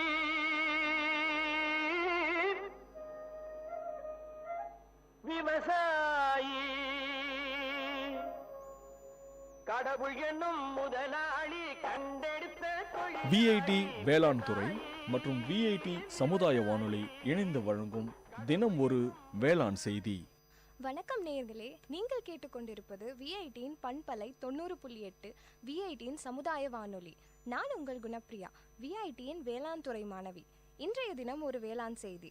தினம் ஒரு வேளாண் செய்தியை தெரிஞ்சுக்கிறது நமக்கு ரொம்பவும் நல்லதுங்க. அந்த வேளாண் குறிப்பை நான் ஒரு கதையாக சொல்ல போகிறேன். ஒரு நாள் ஒரு விவசாயி தினம் அவர் வயலுக்கு போய் அந்த வயலை சுற்றி பார்த்துட்டு வர்றது அவருக்கு ஒரு தினசரி ஒரு வேலையாக இருந்ததுங்க. அந்த வயலை பார்த்தா பச்சை பசேன்னு அழகாக பச்சை கலரில் ஒரு போர்வை போத்தின மாதிரி அவ்வளோ அழகாக இருக்குமாங்க. காற்றுல அசைஞ்சாடுற அந்த நெல் பயிரை பார்த்தா அவ்வளோ அழகாக இருக்குமா. இந்த அழகு எல்லாமே அந்த விவசாயி ரசித்து பார்த்துக்கிட்டு இருந்தாராம். அந்த நேரத்தில் அவருக்கு ஒரு அழுக குரல் கேட்டுச்சான். என்ன ஏதுன்னு திரும்பி பார்த்தா அந்த இடத்துல ஒரு நெல் பயிர் அழுதுகிட்டு இருந்ததை அவர் பார்த்தாராம். ஏன் அழுவுற? எனக்குள்ள ஏதோ நிறைய மாற்றம் நடக்கிற மாதிரி எனக்கு தெரியுது. புழுவெல்லாம் என்னோட பயிரில் தொலை போட்டு நிறைய நாசம் விளைவிச்ச மாதிரி எனக்கு தெரியுது. என் நெற்கதிரில் வளர்ச்சியே இல்லை. என் இலை எல்லாமே வெங்காய இலை மாதிரியே காட்சி அளிக்குது. எனக்கு என்ன பண்ணுறதுனே தெரியல. என்ன காரணமாக இருக்கும்? ஏதோ ஒரு பூச்சியோட தாக்குதல் மாதிரி தெரியுது. நீ சொல்கிறதெல்லாம் பார்த்தா அது ஆனைக்கொம்பன் ஈ மாதிரி எனக்கு தெரியுது. அது பொருளாதார ரீதியாக 10% நாசம் விளைவிக்கும் அப்படின்னு சொல்லிட்டு சொல்லுவாங்க. இப்போ என்னதான் நான் பண்ணுறது? என் நிலைமையை நினச்சி எனக்கு ரொம்ப கவலையாக இருக்குது. கவலைப்படாத, என்கிட்ட ஒரு யோசனை இருக்குது. என்ன?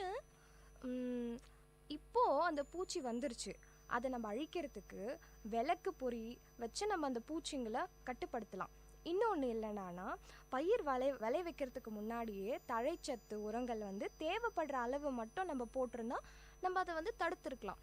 ஆனால் இப்போ நம்ம என்ன பண்ணலான்னா பூச்சிக்கொல்லி தெளிச்சா அது ரொம்பவும் நல்லதுன்னு சொல்லிட்டு சொல்கிறாங்க. அதில் சிலதை நான் சொல்கிறேன்.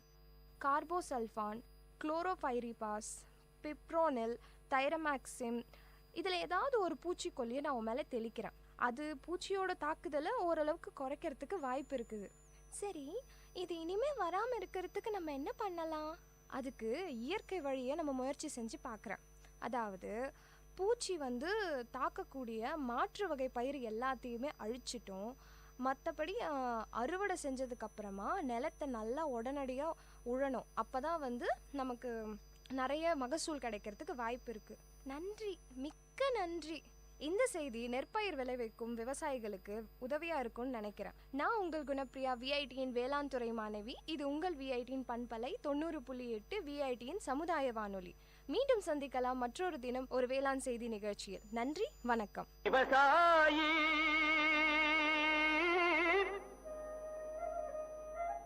விவசாயி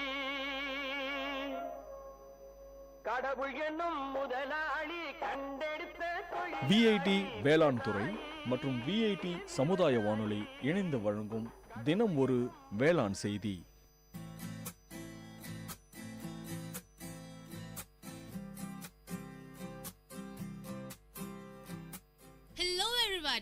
हेलो एवरीबॉडी, आप सुन रहे हैं VIT कम्युनिटी रेडियो 90.8 FM और ये है आपका brand new show learning German, मैं हूँ आपकी होस्ट श्राव्या और मैं हूँ आपका होस्ट एंड दोस्त हिमांशु मंघानी।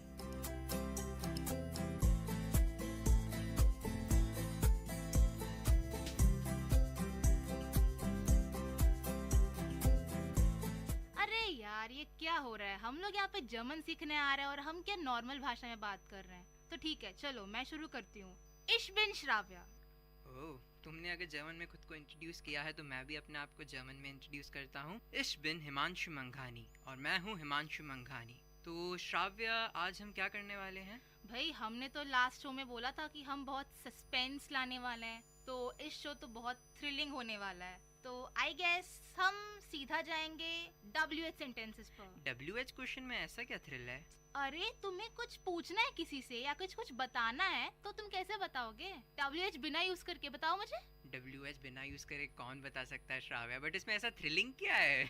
अरे कुछ नया सीखने को मिलेगा, वही थ्रिल है। ओके, हम अप्रिशिएट करते हैं श्राव्या की पॉजिटिविटी को। लगता है लिसनर्स भी अच्छी तरह से इसको सुनेंगे, समझेंगे। और हमारा ये एपिसोड 4 जो कि क्वेश्चन टैग के ऊपर है, तो शुरू करते हैं। सबसे पहले हम छोटे छोटे शब्द, छोटे छोटे वर्ड्स आपको जर्मन में बोलना सिखाएंगे, जैसे कि where, from where, to where, why और ऑल, ये सारी चीजें। तो सबसे पहले वेयर को क्या बोलते हैं श्राव्या? वेयर को बोलते हैं वो, WO, वो राइट। सो वेयर को बोलते हैं वो, और फ्रॉम वेयर को Where you're coming from, मतलब उसको हम बोलते हैं वोहर, WOHRE, वोहर। और टू वेयर को वोहिन। अच्छा, ये थोड़ा मतलब पोएटिक टाइप है। वो जैसे वोयर था, फ्रॉम वेयर यानी वो हर, वो ही है पर उसमें हमने हर और जोड़ दिया। It's WOHER, HRE Himanshu, HRE। अच्छा, तो मैंने गलत लिख रखी है स्पेलिंग। नहीं, वोहर है। ओके, मैंने स्पेलिंग गलत लिख रखी है, चूक हो जाती है। सही है। और जैसा कि हम हमेशा बोलते हैं कि आप अगर बोलेंगे गलतियां करेंगे, बट गलतियों से ही आप सीखेंगे। और सच्ची जो गलती करके सीखता है इंसान, उसको जल्दी से जल्दी वो चीज ज्यादा समझ आती है और याद भी अच्छी तरह रहती है। हाँ, जैसे कि हम बोल रहे हैं, हमें याद हो रही है कि मैंने जैसे गलती अभी वो हर बोला। वो हर मतलब कुछ नहीं होता, वो हर, यही अब सही बोला मैं? हाँ सही बोला। ओके, तो इसका मतलब है फ्रॉम वेयर। हाँ, और देखिए गलती से मुझे याद आ गया हिमांशु का साई सी वाला मिस्टेक, मुझे अभी तक याद है। सही है। साई और सी, जी है वो, ना ही साई है। हाँ, जी, ना ही साई है ना ही सी है, वो जी है। बढ़िया, काफी अच्छा चल रहा है।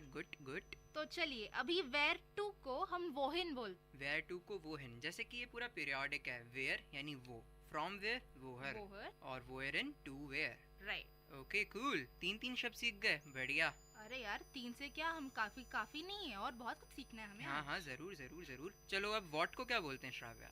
वॉट को बोलते हैं वॉस। अरे ये तो बहुत इजी है, बस थोड़ा वॉट है और ये वॉज है। वॉज भी इंग्लिश वर्ड है, ऐसे सोच लो। इंग्लिश में जो वॉज है वो जर्मन का वॉट है। बट भाई हम लोग ना इंग्लिश और जर्मन को कंपेयर ना करें, वही बेहतर है, क्योंकि हम बहुत कंफ्यूज हो जाएंगे। सही है, बहुत कंफ्यूज हो जाएंगे, क्योंकि लैंग्वेज बहुत कंफ्यूजिंग होती है अगर तुम उसे एज इट इज रिलेट करोगे। इससे बेहतर है कि हम कुछ रियल लाइफ का कुछ एक्सपीरियंस लें और उससे रिलेट कर लें, तब हमारी काम बहुत आसान हो जाएगा। ओके, तो अगर मेरे को बोलना हो कि व्हाट आर यू डूइंग, उसको कैसे बोलेंगे? मैं बोलूंगी व्हाट मतलब वॉस, आर इज जिन, बिस्ट। ओके, बिस्ट दू, व्हाट वॉस बिस्ट दू। तो ich bin, I am, ich bin। Recording ही बोल दो भाई, रिकॉर्डिंग बाद में सीखेंगे इसका जर्मन वर्ड क्या है। रिकॉर्डिंग, रेडियो तो रेडियो ही रहेगा जर्मन में। हाँ सही है, क्योंकि जर्मन में एक ऐसा क्लॉज है कि जैसे कि रेडियो, होटल, पार्क और कैमरा, ऐसे जो सारे इंग्लिश वर्ब्स हैं वो ऐसे ही उन्होंने अडेप्ट कर लिया, ताकि हमें अभी देखिए संस्कृत से हमने हिंदी में बहुत सारे शब्द अडेप्ट किए हैं, ऐसे ही जर्मन में उसने इंग्लिश के वर्ड्स अडेप्ट कर। एडॉप्शन चलता रहता है जिंदगी में। हाँ। चाहे वो वर्ड्स का हो या किसी और चीज का।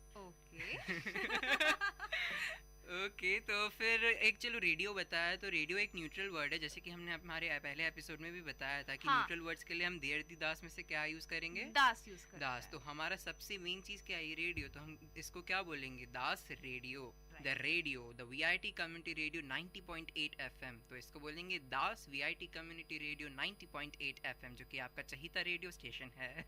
ठीक है, तो चलो अभी मैं तुम्हें पूछूं कि हिमांशु वेयर आर यू, तो तुम क्या बोलोगे? Where are you. Okay, where मतलब वो, और वो बिस्ट दू। राइट। अभी जो तुमने मुझे सिखाया तुमने भी सीख लिया, अच्छा है।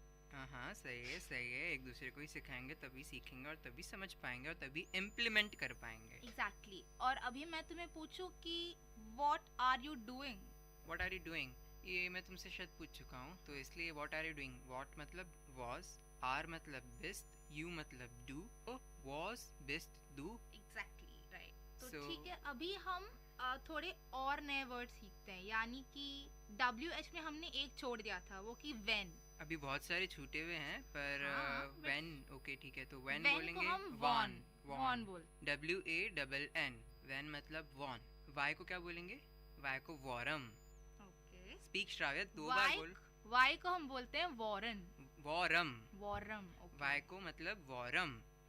Y is वॉरम। Y is वॉरम, ओके। और विच को विच को बोलते हैं वेल्शे। वो क्या था? वेल्शे। WELSCHE।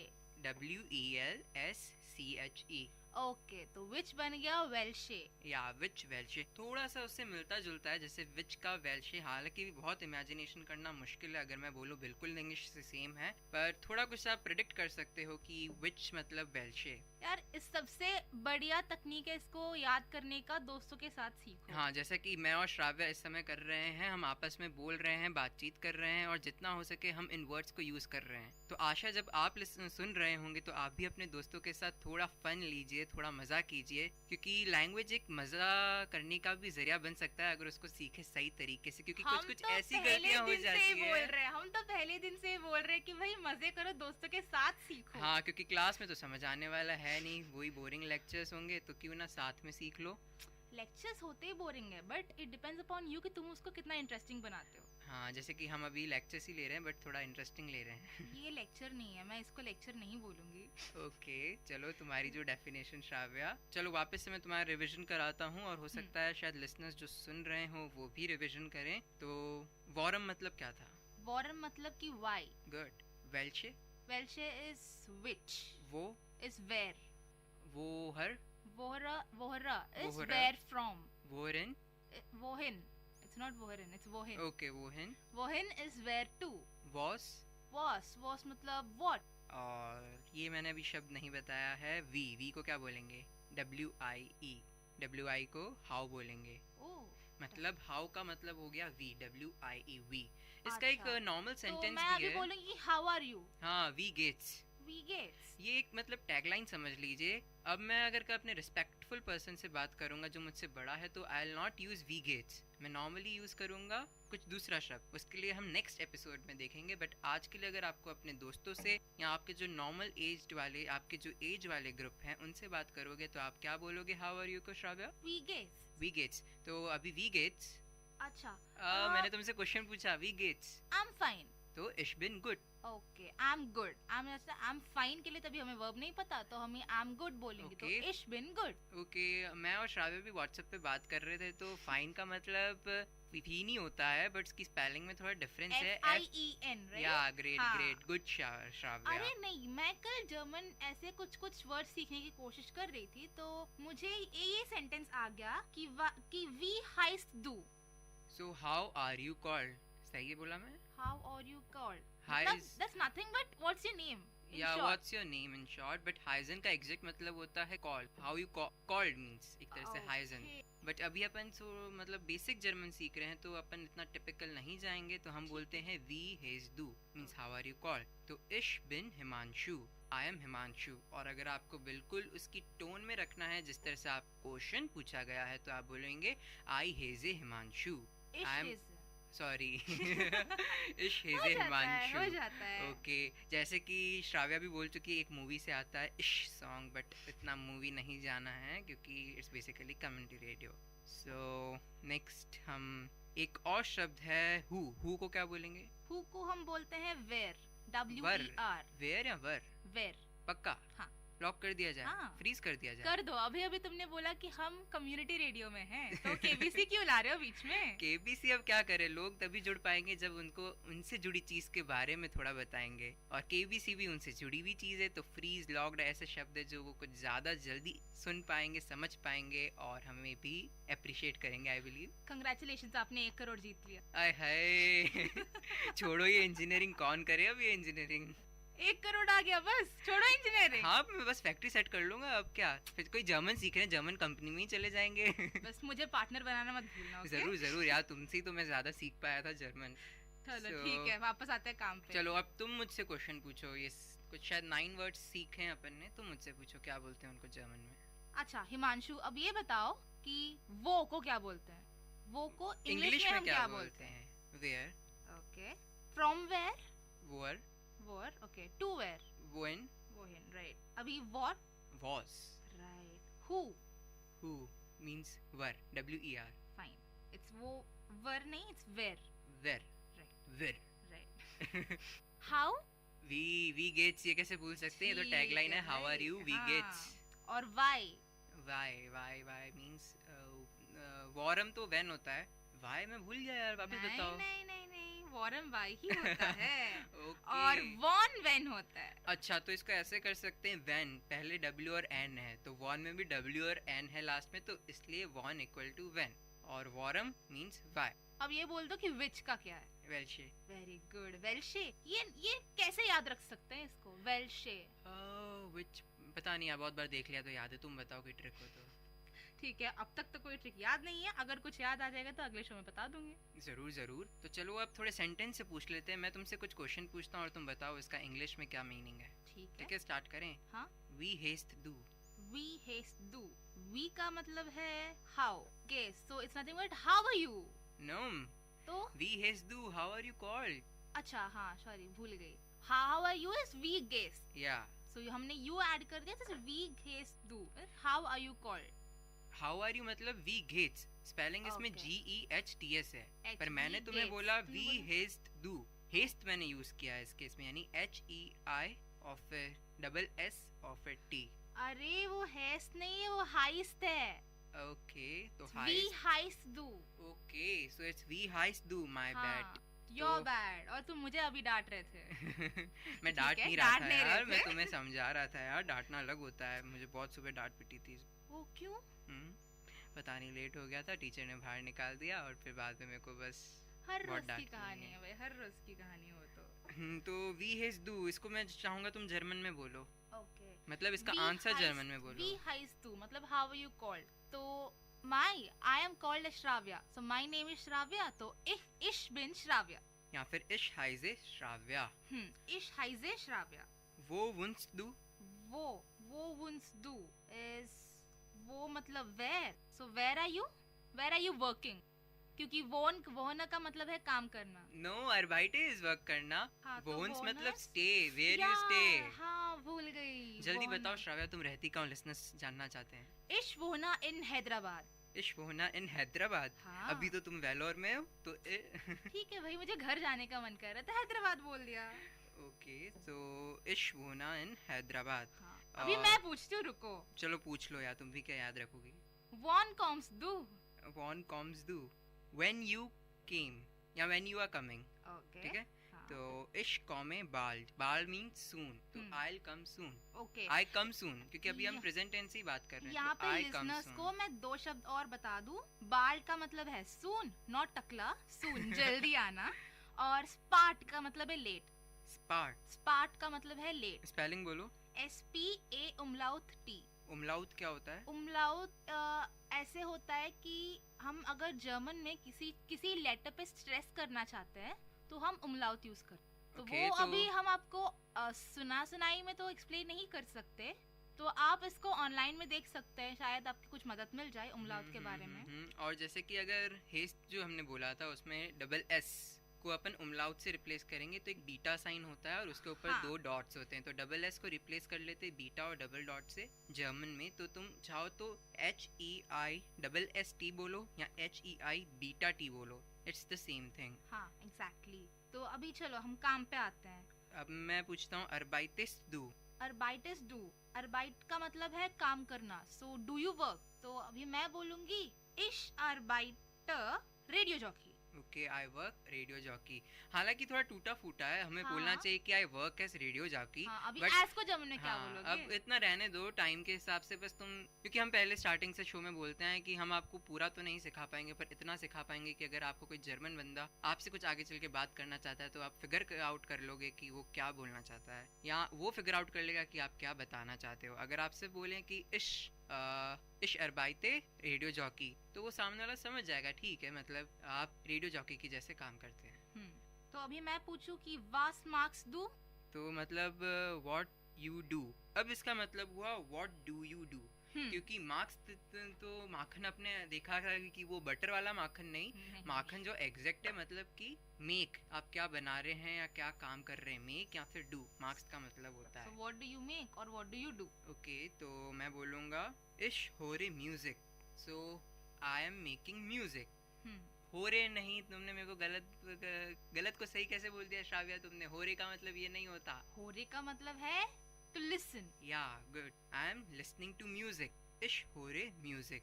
तो आगे बढ़ते हैं। तो अच्छा चलो, इतने क्वेश्चन पूछ लिए तो मैं तुम श्राव्या एक पर्सनल क्वेश्चन पूछूंगा। बिस्त दू ग्लूकिश। यस, उसका मतलब तो ये है कि आर यू हैप्पी। सोचा है कि हमारे लिसनर्स भी ग्लूकिश होंगे, यानी कि हैप्पी फील कर रहे होंगे, तो अपन लिसनर से बहुत फोर्सफुली पूछते हैं, ठीक है ना, अच्छी तरह से पूछते हैं।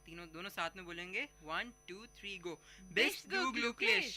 तो मैं तो यही जवाब सुना चाहती हूँ कि या इश बिन ग्लूकलिश। ओके, तो आई am good means yes I am good. हमने यस और नो अगर आपको आंसर बोलना हो तो यस के लिए बोलते हैं जा। जा नहीं, जा मतलब तो इसकी स्पेलिंग होती है जे ए, बट हम बोलते हैं या मीन्स यहाँ से गले से निकलना चाहिए, एपिग्लॉटिस या। और तो या इश बिन ग्लूकलिश मीन्स आई एम हैप्पी। और नो को हम बोलते हैं 9। थोड़ा ध्यान रखिए, 9 इंग्लिश में है नंबर 9 हिंदी का, नंबर 9 को बोलेंगे जर्मन में 9, पर वही अगर आपको नहीं बोलना है तो जर्मन में 9, इंग्लिश वाला 9। चलो वापस से रिवीजन करवाते हैं। वी हिस डू, इसको पहले इंग्लिश में बताओ क्या है इसका मतलब। वी हिस डू, इट्स नॉट हिस हिमांशु, तो वापस बोल रही हूँ हाइस डू। Okay, so what are you called, so इश how are you called, sorry how are you called और व्हाट आर यू कॉल्ड, तुम्हारा जवाब तो एक ही होगा कि तुम्हारा नाम क्या है। पर हम जर्मन स्पीकिंग सीख रहे हैं, यहाँ पे ट्रांसलेशन बहुत मायने रखता है। अगर तुमने बोला है वी हिस डू, तो वी का मतलब यहाँ हाउ होगा। अगर तुम बोलना चाहती हो कि व्हाट आर यू कॉल्ड, तो इसके लिए व्हाट के लिए यूज करेंगे वॉज, तो वॉज हिस डू, पर हम बोलेंगे वी हिस डू। मान ली हार, मैंने मान ली। इश बिन ग्लूकलिश, आई एम हैप्पी। तो ठीक है, तुम्हारा जवाब मैं दे देती हूँ, इश हाइसर श्राव्या। इश हाइसर श्राव्या, डांके श्राव्या, बाइटर हिमांशु। ओके, सो वो वोंट्स डू, वो वोंट्स डू, where do you live, where do you stay और वेयर डू यू लिव। तो इश वोनर इन हैदराबाद। ओके, वॉन कोम्स डू, when are you coming, right. और व्हेन यू कम, और व्हेन डू यू, हमने आपको पहले ही बोल दिया हम प्रेजेंट टेंस पे रह रहे हैं, तो हम प्रेजेंट या प्रेजेंट कंटिन्यू सिंपल प्रेजेंट में हम कंसीडर करेंगे एज ऑफ नाउ। तो अभी मेरा जवाब होना चाहिए इश कॉमा स्पार्ट, स्पार्ट इज लेट, या इश कॉमा बाल, बाल मतलब सून। ऐसे सुनाई देता है कि इश्क में बाल मतलब मैं कुछ बाल दूं मैं। ओ नहीं, अपनी सोच अपने पास रखो। ओके, इश्क में बाल।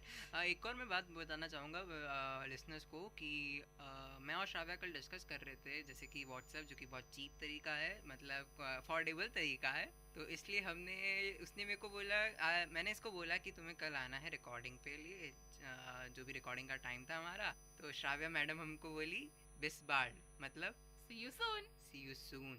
तो क्यों ना हम अपनी कभी भी अगर बंद करेंगे शो तो ऐसे बोलते हैं, ऐसे बोलेंगे बिस बाल लिसनर्स। हालांकि जर्मन वर्ड नहीं रहेगा, पर तो भी हम बोलेंगे ताकि आपको मेन वो 2 शब्द याद रखें जो हम आपको याद करवाना चाहते हैं। और वो कौन से शब्द हैं? बिस बाल, बिस बाल। ये भी पोएटिक है थोड़ा। सी यू सून। अरे जर्मन ही पूरा पोएटिक है। Every language is poetic. Ragini में घुल जाओ यार। नहीं, ऐसे भी तो सोच सकते हो, या फिर ऐसे भी सोच सकते हो, जो तुम्हें समझ में नहीं आती वो भी पोएट्री है। हाँ। जो तुम्हें समझ नहीं आती वो भी पोएट्री है। या मींस जे ए या। इश बिन ग्लूकलिश, आई एम हैप्पी कि हम मजा कर रहे हैं। तो चलो नेक्स्ट क्वेश्चन। बिस दु ग्लूकलिश। या, इश बिन ग्लूकलिश। Was magst du? Ich höre Musik. मतलब What's Mark do? तुम अभी क्या कर रही हो? तो ich höre Musik. I'm listening to music. Arbeitest du? Arbeitest du? Do you work? You work? Okay, you work. So, nein, ich arbeite nicht. Means? No, I don't work. Okay, तो अब अगर आप सिर्फ no बोलते हैं तो आप बोलेंगे nein. Nein. पर अगर आप don't बोलते हैं तो nicht. हाँ, nicht का मतलब है no. It is a form of अभी हम जैसे बोलेंगे कि मैंने अभी एक यहीं पे एग्जांपल दिया कि डू यू वर्क, तो नो आई डोंट वर्क, तो हम डोंट के बजाय हम डोंट के प्लेस में निश्ट यूज करते हैं. ठीक है, तो बहुत अच्छी बात है. ये नॉर्मली लोग आपसे पूछेंगे arbeitest du means you work question mark, तो बोलेंगे आप इस तरह से बोलेंगे nein ich arbeite nicht means I don't work. तो बेसिकली अब ये सेंटेंस हमने बोल दिए हैं. अगर आपको कुछ समझ नहीं आता तो लिसनर्स से यहाँ कुछ आप और जानना चाहते हैं तो आप ऑनलाइन देख सकते हैं ये सारी चीज़ें. पर आशा करते हैं कि आपने जो अभी सीखा होगा, जो सुना होगा, उससे कुछ ना कुछ तो इतना सीखा होगा कि अगर आप ऑनलाइन जाना चाहें तो आप फिगर आउट कर सकेंगे कि हमने क्या सीखा आज. या फिर आप हमारा रिपीट टेलीकास्ट भी सुन सकते हैं. हाँ, रिपीट टेलीकास्ट भी होता है. तो पर सबसे पहले क्विक रिविजन. 9 शब्द हमने सीखे आज. कौन से WH वाले और एक हाउ वाला. तो उसको क्या जर्मन में बोलते हैं, तो उसको 2 तरीके से हम अभी रिवीजन कराएंगे. श्राव्य पहले ऐसे करेंगे कि तुम मुझसे क्वेश्चन पूछो, मैं 2 बार उस जर्मन में बोलूंगा और फिर मैं आपको वही शब्द जर्मन में बोलूंगा और आपको उसका हिंदी मतलब बताना है 2 बार. ठीक है. या फिर इंग्लिश में स्टार्ट करो. तो वेयर को क्या बोलते हैं? वेयर, वो. वेयर फ्रॉम, वोवर. वेयर टू, वोरन. ओके. और हु? वर. It's not where, it's where. Where. और what? Was. ठीक है. When? Won. Won. Why? Warum. How? We. हमने कुछ और छोड़ दिया. Which. हाँ, which is welche. welche. welche. तो अब मैं तुमसे पूछता हूँ. Where. वो. Where. Where from? When. Where to? Was. What यानी क्या? Won. Won यानी कि when कब? We. We यानी कि how कैसे? Where. यानी कि who कौन? Warum. Warum यानी कि why क्यों? Welche. Welche यानी कि which कौन सा?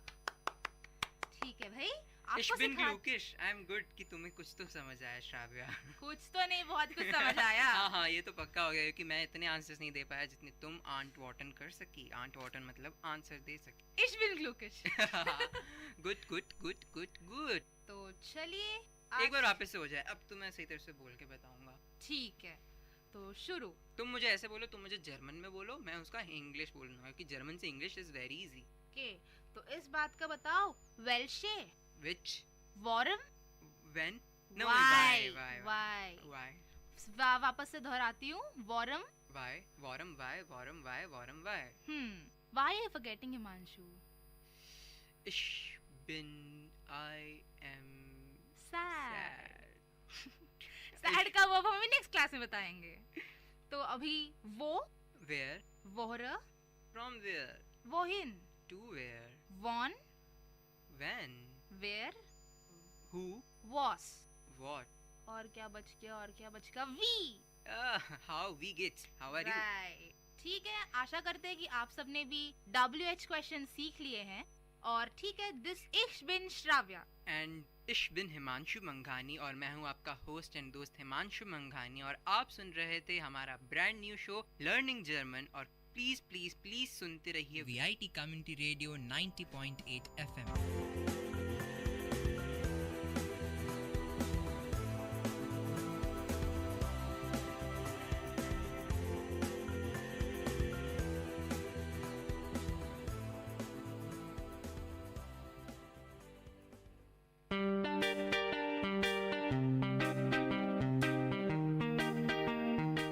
Dear listeners, you're listening to Vit Community Radio 90.8 and this program is Team Speak Time.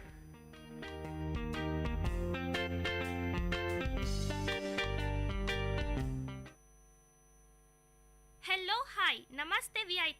You're listening to VIT Community Radio 90.8. This is Rujana. Welcome to the show Vijaya Bata. ప్రతి ఒక్కరి జీవితంలో విజయం చాలా ముఖ్యమైనది. మనం దేని కోసం ప్రయత్నించినా అది విజయం కోసమే కదండి. ఇలాంటి విజయం ఒక రోజులో వస్తుందా? రాదు. ఎంతో కృషి చేయాలి, మళ్ళీ మళ్ళీ కృషి చేయాలి. ఎన్నో అవరోధాలు వస్తాయి, వాటిని ఎదుర్కొనాలి. అప్పుడే విజయం మన సొంతం అవుతుంది. అప్పుడే ఆ విజయానికి మనం నిజమైన వ్యక్తులుగా మారుతాం. Innovation distinguishes between a leader and follower అన్నారు ఒక వ్యక్తి. ఈ వాక్యం వినగానే మీకు ఎవరు గుర్తొచ్చారండి? అవును, స్టీవ్ జాబ్స్ గారే. ఈ రోజు మనం మాట్లాడబోయే వ్యక్తి స్టీవ్ జాబ్స్ గారి గురించే. ఒకానొక సమయంలో కంప్యూటర్ వెలుగులోకి వచ్చినప్పుడు ఆ కంప్యూటర్ ఒక రూమ్నే ఆక్రమించిందండి. కానీ ఇప్పుడు అదే కంప్యూటర్ ఇంకా బెస్ట్ ఫీచర్స్తో మన జోబులో పెట్టుకునేంత చిన్నదిగా మార్చేశారు. ఇదంతా ఒక్క రోజులో వచ్చిన విజయం కాదు, ఎంతో మంది చాలా కృషి చేశారు. అటువంటి వ్యక్తుల్లో స్టీవ్ జాబ్స్ గారు ఒకరు. స్టీవ్ జాబ్స్ గారు ఒక మంచి మనిషే కాదండి, వ్యాపారవేత్త, యాపిల్ వ్యవస్థాపకుడు, పర్సనల్ కంప్యూటర్ విభాగంలోనే విప్లవం తెచ్చిన మహామేధావి. యాపిల్ సృష్టించిన ప్రభంజనం యావత్ ప్రపంచానికే పాకేసింది. స్టీవ్ జాబ్స్ కృషి ఎంతో ఉందని ప్రపంచం కొనియాడుతుంది. ఇదంతా ఒక్క రోజులో వచ్చిన విజయం కాదండి, మళ్ళీ చెప్తున్నా. ఆత్మస్థైర్యం, దీక్ష, పట్టుదల, శ్రామికత ఇవన్నీ కలగలిపితేనే వచ్చింది ఆ విజయం. మానవాళికి అద్భుత బహుమానం స్టీవ్ జాబ్స్ గారు. ఫిబ్రవరి 24, 1955లో శాన్ ఫ్రాన్సిస్కోలో జిందలీ అండ్ శబ్దలీలకు జన్మించారు స్టీవ్ జాబ్స్. ప్రతి ఒక్కరి కుటుంబంలో గొడవలు సహజం.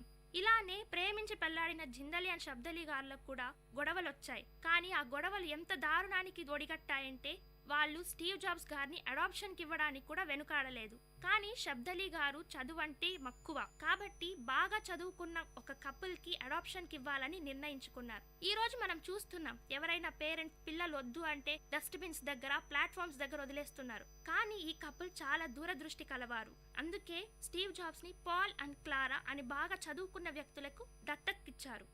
పాల్ అండ్ క్లారా శబ్దలీ గారికి మాట ఇచ్చిన విధంగానే స్టీవ్ జాబ్స్ ని చాలా చాలా బాగా చదివించారండి. ఇప్పుడు మనం చూస్తున్నాం, ఎంతో మంది చదువు లేక తిండి లేక బతుకుతున్నారు. అడాప్షన్ తీసుకున్న వాళ్లకు మళ్ళీ పిల్లలుంటే వీళ్ళని సరిగ్గా చూసుకోరు. కానీ పాల్ అండ్ క్లారా వీళ్లకు భిన్నం. ఎంతో బాగా చూసుకున్నారు స్టీవ్ జాబ్స్ గారిని. నచ్చిన వస్తువులు కొనించి మంచి మంచి చదువులు చదివించడానికి ప్రయత్నించారు. చిన్నప్పటి నుంచి ప్రతిభావంతుడైన స్టీవ్ జాబ్స్ గారు ఇప్పుడు మనం చూస్తున్నాం, ఎవరైనా బాగా ఇంటెలిజెంట్ గా ఉంటే కొంతమంది ఉంటారు, మార్కులు వస్తే చాలు, డిగ్రీ వస్తే చాలు, ఇంకేమీ అవసరం లేదని. కానీ స్టీవ్ జాబ్స్ గారు వీళ్ళకంతా వ్యతిరేకమండి. తను ప్రతిభను గుర్తించుకున్నాడు. ఆయన మనసులో ఎన్నో సంఘర్షణలు, ఏదో చెయ్యాలి, ఇంకా సాధించాలి, ప్రపంచం కోసం ఏదైనా చెయ్యాలి అని తన మనసులో ఎప్పుడూ ఒకటి ఉండేది. అలానే చదివేవాడు. తన క్లాసులో ఉండేటప్పుడు ఆయన చదువు మీద కంటే ఏదో ఒకటి చెయ్యాలి అనే తపనే ఎక్కువగా ఉండేది. కాబట్టి ఆ చదువు అతని ప్రతిభకు సరిపోలేదని ఆయన భావించాడు. కాబట్టి 1972లో రీడ్ కాలేజ్ నుంచి డ్రాప్ అవుట్ అయ్యాడు స్టీవ్ జాబ్స్ గారు. ఈ రోజు మనం అంటుంటాం, స్టీవ్ జాబ్స్, బిల్ గేట్స్ వీళ్ళంతా డ్రాప్ అవుట్స్, కాబట్టి మేము కూడా కాలేజీకి వెళ్ళకపోతే ఇలాంటి యాపిల్, మైక్రోసాఫ్ట్ కనుక్కుంటామని. కాదండి, అలా అనుకునే వాళ్ళు ఇది వినండి. డ్రాప్ అవుట్ అయిన స్టీవ్ జాబ్స్ గారు ఇంటికి వెళ్ళలేదు. ఏదో ఒకటి సాధించాలి అనే తపన ఆయనను వెంటాడింది కదా. నవ్య భావాలకు నిలయమైనది ఆయన బ్రెయిన్. అక్కడ ఫీజు ఎక్కువైంది కాబట్టి వాళ్ళ పేరెంట్స్ కట్టలేకపోయాడు. ప్లస్ ఆయనకు అక్కడ చదువు నచ్చలేదు. ఆయన ప్రతిభకు సరిపోదని భావించాడు. కాబట్టి తన ప్రతిభకు తగినది ఏదో ఒకటి చేయాలనుకున్నారు కదా స్టీవ్ జాబ్స్ గారు. కాబట్టి తనలాగే తన ఫ్రెండ్స్ కొందరు ఉండేవాళ్ళండి. కాబట్టి ఆ ఫ్రెండ్స్ని దగ్గర తీసుకున్నాడు. వాళ్ళతో కలిసి ఏదో ఒకటి చేయాలని భావించేవాడు. స్టీవ్ జాబ్స్ గారిలాగే సేమ్ ఆలోచనలు కలిగిన వాళ్ళు వాళ్ళ ఫ్రెండ్స్ కూడా ఉన్నారు. మనం అంటుంటాం కదా, the birds of same feather flock together అని. అలాగే స్టీవ్ జాబ్స్ గారి ఫ్రెండ్స్ కూడా ఇటువంటి ప్రతిభ కలిగిన వాళ్ళు, ఏదో చెయ్యాలనే తపన కలిగిన వాళ్ళు ఇంకా ఇద్దరున్నారండి. కాబట్టి వీళ్ళ ముగ్గురు కలిసి కార్ గ్యారేజ్ లో ఒక ల్యాబొరేటరీని ఏర్పరచుకున్నారు. నేల మీద పడుకునే వాళ్ళు, చెప్పాను కదా, కోక్ బాటిల్స్ అమ్మినప్పుడు వచ్చిన డబ్బులు చూసి ఆనందపడేవాళ్ళు. ఇటువంటి ఈ కష్టం చూసినప్పుడు ఒక వ్యక్తి అనుకున్నారు, ఇంత యూత్కి, ఇంత ప్రతిభ కలిగిన వాళ్ళకి మనం ఏదో చేయాలి అని వాళ్ళ కోసం ఇన్వెస్ట్ చేశారు. రెట్టించిన ఇంట్రెస్ట్ తో ఇంకా ఎక్కువ కృషి చేశారు. స్టీవ్ జాబ్స్ గారు ఇంతే కాదండి, ఖాళీ సమయంలో ఇష్టమైన క్లాసులకు వెళ్ళేవాడు. అదే కాలిగ్రఫీ ఏంటా అనుకుంటున్నారా? అదేనండి, అందంగా అక్షరాలను రాయడం. సాఫ్ట్వేర్ ఇంజనీర్ అండ్ ఇంజనీర్ అయిన స్టీవ్ జాబ్స్ గారు అందమైన అక్షరాలు నేర్చుకుని ఏం చేస్తారు అనుకుంటున్నారా? కానీ కాలిగ్రఫీ నేర్చుకున్న తర్వాత స్టీవ్ జాబ్స్ గారు ఎప్పుడూ అనుకోలేదు, ఎందుకు ఆ క్లాస్కి వెళ్ళాను, అనవసరంగా డబ్బులు వేస్ట్ చేశా, అనవసరంగా టైం వేస్ట్ చేసుకున్నా అనుకోలేదండి. కాలిగ్రఫీ అంటే అందమైన అక్షరాలు రాయడం. లేటర్ ఆన్ స్టీవ్ జాబ్స్ గారు కొన్ని పరికరాలను కనుక్కున్నారు కదా, ఆ పరికరాల్లో ఫాంట్ ఫేసెస్ అని ఉన్నాయి, అంటే డిఫరెంట్ టైప్స్ ఆఫ్ లెటర్స్ ఉంటాయి. ఆయన చెప్తుంటారు, ఆ రోజు నేను కాలిగ్రఫీ క్లాసులకు వెళ్ళకపోయింటే ఈ రోజు ఈ అందమైన అక్షరాలు ఈ పరికరాల్లో ఉండేవి కాదు అని. దీన్ని బట్టి ఏం అర్థమవుతుందండి, జీవితంలో మనం ఏం చేసినా అది ఒక మంచి రీజన్ కోసమే. దేనికి ఎప్పుడు రిగ్రెట్స్ ఉండవు. మీరు తెలివిని సంపాదించుకున్నా, ఏమైనా విజ్డమ్ని సంపాదించుకున్నా అవి మనకు ఫ్యూచర్లో ఎప్పుడో ఒకప్పుడు యూజ్ అవుతాయి. కాబట్టి అందుకని మీరేమి టైం వేస్ట్ చేయడం, తాగడం, తిరగడం ఇలాంటివి కాదు. ఇలాంటి మంచి విషయాలను నేర్చుకోండి. ఇవి ఏదో ఒక పాయింట్ ఆఫ్ టైంలో మీ జీవితంలో యూజ్ అవుతాయి. ఇటువంటి చిన్న కార్ గ్యారేజ్ నుంచి బయటకు వచ్చిందే యాపిల్ కంప్యూటర్. మొదట్లో ఎప్పుడైనా తప్పులు సహజమే కదండి. ఈ యాపిల్ కంప్యూటర్లో కూడా కొన్ని తప్పులుండేవి. హరే రామ్ హరే కృష్ణ అని హిప్పీ కల్చర్ ఉర్రూతలూగిపోతుందండి. అలాంటి సమయంలో స్టీవ్ జాబ్స్ గారు అనుకున్నారు మనం కూడా ఏదో ఒకటి చేయాలి అని. కానీ ఆయన వెళ్ళి అలా చేయలేదు. మంచి ఆహారం దొరుకుతుందని వారానికి ఒక్కసారి కిలోమీటర్లు మేర నడిచి లార్డ్ కృష్ణ టెంపుల్కి వెళ్ళి తినేవాళ్ళు. దీన్ని బట్టి అర్థమవుతుంది ఆయన రిలీజియస్గా కూడా ఒకచోటే డివియేట్ అవ్వలేదు. ప్రతి ఒక్కరిని గౌరవించడం స్టీవ్ జాబ్స్ గారి అద్భుత లక్షణం. అదే అంటారు కదండి, simplicity is the nature of great souls అని. ఇది నేను మొన్న ఎక్కడో ఎవరో స్టేటస్ అప్డేట్ చేస్తే అనుకున్నాను. అప్పుడు నాకు మొట్టమొదటిగా గుర్తొచ్చింది స్టీవ్ జాబ్స్ గారే. సైన్స్ పట్ల ఆసక్తి, అభిమానం, ఏదో చెయ్యాలని తపన, ఇవన్నీ ఒక్క రోజులో రాలేదండి. ప్రతి ఒక్కరి జీవితంలో ప్రతి ఒక్కరూ విజయం సాధించాలనుకునే వాళ్ళలో ఒక ఇన్స్పిరేషన్ అంటూ ఎక్కడి నుంచో వస్తుంది. అలాగే స్టీవ్ జాబ్స్ గారికి కూడా ఒక ఇన్స్పిరేషన్, ఒకటి చూసి ప్రభావితుడయ్యాడు.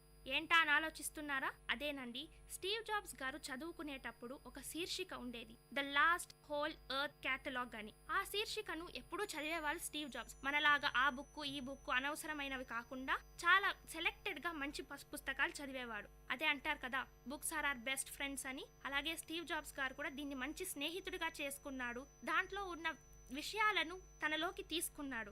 ఒకనొకప్పుడు ఆ బుక్ ఆగిపోయిందండి. అప్పుడు బుక్ వెనక తిప్పి చూశాడు. దాన్ని చూసి చాలా మెస్మరైజ్ అయ్యారు స్టీవ్ జాబ్స్ గారు. అక్కడ ఉన్నది ఒక రోడ్డు బొమ్మ. దాన్ని చూసి ఆయన ఎంతగా ఆలోచించారంటే అప్పుడు అనుకున్నాడు, ఆకలితో ఉండండి, మూర్ఖంగా ఉండండి, కానీ మీ పట్టుదలను విడవకండి. అదేనండి ఇప్పుడు మనం కవర్ పేజెస్ పెట్టుకుంటాం కదా, స్టే హంగ్రీ స్టే ఫూలిష్. అది స్టే హంగ్రీ స్టే ఫూలిష్ అంటే అలా ఉండడం కాదు, రెట్టెంతించిన బలంతో పట్టుదలతో ముందుకు సాగాలి అని దాని అర్థం.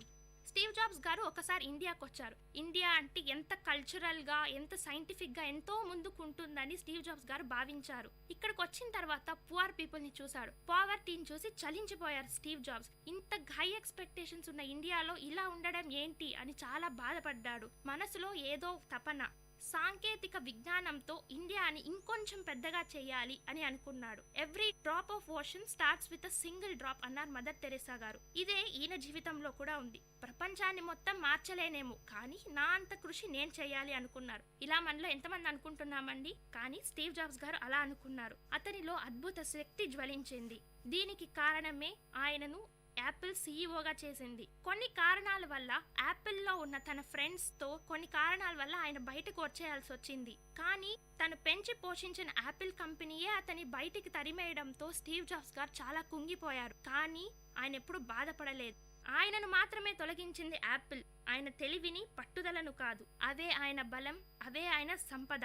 మార్కెటింగ్ లో దిట్ట అయిన స్టీవ్ జాబ్స్ గారు, ఆలోచించడంలో దిట్ట అయిన స్టీవ్ జాబ్స్ గారు తన ప్రతిభకు మెరుగులు దిద్దారు. యాపిల్ ని ఇంకొక సంచలనం చేయడానికి ప్రయత్నించారు. బయటకు వచ్చాడు. నెక్స్ట్ కంప్యూటర్ కనుక్కున్నారు. ఇంతతో ఆగలేదండి స్టీవ్ జాబ్స్ గారు. అతని ఫ్రెండ్స్ జాన్ కాలే అనే అతను పెప్సీలో పనిచేసేవాళ్ళు. ఇతన్ని ఎలాగైనా తనలోకి తీసుకొని రావాలి అని అనుకున్న స్టీవ్ జాబ్స్ గారు రెచ్చగొట్టారు. చక్కెర నీళ్ళని అమ్ముతూ బతుకుతావా, ప్రపంచాన్ని ఏమైనా మారుస్తావా అని. అంతే, రెచ్చిపోయిన ఆలోచనతో జాన్ స్కాల్ స్టీవ్ జాబ్స్ తో చేతులు కలిపారు. 1980లో బయటకు వచ్చిన స్టీవ్ జాబ్స్ గారు గ్రాఫిక్స్ అని సరికొత్త ప్రపంచం పిక్సార్ ని కనుక్కున్నారు. ఇక్కడేనండి కార్టూన్స్, అందరికీ ఎంతో ఇష్టమైన కార్టూన్స్ ని కనుక్కున్నారు. టాయ్ స్టోరీ అనే ఫిలిం ని తీశారు. టాయ్ స్టోరీకి ఎన్నో ఆస్కార్ అవార్డులే వచ్చాయి. ఇంతే కాదండి, సంగీతం, చిత్రకళను నవీన యంత్రంలో ఉంచిన అభినవ బ్రహ్మగా మనం స్టీవ్ జాబ్స్ గారిని కొనియాడుతున్నాం. అవరోధాలను అధిరోహించి ఓటమిని తరిమి కొట్టాడు స్టీవ్ జాబ్స్ గారు. అంతా సజావుగా సాగిపోతుంది అన్న స్టీవ్ జాబ్స్ గారి జీవితంలో ఒకానొక భయంకరమైన సంఘటన తెలుసుకున్నారు. అదే ఆయనకు ప్యాంక్రియాటిక్ క్యాన్సర్ ఉందని. ఈ కాలంలో మనం చిన్న జ్వరం వస్తేనే చాలా బాధపడిపోయి ఇంకా ఏమి చెయ్యలేము, అనుకుంటున్నాం. అదే క్యాన్సర్ వస్తే మన జీవితం అయిపోయింది అని బాధపడిపోతుంటాం. దీనితోనే చావు తొందరగా వస్తుంది. కానీ స్టీవ్ జాబ్స్ గారు బాధపడలేదు. ఇవన్నీ లైఫ్ లో సహజం అనుకున్నారు. కాబట్టి దాన్ని క్యూర్ చేయడానికి లివర్ ని సర్జరీ చేయించుకున్నారు. లేట్ ఆన్ ఆయనకు తెలిసి ఆయన హెల్త్ క్షీణించిపోతుందని. కాబట్టి తను వాలంటరీగా యాపిల్ కంపెనీ నుంచి బయటకు వచ్చేశారు. ఆయన బయటకు వచ్చారు ఊరికే కాదు, తన సంపదను అదే తన తెలివితేటలను ప్రపంచానికి వదిలేసి. విన్నారు కదండి స్టీవ్ జాబ్స్ గారి గురించి. అవరోధాలను అధిరోహించిన స్టీవ్ జాబ్స్ గారు ప్రతి ఒక్కరికి రోల్ మోడల్.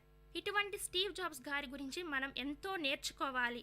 ఈయనలా కాకపోయినా ఈయనలో ఉన్న కొన్ని విషయాలను మనం తెలుసుకొని మంచి పొజిషన్లోకి రావాలి. కాబట్టి Steve Jobs is our hero, he's the legend. ఇలాంటి స్టీవ్ జాబ్స్ గారిని ఎన్నో అవార్డులు వరించాయి. అత్యంత ప్రతిభావంతుడిగా ప్రపంచం గుర్తించింది. మనము గుర్తించాం కదండి. సో ఇప్పటి నుంచి టైం వేస్ట్ చేయకుండా టైమ్ ఇస్ ప్రెషియస్ అని నేర్చుకొని మనం కూడా విజయానికి మెట్లేద్దాం, విజయ బాటలో పయనిద్దాం. ఇలాంటి ఎంతో మంది గొప్ప వ్యక్తుల గురించి తెలుసుకోవడానికి, మన జీవితాలను మార్చుకోవడానికి వింటూనే ఉండండి విఐటి కమ్యూనిటీ రేడియో 90.8. నేను మీ సృజన.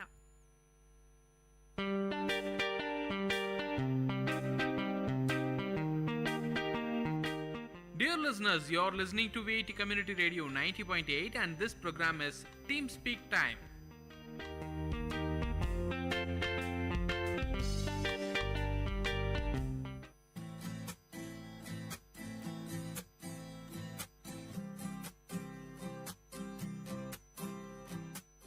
Hello friends, you are listening to VIT Community Radio 90.8 FM और ये है आपका शो लर्निंग जर्मन और मैं हूँ आपका होस्ट एंड दोस्त हिमांशु मंघानी और मैं हूँ आपकी होस्ट श्राव्या।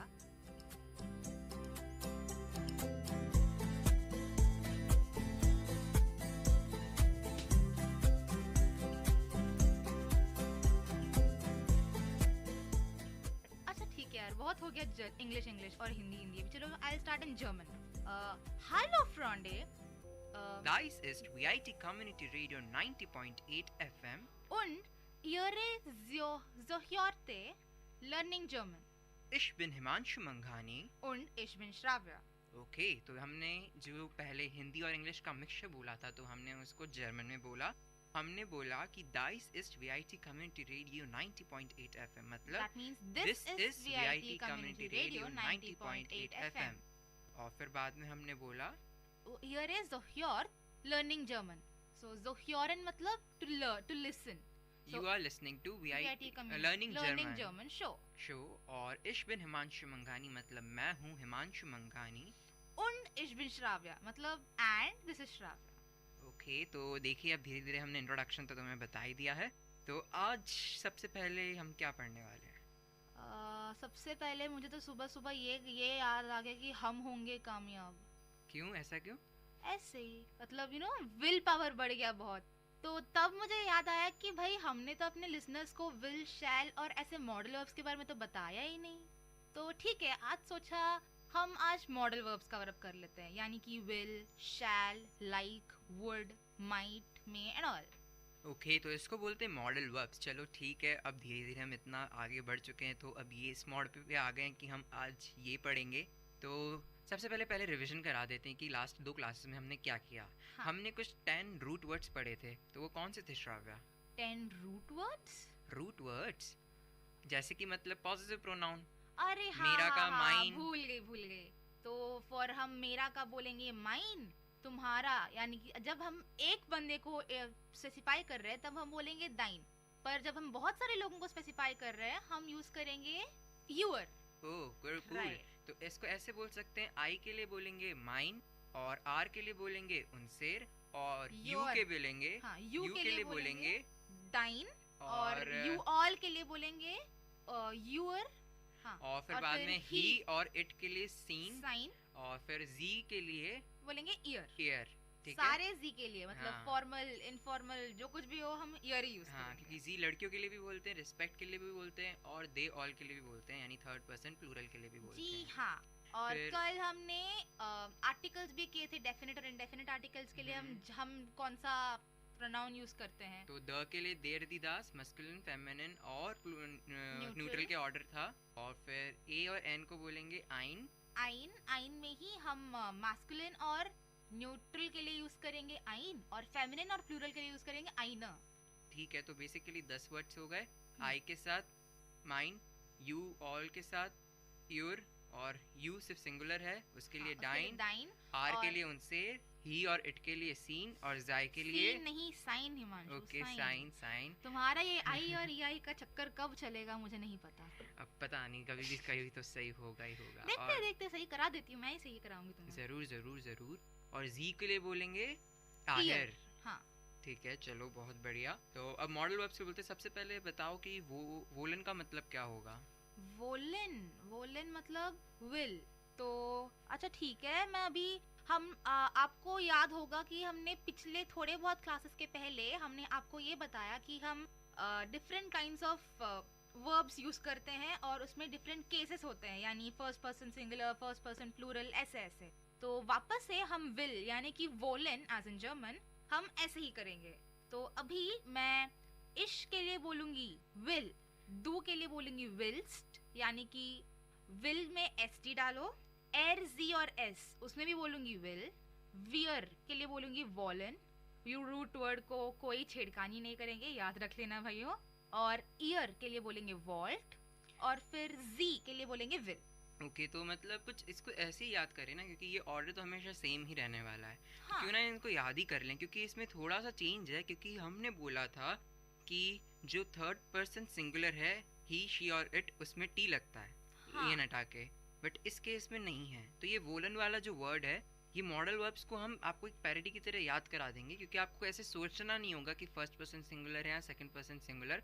अगर आपको अपने आप ये शब्द एक जुगलबंदी में याद हैं, रटे हुए हैं, तो आप आगे चल के भी इन्वेंट कर सकते हैं, कुछ डिस्कवर कर सकते हैं किसी सेंटेंस में, और कुछ समझ सकते हैं उस सेंटेंस के थ्रू। हाँ, और लिसनर्स में आपको ये भी बता दूं, हमने आपको पहले जब हम आपको वर्ब सिखा रहे थे, हमने आपको ये बोला कि अगर मैं लूंगी गेहन यानी टू गो, तो उसमें से मैं ईएन हटा दूंगी और मेरा गे बन जाएगा मेरा मॉडल, मतलब मेरा रूट वर्ड। सही एकदम। पर यहाँ पे ऐसा नहीं है, मैं यहाँ पे मेरा विल का मतलब है वॉलन, बट मैं वॉल यूज नहीं कर रही हूँ यहाँ पे, मैं विल ही यूज कर रही हूँ यहाँ पे। तो इसलिए इसका मतलब ये हुआ, इन शब्दों को याद ही कर लीजिए, क्योंकि ये बहुत ज्यादा यूज होते हैं, और इसलिए आप यार हमें कामयाब होना है तो हाँ, हमें ये शब्द सीखने पड़ेंगे। हाँ जरूर, क्यों नहीं सीखेंगे। तो चलिए आज हम विल को भी सबसे पहले स्टार्ट करते हैं। विल को वांट विल या वांट, इन दोनों के लिए आप बोल सकते हैं वोलन रूट वर्ड, इश के साथ लगेगा विल, डू के साथ लगेगा विल्स्ट, ईयर एस जी के साथ लगेगा विल,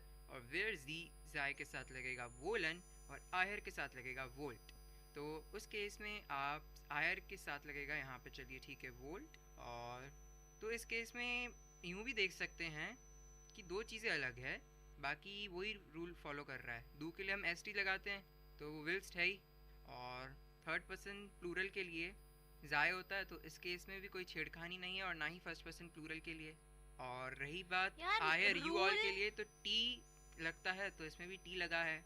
तो दो केस बिल्कुल अलग हैं जो रूल को फॉलो नहीं कर रहे, जैसे कि इश का वोल नहीं है, इश का विल ही है, और एयर एस जी का भी विल ही है। हाँ, यहाँ पे बस चेंज हुआ है इश में और एर जी एस में, बाकी सब में जो हम नॉर्मल कंडीशंस लेते हैं वही है। तो देखिए एक ये चीज भी ऑब्जर्व करी है कि अगर आप इश, एयर, एस और जी के लिए बोलेंगे, तो ये जो 6 मॉडल वर्ब्स हम पढ़ने वाले हैं उन सब में कोई चेंज नहीं होता, चारों के लिए एक ही है। जैसे कि वोलन के लिए विल है, तो इश विल, एयर विल, एस विल, जी विल।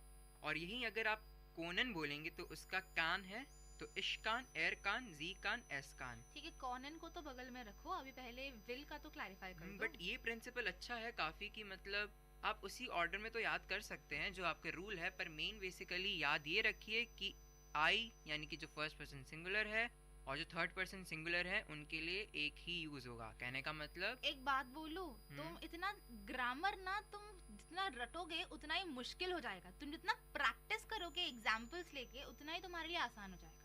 हाँ, बट ये एक बचपन में तुमने तो याद नहीं किया कि हम ए एप्पल बोलेंगे या एन एप्पल बोलेंगे, वो बस तुम सीखते रहे, मतलब हर रोज तुम दोस्तों से बात करते रहे, तो तुम्हें आया। तो वापस हम अपने जीपी, वो क्या था, तुमने क्या बोला था लास्ट क्लास में, हमारा सिग्नेचर अच्छा, हमारे सिग्नेचर, शो का signature, GVP, grammar, vocabulary vocabulary, and practice. Practice. तो जीवीपी फॉलो करते रहिए और सीखते रहिए। हाँ, बट जिससे जो पर अपन ने वॉवल्स जो पढ़े रहते हैं, क्योंकि हमको पता था ए ई आई ओ यू, तो उस बेस पे अपन सब लगा देते थे। हाँ, तो अब हमें इस केस basics में भी मालूम है। हाँ, तो इस केस में भी ये बेसिक हो सकता है कि जो इश और एयर जी एस है, तो उसके लिए कोई चेंजेस, मतलब चारों के लिए एक ही वर्ड है, कोई मतलब चेंज नहीं है। तो इसलिए आपका थोड़ा मतलब याद करने का लोड कम हो जाएगा। आप मतलब देख सकते हैं कि अगर आपको इश पता है विल, तो इसका मतलब आपको एयर जी और एस का भी मतलब पता ही है कि उसके लिए क्या यूज करेंगे, विल ही यूज करेंगे। तो सबसे पहले चलिए इन दोनों केसेस को ही हम कवर करते हैं। अब सबसे पहले 6 वर्ब्स पढ़ा देते हैं और उसके बाद इश, एयर, जी के लिए क्या बोलेंगे वो बता देंगे। फिर उसके बाद हम दूसरे केसेस पे आएंगे। ठीक है? तो हमने वोलन का बता दिया कि इश, एयर, एस और जी, यानी कि फर्स्ट पर्सन सिंगुलर और थर्ड पर्सन सिंगुलर के लिए विल लगेगा। तो अब सेकंड वर्ड करते हैं कोनन। कोनन का मतलब बताओ। कोनन का मतलब होता है कैन, आई कैन। सो उसके लिए हम इश, एर, जी, एस के लिए यूज करेंगे कान, KANN, राइट, कान। ओके। और मे और अलाउ को बोलेंगे डुरफन, ड्यूरफन। और उस केस में इश के लिए और एयर, हाँ, और म्योखन का मतलब है वुड लाइक टू। सो उसके लिए हम इश और एरजीएस के लिए यूज करेंगे म्योखे, मॉकटे, मॉकटे, मॉकटे, मॉकटे, मॉकटे, मॉकटे यूज करेंगे। और एक और है, कौन सा है जिसको हम बोलते हैं लाइक टू? लाइक टू, हाँ, मॉगन। नहीं, यहाँ पे सब यूजुअली कंफ्यूज हो जाते हैं। मॉगन का मतलब है लाइक, और जब हम बोलते हैं मॉकटेन, उसका मतलब है लाइक टू। मॉगन मतलब MOGEN। सो उसके लिए हम यूज करेंगे लाइक। अगर मैं बोलूंगी आई लाइक द बुक, सो मैं बोलूंगी इश माग दास बुक। और अगर मैं बोलूंगी would you like to have something, so वहाँ पे वुड यू लाइक टू, उस केस में मैं यूज करूंगी म्योकटन। हाँ, तो अब वापस से मैं आपको एक और बार मॉडल वर्ब्स रिवाइज करा देती हूँ। तो ठीक है, हमने अब तक क्या सीखा था? मैं आपको ये बोलूंगी कि इश, एर, जी, एस के लिए हम कौन से वर्ब्स यूज करेंगे। तो वॉलन मतलब विल, उसके लिए हम यूज करेंगे विल। कैन के लिए हम यूज करेंगे कान, जिसका रूट वर्ड है कॉनन। और डुरफन मतलब कि मे और अलाउ, और सोलन मतलब शुड, मूसन मतलब मस्ट, मॉकटन मतलब वुड लाइक टू, और मागन मतलब लाइक टू। तो ठीक है, सबसे पहले 7 वर्ड्स के मीनिंग याद करा देते हैं। तो मैं तुमसे बोलूंगा, तुम उसका इंग्लिश बताना कि क्या बोलते हैं। ठीक है श्राव्या, तैयार हो? 3, 2, 1, 0। वूलन, वॉलन, वॉलन मतलब विल। और कॉनन, कॉनन मतलब कैन। सोलन मतलब शुड। मॉकटन मतलब वुड लाइक टू। मूसन मतलब मस्ट। और डुरफन मतलब मे। मागन like, like to. Okay, cool. It's not मागन, इट्स मॉगन। ओके, तो अब ऐसे कर सकते हैं। वोलन के लिए क्या है जो हमने केसेस पढ़े हैं? विल। सोलन के लिए सोल, मूसन के लिए मूस, मॉकटन के लिए मॉकटे, हाँ, और डॉर्फन के लिए डार्फ, और कोनन के लिए कान, कान। ठीक है, कॉनन के लिए कान और सोलन के लिए शुड, सोल। और रही बात अब इस केस में डू पे आ जाते हैं, जो कि सेकंड पर्सन सिंगुलर है। तो उस केस में रूल वही लगेगा, ईएन हटा के एसटी लगाना है। बट एक जगह डिफरेंट है, जो कि है मोसन वाला केस, उसमें मुस्ट बोलेंगे, मूसन नहीं बोलेंगे। मुस्ट। तो एक ही इसका एक्सेप्शन है, बाकी वही रूल है जो हमने आपको पहले बता चुके हैं कि ईएन हटाकर एसटी लगाना है। तो वोलन का हो जाएगा वोल्स्ट, कोनन का हो जाएगा कोन्स्ट, सोलन का हो जाएगा सोल्स्ट, और डुरफन का हो जाएगा डार्फ्स्ट। और फिर रही बात मॉकटन की, तो उस केस में हो जाएगा मॉकटेस्ट। और मूसन के लिए हो जाएगा मूस, मूस्ट। ओके, कोई इसमें एक्सेप्शन नहीं है, मैं शायद गलत बोल गया। नहीं है, क्योंकि यहाँ पे तुम एसटी लगाओ, मूस में ऑलरेडी डबल एस है, तो तुम तीसरा एस तो लगाओगे नहीं, तो इसलिए वो बनेगा मूस्ट। ओके, तो काम अपना आसान हो गया। आपने 3 केसेस पकड़ लिए सिंगुलर वाले, जिसमें फर्स्ट पर्सन सिंगुलर और थर्ड पर्सन सिंगुलर के लिए एक ही शब्द यूज करना है, जो कि रूल से थोड़ा सा अलग है। और रही बात सेकंड पर्सन सिंगुलर की, मतलब डू की, तो उस केस में हमें एसटी ऐड कर दो। वही हमारा पुराना रूल। फर्स्ट पर्सन के लिए जो हमने वर्ड यूज किया, उसके लिए एसटी ऐड कर दो, सिंपल। ठीक है, और अब थर्ड केस आ जाते हैं, जो कि है हमारा थर्ड पर्सन प्लूरल और फर्स्ट पर्सन प्लूरल। जिस केस में हमने बोला था रिस्पेक्ट करते हैं, तो इसके लिए कैपिटल एस लगा देंगे जी में। और अगर थर्ड पर्सन प्लूरल की बात करें, तो जी है नॉर्मल, मतलब दे ऑल, और यूं बोलेंगे वेर मतलब आर, फर्स्ट पर्सन प्लूरल के लिए।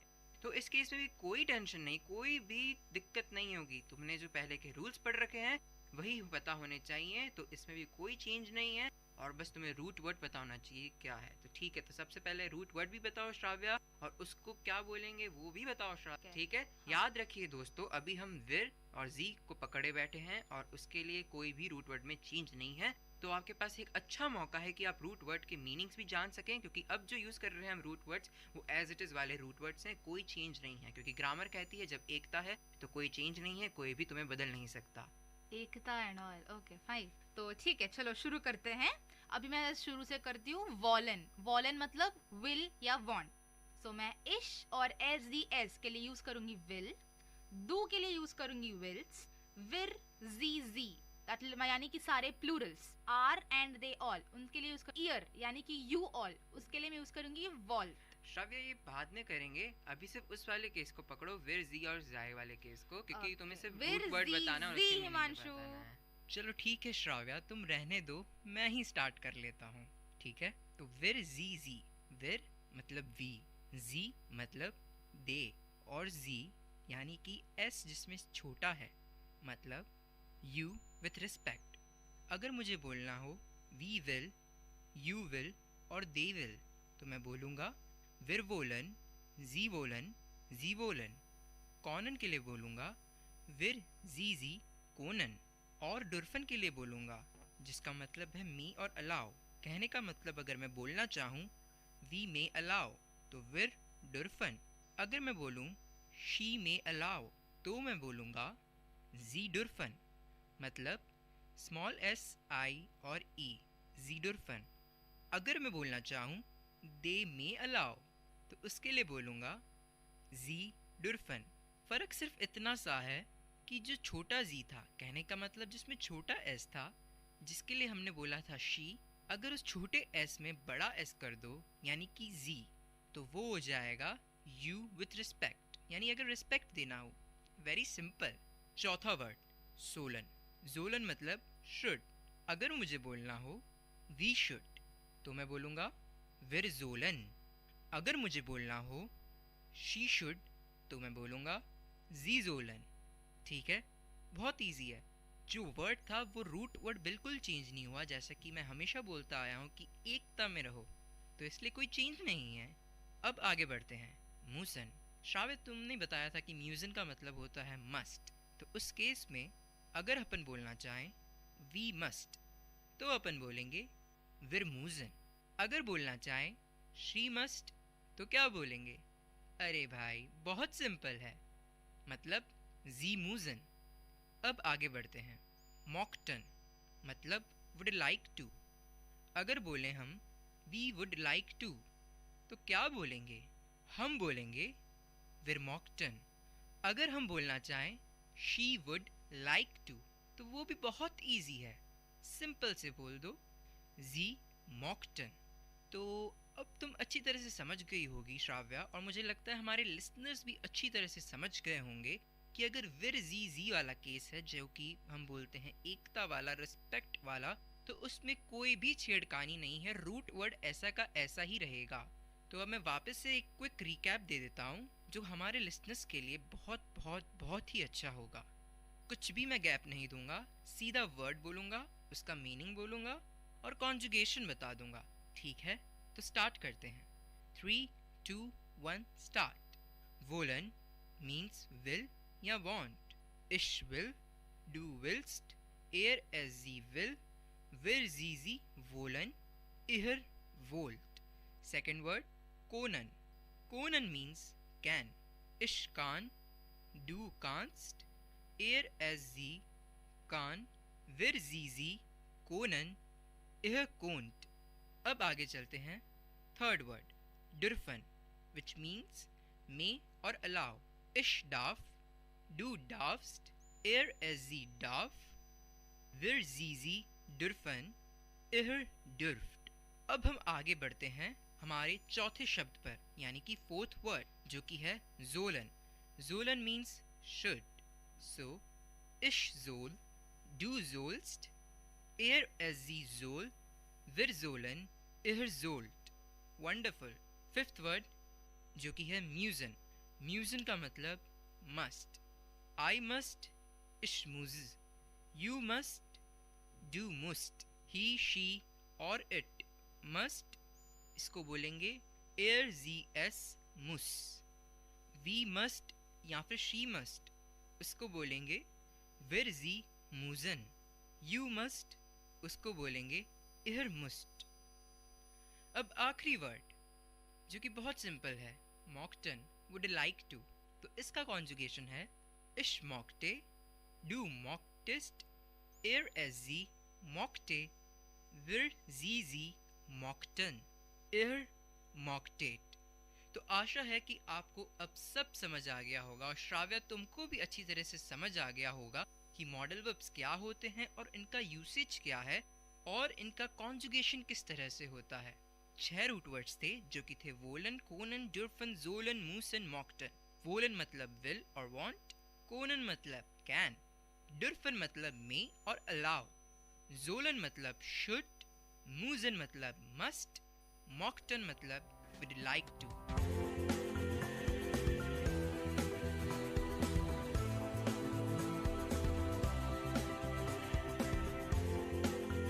आशा करती हूँ कि हमने आज आप लोगों को बहुत कुछ सिखाया है. तो यहाँ पे हम साइन ऑफ करते हैं. मैं हूँ श्राव्या कर्रा और मैं हूँ हिमांशु मंघानी और आप सुन रहे हैं अपना फेवरेट शो लर्निंग जर्मन और ये है VIT community radio 90.8 FM.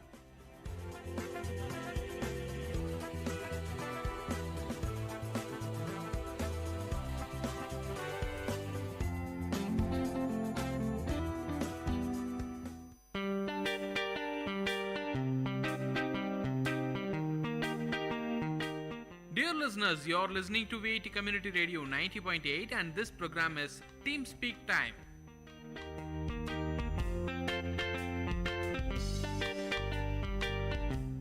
Hi hello VIT, మీరు వింటున్నారు విఐటి కమ్యూనిటీ రేడియో 90.8 FM. నేను మీ వైషు. ఈ చందమామ కథల ద్వారా మంచి మంచి కథలు చెప్పడానికి వచ్చేసానండి. ఈ ఆలస్యం చేయకుండా స్టార్ట్ చేసేద్దాం. కథ నిజాయితీ. సీతాపురం అనే ఊరిలో రామయ్య కట్టెలు కొట్టుకుంటూ జీవనం సాగించేవాడు. రోజులాగానే అడవికి వెళ్ళాడు. చెరువు గట్టు మీద ఉన్న చెట్టు ఎక్కి కట్టెలు కొడుతుండగా తన చేయి జారి గొడ్డలి చెరువులో పడిపోయింది. తన జీవన ఆధారమైన గొడ్డలి నీటిలో పడిపోవడంతో రామయ్య చాలా బాధపడ్డాడు. విచారంతో ఇంటికి వెళ్లకుండా చెరువు గట్టు మీద కూర్చొని ఏం చేయాలో తెలియక ఆలోచనలో పడ్డాడు. అతని బాధ చూసిన జలదేవత నీటిలోంచి బయటకు వచ్చి రామయ్యకు దర్శనమిచ్చింది. జలదేవత రామయ్య విచారానికి గల కారణం తెలుసుకొని నీటిలోకి వెళ్లి వెండి గొడ్డలి తెచ్చి రామయ్యకు ఇచ్చింది. రామయ్య ఆ వెండి గొడ్డలి తనది కాదన్నాడు. దీంతో జలదేవత మళ్లీ నీటిలోనికి వెళ్లి బంగారు గొడ్డలితో బయటికి వచ్చింది. దానిని రామయ్యకు ఇచ్చింది. కానీ రామయ్య ఆ గొడ్డలి తనది కాదు అన్నాడు. జలదేవత మళ్లీ నీటిలోకి వెళ్లి మామూలు ఇనుప గొడ్డలితో బయటకు వచ్చింది. తన ఇనుప గొడ్డలిని చూసిన రామయ్య సంతోషంతో ఆ గొడ్డలి తనదే అంటూ రుణపడి ఉంటానంటూ చెప్పాడు. తన నిజాయితీని మెచ్చిన జలదేవత రామయ్యకు వెండి, బంగారం మరియు ఇనుప గొడ్డలి 3 ప్రసాదించింది. రామయ్య సంతోషంగా ఇంటికి వెళ్ళాడు. రామయ్య జరిగిన విషయాన్ని తన భార్యతో చెబుతుండగా దొంగచాటుగా సీతయ్య విన్నాడు. సీతయ్య కూడా ఆ మరునాడు రామయ్య లాగానే అడవికి వెళ్ళాడు. సీతయ్య చెరువు గట్టు మీద ఉన్న అదే చెట్టును ఎక్కి కట్టెలు కొడుతూ కావాలనే తన గొడ్డలిని నీటిలో పడేశాడు. కావాలనే గట్టు మీద కూర్చొని గట్టిగా ఏడ్చాడు. ఇది చూసిన జలదేవత నీటిలోంచి బయటకు వచ్చి సీతయ్య బాధకు గల కారణం తెలుసుకుంది. దీంతో జలదేవత నీటిలోకి వెళ్లి ఇనుప గొడ్డలితో బయటకు వచ్చింది. కానీ సీతయ్య అది తనది కాదంటూ అబద్ధం చెప్పాడు. దీంతో జలదేవత మళ్లీ నీటిలోకి వెళ్లి బంగారు గొడ్డలితో బయటకు వచ్చింది. బంగారు గొడ్డలి చూసిన సీతయ్య అది తనదే అంటూ ఆనందించాడు. నిజం తెలిసిన జలదేవత మూర్ఖుడా, అతి ఆశ పడతావా, నిజాయితీగా బతకాలి అంటూ కోపగించుకుంది. ఈ కథ ద్వారా మనకు ఏం తెలిసింది? అతి ఆశ పడకూడదు, ఇతరుల వస్తువులకు ఆశపడకూడదు, నిజాయితీగా ఉండాలి. అప్పుడు రామయ్యలా మనకు మంచే జరుగుతుంది. ఇంకా మంచి కథలు వినాలనుకుంటే వింటూనే ఉండండి విఐటి కమ్యూనిటీ రేడియో 90.8 FM. మీ వైషు.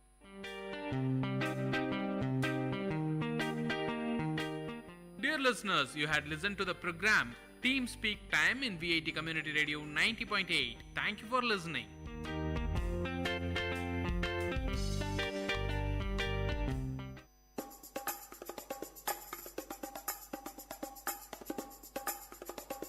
కారసారం விஐடி பண்பலையின் விவாத மேடை. ஆரோக்கியமான வாதங்களுடன், அன்றாட நிகழ்வுகளின் தரவுகளுடன், மக்களின் குரல்கள் ஒன்றிணையும் கருத்துக்களம்.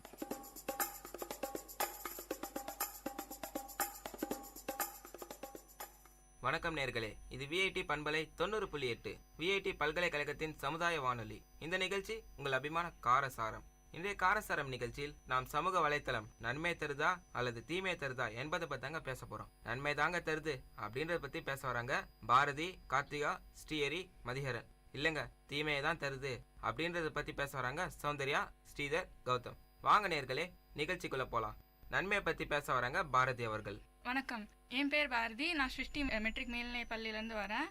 ஃபேஸ்புக், ட்விட்டர் முதலிய சமூக வலைத்தளங்கள் நன்மையே தருகின்ற அப்படின்ற தலைப்பில் பேச வந்திருக்கேன். இப்போது ஒரு 100 கிலோமீட்டர் தள்ளி இருக்க ஃப்ரெண்ட்ஸு வாட்ஸ்அப் மூலமாக அவங்க குரூப் ஸ்டடி பண்ண முடியுது. இந்த மாதிரி விஷயங்களுக்கு இந்த சமூக வலைத்தளங்கள் ரொம்ப அவசியமாக இருக்கிறது.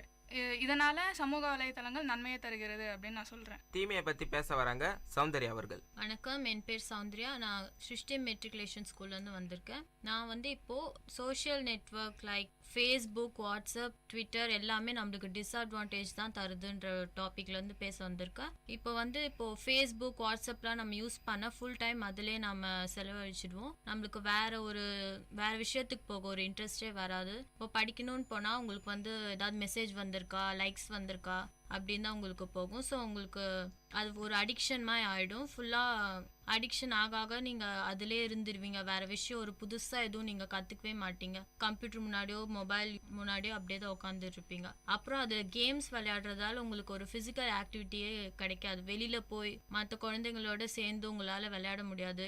செல்லோடவே இருந்துருவீங்க நீங்கள். அதனால் இது டிஸ்அட்வான்டேஜ் நான் சொல்கிறேன்.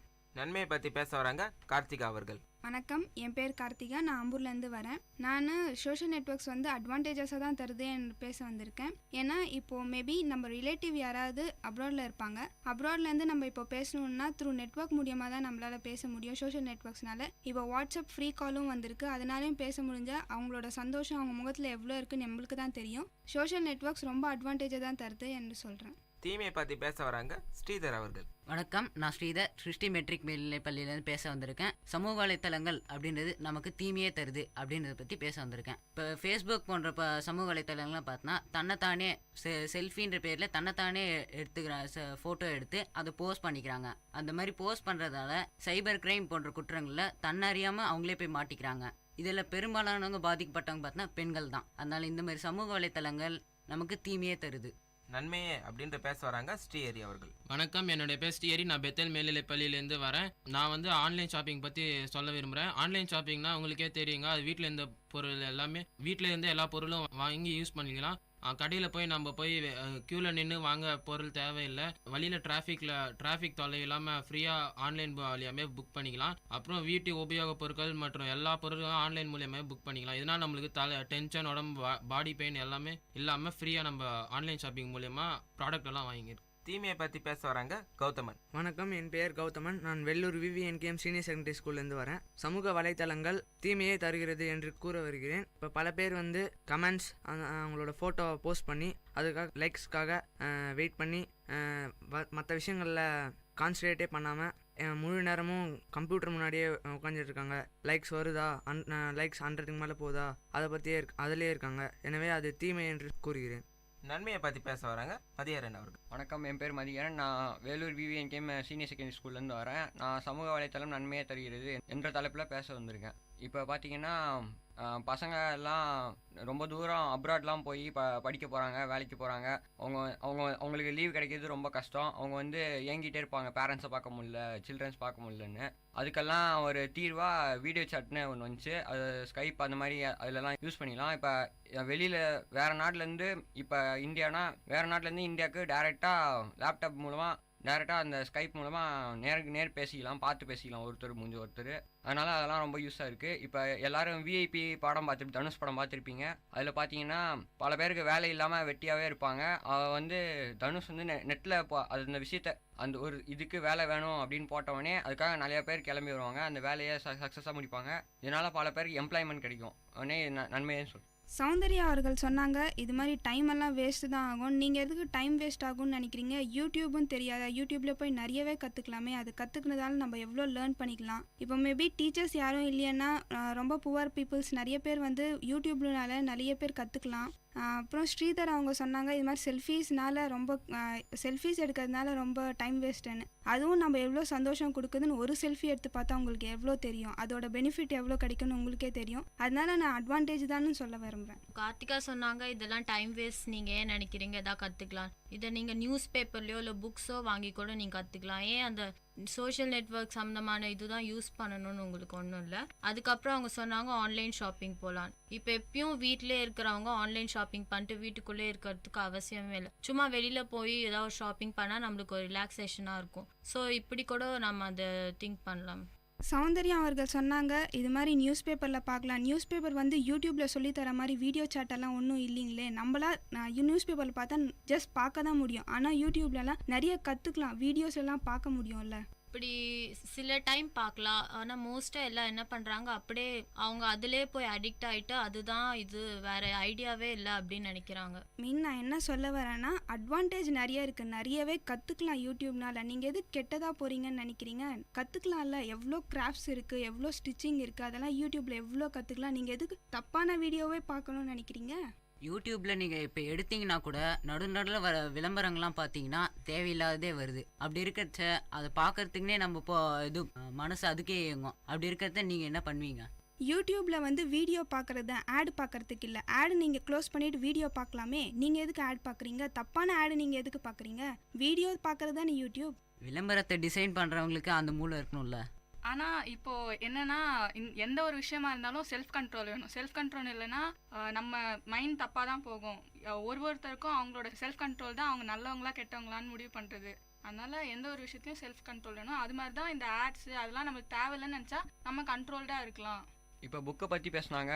புக்கு வந்து வாங்கி அதை படிக்கலாம்னாங்க. புக்கு வாங்கிறதுக்கு அது கூட காசு செலவாகுது. அதுக்கு பதில் விக்கிபீடியா போனால் எல்லா விஷயமும் மொத்த விஷயமும் அதிலே வந்துடுது. அதனால் அதை யூஸ் பண்ணி ஃப்ரீயாகவே பார்த்துட்டு போயிடலாமே. இப்போ பெரிய பெரிய பொலிட்டீஷியன்ஸ்லாம் பார்த்தீங்கன்னா இப்போ கூட கையிலேருந்து லெட்டர் எழுதி தான் அனுப்புகிறாங்களே கண்டி இந்த மாதிரி ஃபேஸ்புக் அந்த மாதிரி இது சமூக வலைத்தளங்கள் அனுப்புறது இல்லை. அப்படி இருக்கச்ச நம்ம மட்டும் ஏன் இதெல்லாம் பயன்படுத்தணும்? அது வந்து அந்த ஜெனரேஷன். இந்த ஜெனரேஷனில் எப்படி இருக்காங்க நம்ம பார்க்க முடியும். வாட்ஸ்அப் ஃபேஸ்புக் இல்லாமல் நீங்கள் இருக்கீங்களா? இல்லை யாராவது ஸ்டூடெண்ட்ஸ் இருக்காங்களா? College students. இப்போ நான் பேசுகிறேன், எனக்கு கூட ஃபேஸ்புக்கில் அக்கௌண்ட் இல்லை, வாட்ஸ்அப்பில் இதுவும் இல்லை, அக்கௌண்ட் இல்லை. அப்படி இருக்கச்ச எனக்கு எப்படி இதை இந்த மாதிரி யோசித்து முடிவெடுக்க தெரியும்? அதிலெல்லாம் இருந்தால் தான் நம்ம நாலேஜ் கெயின் பண்ண முடியும். இல்லை எல்லாம் எதுவுமே தெரியாமல் தானே போகும் நம்மளுக்கு. அதில் இருந்தால் எவ்வளோ விஷயம் கற்றுக்கலாம். தப்பாக விஷயம் கற்றுக்கணும்னு ஒன்றும் இல்லையா, நல்லதாக எவ்வளவோ இருக்குது. அது எது கற்றுக்காமல் இருக்கீங்க?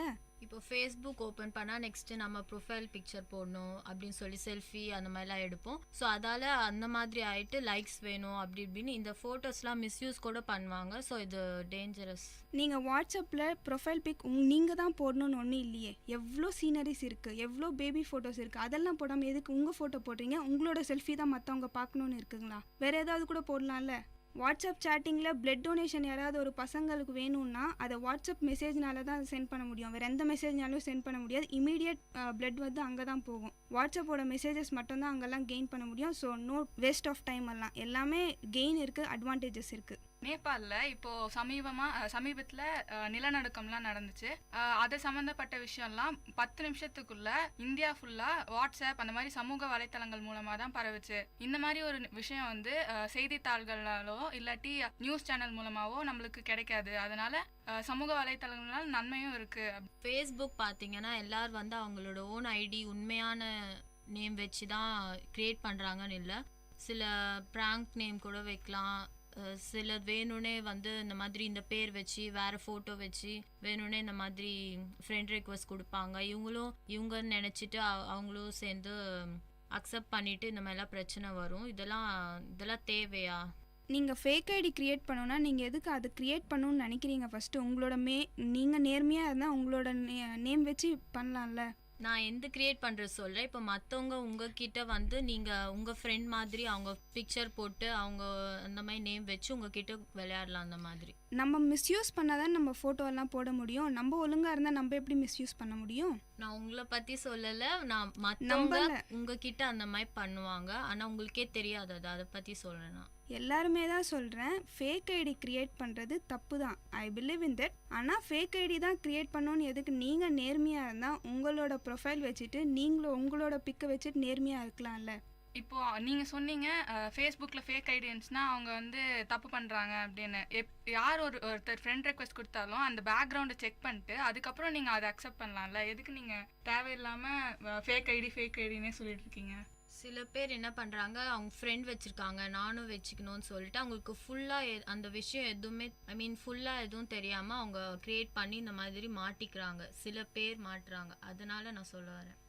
இப்போ எக்ஸாம் ரிசல்ட்ஸ்லாம் பார்த்தீங்கன்னா இப்போல்லாம் நியூஸ் பேப்பருக்காக வெயிட் பண்ணுறது இல்லை, நெட்லேயே பார்த்துடுறாங்க. நெட்டில் பார்த்தா தான் ஈஸியாக டக்குன்னு கிடச்சிது, ரிசல்ட் கிடச்சிது. நியூஸ் பேப்பருக்காக வெயிட் பண்ண தேவையில்லை. இப்போல்லாம் ரீசெண்டாக ஒரு 2 இயர்ஸ் முன்னாடி பார்த்தீங்கன்னா நைட்டு 10 o'clock தான் 10th ரிசல்ட்டே பப்ளிஷ் பண்ணாங்க. இதெல்லாம் நியூஸ் பேப்பர்லாம் அந்நேரம் கிடைக்காது, அதனால் நெட்டில் தான் பார்ப்பாங்க.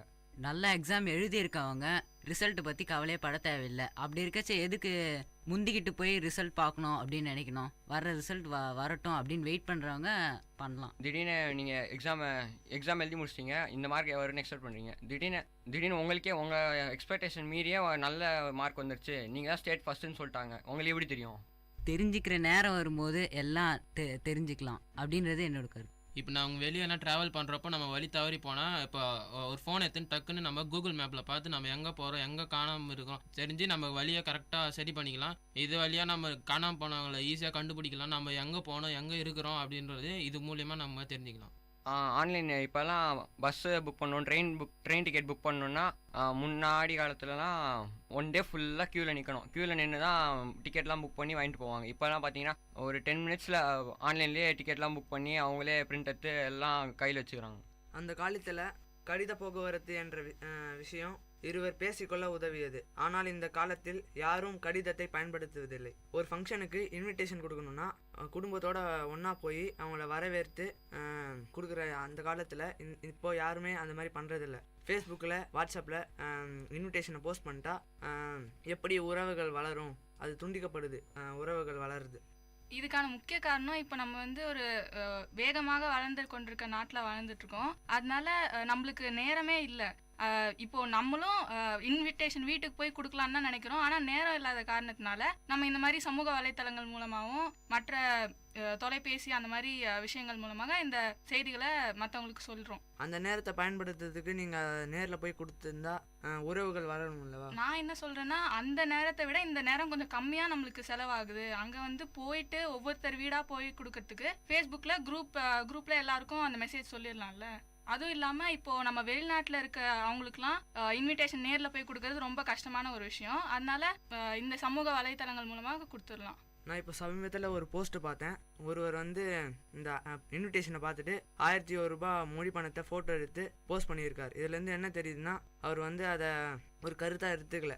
அதனால் எப்படி உறவுகள் வளரும்? அதை எடுத்து நான் எப்படி பயன்படுத்த முடியும்? இப்போ ஐபிஎல் மேட்ச் தான் இப்போ ஹாட் நியூஸாக போயிட்டுருக்கு. இப்போ வருஷம் மே மாதம் நடக்கும். இப்போ திடீர்னு ஃபைனல் நடந்தபோது கரண்ட் போச்சுன்னா நல்லா என்டர்டெயின்மெண்ட் பண்ணிடுவோம். கடைசி நேரத்தில் ஒரு பெரிய விஷயம் நடக்கும்போது திடீர்னு கரண்ட் போயிடுச்சுன்னா எவ்வளோ டென்ஷனாக இருக்கும், அப்படியே ரொம்ப கோவப்படுவாங்க. இப்போ அதெல்லாம் இல்லாமல் கரண்ட் போயிடுச்சுன்னா ஈஸியாக ஒரு 5 நிமிஷத்தில் ஃபோனில் இல்லை கம்ப்யூட்டரில் ஓப்பன் பண்ணி அந்த ஆப்பை ஓப்பன் பண்ணி அதில் பார்த்தீங்கன்னா அதில் நெட்டில் பார்த்தாங்கன்னா ஸ்கோர் ஈஸியாக தெரிஞ்சிடும். லைவ் ஆக்ஷனே போடுறாங்க இப்போ ஹாட் ஸ்டாரில் அந்த மாதிரிலாம் பார்த்தீங்கன்னா. இப்போ அதெல்லாம் ரொம்ப யூஸ்ஃபுல்லாக இருக்குது. அவர் ஸ்கோர் பார்க்கறதுக்காக காலையில் நியூஸ் பேப்பருக்காக வெயிட் பண்ண தேவையில்லை. நான் நைட்டு மேட்ச் நடக்குதுன்னா அந்த செகண்டே ஸ்கோர் அடுத்த செகண்டே வந்துடுது. இது நல்லா யூஸ்ஃபுல்லு, இதனால் நன்மைன்னு சொல்கிறேன். உங்களுக்கு ரொம்ப இன்ட்ரெஸ்டிங்காக உங்களுக்கு கிரிக்கெட் மேட்சோட ரிசல்ட் பார்க்கணுன்னா நீங்கள் காலையில் வரல காத்துட்டீங்கன்னா உங்களுக்கு இன்னும் கொஞ்சம் இன்ட்ரெஸ்டிங்காக இருக்கும். பார்த்தோன்னே உங்களுக்கு சடனாக ஒரு ஹாப்பினஸ் வரலாம். ஸோ அதனால் நீங்கள் நியூஸ் பேப்பரில் பார்க்கறதுனால ஒரு பிரச்சனையும் உங்களுக்கு வராது. இப்போ நீங்கள் அந்த ஆப்பில் போய் ரிசல்ட் பார்த்தீங்கன்னா உங்களுக்கு வெறும் அந்த கிரிக்கெட் ஸ்கோர் மட்டும்தான் தெரியும். இதே நீங்கள் நியூஸ் பேப்பரில் பார்த்தீங்கன்னா யார் விளையாடினா என்ன நடந்துச்சு ஒரு இன்சிடென்ட்டும் உங்களுக்கு கரெக்டாக தெரியும். ஸோ அதுவும் இல்லாமல் நீங்கள் ஃபுல்லாக உங்களுக்கு பார்க்க மொத்தம் நியூஸ் பேப்பரும் படிக்கிற மாதிரி உங்களுக்கு இன்ட்ரெஸ்ட் வரும். ஸோ உங்களுக்கு அது நாலேஜ் கெயின் ஆகும் அது மூலமாக. அதான் இப்போ லைவ் ஆக்ஷனே போடுறாங்கன்னு சொல்லிட்டேனே, அதோட கூகுள்லாம் ஓப்பன் பண்ணிங்கன்னா ஜஸ்ட்டு 1 செகண்டில் டைப் பண்ணி தட்டினா அதை பற்றி 100 வெப்சைட் வருது. அந்த 100 வெப்சைட்டில் எல்லா இன்ஃபர்மேஷனும் மொத்தமாக வந்துடுது. ஒரு வெப்சைட்லேயே எல்லாமே வந்துடுது. அதனால ஈஸியாக அந்த ஒரு டாப்பிக்கை தேடி தேடி அலையாமல் 1 செகண்டில் தெரிஞ்சுக்கலாமே. இந்த மாதிரி பண்ணுறத விட நீங்கள் நியூஸ் பேப்பர் அந்த மாதிரி விஷயத்துலலாம் நீங்கள் போனீங்கன்னு வச்சுக்கோங்களேன், உங்களுக்கு நாலேஜ் கெயின் ஆகும். அதுவும் இல்லாமல் நீங்கள் சீரியஸாக இல்லாமல் ஃப்ரீயாக பார்க்கணும் அப்படின்ற மூடில் இருக்கும்போது தானே இந்த மாதிரி கிரிக்கெட் அந்த மாதிரி இதுவெல்லாம் பார்ப்பீங்க. அப்படி இருக்கச்சே நீங்கள் அப்படியே சீரியஸாக இது என்ன அப்படியே பார்த்துருந்தா உங்கள் கண்ணு முன்னாடியே நடக்கிற மேட்ச்னால் நீங்கள் டேரெக்டாக போய் பார்க்கணும். ஆனால் அதை விட்டுட்டு நீங்கள் இந்த மாதிரி இதுவில் டிவியில் உட்காந்து பார்த்துட்டு இந்த மாதிரி நமக்குள்ளாரவே ஒரு இதோ இவன் ஜெயிக்கணும் இதோ அவன் ஜெயிக்கணும் அப்படின்னு சொல்லிட்டு நீங்கள் இங்கேருந்தே உங்கள் பக்கத்தில் இருக்கவங்கள குத்திட்டு இருந்தீங்கன்னா அது தப்பு. இந்த மாதிரி நீங்கள் நாளைக்கு வரைக்கும் உங்கள் பேட் லக் கரண்ட் போனதுன்னா அதுக்கு இந்த மாதிரி விஷயத்தெலாம் யூஸ் பண்ணுறத விட நியூஸ் பேப்பர் யூஸ் பண்ணி நாலேஜ் கெயின் பண்ணிக்கலாம்ல. கொஞ்ச நேரத்துக்கு முன்னாடி ஆன்லைன் ஷாப்பிங் பற்றி பேசினாங்க. இப்போ ஆன்லைன் ஷாப்பிங் அப்படின்னு பார்த்தீங்கன்னா அதில் காட்டுற பிக்சர் வந்து அவன் போலியாக கூட எடுத்துருக்கலாம். நல்லா இருக்க ஒரு பொருள் மேலே மட்டும் ஃபோக்கஸ் வச்சு அவன் கேமரா வச்சு எடுத்திருப்பாங்க. ஆனால் நீங்கள் அதை பொருளை நீங்கள் வாங்கி அதை யூஸ் பண்ணும்போது தான் தெரியும் அது போலியானது அப்படின்னு. இப்போ நீங்கள் முன்னவே சொல்லியிருக்காங்க, கண்ணால் காண்பது போய் காதால் கேட்பது போய் தீர விசாரிப்பதே மெய் அப்படின்னு. ஆனால் இப்போ பார்த்தீங்கன்னா இந்த ஆன்லைன் ஷாப்பிங் வந்ததால் இதெல்லாம் அப்படியே விட்டுடுறாங்க. போகிறதே வேணாம், அதுக்கு எதுக்கு நான் வீட்டிலே உட்காந்து எல்லாத்தையும் ஆர்டர் பண்ணிக்கிறேன். ஆனால் இந்த மாதிரி விஷயத்துக்கு நீங்கள் ரிலாக்ஸ்க்காக நீங்கள் செய்யலாம்ல. இப்படி வெளியே நீங்கள் போய் வாங்கிறத விட இந்த மாதிரி விஷயங்களில் நீங்கள் இது பண்ணுறது தவறான ஒரு விஷயம் அப்படின்றது என்னது. அப்படி பார்த்தீங்கன்னா பெரிய பெரிய பிஸ்னஸ் மேனுங்கெல்லாம் டைமை வேஸ்ட் பண்ண பார்க்க மாட்டாங்க. இந்த மாதிரி ஆன்லைன் ஷாப்பிங் மூலமாக அவங்க டைமை சேவ் பண்ணின்னு தேவையான பொருள்கள்லாம் யூஸ் பண்ணிக்கலாம். பெரிய பெரிய பிஸ்னஸ் மேனுங்கெலாம் அந்த மாதிரி கம்பெனியை வச்சுருக்கலாமே. அப்படி பார்த்தீங்கன்னா இருந்தாலும் சில பொருள்கள்லாம் கடையில் வாங்கினா கிடைக்காது. எத்தனை கடை ஏறினாலும் அந்த மாடலில் அந்த ஸ்பெசிஃபிக் இது மெட்டீரியல் கிடைக்காது. அதனால ஆன்லைனில் சர்ச் பண்ணால் சீக்கிரமாக நம்மளுக்கு அதை எங்கே விற்கிறாங்க அதை பற்றின தகவலை நம்ம தெரிஞ்சுக்கலாம். இப்போ நீங்கள் ஆன்லைன் அப்படின்னும் போது போலியான விஷயங்கள் தான் இப்போ அதிகமாக இருக்கே. இந்த உண்மையான விஷயங்கள்ன்றது வந்து நல்லவங்க மட்டும் தள்ளிட்டு போயிடுறாங்க அப்படின்றது அர்த்தம் கிடையாது. இப்போ நீங்கள் போலியான விஷயம் நீங்கள் வாங்கின பிறகு தான் உங்களுக்கு தெரியும் அதனோட விளைவு என்னன்றது. ஆனால் இப்போ நீங்கள் பார்த்தீங்கன்னா இப்போ பெரிய பெரிய பிஸ்னஸ் மேன்லாம் நீங்கள் வாங்குறாங்க இப்படி தான் அப்படின்னாங்கன்னா போலியான ப்ராடக்ட்ஸ் வாங்கி பெரிய பெரிய பிஸ்னஸ் மேன் தான் ஏமாந்து போகிறாங்க. இப்போ ஆன்லைன் ஷாப்பிங்லலாம் பார்த்தீங்கன்னா போலியான பிஸ்னஸ் எல்லாம் வந்து அவங்க ஃபோன் நம்பருக்கு நம்ம ட்ராக் பண்ணி அது போலியாக இருந்துச்சுன்னா நம்ம திரும்பி ரிட்டர்ன் பண்ணிடலாமே. அதுன்னு ஒரு ஆப்ஷன் இருக்குல்ல. இந்த மாதிரி நீங்கள் பண்ணுறதுனால உங்களுக்கு டைம் வேஸ்ட் தானே. இந்த நீங்கள் இப்போ உட்காந்து இன்டர்நெட்டில் உட்காந்து மணிக்கணக்கில் உட்காந்து அது தேடிக்கின்னு அதுக்கு ஆஃபர் எவ்வளோ போட்டிருக்கான் அப்படின்றத பார்க்குறத விட நீங்கள் நேரடியாக போய் பண்ணுறதுக்கு டைம் வேஸ்ட் பண்ணாமல் வாங்கிக்கலாமே. 4 கடை ஏறி கம்மியாக காசு பார்த்து வாங்கிறதோட நெட்டில் ஈஸியாக டக்குன்னு 3 டேப்பில் 3 வெப்சைட் ஓப்பன் பண்ணி பார்த்தா எந்த வெப்சைட்ல கம்மியாக இருக்கோ அந்த வெப்சைட் ஆர்டர் பண்ணிட்டு போயிட்டே இருக்கலாமே. 3 வெப்சைட்லையுமே போலியாக தந்தாங்கன்னா உங்களுக்கு 3 மணி நேரம் வேஸ்ட் ஆகும்ல. தரமான வெப்சைட்டில் பார்த்தா நம்மளுக்கு தரமான ஐட்டம் தானே கிடைக்கும். இப்போ ஸ்டடீஸ்லாம் பார்த்தீங்கன்னா இப்போ கிளாஸுக்கு போய் தனியாக கஷ்டப்பட்டு கற்றுக்கிறதுக்கு பதில் நம்ம ஆன்லைன்லேயே கோர்ஸ் எல்லாம் கற்றுக்கலாம். இதனால் நம்ம கூச்சப்படாமல் எந்த டவுட் இருந்தாலும் டீச்சர் கிட்ட கேட்கறதுக்கு பதில் இந்த ஆன்லைன் மூலமாக நான் சர்ச் பண்ணி படிச்சுக்கலாம். இப்போ நீங்கள் சொல்கிறீங்க இந்த மாதிரி ஆன்லைனில் கற்றுக்கலாம். ஆனால் உங்களுக்கு வந்து இப்போது ஒரு டீச்சர் கிட்ட போய் நீங்கள் கற்றுக்கிட்டீங்கன்னா உங்களுக்கு ஒரு கைட்னஸ் கரெக்டாக உங்களுக்கு கிடைக்கும். இப்போ நீங்கள் எதாவது மிஸ்டேக் பண்ணிங்கன்னா அவங்க கரெக்டாக உங்களுக்கு சொல்லி தருவாங்க. இப்போ நீங்கள் ஆன்லைனில் போய் கற்றுக்கிட்டு நீங்கள் அதை வேறு மாதிரி புரிஞ்சுக்கிட்டு நீங்கள் வேறு மாதிரி பண்ணிங்கன்னா அது உங்களை வந்து கரெக்ட் பண்ணாது. அதனால் டீச்சர்ஸ் கிட்ட போகிறமே உங்களுக்கு வராது. அப்படி பார்த்தீங்கன்னா சில பசங்களாம் இருக்காங்க, ரொம்ப கோச்சு சோபம் உள்ளவங்களாம் இருக்காங்க. டீச்சர் கிட்ட எந்த டவுட்டுமே கேட்காம தப்பாக புரிஞ்சுட்டு எக்ஸாமில் ஃபெயில் ஆயிடுறது. ஆன்லைன் மூலியமாக ஏதோ 1-2 தெரிஞ்சுன்னு எழுதலாம்ல. இப்போ நீங்கள் ஷையாகவே இருக்கீங்கன்னா நீங்கள் இப்போ ஆன்லைன் யூஸ் பண்ணிங்கன்னா நீங்கள் அப்படியே தான் இருப்பீங்க. இப்போ சப்போஸ் நீங்கள் டீச்சர்ஸ் கிட்டலாம் போனீங்கன்னா உங்களுக்கு அந்த பயம்லாம் போயிட்டு நீங்கள் ஃப்யூச்சரில் நல்லா தைரியமாக இருக்கலாம். இப்போ முக்கால்வாசி ஸ்கூலில் பார்த்தீங்கன்னா டீச்சர்ஸே ஸ்மார்ட் கிளாஸ்னு ஒன்று ஆன்லைன் வச்சுட்டு அதில் தான் சொல்லியே தராங்க. இப்போது ஒருத்தரோட டேலண்ட்டை வந்து வளர்க்குறதுக்கு இந்த மாதிரி ஆன்லைன் கோர்சஸ் ரொம்ப உதவியாக இருக்கும். இப்போது அவங்களுக்கு பாடுறதுல ராக் மியூசிக், ஜாஸ் அந்த மாதிரி ஏதாவது ட்ரை பண்ணணும்னா இங்கே வந்து அதுக்கு கோச்சிங் இன்ஸ்டிடியூஷன்ஸ்லாம் ரொம்ப கம்மியாக இருக்குது. அதனால அவங்க வந்து இந்த மாதிரி ஆன்லைன் கோர்சஸ் எடுத்தாங்கன்னா அவங்களோட டேலண்ட்டை, அவங்களோட ஸ்பெசிஃபிக் டேலண்ட்டை அதன் மூலமாக வளர்த்துக்க முடியும். அதுதான் நான் சொல்கிறேன், நீங்கள் டீச்சர்ஸ் கிட்ட போய் கற்றுக்கிறமே உங்களுக்கு கண்டிப்பாக வராது நெட்டில் கற்றுக்கிட்டிங்கன்னா. ஆனால் கோச்சிங் இன்ஸ்டிடியூஷனே இல்லை, எப்படி நீங்கள் டீச்சர்ஸ் கண்டுபிடிப்பீங்க? கண்டிப்பாக இருக்கும். அதெல்லாம் இப்போது எவ்வளோ முன்னேறியாச்சு, அதெல்லாம் கண்டிப்பாக இருக்கும். நெட்லேயே டீச்சர்ஸ் எடுக்கிற மாதிரி வந்துச்சுன்னா அதில் படித்தா இன்னும் சுலபமாக இருக்குமே. நம்ம மதர் டேங்கில் நம்மளுக்கு அவங்க சொல்லி தராங்கன்னா ரொம்ப ஈஸியாக இருக்குமே. அப்படி படிச்சு முன்ன சொன்ன மாதிரி அரைகுறை படிப்பு ஆபத்தானதுன்னு சொல்லியிருக்காங்க.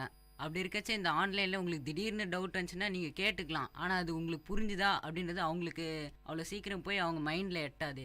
இப்போ மெரிட் நேஷன் அந்த மாதிரி ஏதாவது எடுத்துக்கிட்டிங்கன்னா நம்ம கொஸ்டின் வந்து அதில் போஸ்ட் பண்ணால் 5 நிமிஷத்தில் ஆன்சர் வந்துடுது.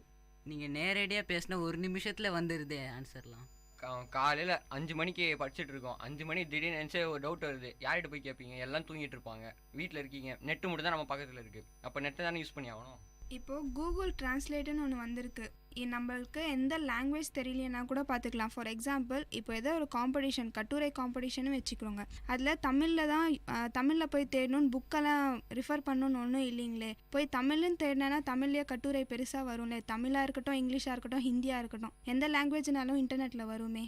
நீங்கள் 6 ரூபாய்க்கு 2G இல்லை 3G எதுக்காக இருந்தாலும் டாப்அப் பண்ணாலும் எவ்வளோ வந்துடும், எவ்வளோ இன்ஃபர்மேஷன் கிடச்சிடும். ஆனால் நீங்கள் ஒரு நாள் 1 day newspaper English or Tamil or other languages எதை எடுத்திங்கனாலும் 6 ருபீஸ்க்குள்ளே முடியும், கன்ஃபார்மாக முடியும். அப்படி இருக்கச்சு நீங்கள் 6 ரூபாயில் நீங்கள் இவ்வளோ கேதர் பண்ணி பொறுமையாக படிக்கிறத விட அது நல்லதா? 6 ரூபாய் வேஸ்ட் ஆகுதுன்னே வச்சுக்கோங்க. ஆனால் அந்த 6 ரூபாய் கொடுத்து நியூஸ் பேப்பர் வாங்கினோன்னா அதில் கொடுத்த செய்தி மட்டும்தான் படிக்க முடியும். ஆனால் 6 ரூபாய் கொடுத்து நம்ம நெட் யூஸ் பண்ணோம்னா நம்மளுக்கு தேவையான செய்திகளும் அது மூலமாக நம்ம தெரிஞ்சுக்கலாம். 6 ரூபாய்க்கு நீங்கள் நெட்டை எத்தனை மணி நேரம் யூஸ் பண்ணிட முடியும் அப்படின்னு நினைக்கிறீங்க? அதனால் என்னோட கருத்து, புத்தகங்கள் அப்படின்னும் போது ஒரு நல்ல விஷயம், படிக்கிறதுக்கு பொறுமையாக ரிலாக்ஸேஷனோடு படிக்கலாம். ஆனால் இதே நீங்கள் கம்ப்யூட்டர் இல்லை மொபைல் எதனா ஒன்று எடுத்திங்கன்னா ஒயிட் ஸ்க்ரீனாக இருக்கும், அப்படி ஃபுல்லாக கண்ணு வலி, அப்படி இருக்கிறச்சே நீங்கள் ரொம்ப நேரம் படித்து உங்கள் கண்களே நீங்கள் பாதித்து கொள்கிறீங்க. எத்தனை மணி நேரம்ன்றது முக்கியம் இல்லை, நம்ம என்ன படிக்க போகிறது தான் முக்கியம். நீங்கள் அது நியூஸ் பேப்பரில் படிச்சிங்கன்னா உங்கள் கண்ணுக்கு ஒன்றும் அஃபெக்டே வராது. அதுவும் இல்லாமல் உங்களுக்கு அதை வந்து என்ன சொல்கிறது, நல்லா உங்களுக்கு வெக்காபுலரி அதெல்லாம் நல்லா வரும்.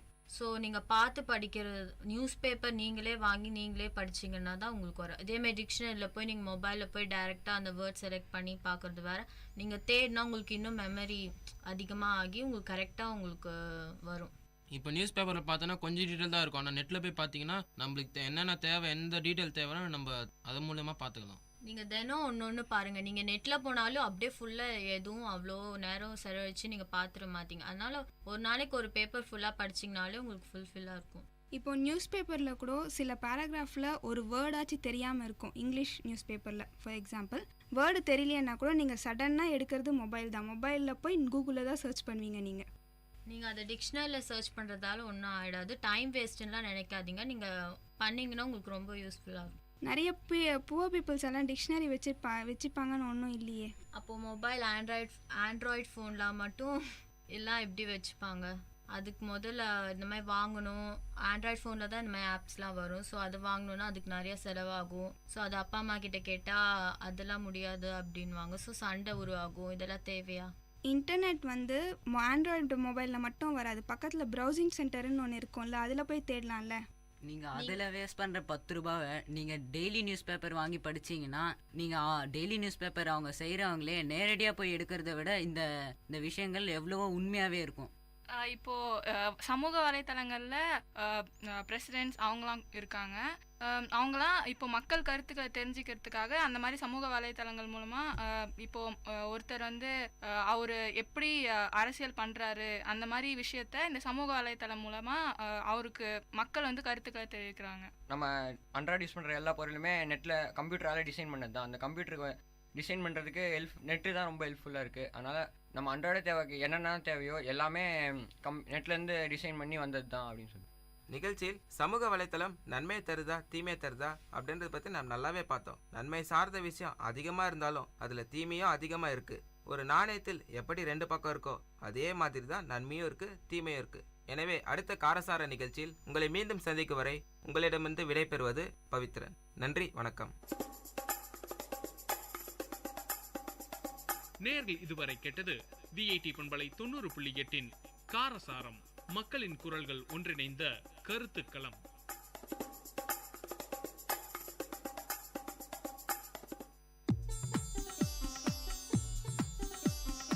தமிழ்ச்சுடர், வாழ்வும் இலக்கியமும் சங்கமிக்கும் ஒளி ஓவியம் உங்கள் விஐடி பண்பலை 90.8.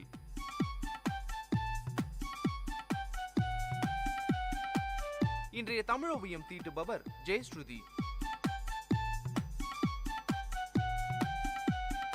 வணக்கம். அகழ்வாரை தாங்கும் நிலம் போல தம்மை இகழ்வார் பொறுத்தல் தலை.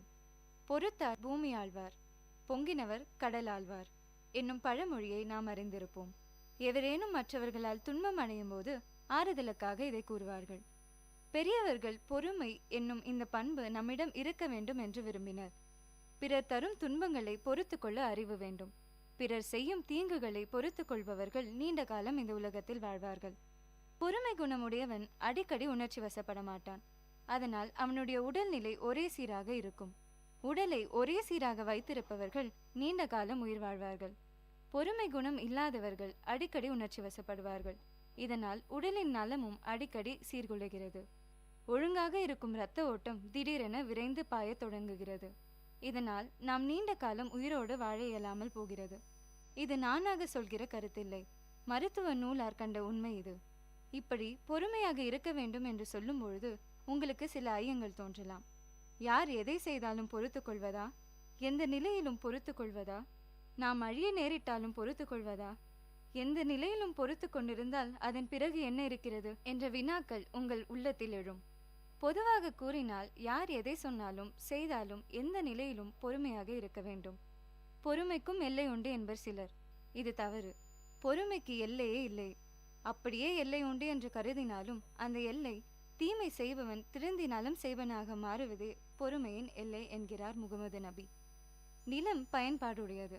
பயன்படு பொருள்கள் பல பல தருவது. இந்த நிலத்தையே நாம் அகழ்ந்து துன்புறுத்துகின்றோம். ஆயினும் நிலம் அகழ்வாருக்கு தீங்கு தருவதில்லை, மாறாக பயன்களையே தருகிறது. ஒருவரால் பிறர் செய்யும் தீமையை பொறுத்து கொள்ள முடியவில்லை என்று வைத்துக் கொள்வோம். அப்படிப்பட்டவனுக்கு முதலில் தோன்றுவது எது? சினம். சினம் தோன்றினால் என்ன ஆகும்? தான் எதை பேசுகிறோம் என்பதே அவன் உணரமாட்டான். எதை செய்கிறோம் என்றே சிந்தித்து பார்க்க மாட்டான்.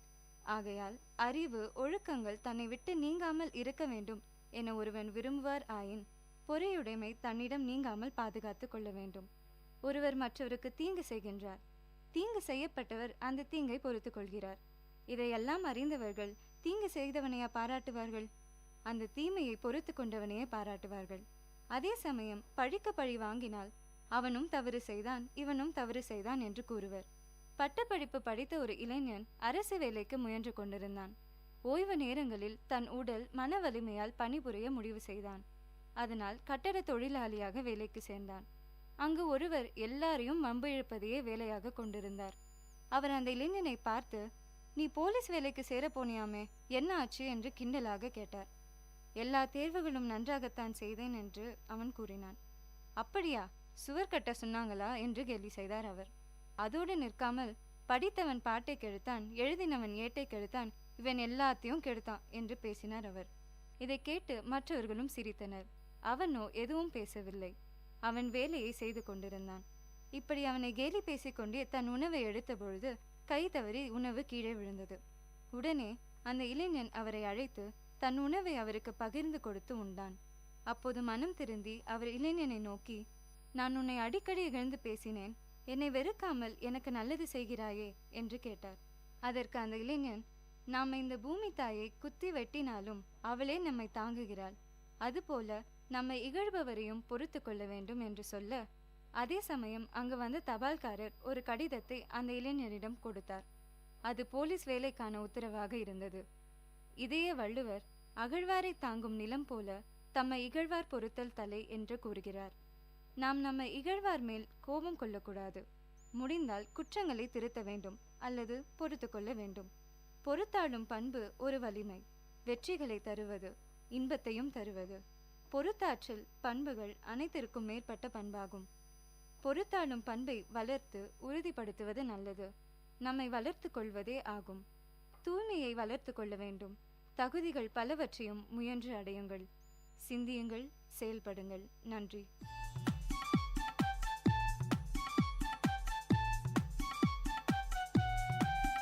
நேயர்கள் இதுவரை கேட்டது வாழ்வையும் இலக்கியத்தையும் இணைத்த ஒளி ஓவியம் தமிழ் சுடர். இன்றைய தமிழ் ஓவியம் தீட்டியவர் ஜெயஸ்ருதி. இது உங்கள் VAT பண்பலை 90.8.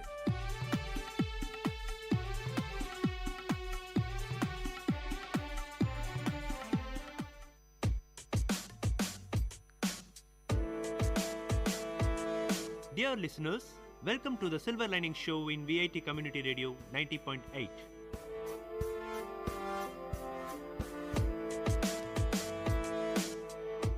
The program to reach heights, a motivation to enhance the positivity in you.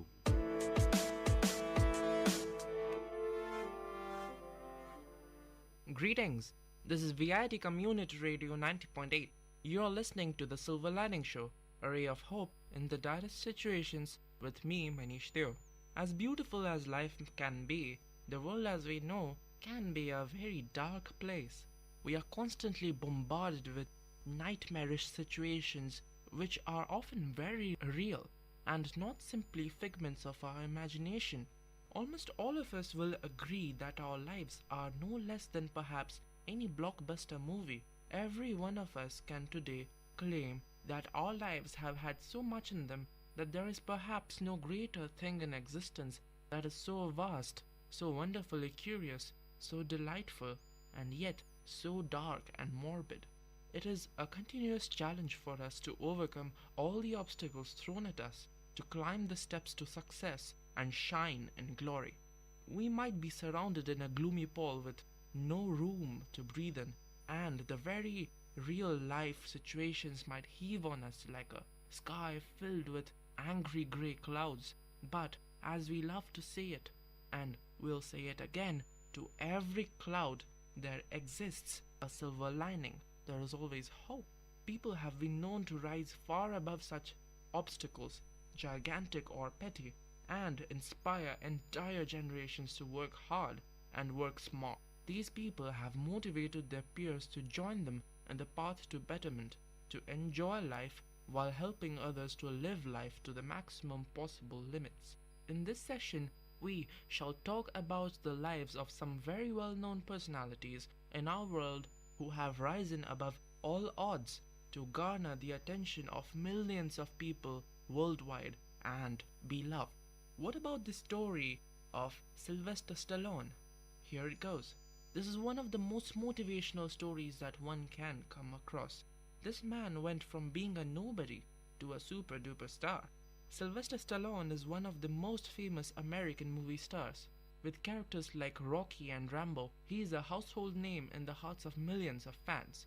During birth, a wrong gynecological procedure caused Stallone to have a one-sided paralysis. At school, his middle-class being and his facial paralysis became a thing for others to make fun of.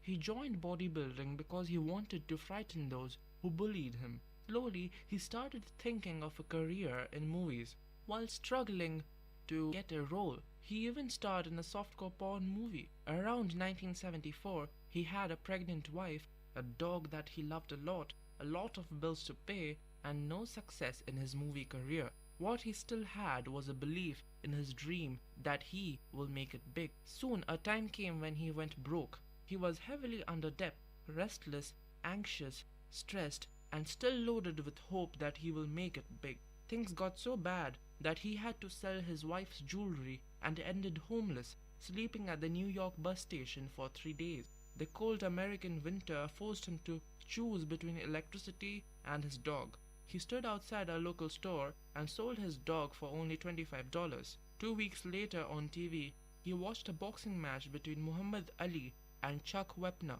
That match was like a flash of divine inspiration.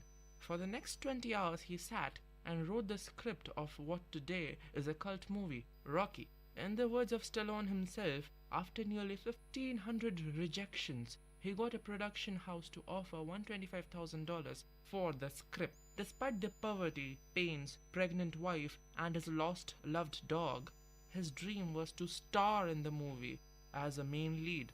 In an era when heroes were common man and spoke fluently, a bodybuilder with a facial paralysis that made stammer while speaking made Stallone the wrong choice for any role. The studio bluntly rejected his offer, and Stallone went back home with another failure. A few weeks later, the studio offered him $250,000 for just the script and not him. He refused. Soon, they offered $350,000 for the script but not him. At that time, everyone was pushing him to accept. It would be mad not to do so. He was making a fortune, but he still refused. Someone in the studio really loved his script, and as fortune favors the brave, they finally accepted to only $35,000 for the script and him as the lead star. The rest, as they say, is history. The movie was made for $1 million and went on to make around $200 million. It won the Oscar for Best Picture, Best Directing, and Best Film Editing. Stallone was a bankable hero for the next 20 years till the late 90s, with his movies having made billions of dollars. But what did he do with the first $35,000? He stood outside the liquor store where he sold his dog for 3 days. He identified the man who had bought it and finally got him back for $15,000. The moral is never to let the hope go away. Never stop dreaming. Know what you are capable of. Don't dream something that is absurd. Have a realistic dream based on what you can do. Make sure it is a valid dream and then believe in the dream. Love the dream. Love yourself for the dream. Times will be bad. Really bad. You might be without a job. You might be living on credit cards. Your relationships might be destroyed. Your loved ones might walk away from your life. People will make fun of you. You can get everything back. Job, family, friends, respect. But believe in yourself and your capacities. And in the words of Stallone himself, let me tell you something that you already know. The world isn't all sunshine and rainbows. It's a very mean and nasty place. And I don't care how tough you are. It will beat you to your knees and keep you there permanently if you allow it to. You, me, or nobody is gonna hit as hard as life. But it ain't about how hard you hit. It's about how hard you can get hit and keep moving forward. How much you can take and keep moving forward. That is how winning is done. Another success story brings us back to Indian shores, halfway across the world, to the story of Dhirubhai Ambani. Dhirubhai Ambani, the founder chairman of Reliance Group, is credited to have brought about the equity cult in India in the late 70s. He is regarded as an icon for enterprise in India. A man far ahead of his times, he epitomized the dauntless and entrepreneurial spirit. Dare to dream and learn to excel. He dared to dream on a scale unimaginable before in Indian industry. The life journey of the most enterprising Indian entrepreneur is reminiscent of the rags to riches story. He is remembered as the one who rewrote Indian corporate history and built a truly global corporate group. His life and achievements prove that backed by confidence, courage, and conviction, a man can achieve the impossible. His father was a school teacher. Dhirubhai Ambani started his entrepreneurial career by selling bhajiyas to pilgrims in Mount Girnar over the weekends. He then moved to Aden in Yemen after completing his matriculation at the age of 16. He worked there as a gas station attendant and as a clerk in an oil company. He returned to India in 1958 with 50,000 rupees and set up a textile trading company. He started his first textile mill at Naroda near Ahmedabad in 1966 and started the brand Vimal. He built India's largest private sector company, Reliance India Limited, from a scratch. Over time, he diversified his business into a core specialization in petrochemicals, with additional interests in telecommunications, information technology, energy, power, retail, textiles, infrastructure services, capital markets, and logistics. Dhirubhai Ambani is credited with revolutionizing capital markets in India by attracting millions of retail investors in a market till then dominated by financial institutions. From nothing, he generated billions of rupees in wealth for those who put their trust in his companies. Reliance went on to become the first Indian company to raise money in the global markets and enter the Forbes 500 list. From a humble beginning, he went on to create an enviable business empire within a span of just 25 years. Besides being firmly rooted in traditional Indian values, Dhirubhai was also the quintessentially modern man, the man of the new millennium. This was clearly reflected in his passion for mega-sized projects, the most advanced technology, and the highest level of productivity. The corporate philosophy he followed was short, simple, and succinct. Think big, think differently, think fast, think ahead, aim for the best. He inspired the Reliance team to do better than the rest, not only in India but in the world. The number of revolutionary precedents said by Sri Dhirubhai Ambani is legion. His unique vision redefined the potential of the Indian corporate sector as he challenged conventional wisdom in several areas. He was probably the first Indian businessman to recognize the strategic significance of investors, to discover the vast untapped potential of the capital markets, and channelize the same for the growth and development of industry. He was supremely confident that finance would never be a constraint in executing his projects because, as he said proudly, Indian investors would provide him with necessary resources. And the investors never let him down because he was a man with a big dream. Dhirubhai Ambani succeeded in creating an investor base of historic proportions for the Reliance Group. He was able to create an unbreakable bond of implicit trust between him and his shareholders who placed their savings in his care. He worked with unflinching sincerity to get them the best results and the returns. Thereby, he brought happiness and prosperity into the homes of millions of investors. For him, his people were his most important asset. He scouted around for the best and most talented professionals. He nurtured them and continuously propelled them to aim for still higher goals. He visualized the growth of his company as an integral part of his grand vision for India. He was convinced that India could become an economic superpower within a short period of time and wanted his company to play an important role in realizing this goal. His actions were an inspiration for others. Whatever he did became a standard for others to follow. His sterling leadership qualities, remarkable foresight, uncompromising pursuit of excellence, humility, prodigious capacity to motivate and trust people will continue to guide and inspire future generations. Truly, people like him are rare. They come gifted with the power and vision to change the destiny of nations, entire nations, to alter the course of corporate history. They are the empire builders, the stuff that legends are made of. He would say, meeting the deadlines is not good enough. Beating the deadlines is my expectations. Don't give up. Courage is my conviction. We see two very different people of two different generations, but they have one thing in common. Both Sylvester Stallone and Dhirubhai Ambani have overcome the odds that life threw at them, and they performed. In fact, they excelled in their diverse spheres of work and came out in full control, embodying the spirit of success and showing to the world that whatever may come, with a bit of luck and a lot of skills and perseverance, one can truly rise and shine. The question arises, if men can rise above odds, what about women? Have they always remained the underprivileged section of the society? Do they really stay down when society pushes them down? Or do they rise and deliver, just like real-life heroines, and show to the world that yes, a woman can do as good as any man can do, and possibly even more? Find out in our next session when we cover 3 very famous and successful women of the world who have silenced their critics with their sheer life story and carved themselves into a niche in modern history. Until then, we hope that today's stories were able to strike a chord in your mental harmonics.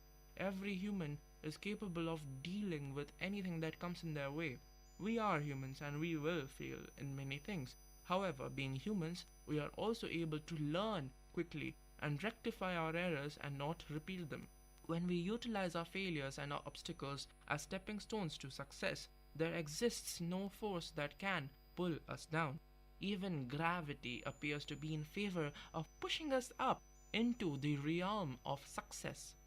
This is Manish Deo signing out, and you were listening to The Silver Lining Show, a ray of hope in the direst situations, only on VIT Community Radio 90.8.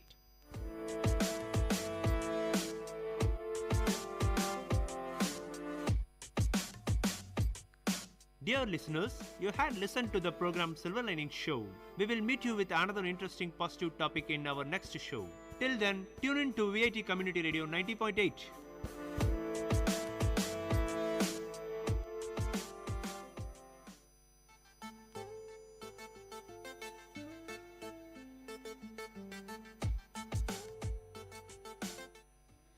Vanakkam, Vandanam, Namaste. This is VIT Community Radio 90.8 and you are listening to Second Look. By now, you must have gotten used to my voice. As courtesy demands, to all those who don't know me, I'm Vibisha. We have a special guest today. He's been here before. And now let's welcome Gaurav onto our show. Hello, Gaurav. Hi, Vibisha. Hello, everyone. And everybody, today is Gaurav's birthday, so let's wish him a big happy birthday. Happy birthday, Gaurav. Thanks a lot. Thank you. So, how was your weekend? It was boring. I was watching the movies I had already watched over and over. And this movie, Now You See Me, and its sequel too. What a movie. I have to tell you, this is my favorite. I have watched it several times, but I still wouldn't mind watching it again. Why don't we talk about it today? Yes, let's so do it. Now You See Me is a 2013 American thriller film directed by Louis Leterrier and written by Ed Solomon and Boaz Yakin. The film features an ensemble cast of Jesse Eisenberg, Mark Ruffalo, Woody Harrelson, Melanie Laurent, Isla Fisher, Dave Franco, Michael Caine, and Morgan Freeman. The plot follows an FBI agent and an Interpol detective who track a team of illusionists who pull off bank heists during their performances and reward their audiences with the money. The film premiered in New York City on May 21st, 2013, before its official release in the United States on May 31st, 2013 by Summit Entertainment. The film received mixed reviews from critics but became a box office success, grossing $351 million worldwide against a budget of only $75 million. The film won Favorite Thriller Movie at the People's Choice Award in 2014 and also received nomination for Empire Award for Best Thriller and Saturn Award for Best Thriller Film and Best Music. A sequel was also released on June 10, 2016. Four stage magicians, J. Daniel Danny, Merritt McKinney, Henley Reeves, and Jack Wilder, are each given a tarot card that lead them to the same empty New York City apartment, where they find information from an unknown benefactor. A year later, the four perform their first major performance as the Four Horsemen in an elaborate Las Vegas show funded by insurance magnate Arthur Tressler. Their final trick appears to transport one of the audience members to the vault of their bank, the Credit Republican in Paris, where stacks of new euro bills are stored. At the magician's commands, the fans in the vault activate, drawing the bills into the vents and then showering the Las Vegas crowd with them. The euros are shown to be real, and the vault in Paris is found to be empty of its recent shipment of euros, leading FBI agent Dallin Rhodes and Interpol agent Alma Dre to be partnered and investigate the horsemen. The two question the magicians but have no evidence to hold them. Dallin and Alma turn to Thaddeus Bradley, a former magician who now helps to explain the tricks behind other magic acts. Thaddeus demonstrates how they used a mock vault under the Las Vegas stage and that the group must have stolen the money in Paris before it arrived at the bank, replacing it flash paper that left no evidence.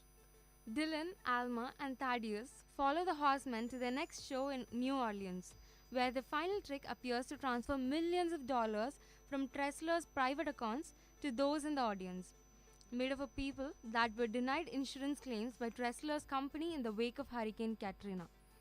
Dylan and Alma attempt to apprehend the four, but the magicians elude capture. Tressler hires Thaddeus to expose the horseman in revenge for the loss of his money. Alma investigates the horsemen and determines they're connected to a group called the Eye, a small group of magicians that claim to have access to real magic. She finds out one of the Eye's members, Lionel Shrike, had previously been exposed by Thaddeus but died in a locked safe escape trick he was performing to try to regain his standing. Alma suspects a fifth person is aiding the horsemen. Alma research leads the FBI to the New York City apartment, where they raid it. The other three escape while Jack recovers numerous documents and then leads the authorities on a high-speed car chase.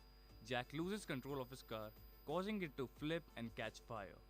Dallin is unable to save Jack, but manages to recover the papers, pointing to the horsemen's next planned crime, stealing millions of dollars in cash out of a large safe.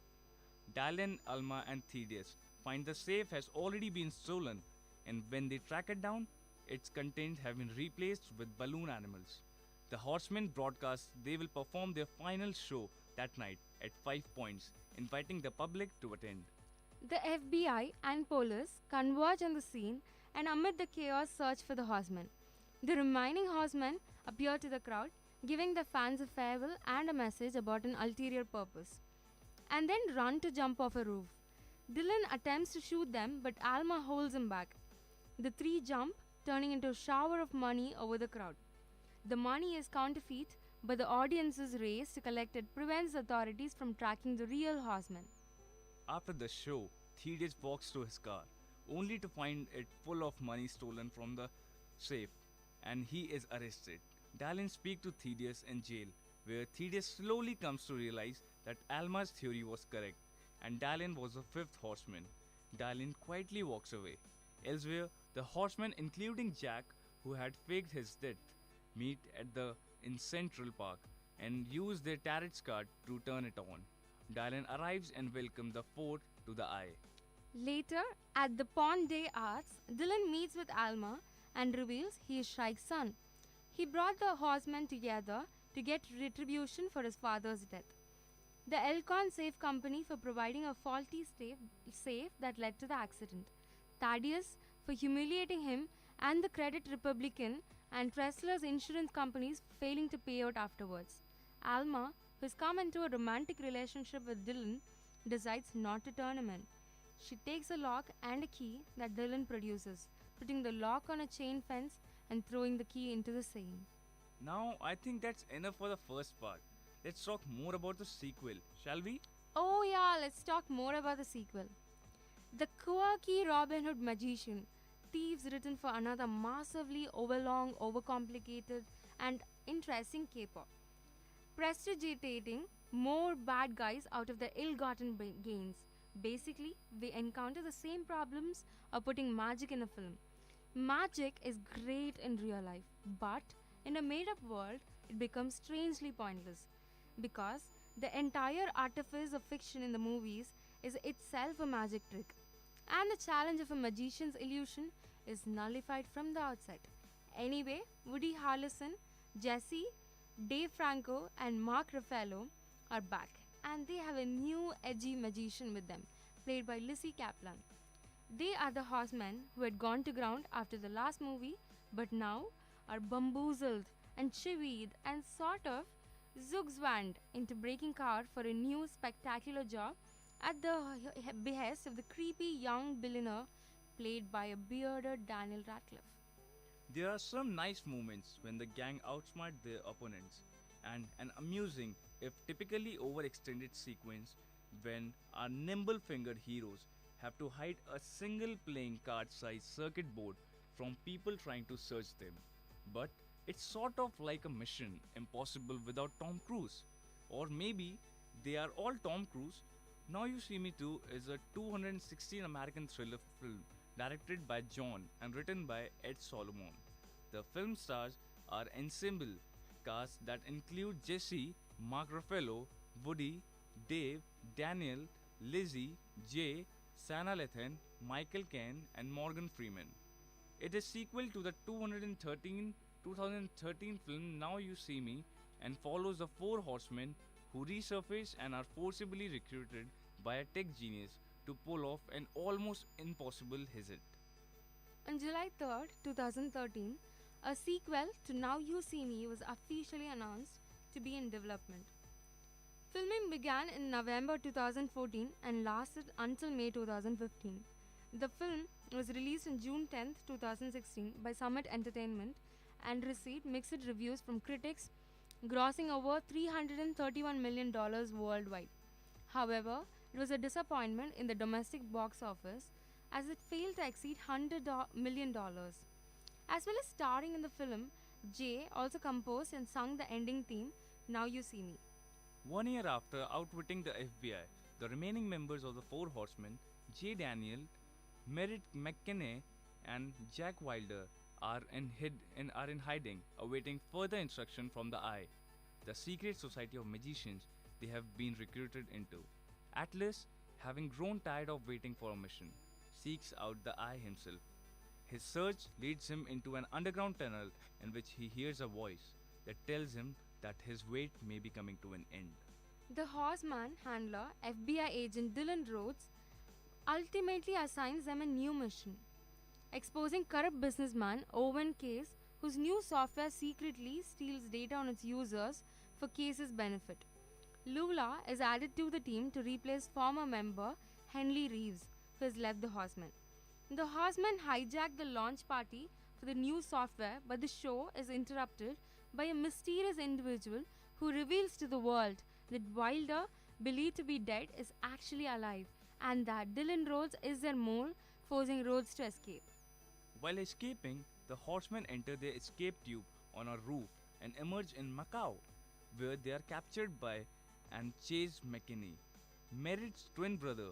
The horsemen are then brought before Chase employers technology prodigy Walter Marby, Case's former business partner who faked his death after Case stole Walter's company. Marby conscripts the horsemen into stealing the data mining device developed by Case to prevent Case from using it. The chip allows the user to decrypt and access any electronic device around the world. Atlas agrees to steal the device and contacts the Eye to arrange the device handover once stolen. Meanwhile, Rhodes is branded a fugitive and forced to spring his rival, Thaddeus Bradley, whom Rhodes blames for the death of his father, out of jail for help. The horsemen infiltrate the facility and steal the chip. Atlas is then confronted by Marbury, revealing that Atlas had been fooled into thinking that Marbury was the Eye.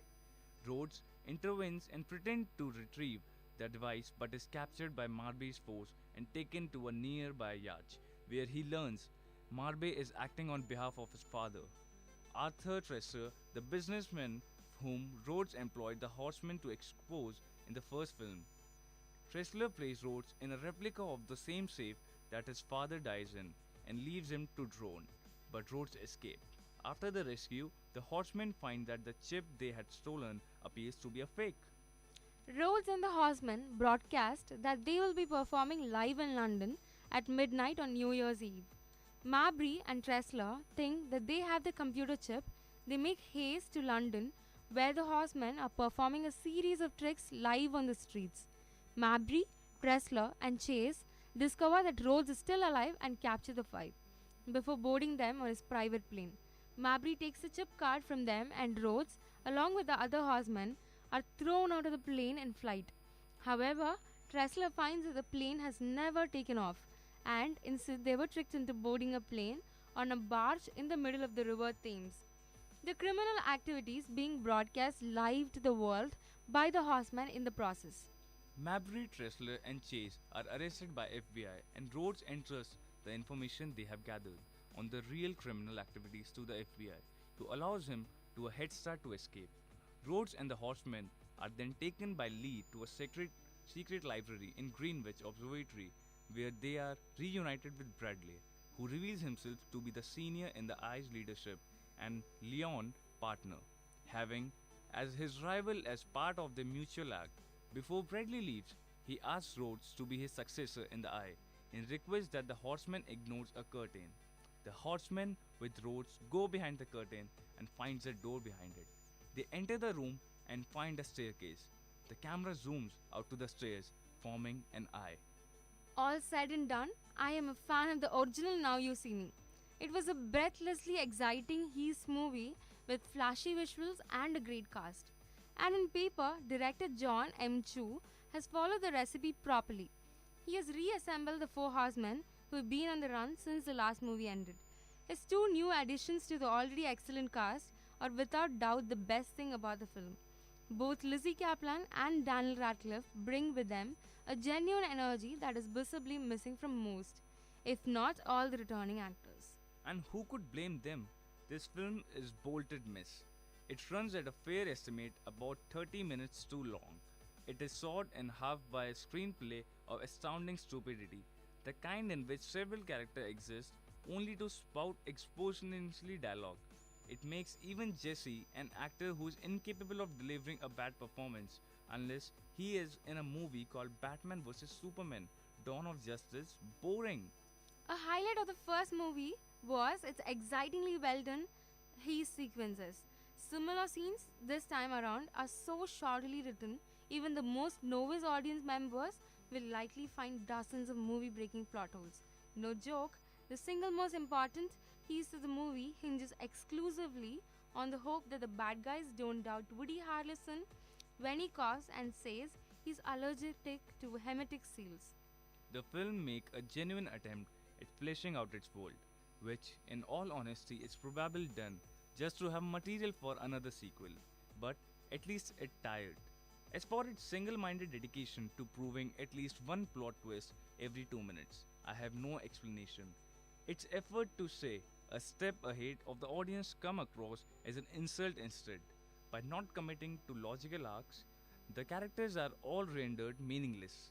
When any character in the film can turn on a dime without any prior indication, it robs them of any chance they had been relatable. Hey, you fabulous listeners!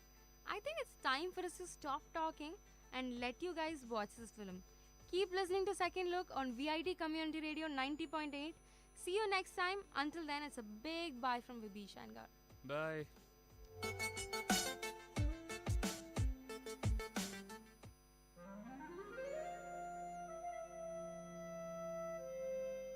It's story time.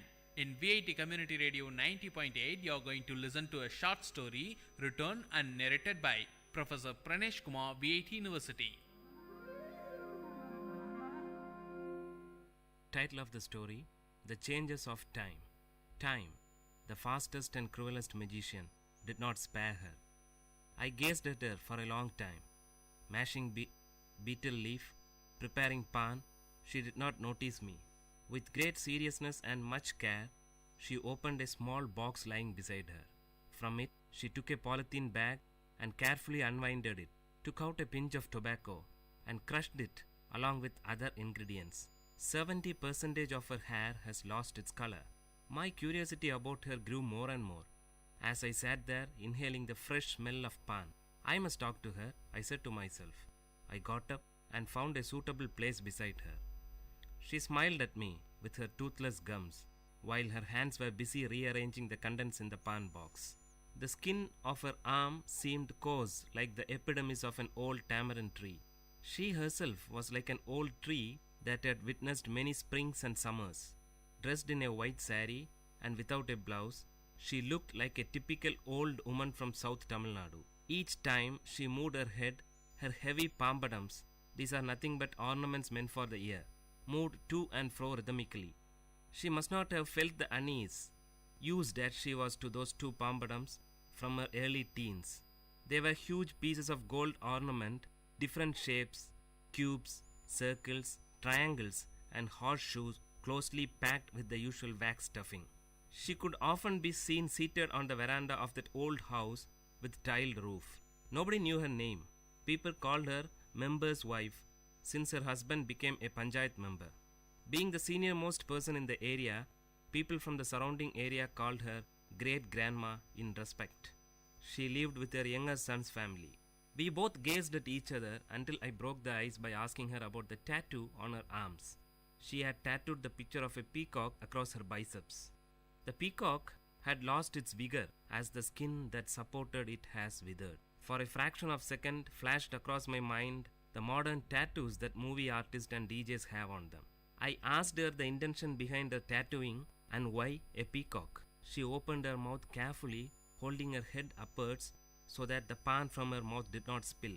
Son, while we live, we earn many things and lose many things. But we can never take anything to the grave except this tattoo. She stressed that none could snatch it away from her.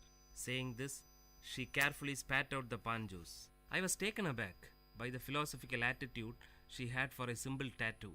Her immediate and sharp answer was impressive, but her reply to my next question was only a stale smile. It was about her age. Might be she did not know her exact age, or she did not wish to reveal it. I don't know for sure. I did not question her anymore, but she started talking. She murmured the names of Tamil months, Thai, Margari, Pankini, Chittirai. It will rain today, she said to herself. She must have observed the casual smile and expression on my face. She continued, I am sure it usually rains on the final day of Mandakiyat festival. It's a local temple festival of South Kanyakumari. But only if the deity is pleased. She seemed to have memorized the dates of local festivals and the names of local deities. Soon she was interrupted by her daughter-in-law approaching her with a tumbler of tea. Placing the tea beside her mother-in-law, she disappeared into the house. Spitting out the remaining pan from her mouth, the great-grandma stared into the tea for a while. With a deep sigh, she lowered her voice to speak again. Today's women are indolent. They don't know the pleasure of working. They enjoy only staring at the television for hours together. When we were young, we never had the time to stare at anything. We took great pleasure in working for the family. During harvest season, my husband and I used to join the workers to make things easy. He worked hard till his end. There was a great pause. We used to work in full swing throughout the season. During the tamarind season, I buried myself in hectic work. Shelling the tamarind was my prime job then. My daughter and younger brother shared the work with me. We used to divide the heap of tamarind among ourselves and were confined to labor even till after midnight until our share of work was totally completed. Piercing out the seed from the ripe tamarind was the next task. Our happiness knew no bounds since the work was completed in the midst of the heaps of mangoes and jackfruit and other festive eatings. Hearing this from her, I said to myself that she is not aware of the multi-dimensional task that today's women handle. So much for the joys of an uncluttered childhood, she continued. Apart from all this, I had the regular task of preparing palm jaggery from palm juice. Early in the morning before dawn, palm tree climbers would collect palm juice from the small pots tied to the treetop. Those climbers would howl and shriek from the treetop to convey the message that their work was done. As soon as he received the signal, my younger brother would run to collect the juice and bring it home. It would be brought ice cold. I boiled it using dried leaves and finally prepared palm jaggery. During the peak season, we might even get 30 cakes a day. That was our prime source of income. Now all those things have become a matter of past. She sighed nostalgically. When great-grandma narrated these mundane events, I could visualize them in my mind. I said to myself, she is grieving over a lost culture. This culture must have been prevailed some 75 to 80 years back, roughly in the 1930s. Today, her granddaughter is working for a leading multinational IT company in Chennai. The sharp contrast from palm jaggery to an IT company shouts out loud that change is inevitable. Before she could continue, someone called out to me from behind. It was my friend for whom I had been waiting. We usually played cricket with a few others in a large ground behind the great-grandma's house. The match must have begun and I had to join them. I shook my head to her, telling that I had to leave. Her eyes wore a pathetic expression to convey, wait, I have more to say. But her lips remained silent. I left her to join my friends, and from a far distance, I turned back to get a glimpse of her. I could hardly see her. She sat there sipping her tea.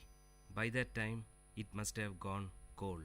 Currents of thought about the giant running wheel called time and the disability and helplessness of man or any other mighty power to stop or alter it flashed over my inner mind.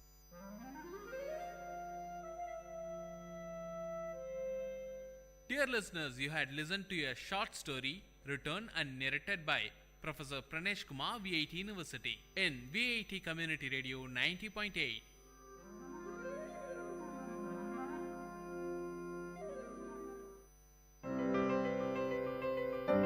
This song is presented by SparkX Music Band.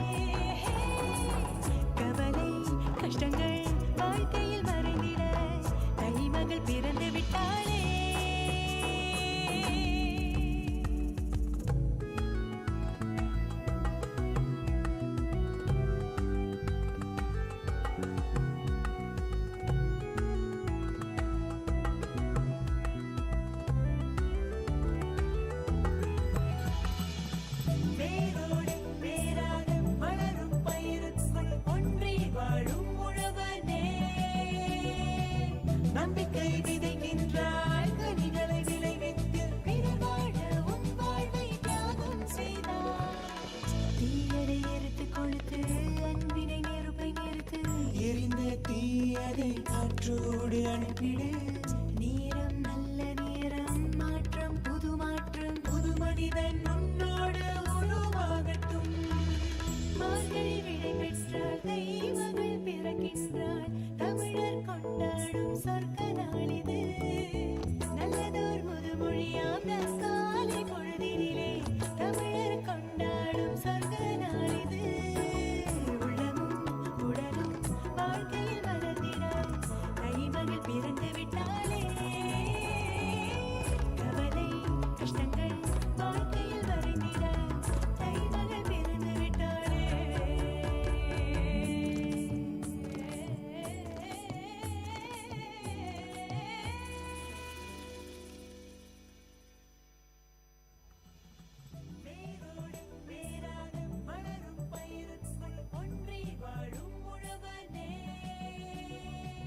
நம்பிக்கை விதைக்கின்றாய் கனிகளை விளைவித்து பிறர் வாழ உன் வாழ்வை தியாகம் செய்தாய். This song is presented by Spark X Music Band.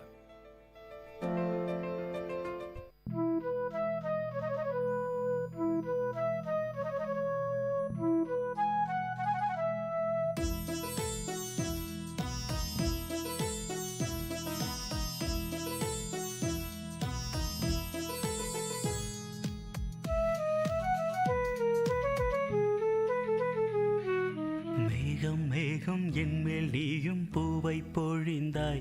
அதிலே என்னை கொஞ்சம் நனைய விட்டு மோகம் கொண்டாய். மேகம் மேகம் என்மேல் நீயும் பூவை பொழிந்தாய். அதிலே என்னை கொஞ்சம் நனைய விட்டே மோகம் கொண்டாய். காலை கதிரே உன் பனித்துளி நான் தினம் என்னை கிள்ளியே நீ எழுப்பி விட்டாய். மேகம் மேகம் என்மேல் நீயும் பூவை பொழிந்தாய். அதிலே என்னை கொஞ்சம் நனைய விட்டே மோகம் கொண்டாய்.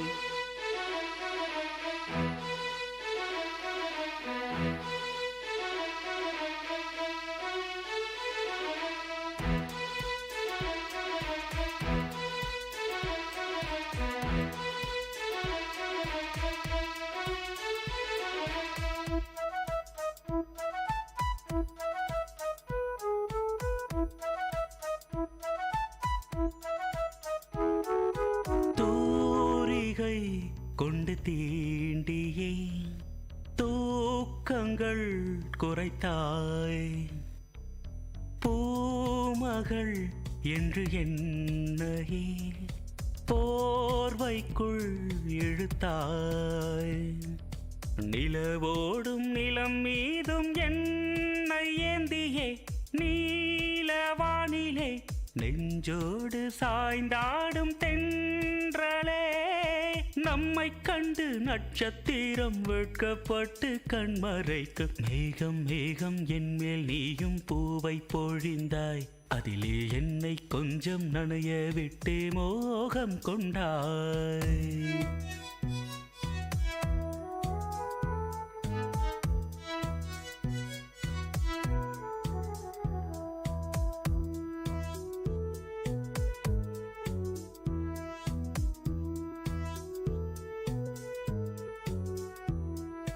வானவில் வண்ணம் கூட்டியே வார்த்தைகள் வரைந்தாய். தேன் துளி என்று என்னையே நாக்கினுள் ஒலித்தாய். விழியோரம் நடை போடும் ஆசை மேகமே எந்தன் ஜீவனே. கரம் சேர்த்து நடமாடும் சொந்தமே. உன்னை போல மின்னல் கூட மின்னி மின்னி முத்தம் போடும். மேகம் மேகம் என்மேல் நீயும் பூவை பொழிந்தாய். அதிலே என்னை கொஞ்சம் நனைய விட்டே மோகம் கொண்டாய். மேகம் மேகம் என்மேல் நீயும் பூவை பொழிந்தாய். அதிலே என்னை கொஞ்சம் நனைய விட்டே மோகம் கொண்டாய். காலை கதிரே உன் பனித்துளி நான் தினம் என்னை கிள்ளியே நீ எழுப்பி விட்டாய். மேகம் மேகம் என்மேல் நீயும் பூவை பொழிந்தாய். அதிலே என்னை கொஞ்சம் நனைய விட்டு மோகம் கொண்டாய். கேட்ட பாடலை இசையமைத்து பாடியவர் முருகானந்தம். பாடல் வரிகள் பவித்ரா. தயாரிப்பு VIT பண்பலை 90.8. இப்பாடலை வழங்குபவர் இளையகானம் சி இளையராஜா.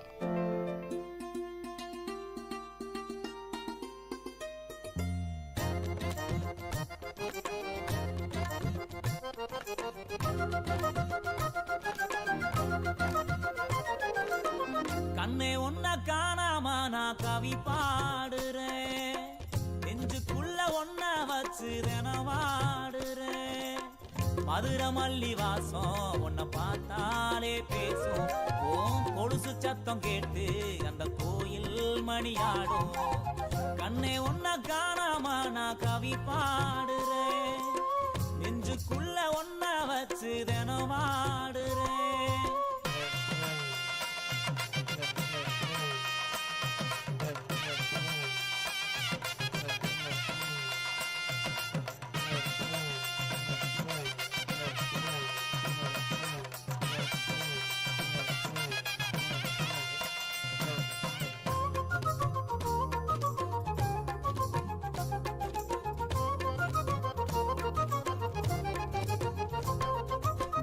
ஆத்துக்குள்ள ஊத்து தோண்டி விளையாடினோம், கூட்டாஞ்சோறு ஆக்கி நாம பசியாரினோம்.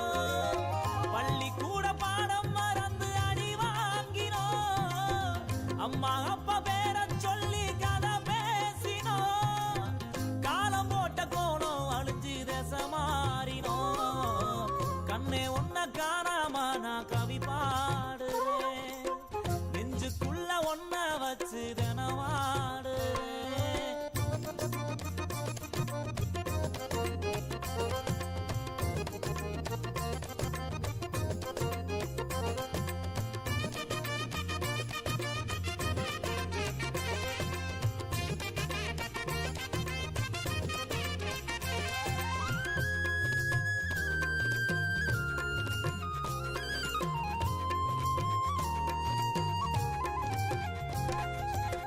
நொங்குரோத வண்டி ஓட்டி நான் ஓடினோம், மண்குதிரை மேல நின்று சதிராடினோம். அந்த நாலு நெஞ்சுக்குள்ளே அலப்பாயுதே, நஞ்சு போன ஞாபகங்கள் மனமாடுதே. பாதையெல்லாம் பார்த்து பார்த்து விழிவாடுதே. கண்ணே ஒன்ன காணாம நான் கவி பாடுறேன், நெஞ்சுக்குள்ள ஒன்ன வச்சு தினவாடுறேன்.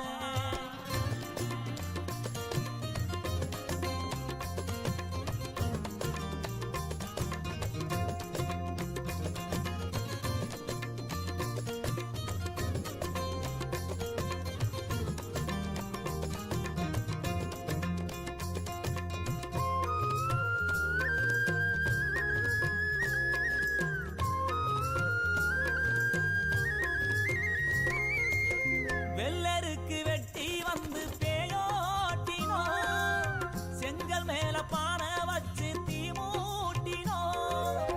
அந்த நாலு நெஞ்சுக்குள்ள கடம் போடுதே, எந்த நாலு நீயும் வருவே விட தேடுதே. ஆசையெல்லாம் இதைய கேட்டு தினமாடுதே. கண்ணே ஒன்ன காணாம நான் கவி பாடுறேன், நெஞ்சுக்குள்ள ஒன்ன வச்சு தினவாடுறேன். மதுரை மல்லி வாசம் உன்னை பார்த்தாலே பேசும், ஓம் கொலுசு சத்தம் கேட்டு அந்த கோயில் மணியாடும். கண்ணே ஒன்ன காணாம நான் கவி பாடுறேன், நெஞ்சுக்குள்ள ஒன்ன வச்சு தினவாடுறேன். இப்பாடலை வழங்கியவர் இளையகானம் சி இளையராஜா.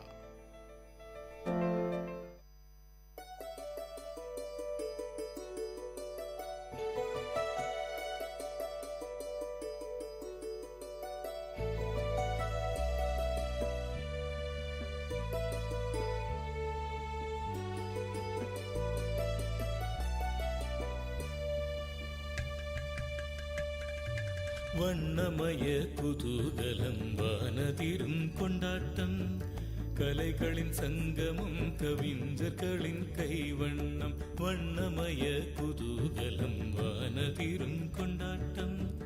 கலைகளின் சங்கமம் கவிஞர்களின் கைவண்ணம் எண்ணங்கள் தொடும் உயரம் விண்ணளவு நாம் அறிவோம். ஒன்று கூடி எல்லோரும் கொண்டாடுவோம் ஃபெஸ்டிவிட்டி. Festivity, இதுவே விஐடியின் festivity, festivity, oh festivity.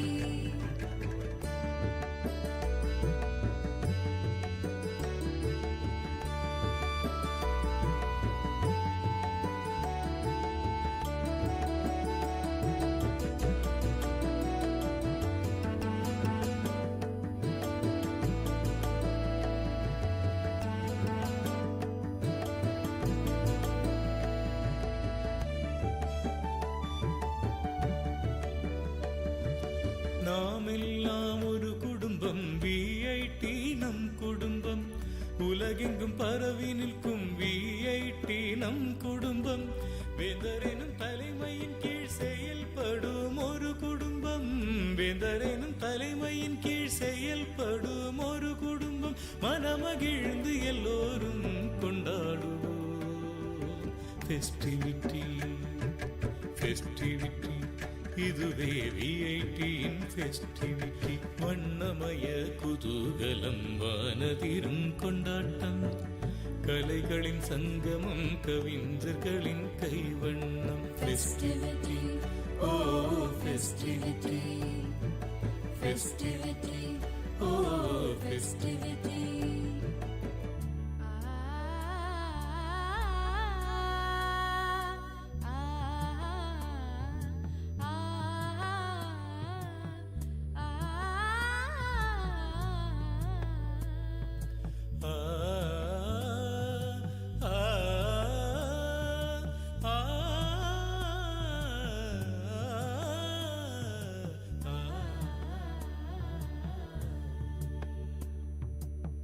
பல வண்ண பாடல்கள், மயிலாடும் மாட்டங்கள், பளிச்சிடும் திறமைகள், ஒளிர்விடும் சிகரங்கள், அதுதொடும் உயரங்கள் என்றென்றும் நிலைத்திடும்.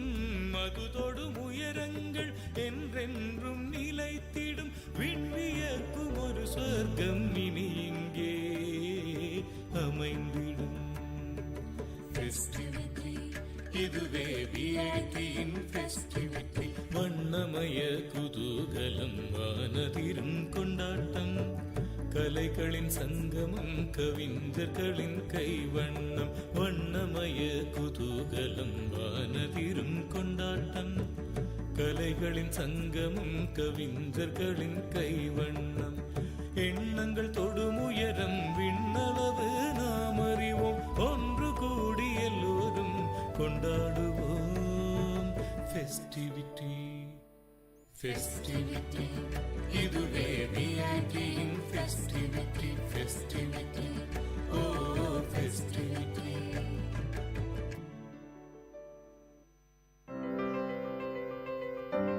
This song is presented by SparkX Music Band.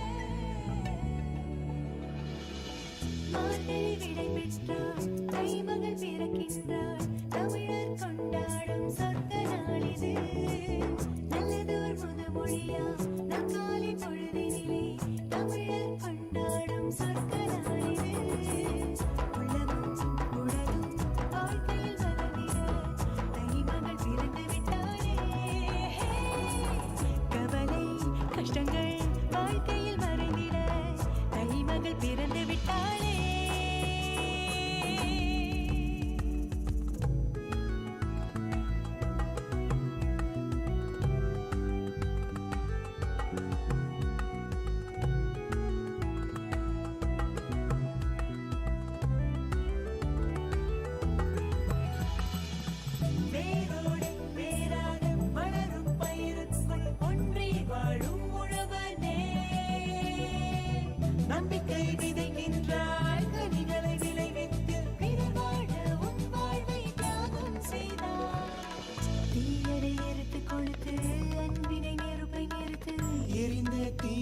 மனதை காற்றோடு அனுப்பிடு.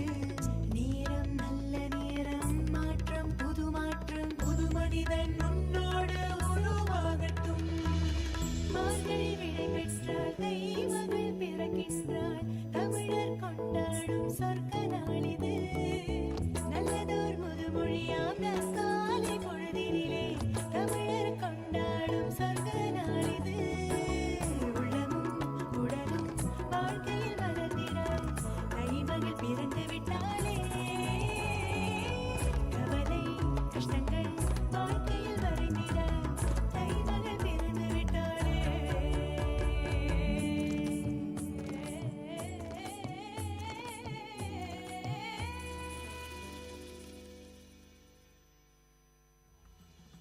வேரோடு வேராக வளரும் பயிருக்குள் ஒன்றி வாழும் உழவனே. நம்பிக்கை விதைக்கின்றாய், கனிகளை விளைவித்து பிறர் வாழ உன் வாழ்வை தியாகம் செய்தாய். This song is presented by Spark X Music Band.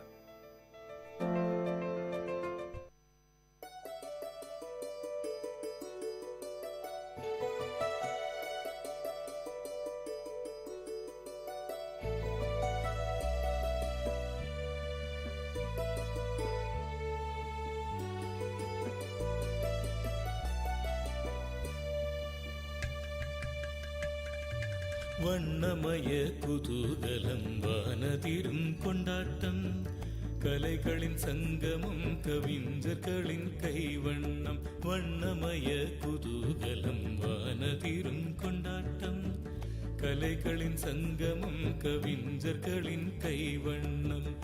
எண்ணங்கள் தொடும் உயரம், விண்ணளவு நாம் அறிவோம். ஒன்று கூடி எல்லோரும் கொண்டாடுவோம் ஃபெஸ்டிவிட்டி. Festivity, இதுவே விஐடியின் festivity, festivity, oh festivity.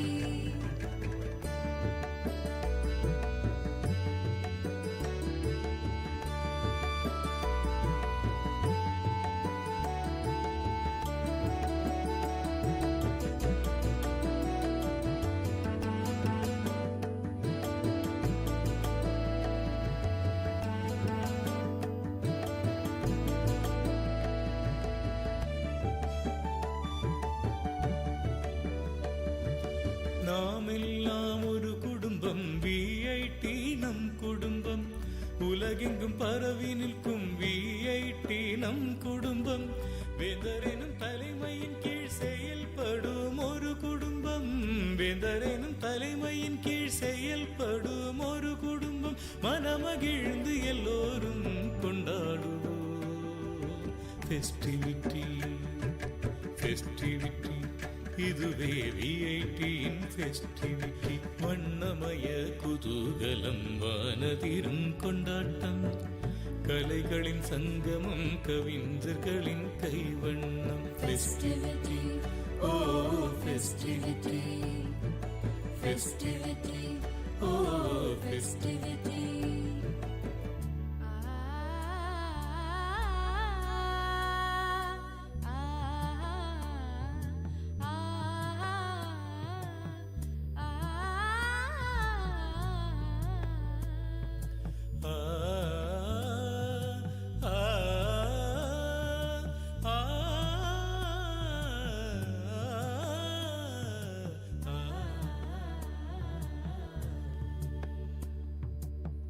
பல வண்ண பாடல்கள், மயிலாடும் மாட்டங்கள், பளிச்சிடும் திறமைகள், ஒளிர்விடும் சிகரங்கள், அதுதொடும் உயரங்கள் என்றென்றும் நிலைத்திடும். அதுதொடும் உயரங்கள் என்றென்றும் நிலைத்திடும். விண்வியக்கும் ஒரு சொர்க்கம் இனி இங்கே அமைந்திடும். ஃபெஸ்டிவிட்டி, இதுவே விஐடியின் ஃபெஸ்டிவிட்டி. வண்ணமய குதூகலம், வானதிரும் கொண்டாட்டம், கலைகளின் சங்கமம், கவிஞர்களின் கைவண்ணம். வண்ணமய குதூகலம், வானதிரும் கொண்டாட்டம், கலைகளின் சங்கமம், கவிஞர்களின் கைவண்ணம். எண்ணங்கள் தொடும் உயரம், விண்ணளவு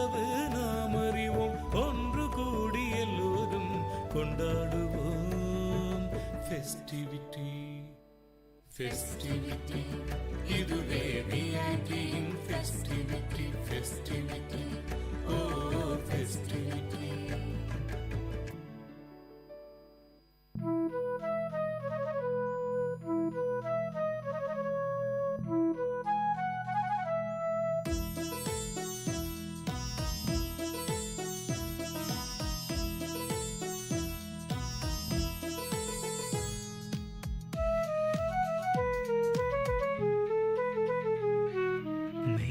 மேகம் என்மேல் நீயும் பூவை பொழிந்தாய், அதிலே என்னை கொஞ்சம் நனைய விட்டு மோகம் கொண்டாய். மேகம் மேகம் என்மேல் நீயும் பூவை பொழிந்தாய், அதிலே என்னை கொஞ்சம் நனைய விட்டு மோகம் கொண்டாய். காலை கதிரே உன் பனித்துளி நான், தினம் என்னை கிள்ளியே நீ எழுப்பி விட்டாய். மேகம் மேகம் என்மேல் நீயும் பூவை பொழிந்தாய், அதிலே என்னை கொஞ்சம் நனைய விட்டே மோகம் கொண்டாய்.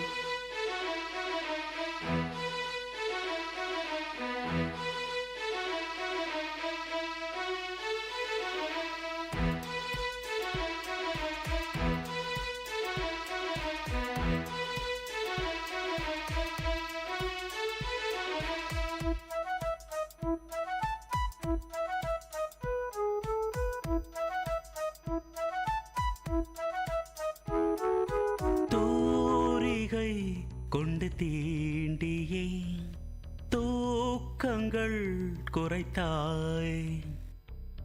பூமகள் என்று என்னையே போர்வைக்குள் இழுத்தாய். நிலவோடும் நிலம் மீதும் என்னை ஏந்தியே நீலவானிலே நெஞ்சோடு சாய்ந்தாடும் தென்றலே.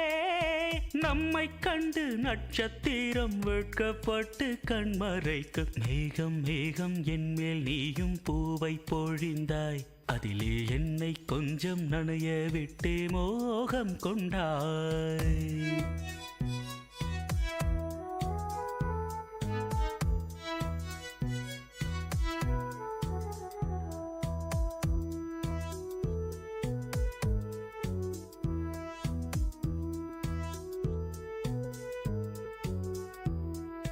வானவில் வண்ணம் கூட்டியே வார்த்தைகள் வரைந்தாய்.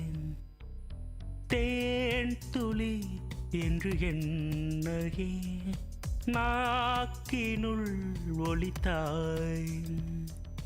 விழியோரம் நடை போடும் ஆசை மேகமே எந்தன் ஜீவனே, கரம் சேர்த்து நடமாடும் சொந்தமே. உன்னை போல மின்னல் கூட மின்னி மின்னி முத்தம் போடும். மேகம் மேகம் என்மேல் நீயும் பூவை பொழிந்தாய், அதிலே என்னை கொஞ்சம் நனைய விட்டே மோகம் கொண்டாய். மேகம் மேகம் என்மேல் நீயும் பூவை பொழிந்தாய், அதிலே என்னை கொஞ்சம் நனைய விட்டே மோகம் கொண்டாய். காலை கதிரே உன் பனித்துளி நான், தினம் என்னை கிள்ளியே நீ எழுப்பி விட்டாய்.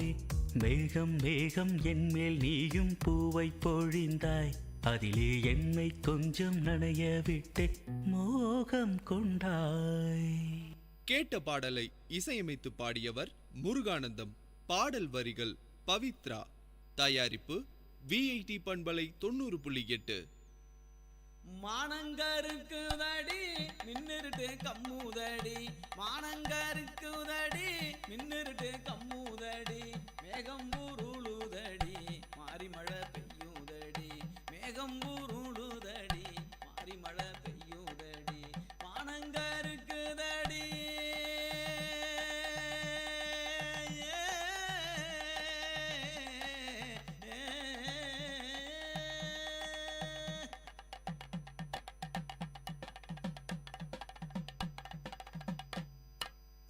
காடு காலனி எங்கும் களையெடுக்க போற புள்ள, காடு காலனி எங்கும் களையெடுக்க போற புள்ள. என் மனசு மனச பறி கொடுத்து உனக்காக காத்திருந்தேன், என் மனச பறி கொடுத்து உனக்காக காத்திருந்தேன். காலங்கடத்தாதடி காலங்கடத்தாதடி என் கண்ணே என் கண்மணியே, நான் உனக்காக காத்திருக்கேன் பொன்னே என் பூங்கொடியே. காலங்கடத்தாதடி என் கண்ணே என் கண்மணியே, நான் உனக்காக காத்திருப்பேன் பொன்னே என் பூங்கொடியே. மானங்கருக்குதடி மானங்கருக்குதடி மின்னிருட்டு கம்முதடி மானங்கருக்குதடி.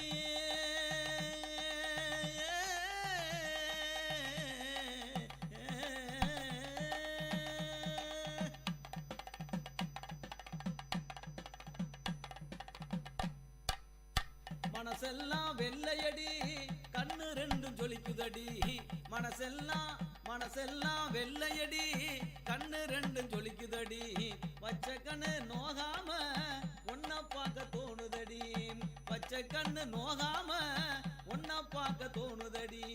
காலம் கடத்தாதடி காலம் கடத்தாதடி என் கண்ணே என் கண்மணியே, நான் உனக்காக காத்திருப்பேன் பொன்னே என் பூங்கொடியே. காலம் கடத்தாதடி என் கண்ணே என் கண்மணியே, நான் உனக்காக காத்திருக்கேன் பொன்னே என் பூங்கொடியே. மானங்கருக்குதடி மானங்கருக்குதடி மின்னிருட்டு கம்முதடி மானங்கருக்குதடி.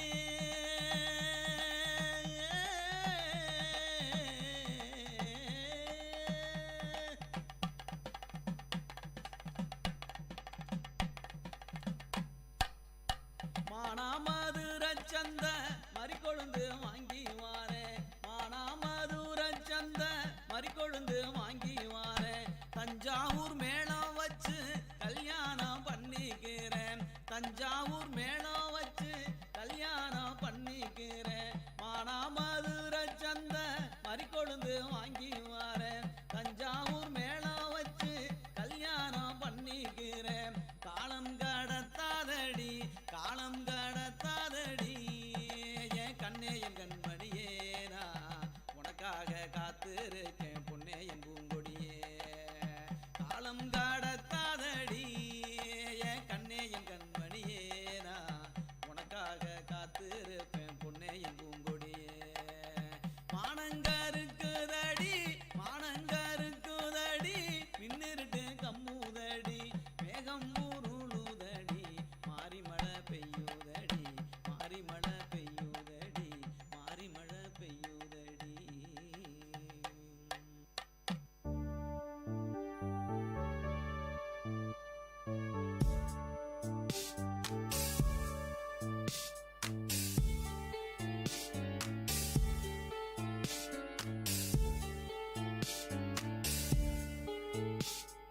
தந்தை எனும் மந்திர சொல்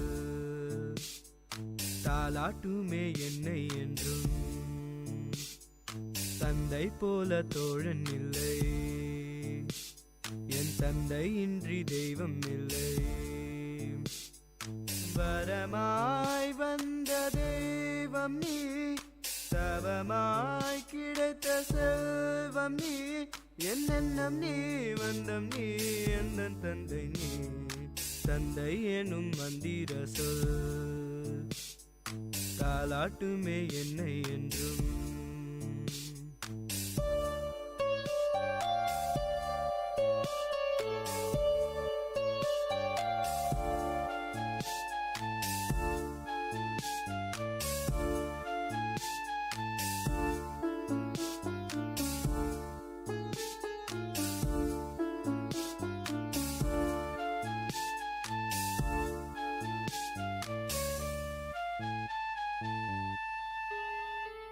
உன் கரம் பிடித்து நடைபயின்றேன், நீ தோள் சுமந்தாய் உலகை ரசித்தேன்.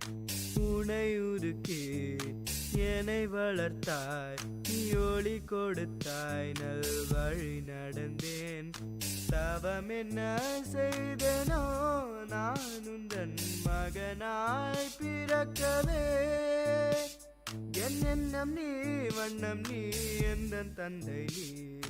தந்தை எனும் மந்திர சொல் தாலாட்டுமே என்னை என்றும். தந்தை போல தோழன் இல்லை, என் தந்தை இன்றி தெய்வம் இல்லை.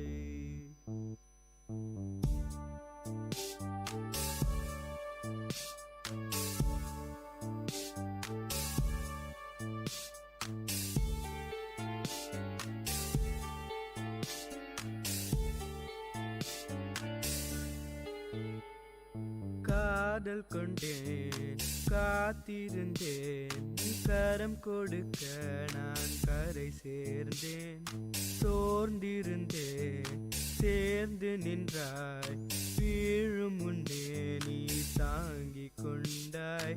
இனி வரும் பிறவியும் நான் உந்தன் மகனாய் பிறக்கவே வரம் ஒன்றை கேட்கிறேன், அதை தருவாய். தந்தை எனும் மந்திர சொல் தாலாட்டுமே என்னை என்றும். தந்தை போல தோழன் இல்லை, என் தந்தை இன்றி தெய்வம் இல்லை. வரமாய் வந்த தெய்வம் நீ, தவமாய் கிடைத்த செல்வம் நீ. என் எண்ணம் நீ, வண்ணம் நீ, எந்த தந்தை நீ. கேட்ட பாடலை பாடியவர் அஜய் ரமணா, இசை முருகானந்தம், பாடல் வரிகள் முனைவர் மோகன ஸ்ரீனிவாசன், தயாரிப்பு VIT பண்பலை 90.8.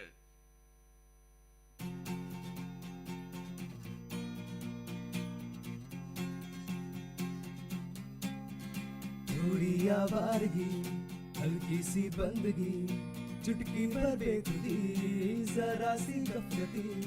थोड़ी आवारगी, हल्की सी बंदगी, चुटकी भर बेखुदी, जरा सी गफलती.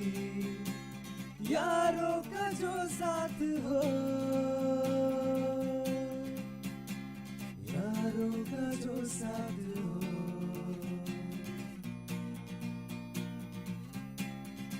कहो यलगार है तब तक है अपना यार तू जब तक. कहो यलगार है तब तक है अपना यार तू जब तक.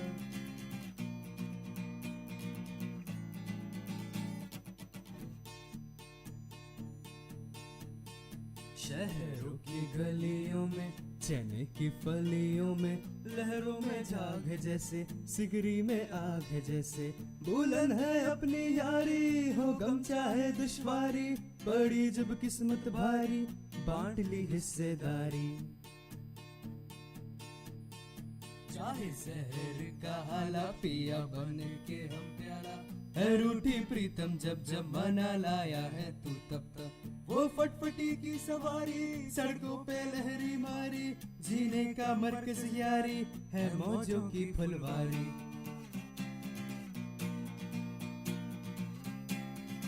कहो यलगार है तब तक है अपना यार तू जब तक. कहो यलगार है तब तक है अपना यार तू जब तक.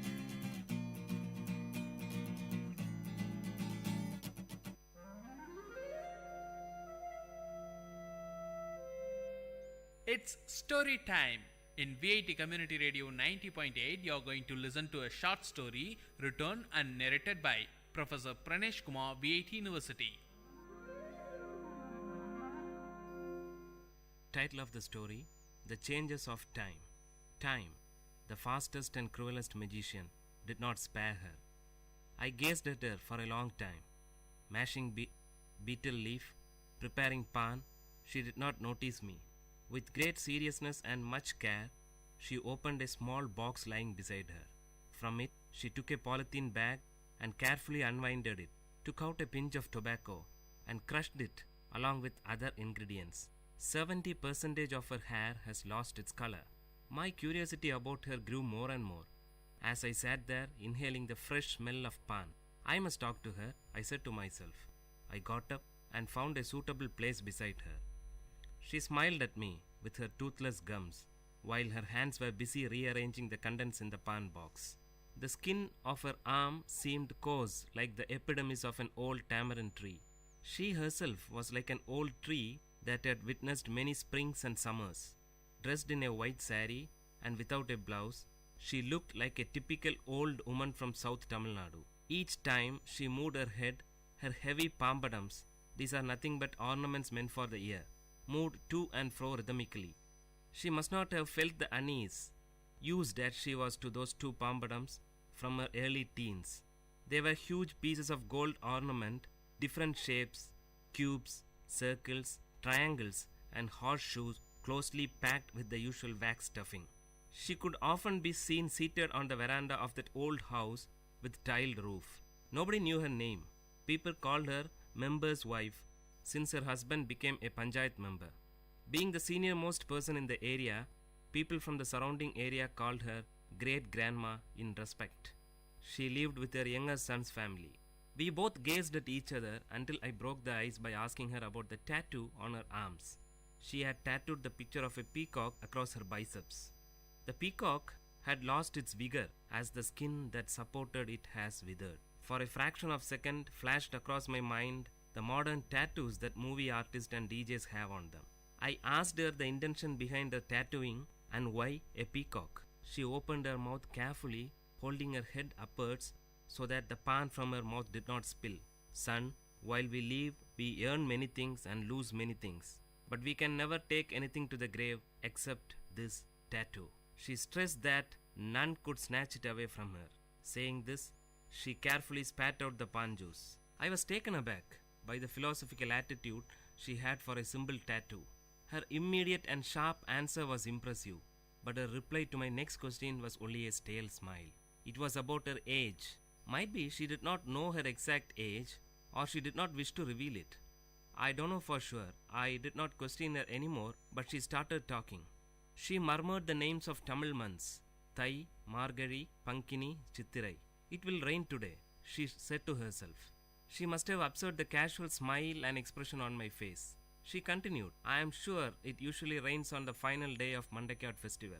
It's a local temple festival of South Kanyakumari, but only if the deity is pleased. She seemed to have memorized the dates of local festivals and the names of local deities.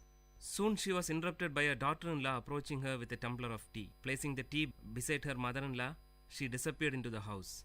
Spitting out the remaining pan from her mouth, the great-grandma stared into the tea for a while. With a deep sigh, she lowered her voice to speak again. Today's women are indolent. They don't know the pleasure of working. They enjoy only staring at the television for hours together. When we were young, we never had the time to stare at anything. We took great pleasure in working for the family. During harvest season, my husband and I used to join the workers to make things easy. He worked hard till his end. There was a great pause. We used to work in full swing throughout the season. During the tamarind season, I buried myself in hectic work. Shelling the tamarind was my prime job then. My daughter and younger brother shared the work with me.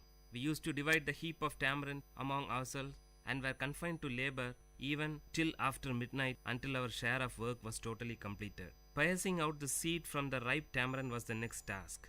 Our happiness knew no bounds since the work was completed in the midst of the heaps of mangoes and jackfruit and other festive eatings. Hearing this from her, I said to myself that she is not aware of the multi-dimensional task that today's women handle.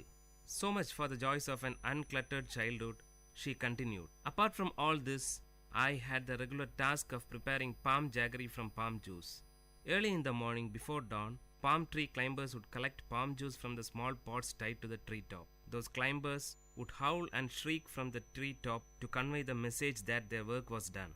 As soon as he received the signal, my younger brother would run to collect the juice and bring it home. It would be brought ice cold. I boiled it using dried leaves and finally prepared palm jaggery. During the peak season, we might even get 30 cakes a day. That was our prime source of income. Now all those things have become a matter of past. She sighed nostalgically. When great-grandma narrated these mundane events, I could visualize them in my mind. I said to myself, she is grieving over a lost culture. This culture must have been prevailed some 75 to 80 years back, roughly in the 1930s. Today, her granddaughter is working for a leading multinational IT company in Chennai. The sharp contrast from palm jaggery to an IT company shouts out loud that change is inevitable. Before she could continue, someone called out to me from behind. It was my friend for whom I had been waiting. We usually played cricket with a few others in a large ground behind the great grandma's house. The match must have begun and I had to join them. I shook my head to her, telling that I had to leave. Her eyes wore a pathetic expression to convey, "Wait, I have more to say." But her lips remained silent. I left her to join my friends, and from a far distance, I turned back to get a glimpse of her. I could hardly see her. She sat there sipping her tea. By that time, it must have gone cold. Currents of thought about the giant running wheel called time, and the disability and helplessness of man or any other mighty power to stop or alter it flashed over my inner mind.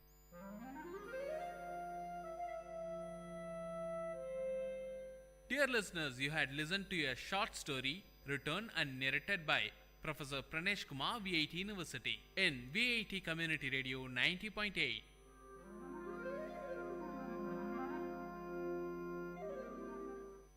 மானங்கருக்குதடி மின்னிருட்டு கம்முதடி, மானங்கருக்குதடி மின்னிருட்டு கம்முதடி, மேகம் உருளுதடி மாறி மழை பெய்யுதடி, மேகம் உருளுதடி மாறி மழை பெய்யுதடி, மானங்கருக்குதடி.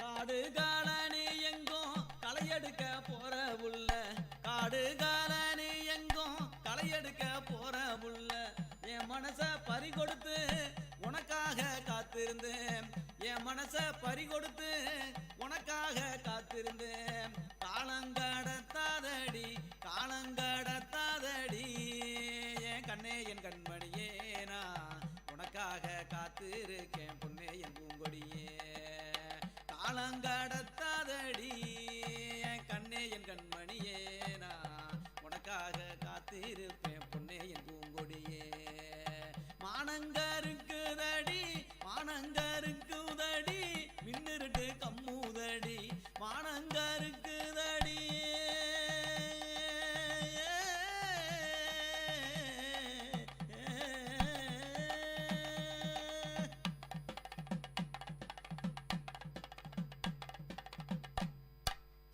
மனசெல்லாம் வெள்ளையடி கண்ணு ரெண்டும் ஜொலிக்குதடி, மனசெல்லாம் வெள்ளையடி கண்ணு ரெண்டும் ஜொலிக்குதடி, பச்சை கண்ணு நோகாம ஒன்ன பார்க்க தோணுதடி, பச்சை கண்ணு நோகாம ஒன்ன பார்க்க தோணுதடி, காலம் கடத்தாதடி காலம் கடத்தாதடி, என் கண்ணே என் கண்மணியே நான் உனக்காக காத்திருப்பேன் பொன்னே என் பூங்கொடியே, காலம் கடத்தாதடி என் கண்ணே என் கண்மணியே நான் உனக்காக காத்திருக்கேன் பொன்னே என் பூங்கொடியே, மானங்கருக்குதடி மானங்கருக்குதடி மின்னிருட்டு கம்முதடி, மானங்கருக்குதடி.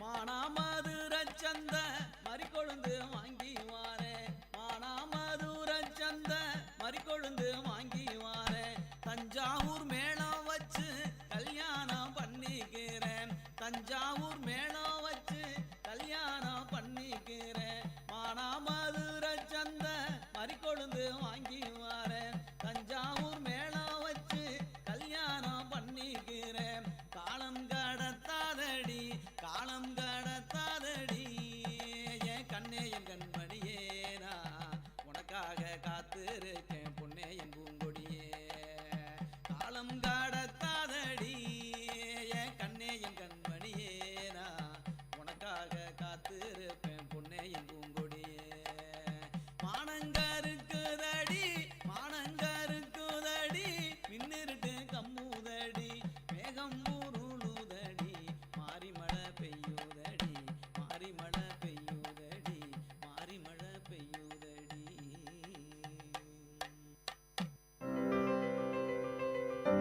இப்பாடலை வழங்குபவர் இளையகானம் சி இளையராஜா.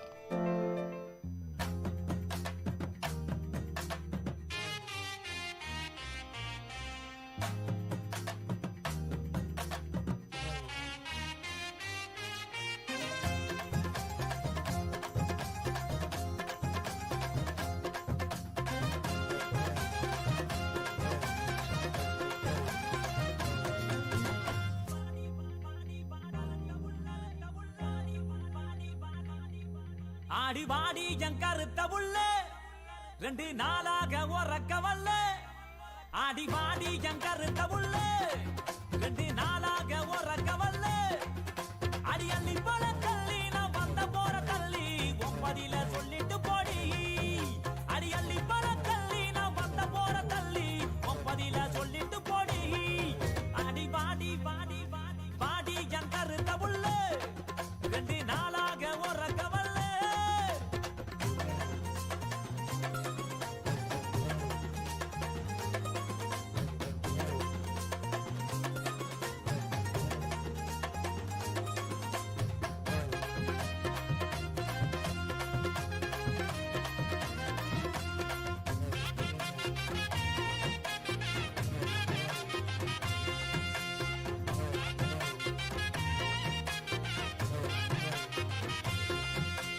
பாட்டெடுத்து பாடி வாரேன் தெம்மாங்கு பாட்டு. நீ இளையராச பாட்ட கேளு அதிருது வேட்டு.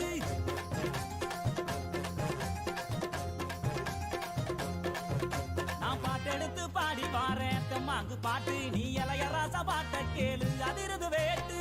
யாரு துணையும் இல்ல எனக்கு நிகர் யாரும் அல்ல.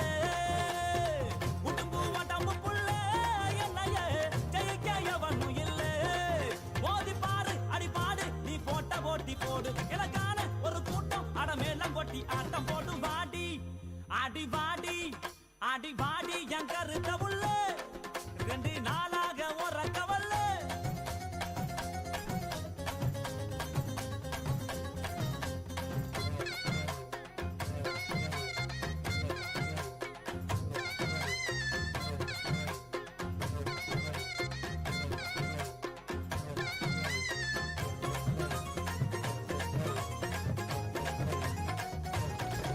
ஆடி கண்ட மீனு கண்ணு 2 இழுக்குது என்ன. உன் பல்வரிச முத்துச்சாரம் மயக்குவது என்ன.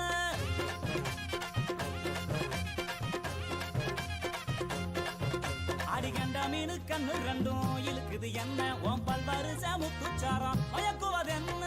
உறிஞ்சு ஓதட்டுறைய என்னைய இதுக்கே முடிஞ்சு விட்டு. சங்கு கழுத்துறதா என்னையும் வதச்சு வாட்டி புட்டு. அடிச்சிட்ட தங்க பட்ட என் பக்கம் இல்லடி. ஒன்னு தார உதட்டால நீ வெக்க விட்டு கட்டி கூட்டி பாடி. அடி வாடி அடி வாடி என் கருத்த புள்ள 2 நாளாக உறக்க வல்ல.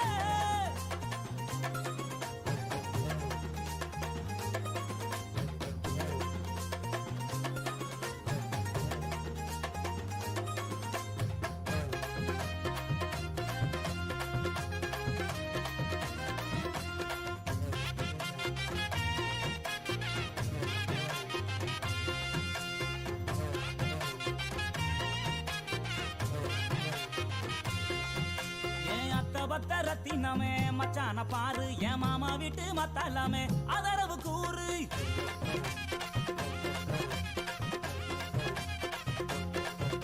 என் அத்த பத்த ரத்தினமே மச்சான பாரு. என் மாமா வீட்டு மத்தாலாமே அதரவு கூறு. உன்னை விட்ட யாரும் இல்ல எனக்கு ஒட்டிக்கிற வாடி உள்ள. கண்ணசைக்கும் நேரத்துல எனக்கு காதல் தீ மூட்டு உள்ள. இதை தெரிஞ்சு கொஞ்சம் புரிஞ்சு இந்த மச்சா சொல்ல கேளு. இந்த உலகம் உள்ள வரைக்கும் நீ என்னோட தான் ஒட்டி வாழ. வாடி என் கருத்த புள்ள 2 நாளாக உறக்க வல்ல. அடி வாடி என் கருத்த புள்ள 2 நாளாக உறக்க வல்ல.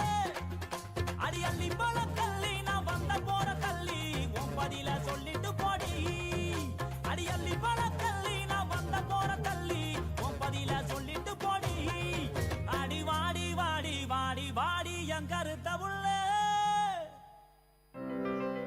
இப்பாடலை வழங்கியவர் இளையகானம் சி இளையராஜா.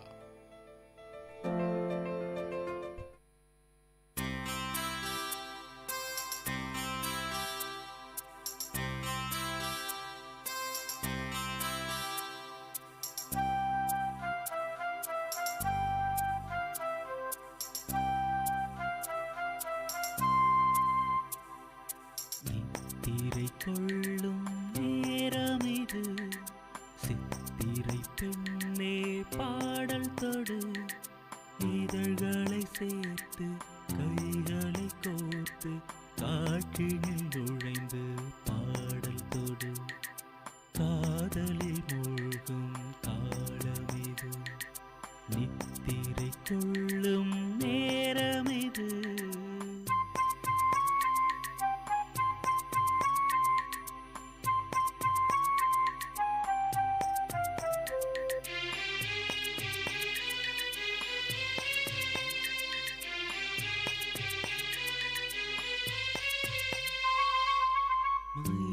தோகை விரித்தாடி இருள் போர்வை நிறம் மாறி வான்முகிலின் வர்ணத்தில் வார்த்தெடுத்த மென்சிகையோ வான்முகிலின் வர்ணத்தில் வார்த்தெடுத்த மென்சிகையோ இளங்குயிலின் சதிசூடி மரநிழலில் கவி பாடி கான்மழையின் காலத்தில் குளிரேற்ற கண்ணிமையும் நித்திரை கொள்ளும் நேரமிது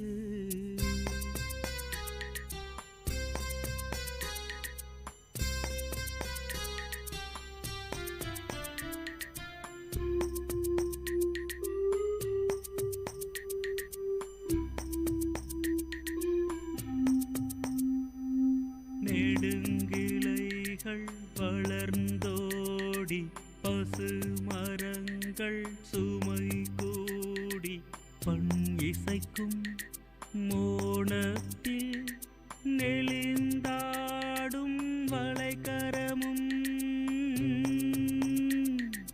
பண் இசைக்கும் மோனத்தில் நெளிந்தாடும் வளைக்கரமும் சுடர் விழிகள் வழியோடி மிடரிடையே மொழி தேடி கண் அசைக்கும் நேரத்தில் களி கூட்டும் சிலை முகமும் நித்திரை கொள்ளும் நேரமிது. கேட்ட பாடலை இசையமைத்து பாடியவர் முருகானந்தம். பாடல் வரிகள் KP ஆனந்த். தயாரிப்பு VIT பண்பலை 90.8.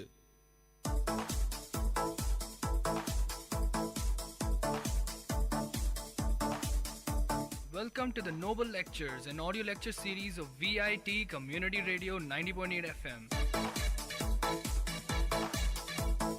Interesting innovations, technological inventions, technical presentations, inspiring impressions, philosophical thoughts, lingual leaps, artistic amusements, and lecture formats delivered by eminent professors, researchers, and innovators from various fields. Let the talks touch your thoughts with our noble notions. In today's Noble Lectures, we are going to listen to the short lecture on nanotechnology delivered by Professor Muthuraja, VIT University.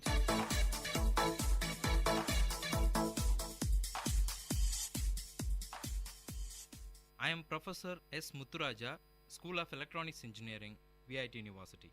Today I am going to share some of my ideas and the review of nanotechnology. Truly, revolutionary nanotechnology products, materials and applications such as nanorobotics are years in the future. What qualifies as nanotechnology today is basic research and development that is happening in laboratories all over the world. Nanotechnology products that are on the market today are mostly gradually improved products where some form of nanotechnology enabled material or nanotechnology process is used in the manufacturing process. In their ongoing quest to improve existing products by creating smaller components or better performance materials, all at a lower cost, the number of companies that will manufacture nano products, it will grow fast and soon make up the majority of all companies across many industries. Evolutionary nanotechnology should therefore be viewed as a process that gradually will affect most companies and industries. So, what exactly is nanotechnology? One of the problems facing nanotechnology is the confusion about its definition. Most definitions revolve around the study and control of phenomena and materials at the length of scale below 100 nanometers, and quite often they make a comprehensive with the human hair, which is about 80,000 nanometer wide. Some definitions include a reference to molecular systems and devices, and nanotechnology purists argue that any definition of nanotechnology needs to include a reference to functional systems.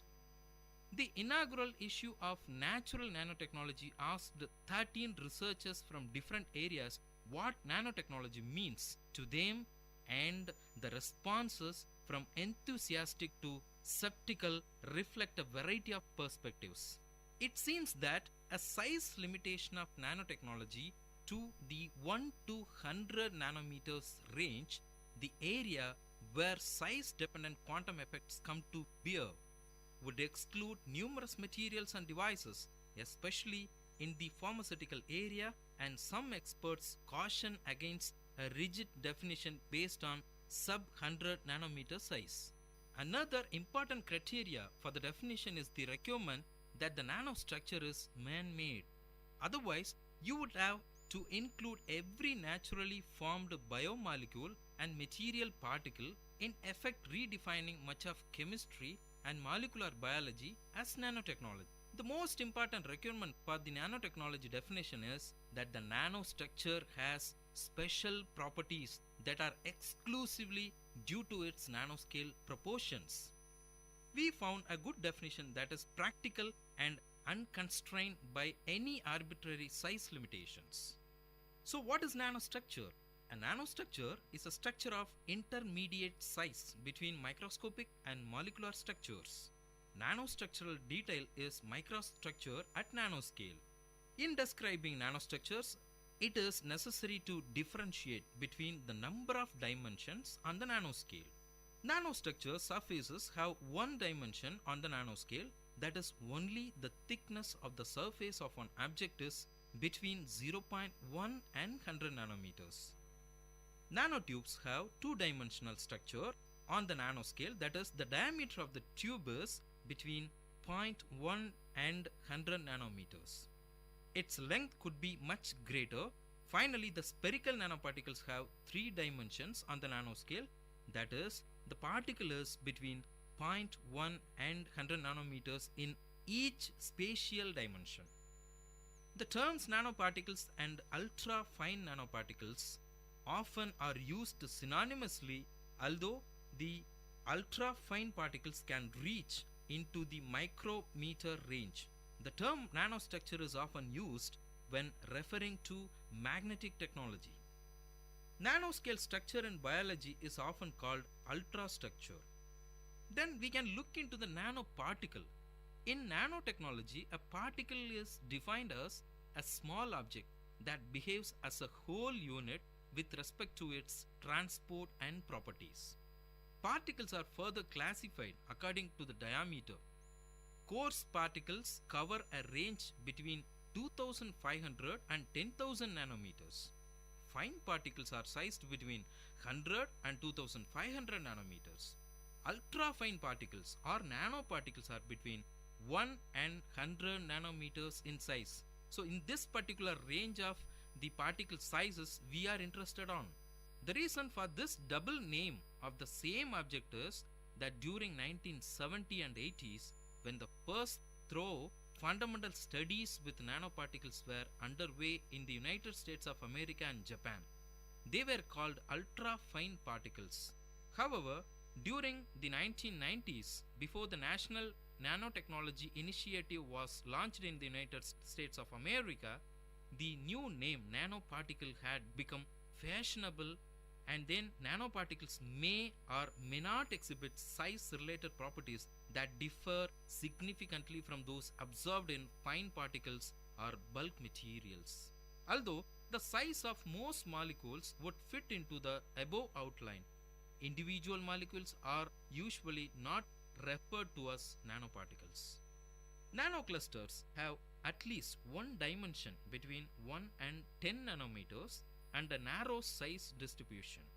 Nanopowders are agglomerates of ultra-fine particles. Nanoparticles are nanoclusters. Nanometer-sized single crystal or single domain ultra-fine particles are often referred to as nanocrystals.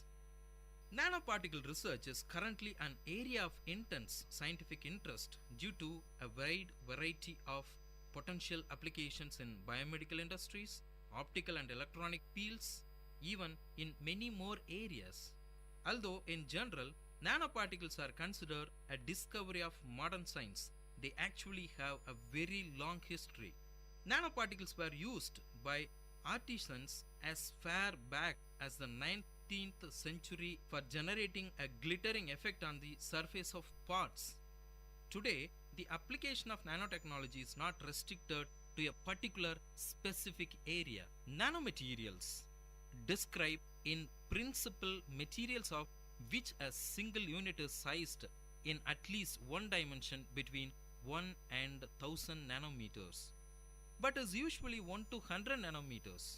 Nanomaterials research takes a material science based approach to nanotechnology, leveraging advantages in materials, metrology, and synthesis which have been developed in support of microfabrication research. Materials with a structure at the nanoscale often have unique optical, electronic, or mechanical properties. The field of nanomaterial is closely organized like the traditional field of chemistry into organic or carbon-based materials and nanomaterials such as tolerances and inorganic nanomaterial based on the other elements such as silicon. Today's manufacturing methods are very crude at the molecular level. Casting, grinding, milling, and even lithography move atoms in great thundering statistical heads. It's like trying to make things out of LEGO blocks with the boxing gloves on your heads. Yes, you can push the LEGO blocks into great heaps and pile them up, but you can't really snap them together the way you had liked. In the future, nanotechnology, that is molecular nanotechnology, will let us take off the boxing gloves. We will be able to snap together the fundamental building blocks of nature easily, inexpensively, and in most of the ways permitted by the laws of nature. This will let us continue the revolution in computer hardware to its ultimate limits. Molecular computers made from molecular logic gates connected by molecular wires. This new pollution-free manufacturing technology will also let us inexpensively fabricate cornucopia of new products that are remarkably light, strong, smart, and durable. Nanotechnology has become something of a buzzword and is applied to many products and technologies that are often largely unrelated to molecular nanotechnology. While these broader usages encompass many valuable evaluationary improvements of existing technology, molecular nanotechnology will open up qualitatively new and exponentially expanding opportunities on a history predominant scale. We will use the word nanotechnology to mean molecular nanotechnology soon. Nanotechnology will let us achieve the ultimate in precision, almost every atom in exactly the right place. Nanotechnology will let us make complex and molecularity intricate structures as easily and inexpensively as simple materials. Nanotechnology will let us reduce the manufacturing cost to little more than the cost of the required raw materials and energy. While technologies that lack one or more of these characteristics can be quite valuable, by definition they are not molecular nanotechnology. Molecular nanotechnology will let us build new and entirely novel molecular machines like the planetary gear illustrated already in the literature survey. Molecular nanotechnology will be the physical foundation for the singularity. There are most and many more areas of the applications are included in the nanotechnology domain. the 2000s has seen the beginnings of the applications of nanotechnology in commercial products, although most applications are limited to the bulk use of passive nanomaterials. Examples include titanium dioxide and zinc oxide nanoparticles in sunscreen lotions, cosmetics, and some food products. Silver nanoparticles in food packaging systems, clothing, disinfectants, and household applications such as silver nano carbon nanotubes for stain resistant textiles and cerium oxide as a fuel catalyst. As of March 10th of 2011, the project on emerging nanotechnologies estimated that over 1,300 manufactured identified nanotech products and publicly available, with new ones hitting the market at a pace of 3 to 4 per week. Nanotechnology is being used in developing countries to help treat disease and prevent health issues also. The umbrella term for this kind of nanotechnology is called nanomedicine. Nanotechnology has all sorts of different usages, including the purification of substances and the desalination of the water, industrial applications of nanotechnology. The applications of nano machining are tremendously increasing in making nanowires, nanorods, few layers of graphene. Nanomedicine is a medical application of nanotechnology. Nanomedicine ranges from the medical application of nanomaterials to nanoelectronic biosensors and even possible future applications of molecular nanobiotechnology. Current problems for nanomedicine: it involves understanding the issues related to the toxicity and environmental impact of nanoscale materials. Nanobiotechnology and nanobiology are terms that refer to the intersection of nanotechnology and biology. Given that the subject is one that has only emerged very recently, bio-nanotechnology and nanobiotechnology serve as blanket terms for various related technologies. This discipline helps us to indicate the merger of biological research with various fields of nanotechnology. The concepts that are enhanced through the nanobiology include the nanodevices, nanoparticles, and nanoscale phenomena that occurs within the discipline of nanotechnology. This technical approach to biology allows the scientists to imagine and create systems that can be used for biological research. Biologically inspired nanotechnology uses the biological systems as the inspirations for technologies not yet created. However, as with nanotechnology and biotechnology, bio-nanotechnology does have many potential ethical issues associated with it. Green nanotechnology refers to the use of nanotechnology to enhance the environmental sustainability of processes producing negative externalities. It also refers to the use of products of nanotechnology to enhance sustainability. It includes making green nanoproducts and using nanoproducts in support of sustainability. Green nanotechnology has been described as the development of clean technologies to minimize the potential environmental and human health risks associated with the manufacture and use of the nanotechnology products, and use to encourage the replacement of the existing products with new nano products that are more environmentally friendly throughout the life cycle. Nanotechnology is impacting the field of consumer goods, providing products with novel functions ranging from easy to clean to scratch resistant.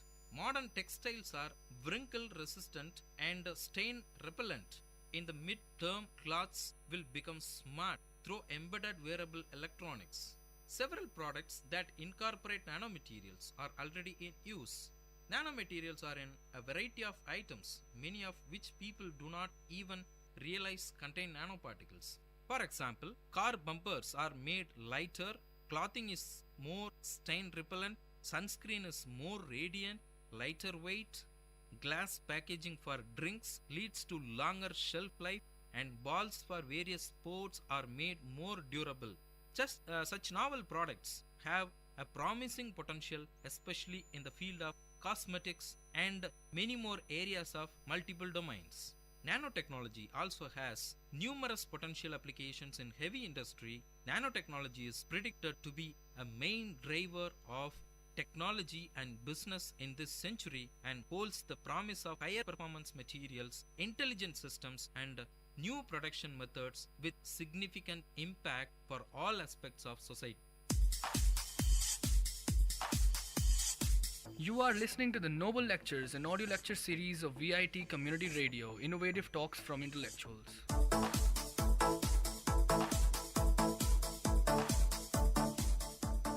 Next, we are going to listen to the short lecture on the effect of carbonated drinks on human health, delivered by Professor Ram Babu, VIT University. This is Professor Ram Babu from Chemical Division of SMBS, VIT University, and today I am going to talk about one of the most important topic of recent time, that is the effects of carbonated drinks on human health. Several years back, there were just a few of the carbonated drinks in the market. Today, there are a plethora of brands, each having a number of varieties of the carbonated beverages which are drunk, usually chilled. These varieties of carbonated drinks, like the sodas, energy drinks, and juices made of artificial flavors and essences, have become a grace among us, especially the youth of today. As these beverages are chilled before consumption, they no doubt give us a feeling of instant cooling, but on the other side, they are highly harmful to the body in a long-term usage.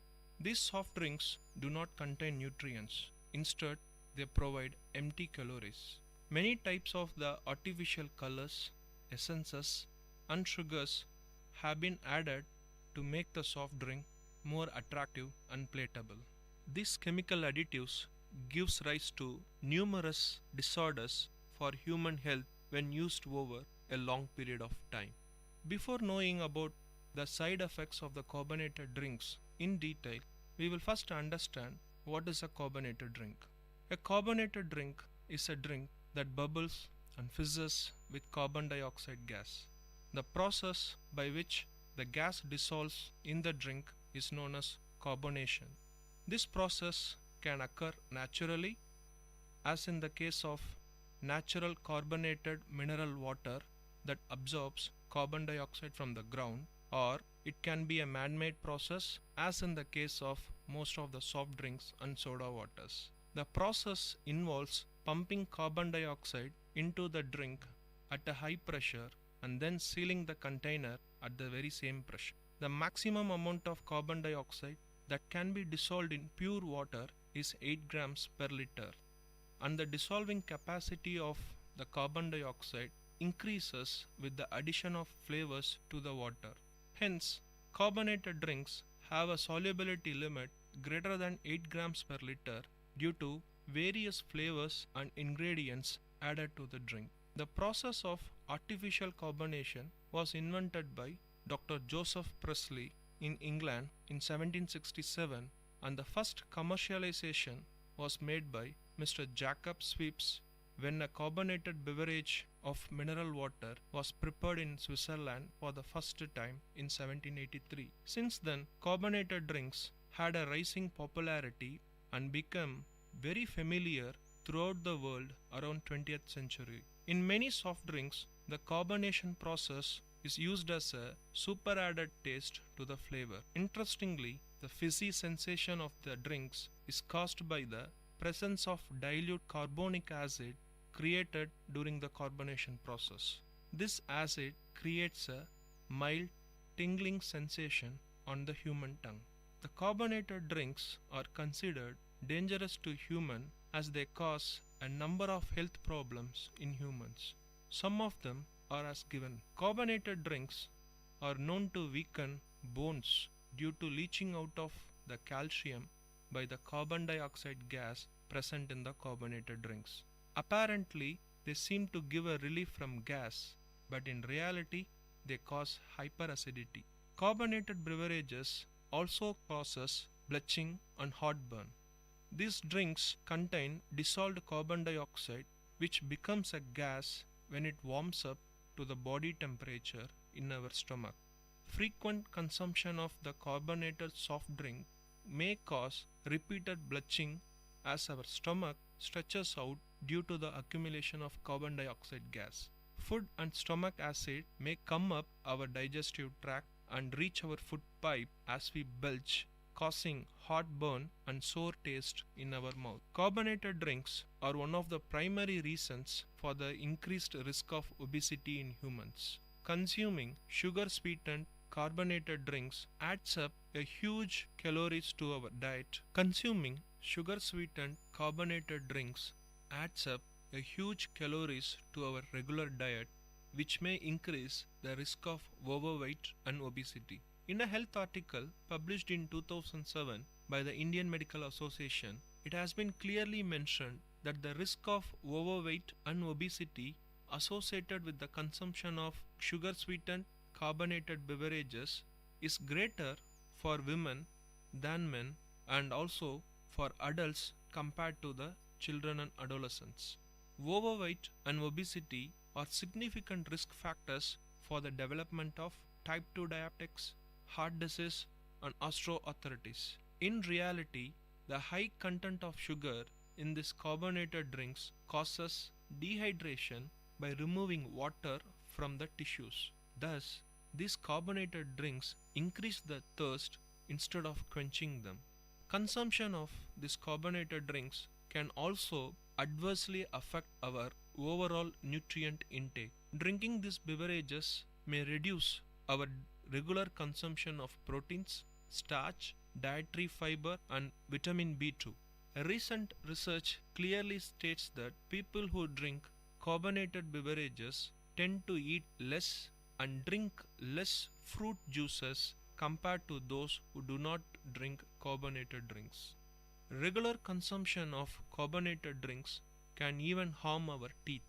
Our mouth contains a certain bacteria that feed on sugar, producing the chemicals that can break down the hard enamel of our teeth. A cavity forms when erosion of an enamel exposes the soft inner core of our teeth. When we drink sweetened carbonated soda, the regular sugar remains in our mouth, promoting the erosion process of the enamel that lead to the teeth decay. Also, the carbonic acid present in these drinks further increase the likelihood of gum loosening in our teeth, thereby weakening the teeth and ultimately leading to teeth falls. Added to these points, the craze of carbonated energy drinks is on rise. Even young children can be seen getting addicted to them. The moment one feels a bit run down or tired, these drinks immediately comes to mind. We usually find new brands of these energy drinks springing up all over regularly. Though these energy drinks claim to remove fatigue and tiredness and make one fit, they indeed cause increased excitability. In fact, no amount of chemical additives can make one fit from tiredness. Though these drinks do make us to be alert, refreshed, and indeed reduce sleeplessness, their usage has resulted in more harm than good. Carbonated energy drinks are usually a mix of caffeine, vitamin B complex, sugars, and some herbs like guarana, ginseng seeds, etc. The main ingredient and the one that causes the boost of energy in this carbonated energy drinks is caffeine.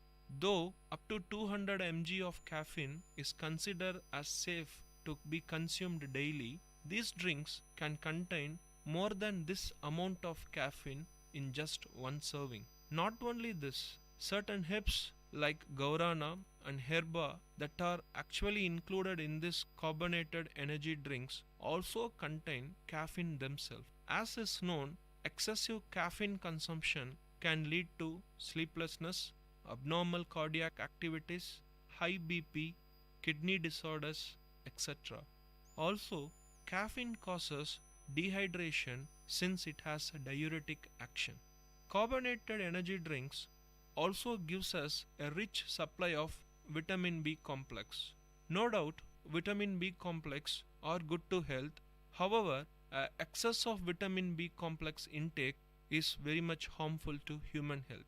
vitamin B3 and vitamin B6, if consumed in excess, can cause severe nervous symptoms, numbness, flushing of skin, inflammation of liver, vision problems, etc. Coming to the various herb ingredients of carbonated energy drinks, these herb ingredients are usually added in a powdered seed form. Guarana seed has double the amount of caffeine in comparison to a coffee bean and thus has a lot of detrimental effect due to the higher caffeine levels. Ginseng seeds seems to have very reactive detrimental effect with blood thinning drugs. Looking at the sugar levels contained in the carbonated energy drinks and the guidelines as given by the Indian Medical Association for the regular consumption of sugars, that is for women it is 24 grams, that is close to 100 calories per day, and for men it is 36 grams, that is close to 150 calories per day. Most of the carbonated energy drinks contains about 13 to 50 grams of sugar per 100 ml. Consumption of just one can of 250 ml gives us more than the daily allowance of sugar. The excess sugar gives us an instant boost rise, but also it drops at the very same level as it shoots up, giving us again a feeling of being low down. Also, the excess sugar comes with an unwelcome weight tag, that is obesity. Now, having known all these side effects of carbonated energy drinks and also finally understanding that these carbonated drinks are bad to our health, it is time to give some serious thinking to its consumption. Looking at the alternate options, the best option seems to be the preference to traditional drinks which are quite natural. Some of them are fresh lime juice to which water is added and sweetened with natural honey. If required, ginger, black salt, mint or roasted and powdered cumin seed could be added to give a variety in taste as well as the health benefits. Mango panna is a suitable natural alternate for this softened carbonated drinks, as this mango panna is rich in protein and comes with absolutely no side effects. Buttermilk, sweet or salted lassi are also other viable alternatives. Fresh coconut water seems to be an excellent alternative in place of carbonated drinks, as this fresh coconut water is an excellent thirst quenching rehydration drink and also cools the body at a faster rate. Certain other alternatives which are not quite natural are cold tea and cold coffee. However, there is a botheration on the caffeine level which may be present with the cold tea and cold coffee, and the side effect of the caffeine level is already been outlined. Though all these options seems to be good, there is nothing to beat the good old pure water. It is thus best to give preference to pure drinking water over everything else when it is available readily. The other option discussed here thus become secondary. Finally, I would like to conclude that people, especially the youth of today, should give a serious thought process regarding the consumption of carbonated drinks. Next time, when we want to refresh ourselves, search out for the best natural and healthy refreshing drink rather than a harmful carbonated soft drink. Thank you. I hope this lecture touched your thoughts with a noble notion. Tune into the Noble Lecture series of VIT Community Radio for another noble talk from eminent professors, researchers, and innovators from different fields. You are listening to VIT Community Radio 90.8 FM. Let the talks touch your thoughts with our noble notions.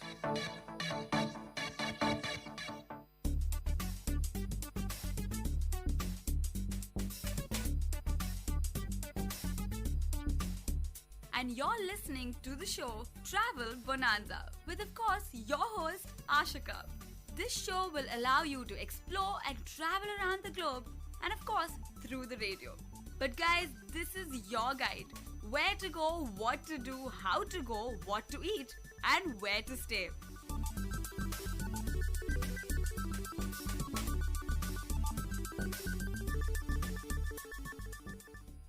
Hello VIT. your host Monica, presenting you the show Travel Bonanza. You're listening to VIT Community Radio 90.8. Are you ready for today's episode with new place to explore? How often do we see Mumbaikas and Delhiites fight over petty issues? It's too many times to even count. These fights are not just limited to IPL teams' weather or fashion quotient. These fights have laid a strong foundation for the existing argument which one is the best Indian city. On one hand, there is Delhi, the capital of India. On the other hand, there is Mumbai, the business capital of India. The argument is never ending and futile to some extent. But there is one city that has always strived to be among the top and it somehow sidelined in the above mentioned argument is Bangalore. While Mumbai and Delhi have always maintained their respective statuses, Bangalore has flourished and achieved new heights. As friends, in today's episode, we are going to travel around fun, young Bangalore. There are lots and lots of things exist to be loved with Bangalore, and first of all, stating the obvious weather. The first thing that comes to the mind when any Bangalorean thinks about the city is its conducive climate. The moderate temperature and the luscious and vast greenery make anyone to love this place. You don't need to sweat a river or freeze to death in the city. The reason for the city having such an extraordinary climate is its elevation. At the altitude of 3000 feet, that is 914.4 meters above the sea level, Bangalore is situated even above Dehradun having 630 meters. The weather in the city almost all along the year is bright and sunny in the day, pleasant with light showers of rain in the evenings and a hill station climate in the nights. Nobody ever felt the need of air condition in their home till date. When the rest of the country is trying to figure out ways to escape from the brutal heat, Bangaloreans are busy enjoying a walk in the drizzle and the cool weather in the night. And yes, it is same throughout the year. Jealous enough? Then of course, the utopian climate of the city makes it one of the best cities to live in. And that's all about the weather. Located on the Deccan Plateau is the city of Bangalore, the capital of Indian state of Karnataka. It is the third largest city and fifth largest metropolitan in India. When we come to the population of Bangalore, it is well spread between various communities with Kannadigas taking the largest chunk of 42%. The rest are 20% Tamilians, 13% Telugites, 10% Keralites, 8% European origin and 7% from other parts of India. This makes the city truly cosmopolitan. Cosmopolitan crowd which makes the city cooler than the weather. With many reputed colleges and universities, all big and famous IT companies and a diaspora of students from all over the country and the world, Bangalore has the best crowd in India. Apart from IT, Bangalore is also the fashion capital of East. It has many fashion companies as Paris, if not more. With 212 software companies, 21 engineering colleges, among which is the Bangalore University that has whopping 57 engineering colleges affiliated to it, and the largest number of software professionals in the world. You can see why the city is called the Silicon Valley of India. Along with these highlights, Bangalore has many tourist attractions starting from Kengal Hanumantiya built within a Sauda to Tipu Palace, Lal Bagh, Kavan Park and so on. 40% of the Bangalore's landscape is gardens, parks and 50% lakes, ponds. Still now it is greener than any other city of India. You will find trees on both sides of the road almost everywhere which makes Bangalore pleasant to walk on road, and I am sure places like Indranagar, Richmond Circle and MG Road will make your day. At the heart of the city is Lal Bagh, which covers an area of 240 acres. Apart from more than 1000 species of flora and fauna, Lal Bagh is home to the Lal Bagh Rock, one of the oldest rock formations on earth, dating back to 3000 million years. If you are talking about the garden city, then it is impossible to skip the huge lung spaces like Kaban Park, spread across 100 acres of area with various species of plants and trees. Bangalore, as an 8-tier city, is developing as the most important commercial hubs in the country. So the city demands well-connected transport facility. Being the fourth busiest airports in India, Bangalore International Airport has multiple access facilities to travel to the city center. You can get private car rentals or hire cabs. You can also avail the bus services by the Bangalore Metropolitan Transport Corporation, that is BMTC, and travel to your desired destination in the city. Local transport in Bangalore is very easy and well organized. BMTC, which is the city's public bus service, the network is very strong and scattered throughout the city. BMTC runs more than 3,000 buses on major routes on all days. The government also expanded the metro rail service by connecting it to major areas in Bangalore. NH4, NH7, and NH48 are the major national highways connecting Bangalore to some of the India's major cities. While BMTC takes care of the bus services within the city, the Karnataka State Road Transport Corporation, that is KSRTC, takes care of the buses both inside and outside the city. When we come to the Volvo buses have nowadays become the most preferred mode of transport for public, as they are comfortable to travel and having network in all major routes across the city. Apart from this, taxis and auto rickshaws are also available. Next, when we come to the railway facilities, railway routes are well connected to almost all major cities of India from Bangalore, both by meter gauge and broad gauge rail services. The three main stations in Bangalore city are Majestic, and the next second one is Bangalore Cantonment, that is 8 km to Majestic, and Yeshwantpur, that is 10 km away from Majestic. Bangalore Majestic is well connected to all major cities in India, though journey to northern states are little time consuming. And that's all about the transportation in Bangalore. And when we move on to the culture, Bangalore is a southern city of India. Its culture is a mix of several Indian cultures. Indians from various parts of country have settled in this metropolitan city. They have carried their best part of their culture to Bangalore. Apart from other cultures of India contributing to the Bangalore culture, the city has a culture of its own. It has a mix of urban and rural forms of lifestyle. Most of the traditional Kannadigas prefer to live as per their tradition and culture. They have their strong influence in their lifestyle. On the other hand, you will also find a more urbanized style of living. Most of the people of urban Bangalore are working professionals and enjoy the nightlife of the city. Despite being a modern city, Bangalore has not lost touch with its traditions. This is reflected in the various fairs and festivals that are celebrated in the city. Many of these are religious in nature. They owe their origin to the scriptures and mythological stories. The city comprises of a multicultural population. It habits people of all religions. The main religious groups living in the city include Hindus, Muslims, Christians, Sikhs, Jains.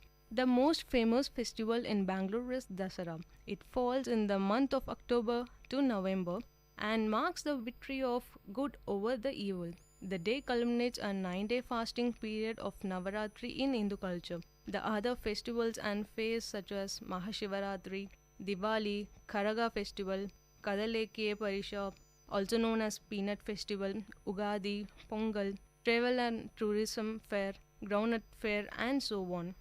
With so much and many more, Bangalore culture is uniquely attractive. If you are visiting these excellent events, you are sure to notice and love to be a part of this diverse culture of Bangalore. The another important specification about Bangalore is that it has an active night culture and has over 800 clubs and bars. With a variety of sport bars, beer pubs, breweries, cafes, the city is nowadays referred as a pub capital of India. The most striking thing that welcomes a visitor to Bangalore is the graffiti-filled walls across the city. The beautiful wall paintings showcase the rich heritage of the city, and it is really my favorite. How many of you knew that the oldest temple of Bangalore is located right in the center of the city? Chokkanatha Swami Temple at Domblur is considered to be the oldest temple in Bangalore. In addition to this, there is Tipu Sultan's Summer Palace, the old fort at Devanahalli, a couple of prehistoric sites at Chikkajala, Hejala, and Savanadurga, the Bangalore Palace, and so on. Every 2 years, Bangaloreans are treated to a visual spectacle as a host of combat and civilian aircrafts from around the world showcase their prowess in the skies, held at the Yelahanka Air Force Base. So don't miss that in the upcoming year.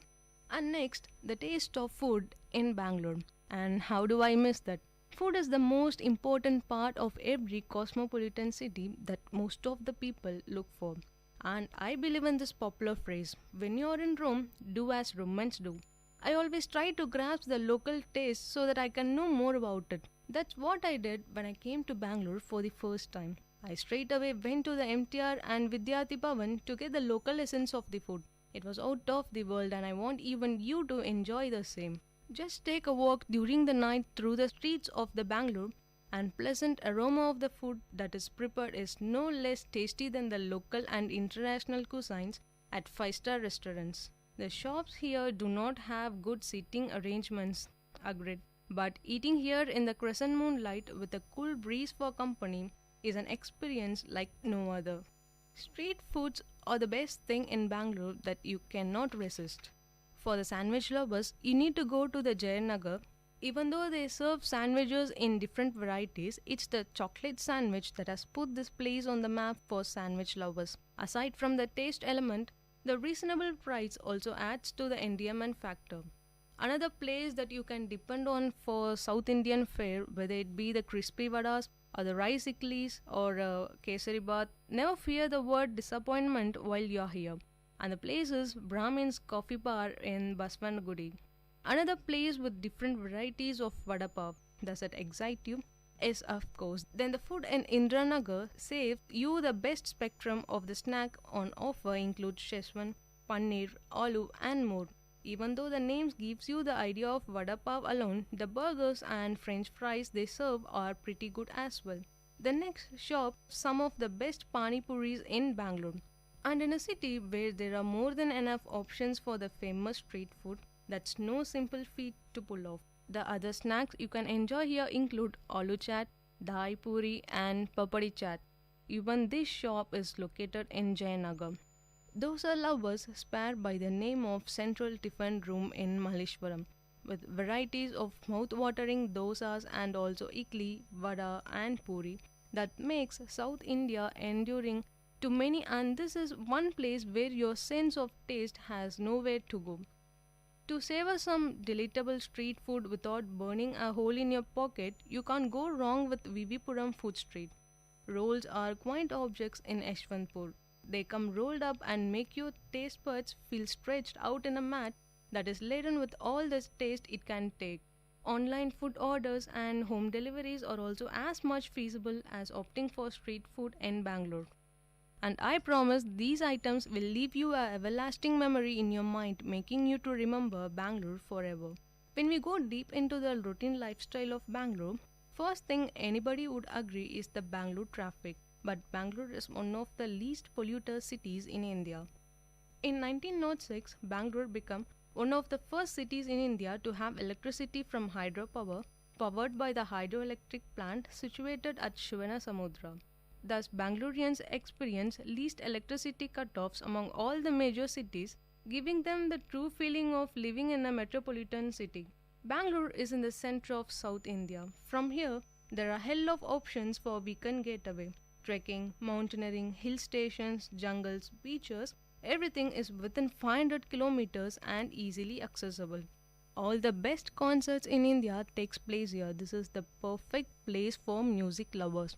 And people here are hardcore music fans. The rock culture being amazing in the city and they are really rocking. And other sites like Banargata National Park, Nrityagram Dance Village, Rangashankara, which promotes theatre in all languages, Corner House, the ice cream paradise has been delighting customers since 25 years. Last but not the least, shopping paradise from Commercial Street to Phoenix City, from Forum Mall to Bridge Road. Till now, I haven't covered even 50% of the Bangalore. There are lots and lots of exciting things exist to explore in the city. I just want you to get into the roads of the city and have your day. I guess by now you are planning to start a trip to Bangalore. And that's all about today's show. Catch you up in the next episode. Till that, this is your host Monica signing off you from Travel Bonanza. And you're listening to VIT Community Radio 90.8. Thank you.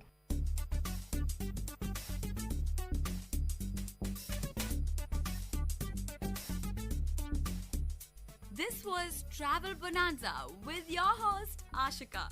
So stay tuned to VIT Community Radio 90.8.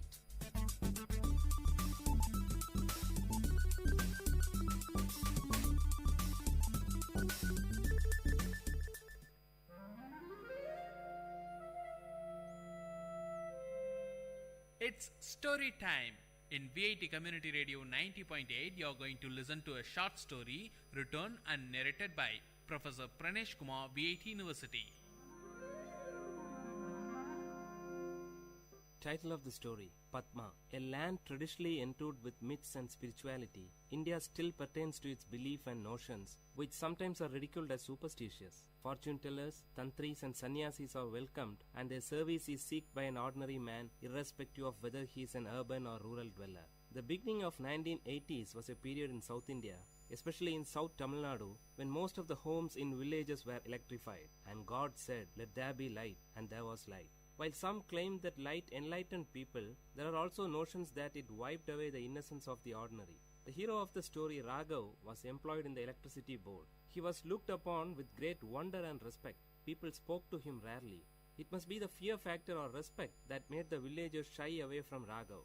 Raghav was in his 40s. He had a fearful appearance with a huge imperialistic mustache, reddish eyes, and a gigantic figure which would scare away children. It was 6:30 p.m. Raghav rushed to the tea shop close to the Panchayat office. Mohan and Aji were waiting there for his arrival. In the dim light, Raghav could rightly locate them from a few meters away with the illuminated cigarettes on their lips. The silence of the eve was beautiful, with a movie song from the Tamil movie Padinaru Vaidinile that was ascending from the tea shop radio. The atmosphere was disturbed in intervals by a scratch noise. Probably it's the tea shop owner cleaning his vessels. Raghav, Mohan and Aji were friends right from their childhood days. Mohan and Aji were unemployed but survived on the income from their ancestral property. Among them, Mohan was the youngest. He differed from his friends, wearing a bell-bottomed pant and with a peculiar hairstyle that was trendy among youths of the time. Coming close to his friends, Raghav stopped, got on from the cycle and flipped down the stand, leaving it to rest. Aji offered a cigarette to Raghav. Before placing it between his lips, Mohan lighted it for Raghav with his own. The conversation began immediately after Raghav had 2 strong puffs of the dry tobacco roll. Aji, shall we proceed with it? Raghav, with what? Removing the cigarettes from his mouth. Mohan, should we narrate it again? Don't you remember the plan that we told you yesterday? Raghav, but I told you that I have very little knowledge about mantras. Did I not? Aji, so you are the right person. You have the little knowledge that we need. After giving a deep thought, Raghav replied. Raghav, okay then, let's give a try. But only if you support me. Both the friends cheered as they were waiting for this word from Raghav. As it used to be, a wealthy landlord of the nearby village had a beautiful daughter. The fairy girl was possessed by the evil spirit Raktarashas, a bloodthirsty evil spirit. The landlord was much worried since it was the time when he was almost successful in fixing a bridegroom for his daughter Padma. Padma was then alienated. She sat at the corner of a dark room, staring at the window with wet eyes. She expressed a peculiar symptom. No one in the house went close to her. If that happened, she bit her own flesh to suck blood, thus scaring away others. Prayers and special pujas with offerings to the local deities were made. Kalam puja during midnight and all other means were tried but in vain. The distressed landlord promised a lump sum of 5,000 rupees for any tantri who would ward off the Raktarashas from his daughter. 5,000 rupees was a lump sum then. The secret news of Padma spread throughout the village. Everyone knew of this, but none dared to discuss about it in public. Aji's father Natraj, the prominent matchmaker of the village, brought home the story of Padma. Natraj was the matchmaker for Padma. When the story of the Raktarashas reached the 3 friends through Aji, they discussed the issue. The bone of content of the discussion was not Padma, but the 5,000 rupees. 3 friends were in dire need of money. Mohan needed money to buy a new tape recorder. Raghav was aiming for a motorbike, and Aji wanted to buy a costly gift to impress his lady love. Aji said, merely dreaming about the lump sum will give us absolutely no result. How do we grab it? Mohan, Raghav's grandfather was a well-known Vaidya and a Tantri. He was also an expert in warding off evil spirits. Raghav, oh, that old man. It's all gone with him. Aji, gone? No, it still exists in you. Raghav, me? Aji, yes, you. My dad often recalls your grandfather and concludes that Raghav resembles his grandfather in every minute detail. Raghav, but that's not all. Mohan, I have several experiences of witnessing tantris warding off evil spirits from people. It's an easy task. They chant and murmur mantras, and the major part would be beating the victim till he obeys his orders. If that's easy for you, why don't you? Before Raghav could complete, Aji interrupted. Aji, the appearance, that's your ancestral gift. Raghav, okay, even if I accept it, imagine what would happen if the evil spirit pounces on me. Mohan, Raghav na, wasn't it you who preached us Periyar thoughts and rational thinking? And now it's time to prove your dedication to Tandai Periyar. The conversation came to a halt. All the three lighted their cigarettes, which they shared from the same pack. Before departing, Raghav promised his friends that he would give a reply the next day evening. That night, Raghav could continuously listen to the hooting sound of an owl, for he with the owl had a sleepless night. The search for his grandfather's personal records in the old granary began early in the morning before his wife woke up. A few worn-out, hardly readable palm leaf inscriptions were the only record, but he could find a little solace in it. He decided not to back off the challenge. Soon, the news about the arrival of an expert tantri was sent to the landlord with a detailed list of the puja materials. Aji acted as a messenger between the tantri and the landlord. A Paurnami, full moon day Friday, was fixed for the puja. Raghav dressed himself in such a manner that his true identity will not be revealed. The three boarded a bus to a particular destination in the village from where they were fetched by the landlord's car.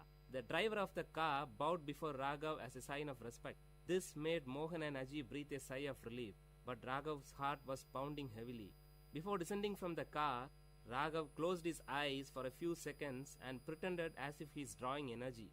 In reality, he prayed to his long-dead grandfather seeking guidance. The landlord and his wife warmly welcomed Raghav to their home. Seated majestically, Raghav uttered, "I could feel the presence of an evil as soon as I stepped into your home. She has posed a challenge to me. Don't worry, I'll take her away with me." Meanwhile, Mohan and Aji were busy in the backyard creating the ambience for the puja, which was scheduled to begin soon. Raghav was taken to the isolated room where Padma was held captive. As soon as he stepped in, the light was switched on by the landlord. Raghav's red eyes opened widely and he fixed his gaze on Padma, who was seated on the floor in a corner. Padma did not react immediately at the presence of Raghav, probably because she had had enough experience with tantris quite often by then. Raghav's eyes were still set strong on Padma. Actually, he was stunned by the unblemished beauty of Padma, a beauty that makes one speechless. When Raghav moved close to her, she screamed violently, and in the peak of her fits, she bit her arm close to the elbow along with her garment. Immediately, blood gushed from her mouth and arm. Seeing this, Raghav was taken aback, but did not react. Padma now fainted and threw herself on the floor. She wore a half sari. The visible portions of her body showed red scars, which must have been the result of the beatings she received from the earlier tantris. She lay down like a white hibiscus with red marks. Coming back, Raghav sat before the holy fire and started chanting few mantras as tantris do. He wore a red-colored dhoti and tied a red-colored scarf around his forehead. Flowers and herbs were dropped into the sacred fire with closed eyes and lip chanting mantras. It was midnight. The landlord and his wife witnessed the scene with utmost dedication.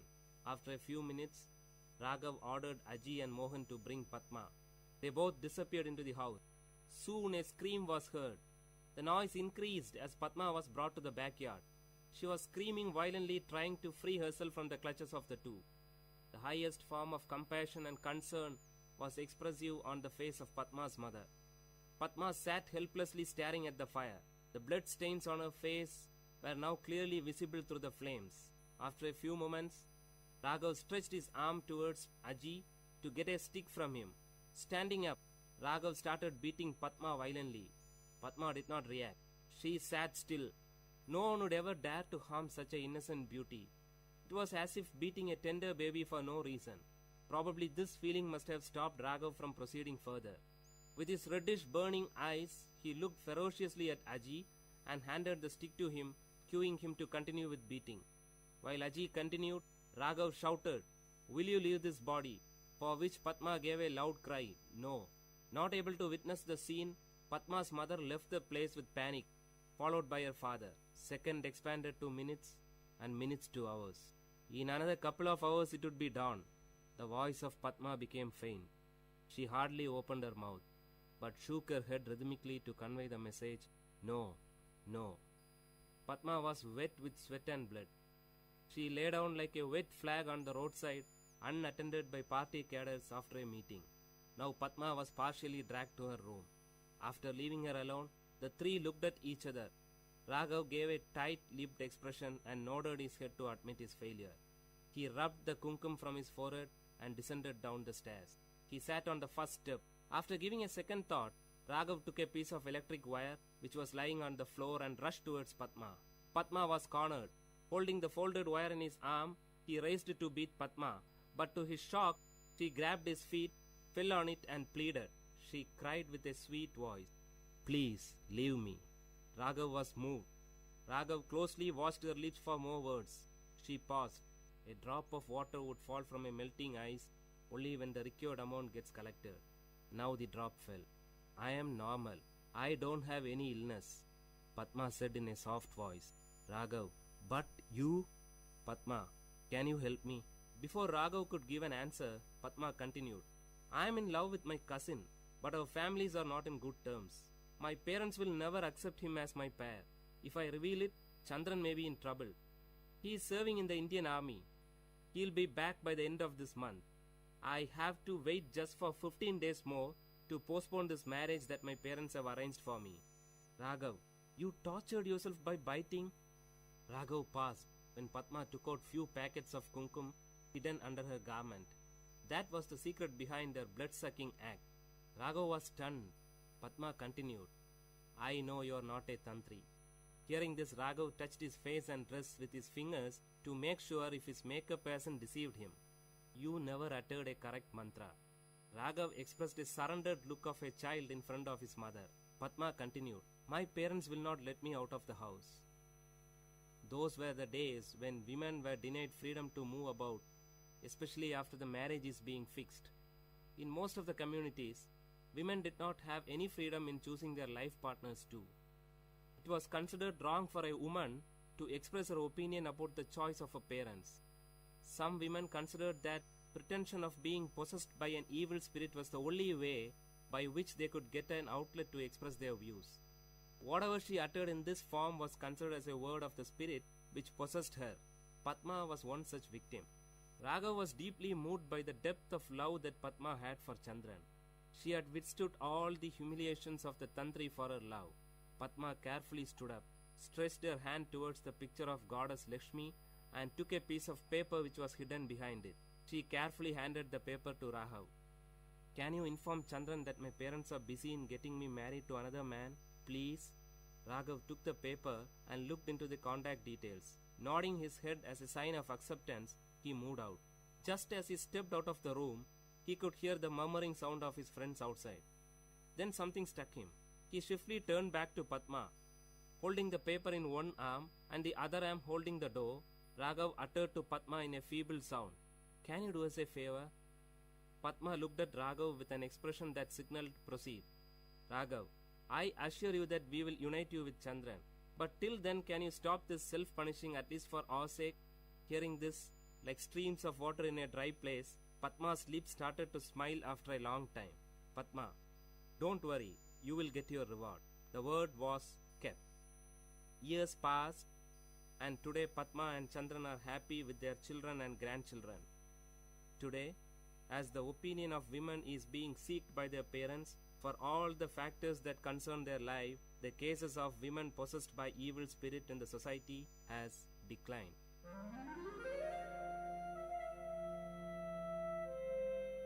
Dear listeners, you had listened to a short story written and narrated by Professor Pranesh Kumar, VIT University, in VIT Community Radio 90.8.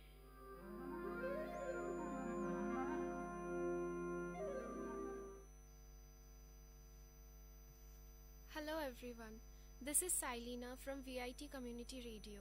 I'm going to recite a poem written by me, A Piece of Me. A thoughtless rejection, an incomprehensible pain, a marred laughter, a disguised hope, an unforgettable reminiscence, a faded nostalgia, a shattered dream, 1,000,001 pieces of broken trust, a cosmic longing, a hopeless expectation, an unanswered beacon, an unwrapped attachment, a futile investment, a boastful mistake, an embellished scar, an addictive torture, an unfathomable deep altogether, a piece of me that still breathes in you. Give that back, and down my path I shall walk. Thank you. The story of a soft heart. Everyone has a heart. Every heart has its own language. Every heart has something to speak. Every heart wants its listener. But the irony is dramatic. Every heart knows only its own fine language and fails to interpret the rest. Every heart expects to be listened and never chooses to play the listener. There are hearts which are kind and hearts which are ruthless, hearts soft and tender. Never do they find anything a crooked business.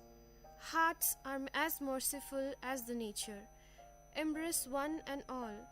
Stones replace some hearts, and every little creature do they appall. And above all, we all know the irony is dramatic, that a soft heart is always destined to be trampled over by a stone, that the softness remains no more, it gets too scarred to expose its scars, and it fortifies itself with high-rise steel bars. It realizes the necessity of protecting itself. It trains itself not to care anymore. It changes and changes until it becomes steel, so the next time no stone dares tread. And thus, apparently, no soft heart does exist. The rest do remain, though, proud and unstirred, the heart, stone and steel. Thank you. Only a few people. Hundreds of millions of people share this planet.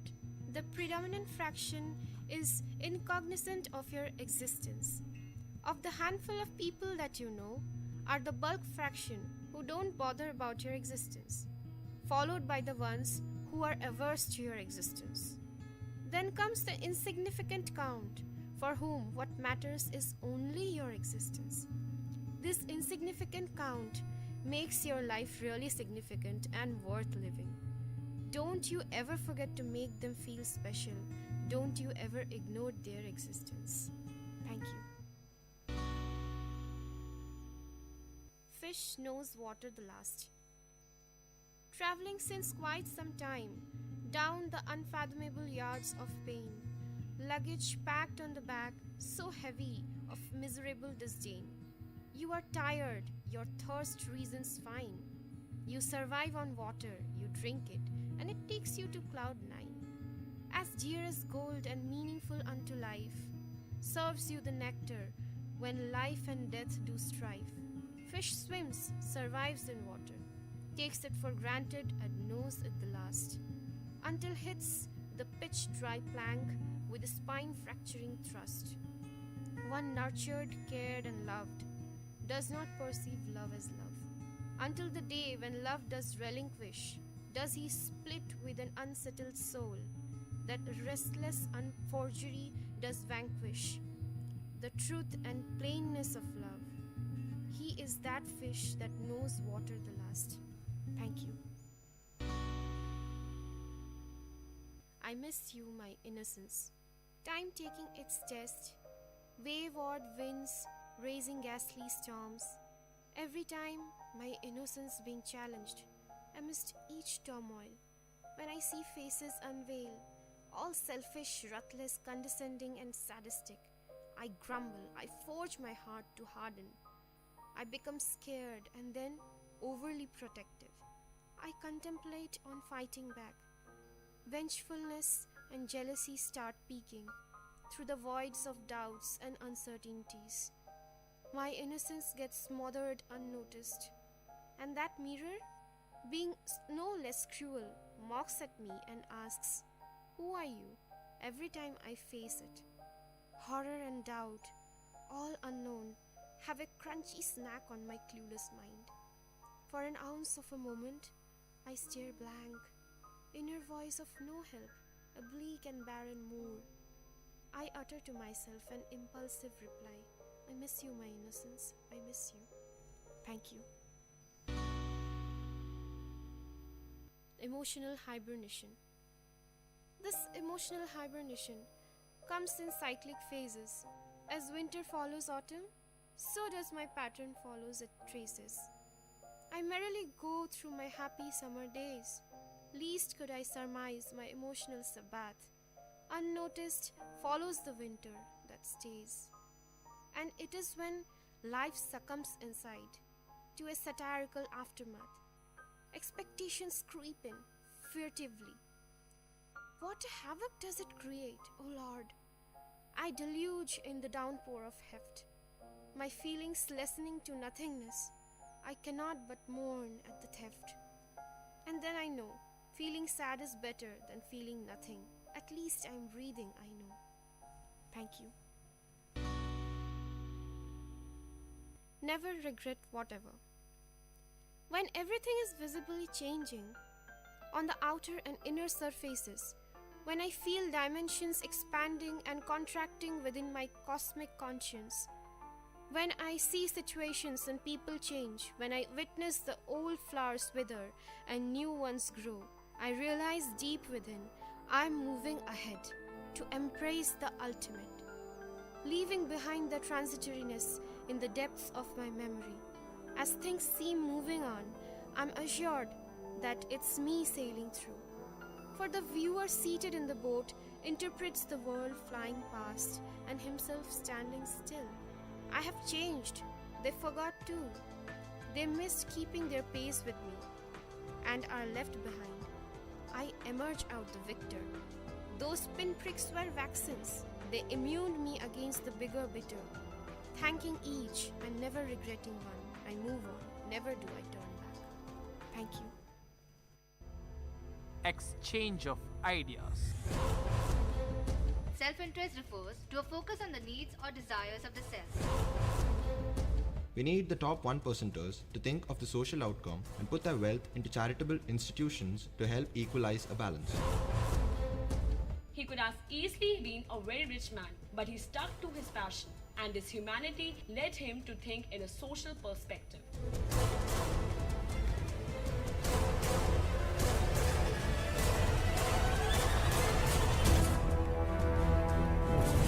Hello and welcome listeners. This is Exchange of Ideas on VIT Community Radio 90.8 FM.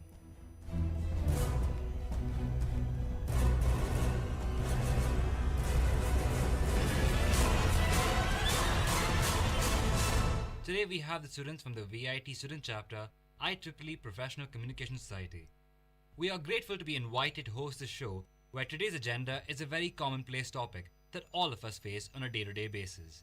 Self-interest versus social interests. Here we have Aditi representing self-interest, with Surya and Swarnama opposing it, and the moderator being me, Shekhar. To start off, let us ask Aditi what she believes self-interest encompasses. Well, Shekhar, I believe that we all are familiar with the Darwin's theory, which states survival of the fittest. Hadn't this been true, the process of evolution would not have occurred, nor would we, human beings, have survived till now. We should understand that self-interest refers to a focus on the needs or desires of the self while making decisions for his or her own best interest. Especially when nature itself believes in survival of the fittest, then I don't believe it is wrong for us to care about our own interests or profit. In fact, the idea of self-interest has been a mainstay of economic theory for centuries. Adam Smith, pioneer of political economy, said, "It is not from the benevolence of the butcher, the brewer, or the baker that we expect our dinner, but from their regard for their own interest." Today, self-interest is used as a bait by different organizations to get the best from their people. Schools use grades to encourage students to learn. Companies offer bonuses for high-performing employees. Governments offer tax credit for environmentally friendly choices. So I would say, doubting self-interest's role as a catalyst for economic growth is almost unheard of. Self-interest and competition are very important economic forces. Self-interest is the motivator, whereas competition is the regulator of economic activity. So Surya, what do you have to say about Aditi's portrayal of self-interest and its importance? Well, if one does not have social interest, then one is self-absorbed and is concerned only with oneself. Such a style of life is useless. Let me define what self and social interests are. Self-interest is when individuals make decisions that are in their own best interest, that solely benefit the individuals only. such as when a politician, in his self-interest, allows a certain crime to go unnoticed for his financial gain. But social interest is when choices are made that benefit society as a whole. The cool thing about social interest is that it can also be attained by individual decision makers acting in their own self-interest. Such as Aditi said, a butcher cutting meat for his gain or a baker making bread inadvertently end up doing society a boon by the professions. Exactly, Surya. This process is what Adam Smith called the invisible hand. Generally, there can be a good amount of disagreement on what exactly this means, depending on views on society role. For example, people who think society should make it easier for people to maximize their own self-interest will not agree with others who believes steps taken towards egalitarianism are beneficial to society. And some might even debate that this might force us to become communist in nature, but that's widely debatable. Think about the creators of Facebook. They acted in their own self-interest, creating it for profit. However, in the process, we all ended up being benefited from the increased networking it has brought. It has brought the world into a new era of social networking. Or think about people like Kumar Das from IIT Kanpur and the Super 30, who gives IIT tuitions to poor and unfortunate children who cannot afford the expensive luxuries of mainstream coaching centers. He could have easily have joined some big company or one of these commercialized coaching centers and could have easily been a very rich man, but he stuck to his passion and his humanity led him to think in a social perspective. Therefore, he ended up doing something that was far more fulfilling, such as teaching those children. Well, listeners, we'll be taking a short break now, so stay tuned for more. Exchange of ideas.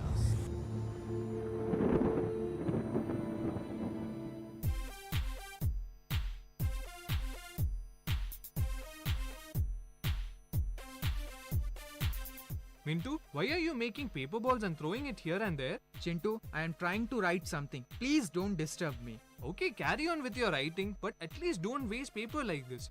You know how many trees are cut down for making a copy? Fine, fine. I will not waste. Better for you and everyone. This way you can save your planet. You know what I mean. Go green!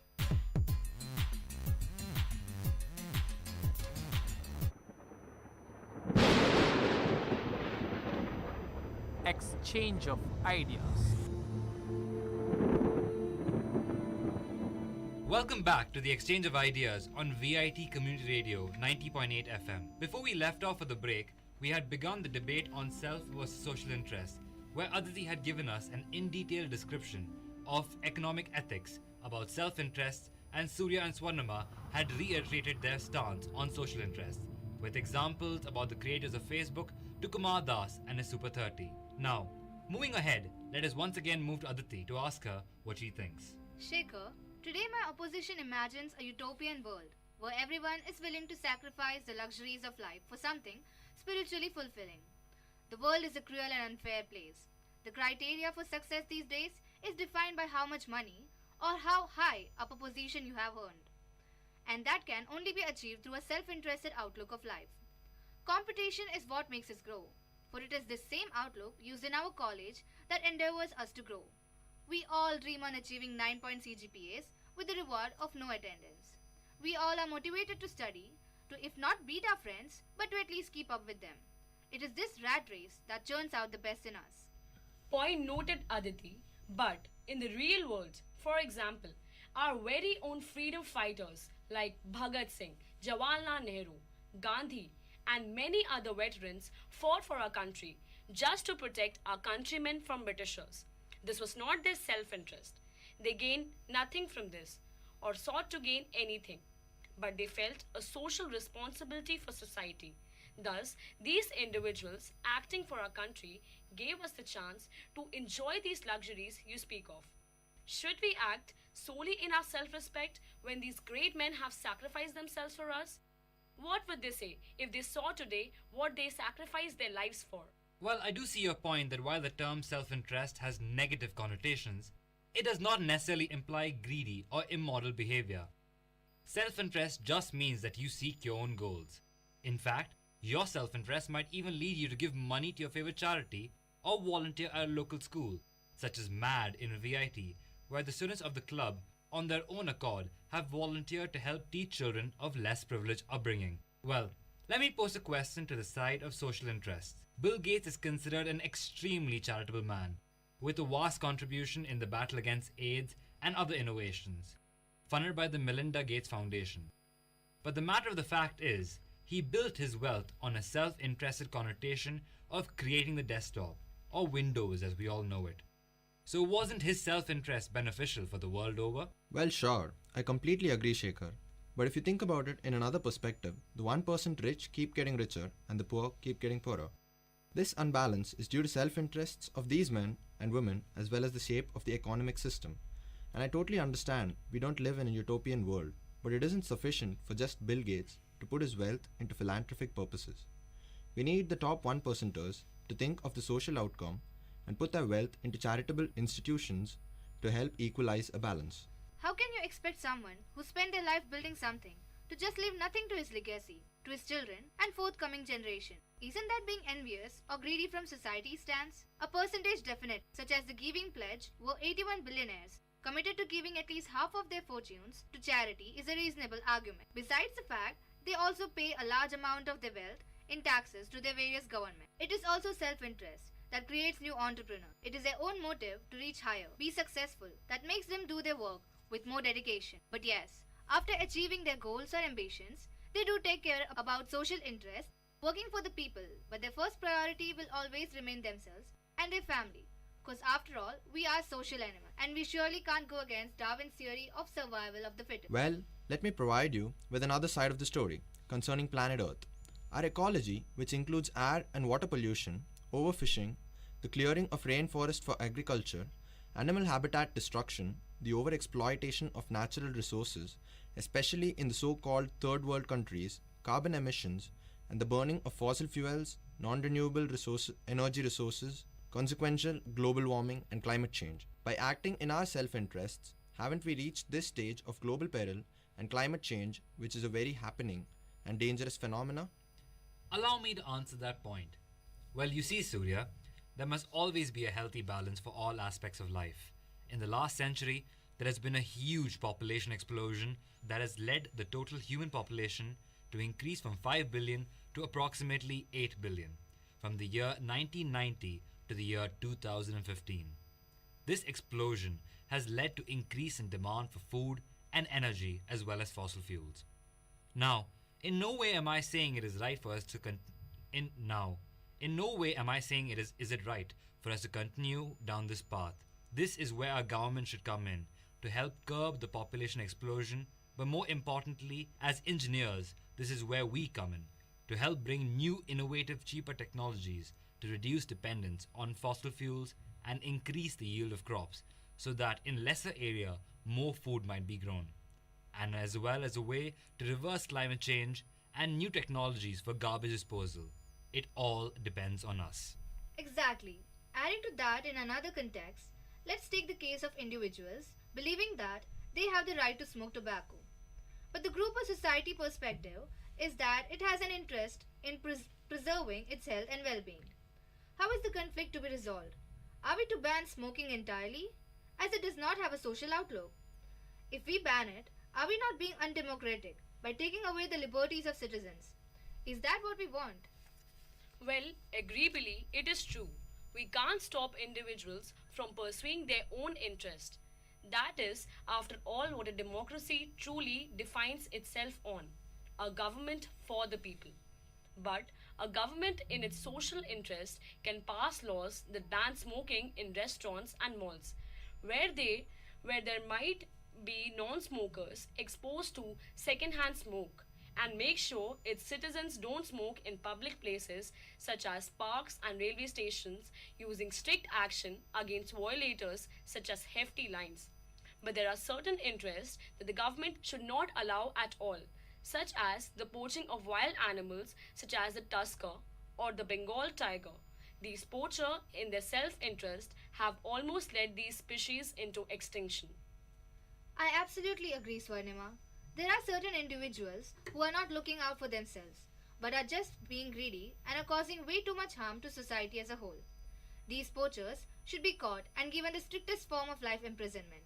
Apart from poachers, a government should not let its citizens do anything it wants, such as drinking and driving or not wearing a seatbelt or owning of firearms, illegally as in their self-interest.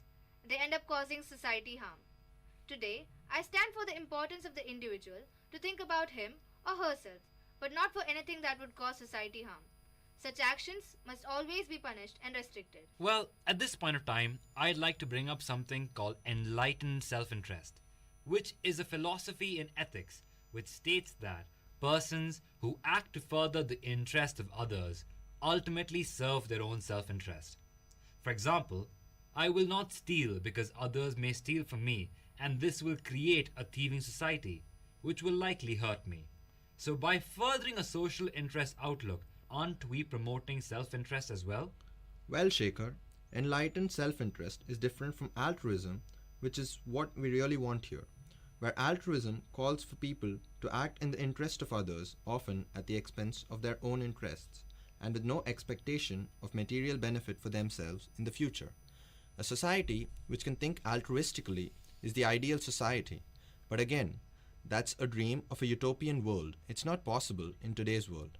But if more people can think in such a manner, life would be far better.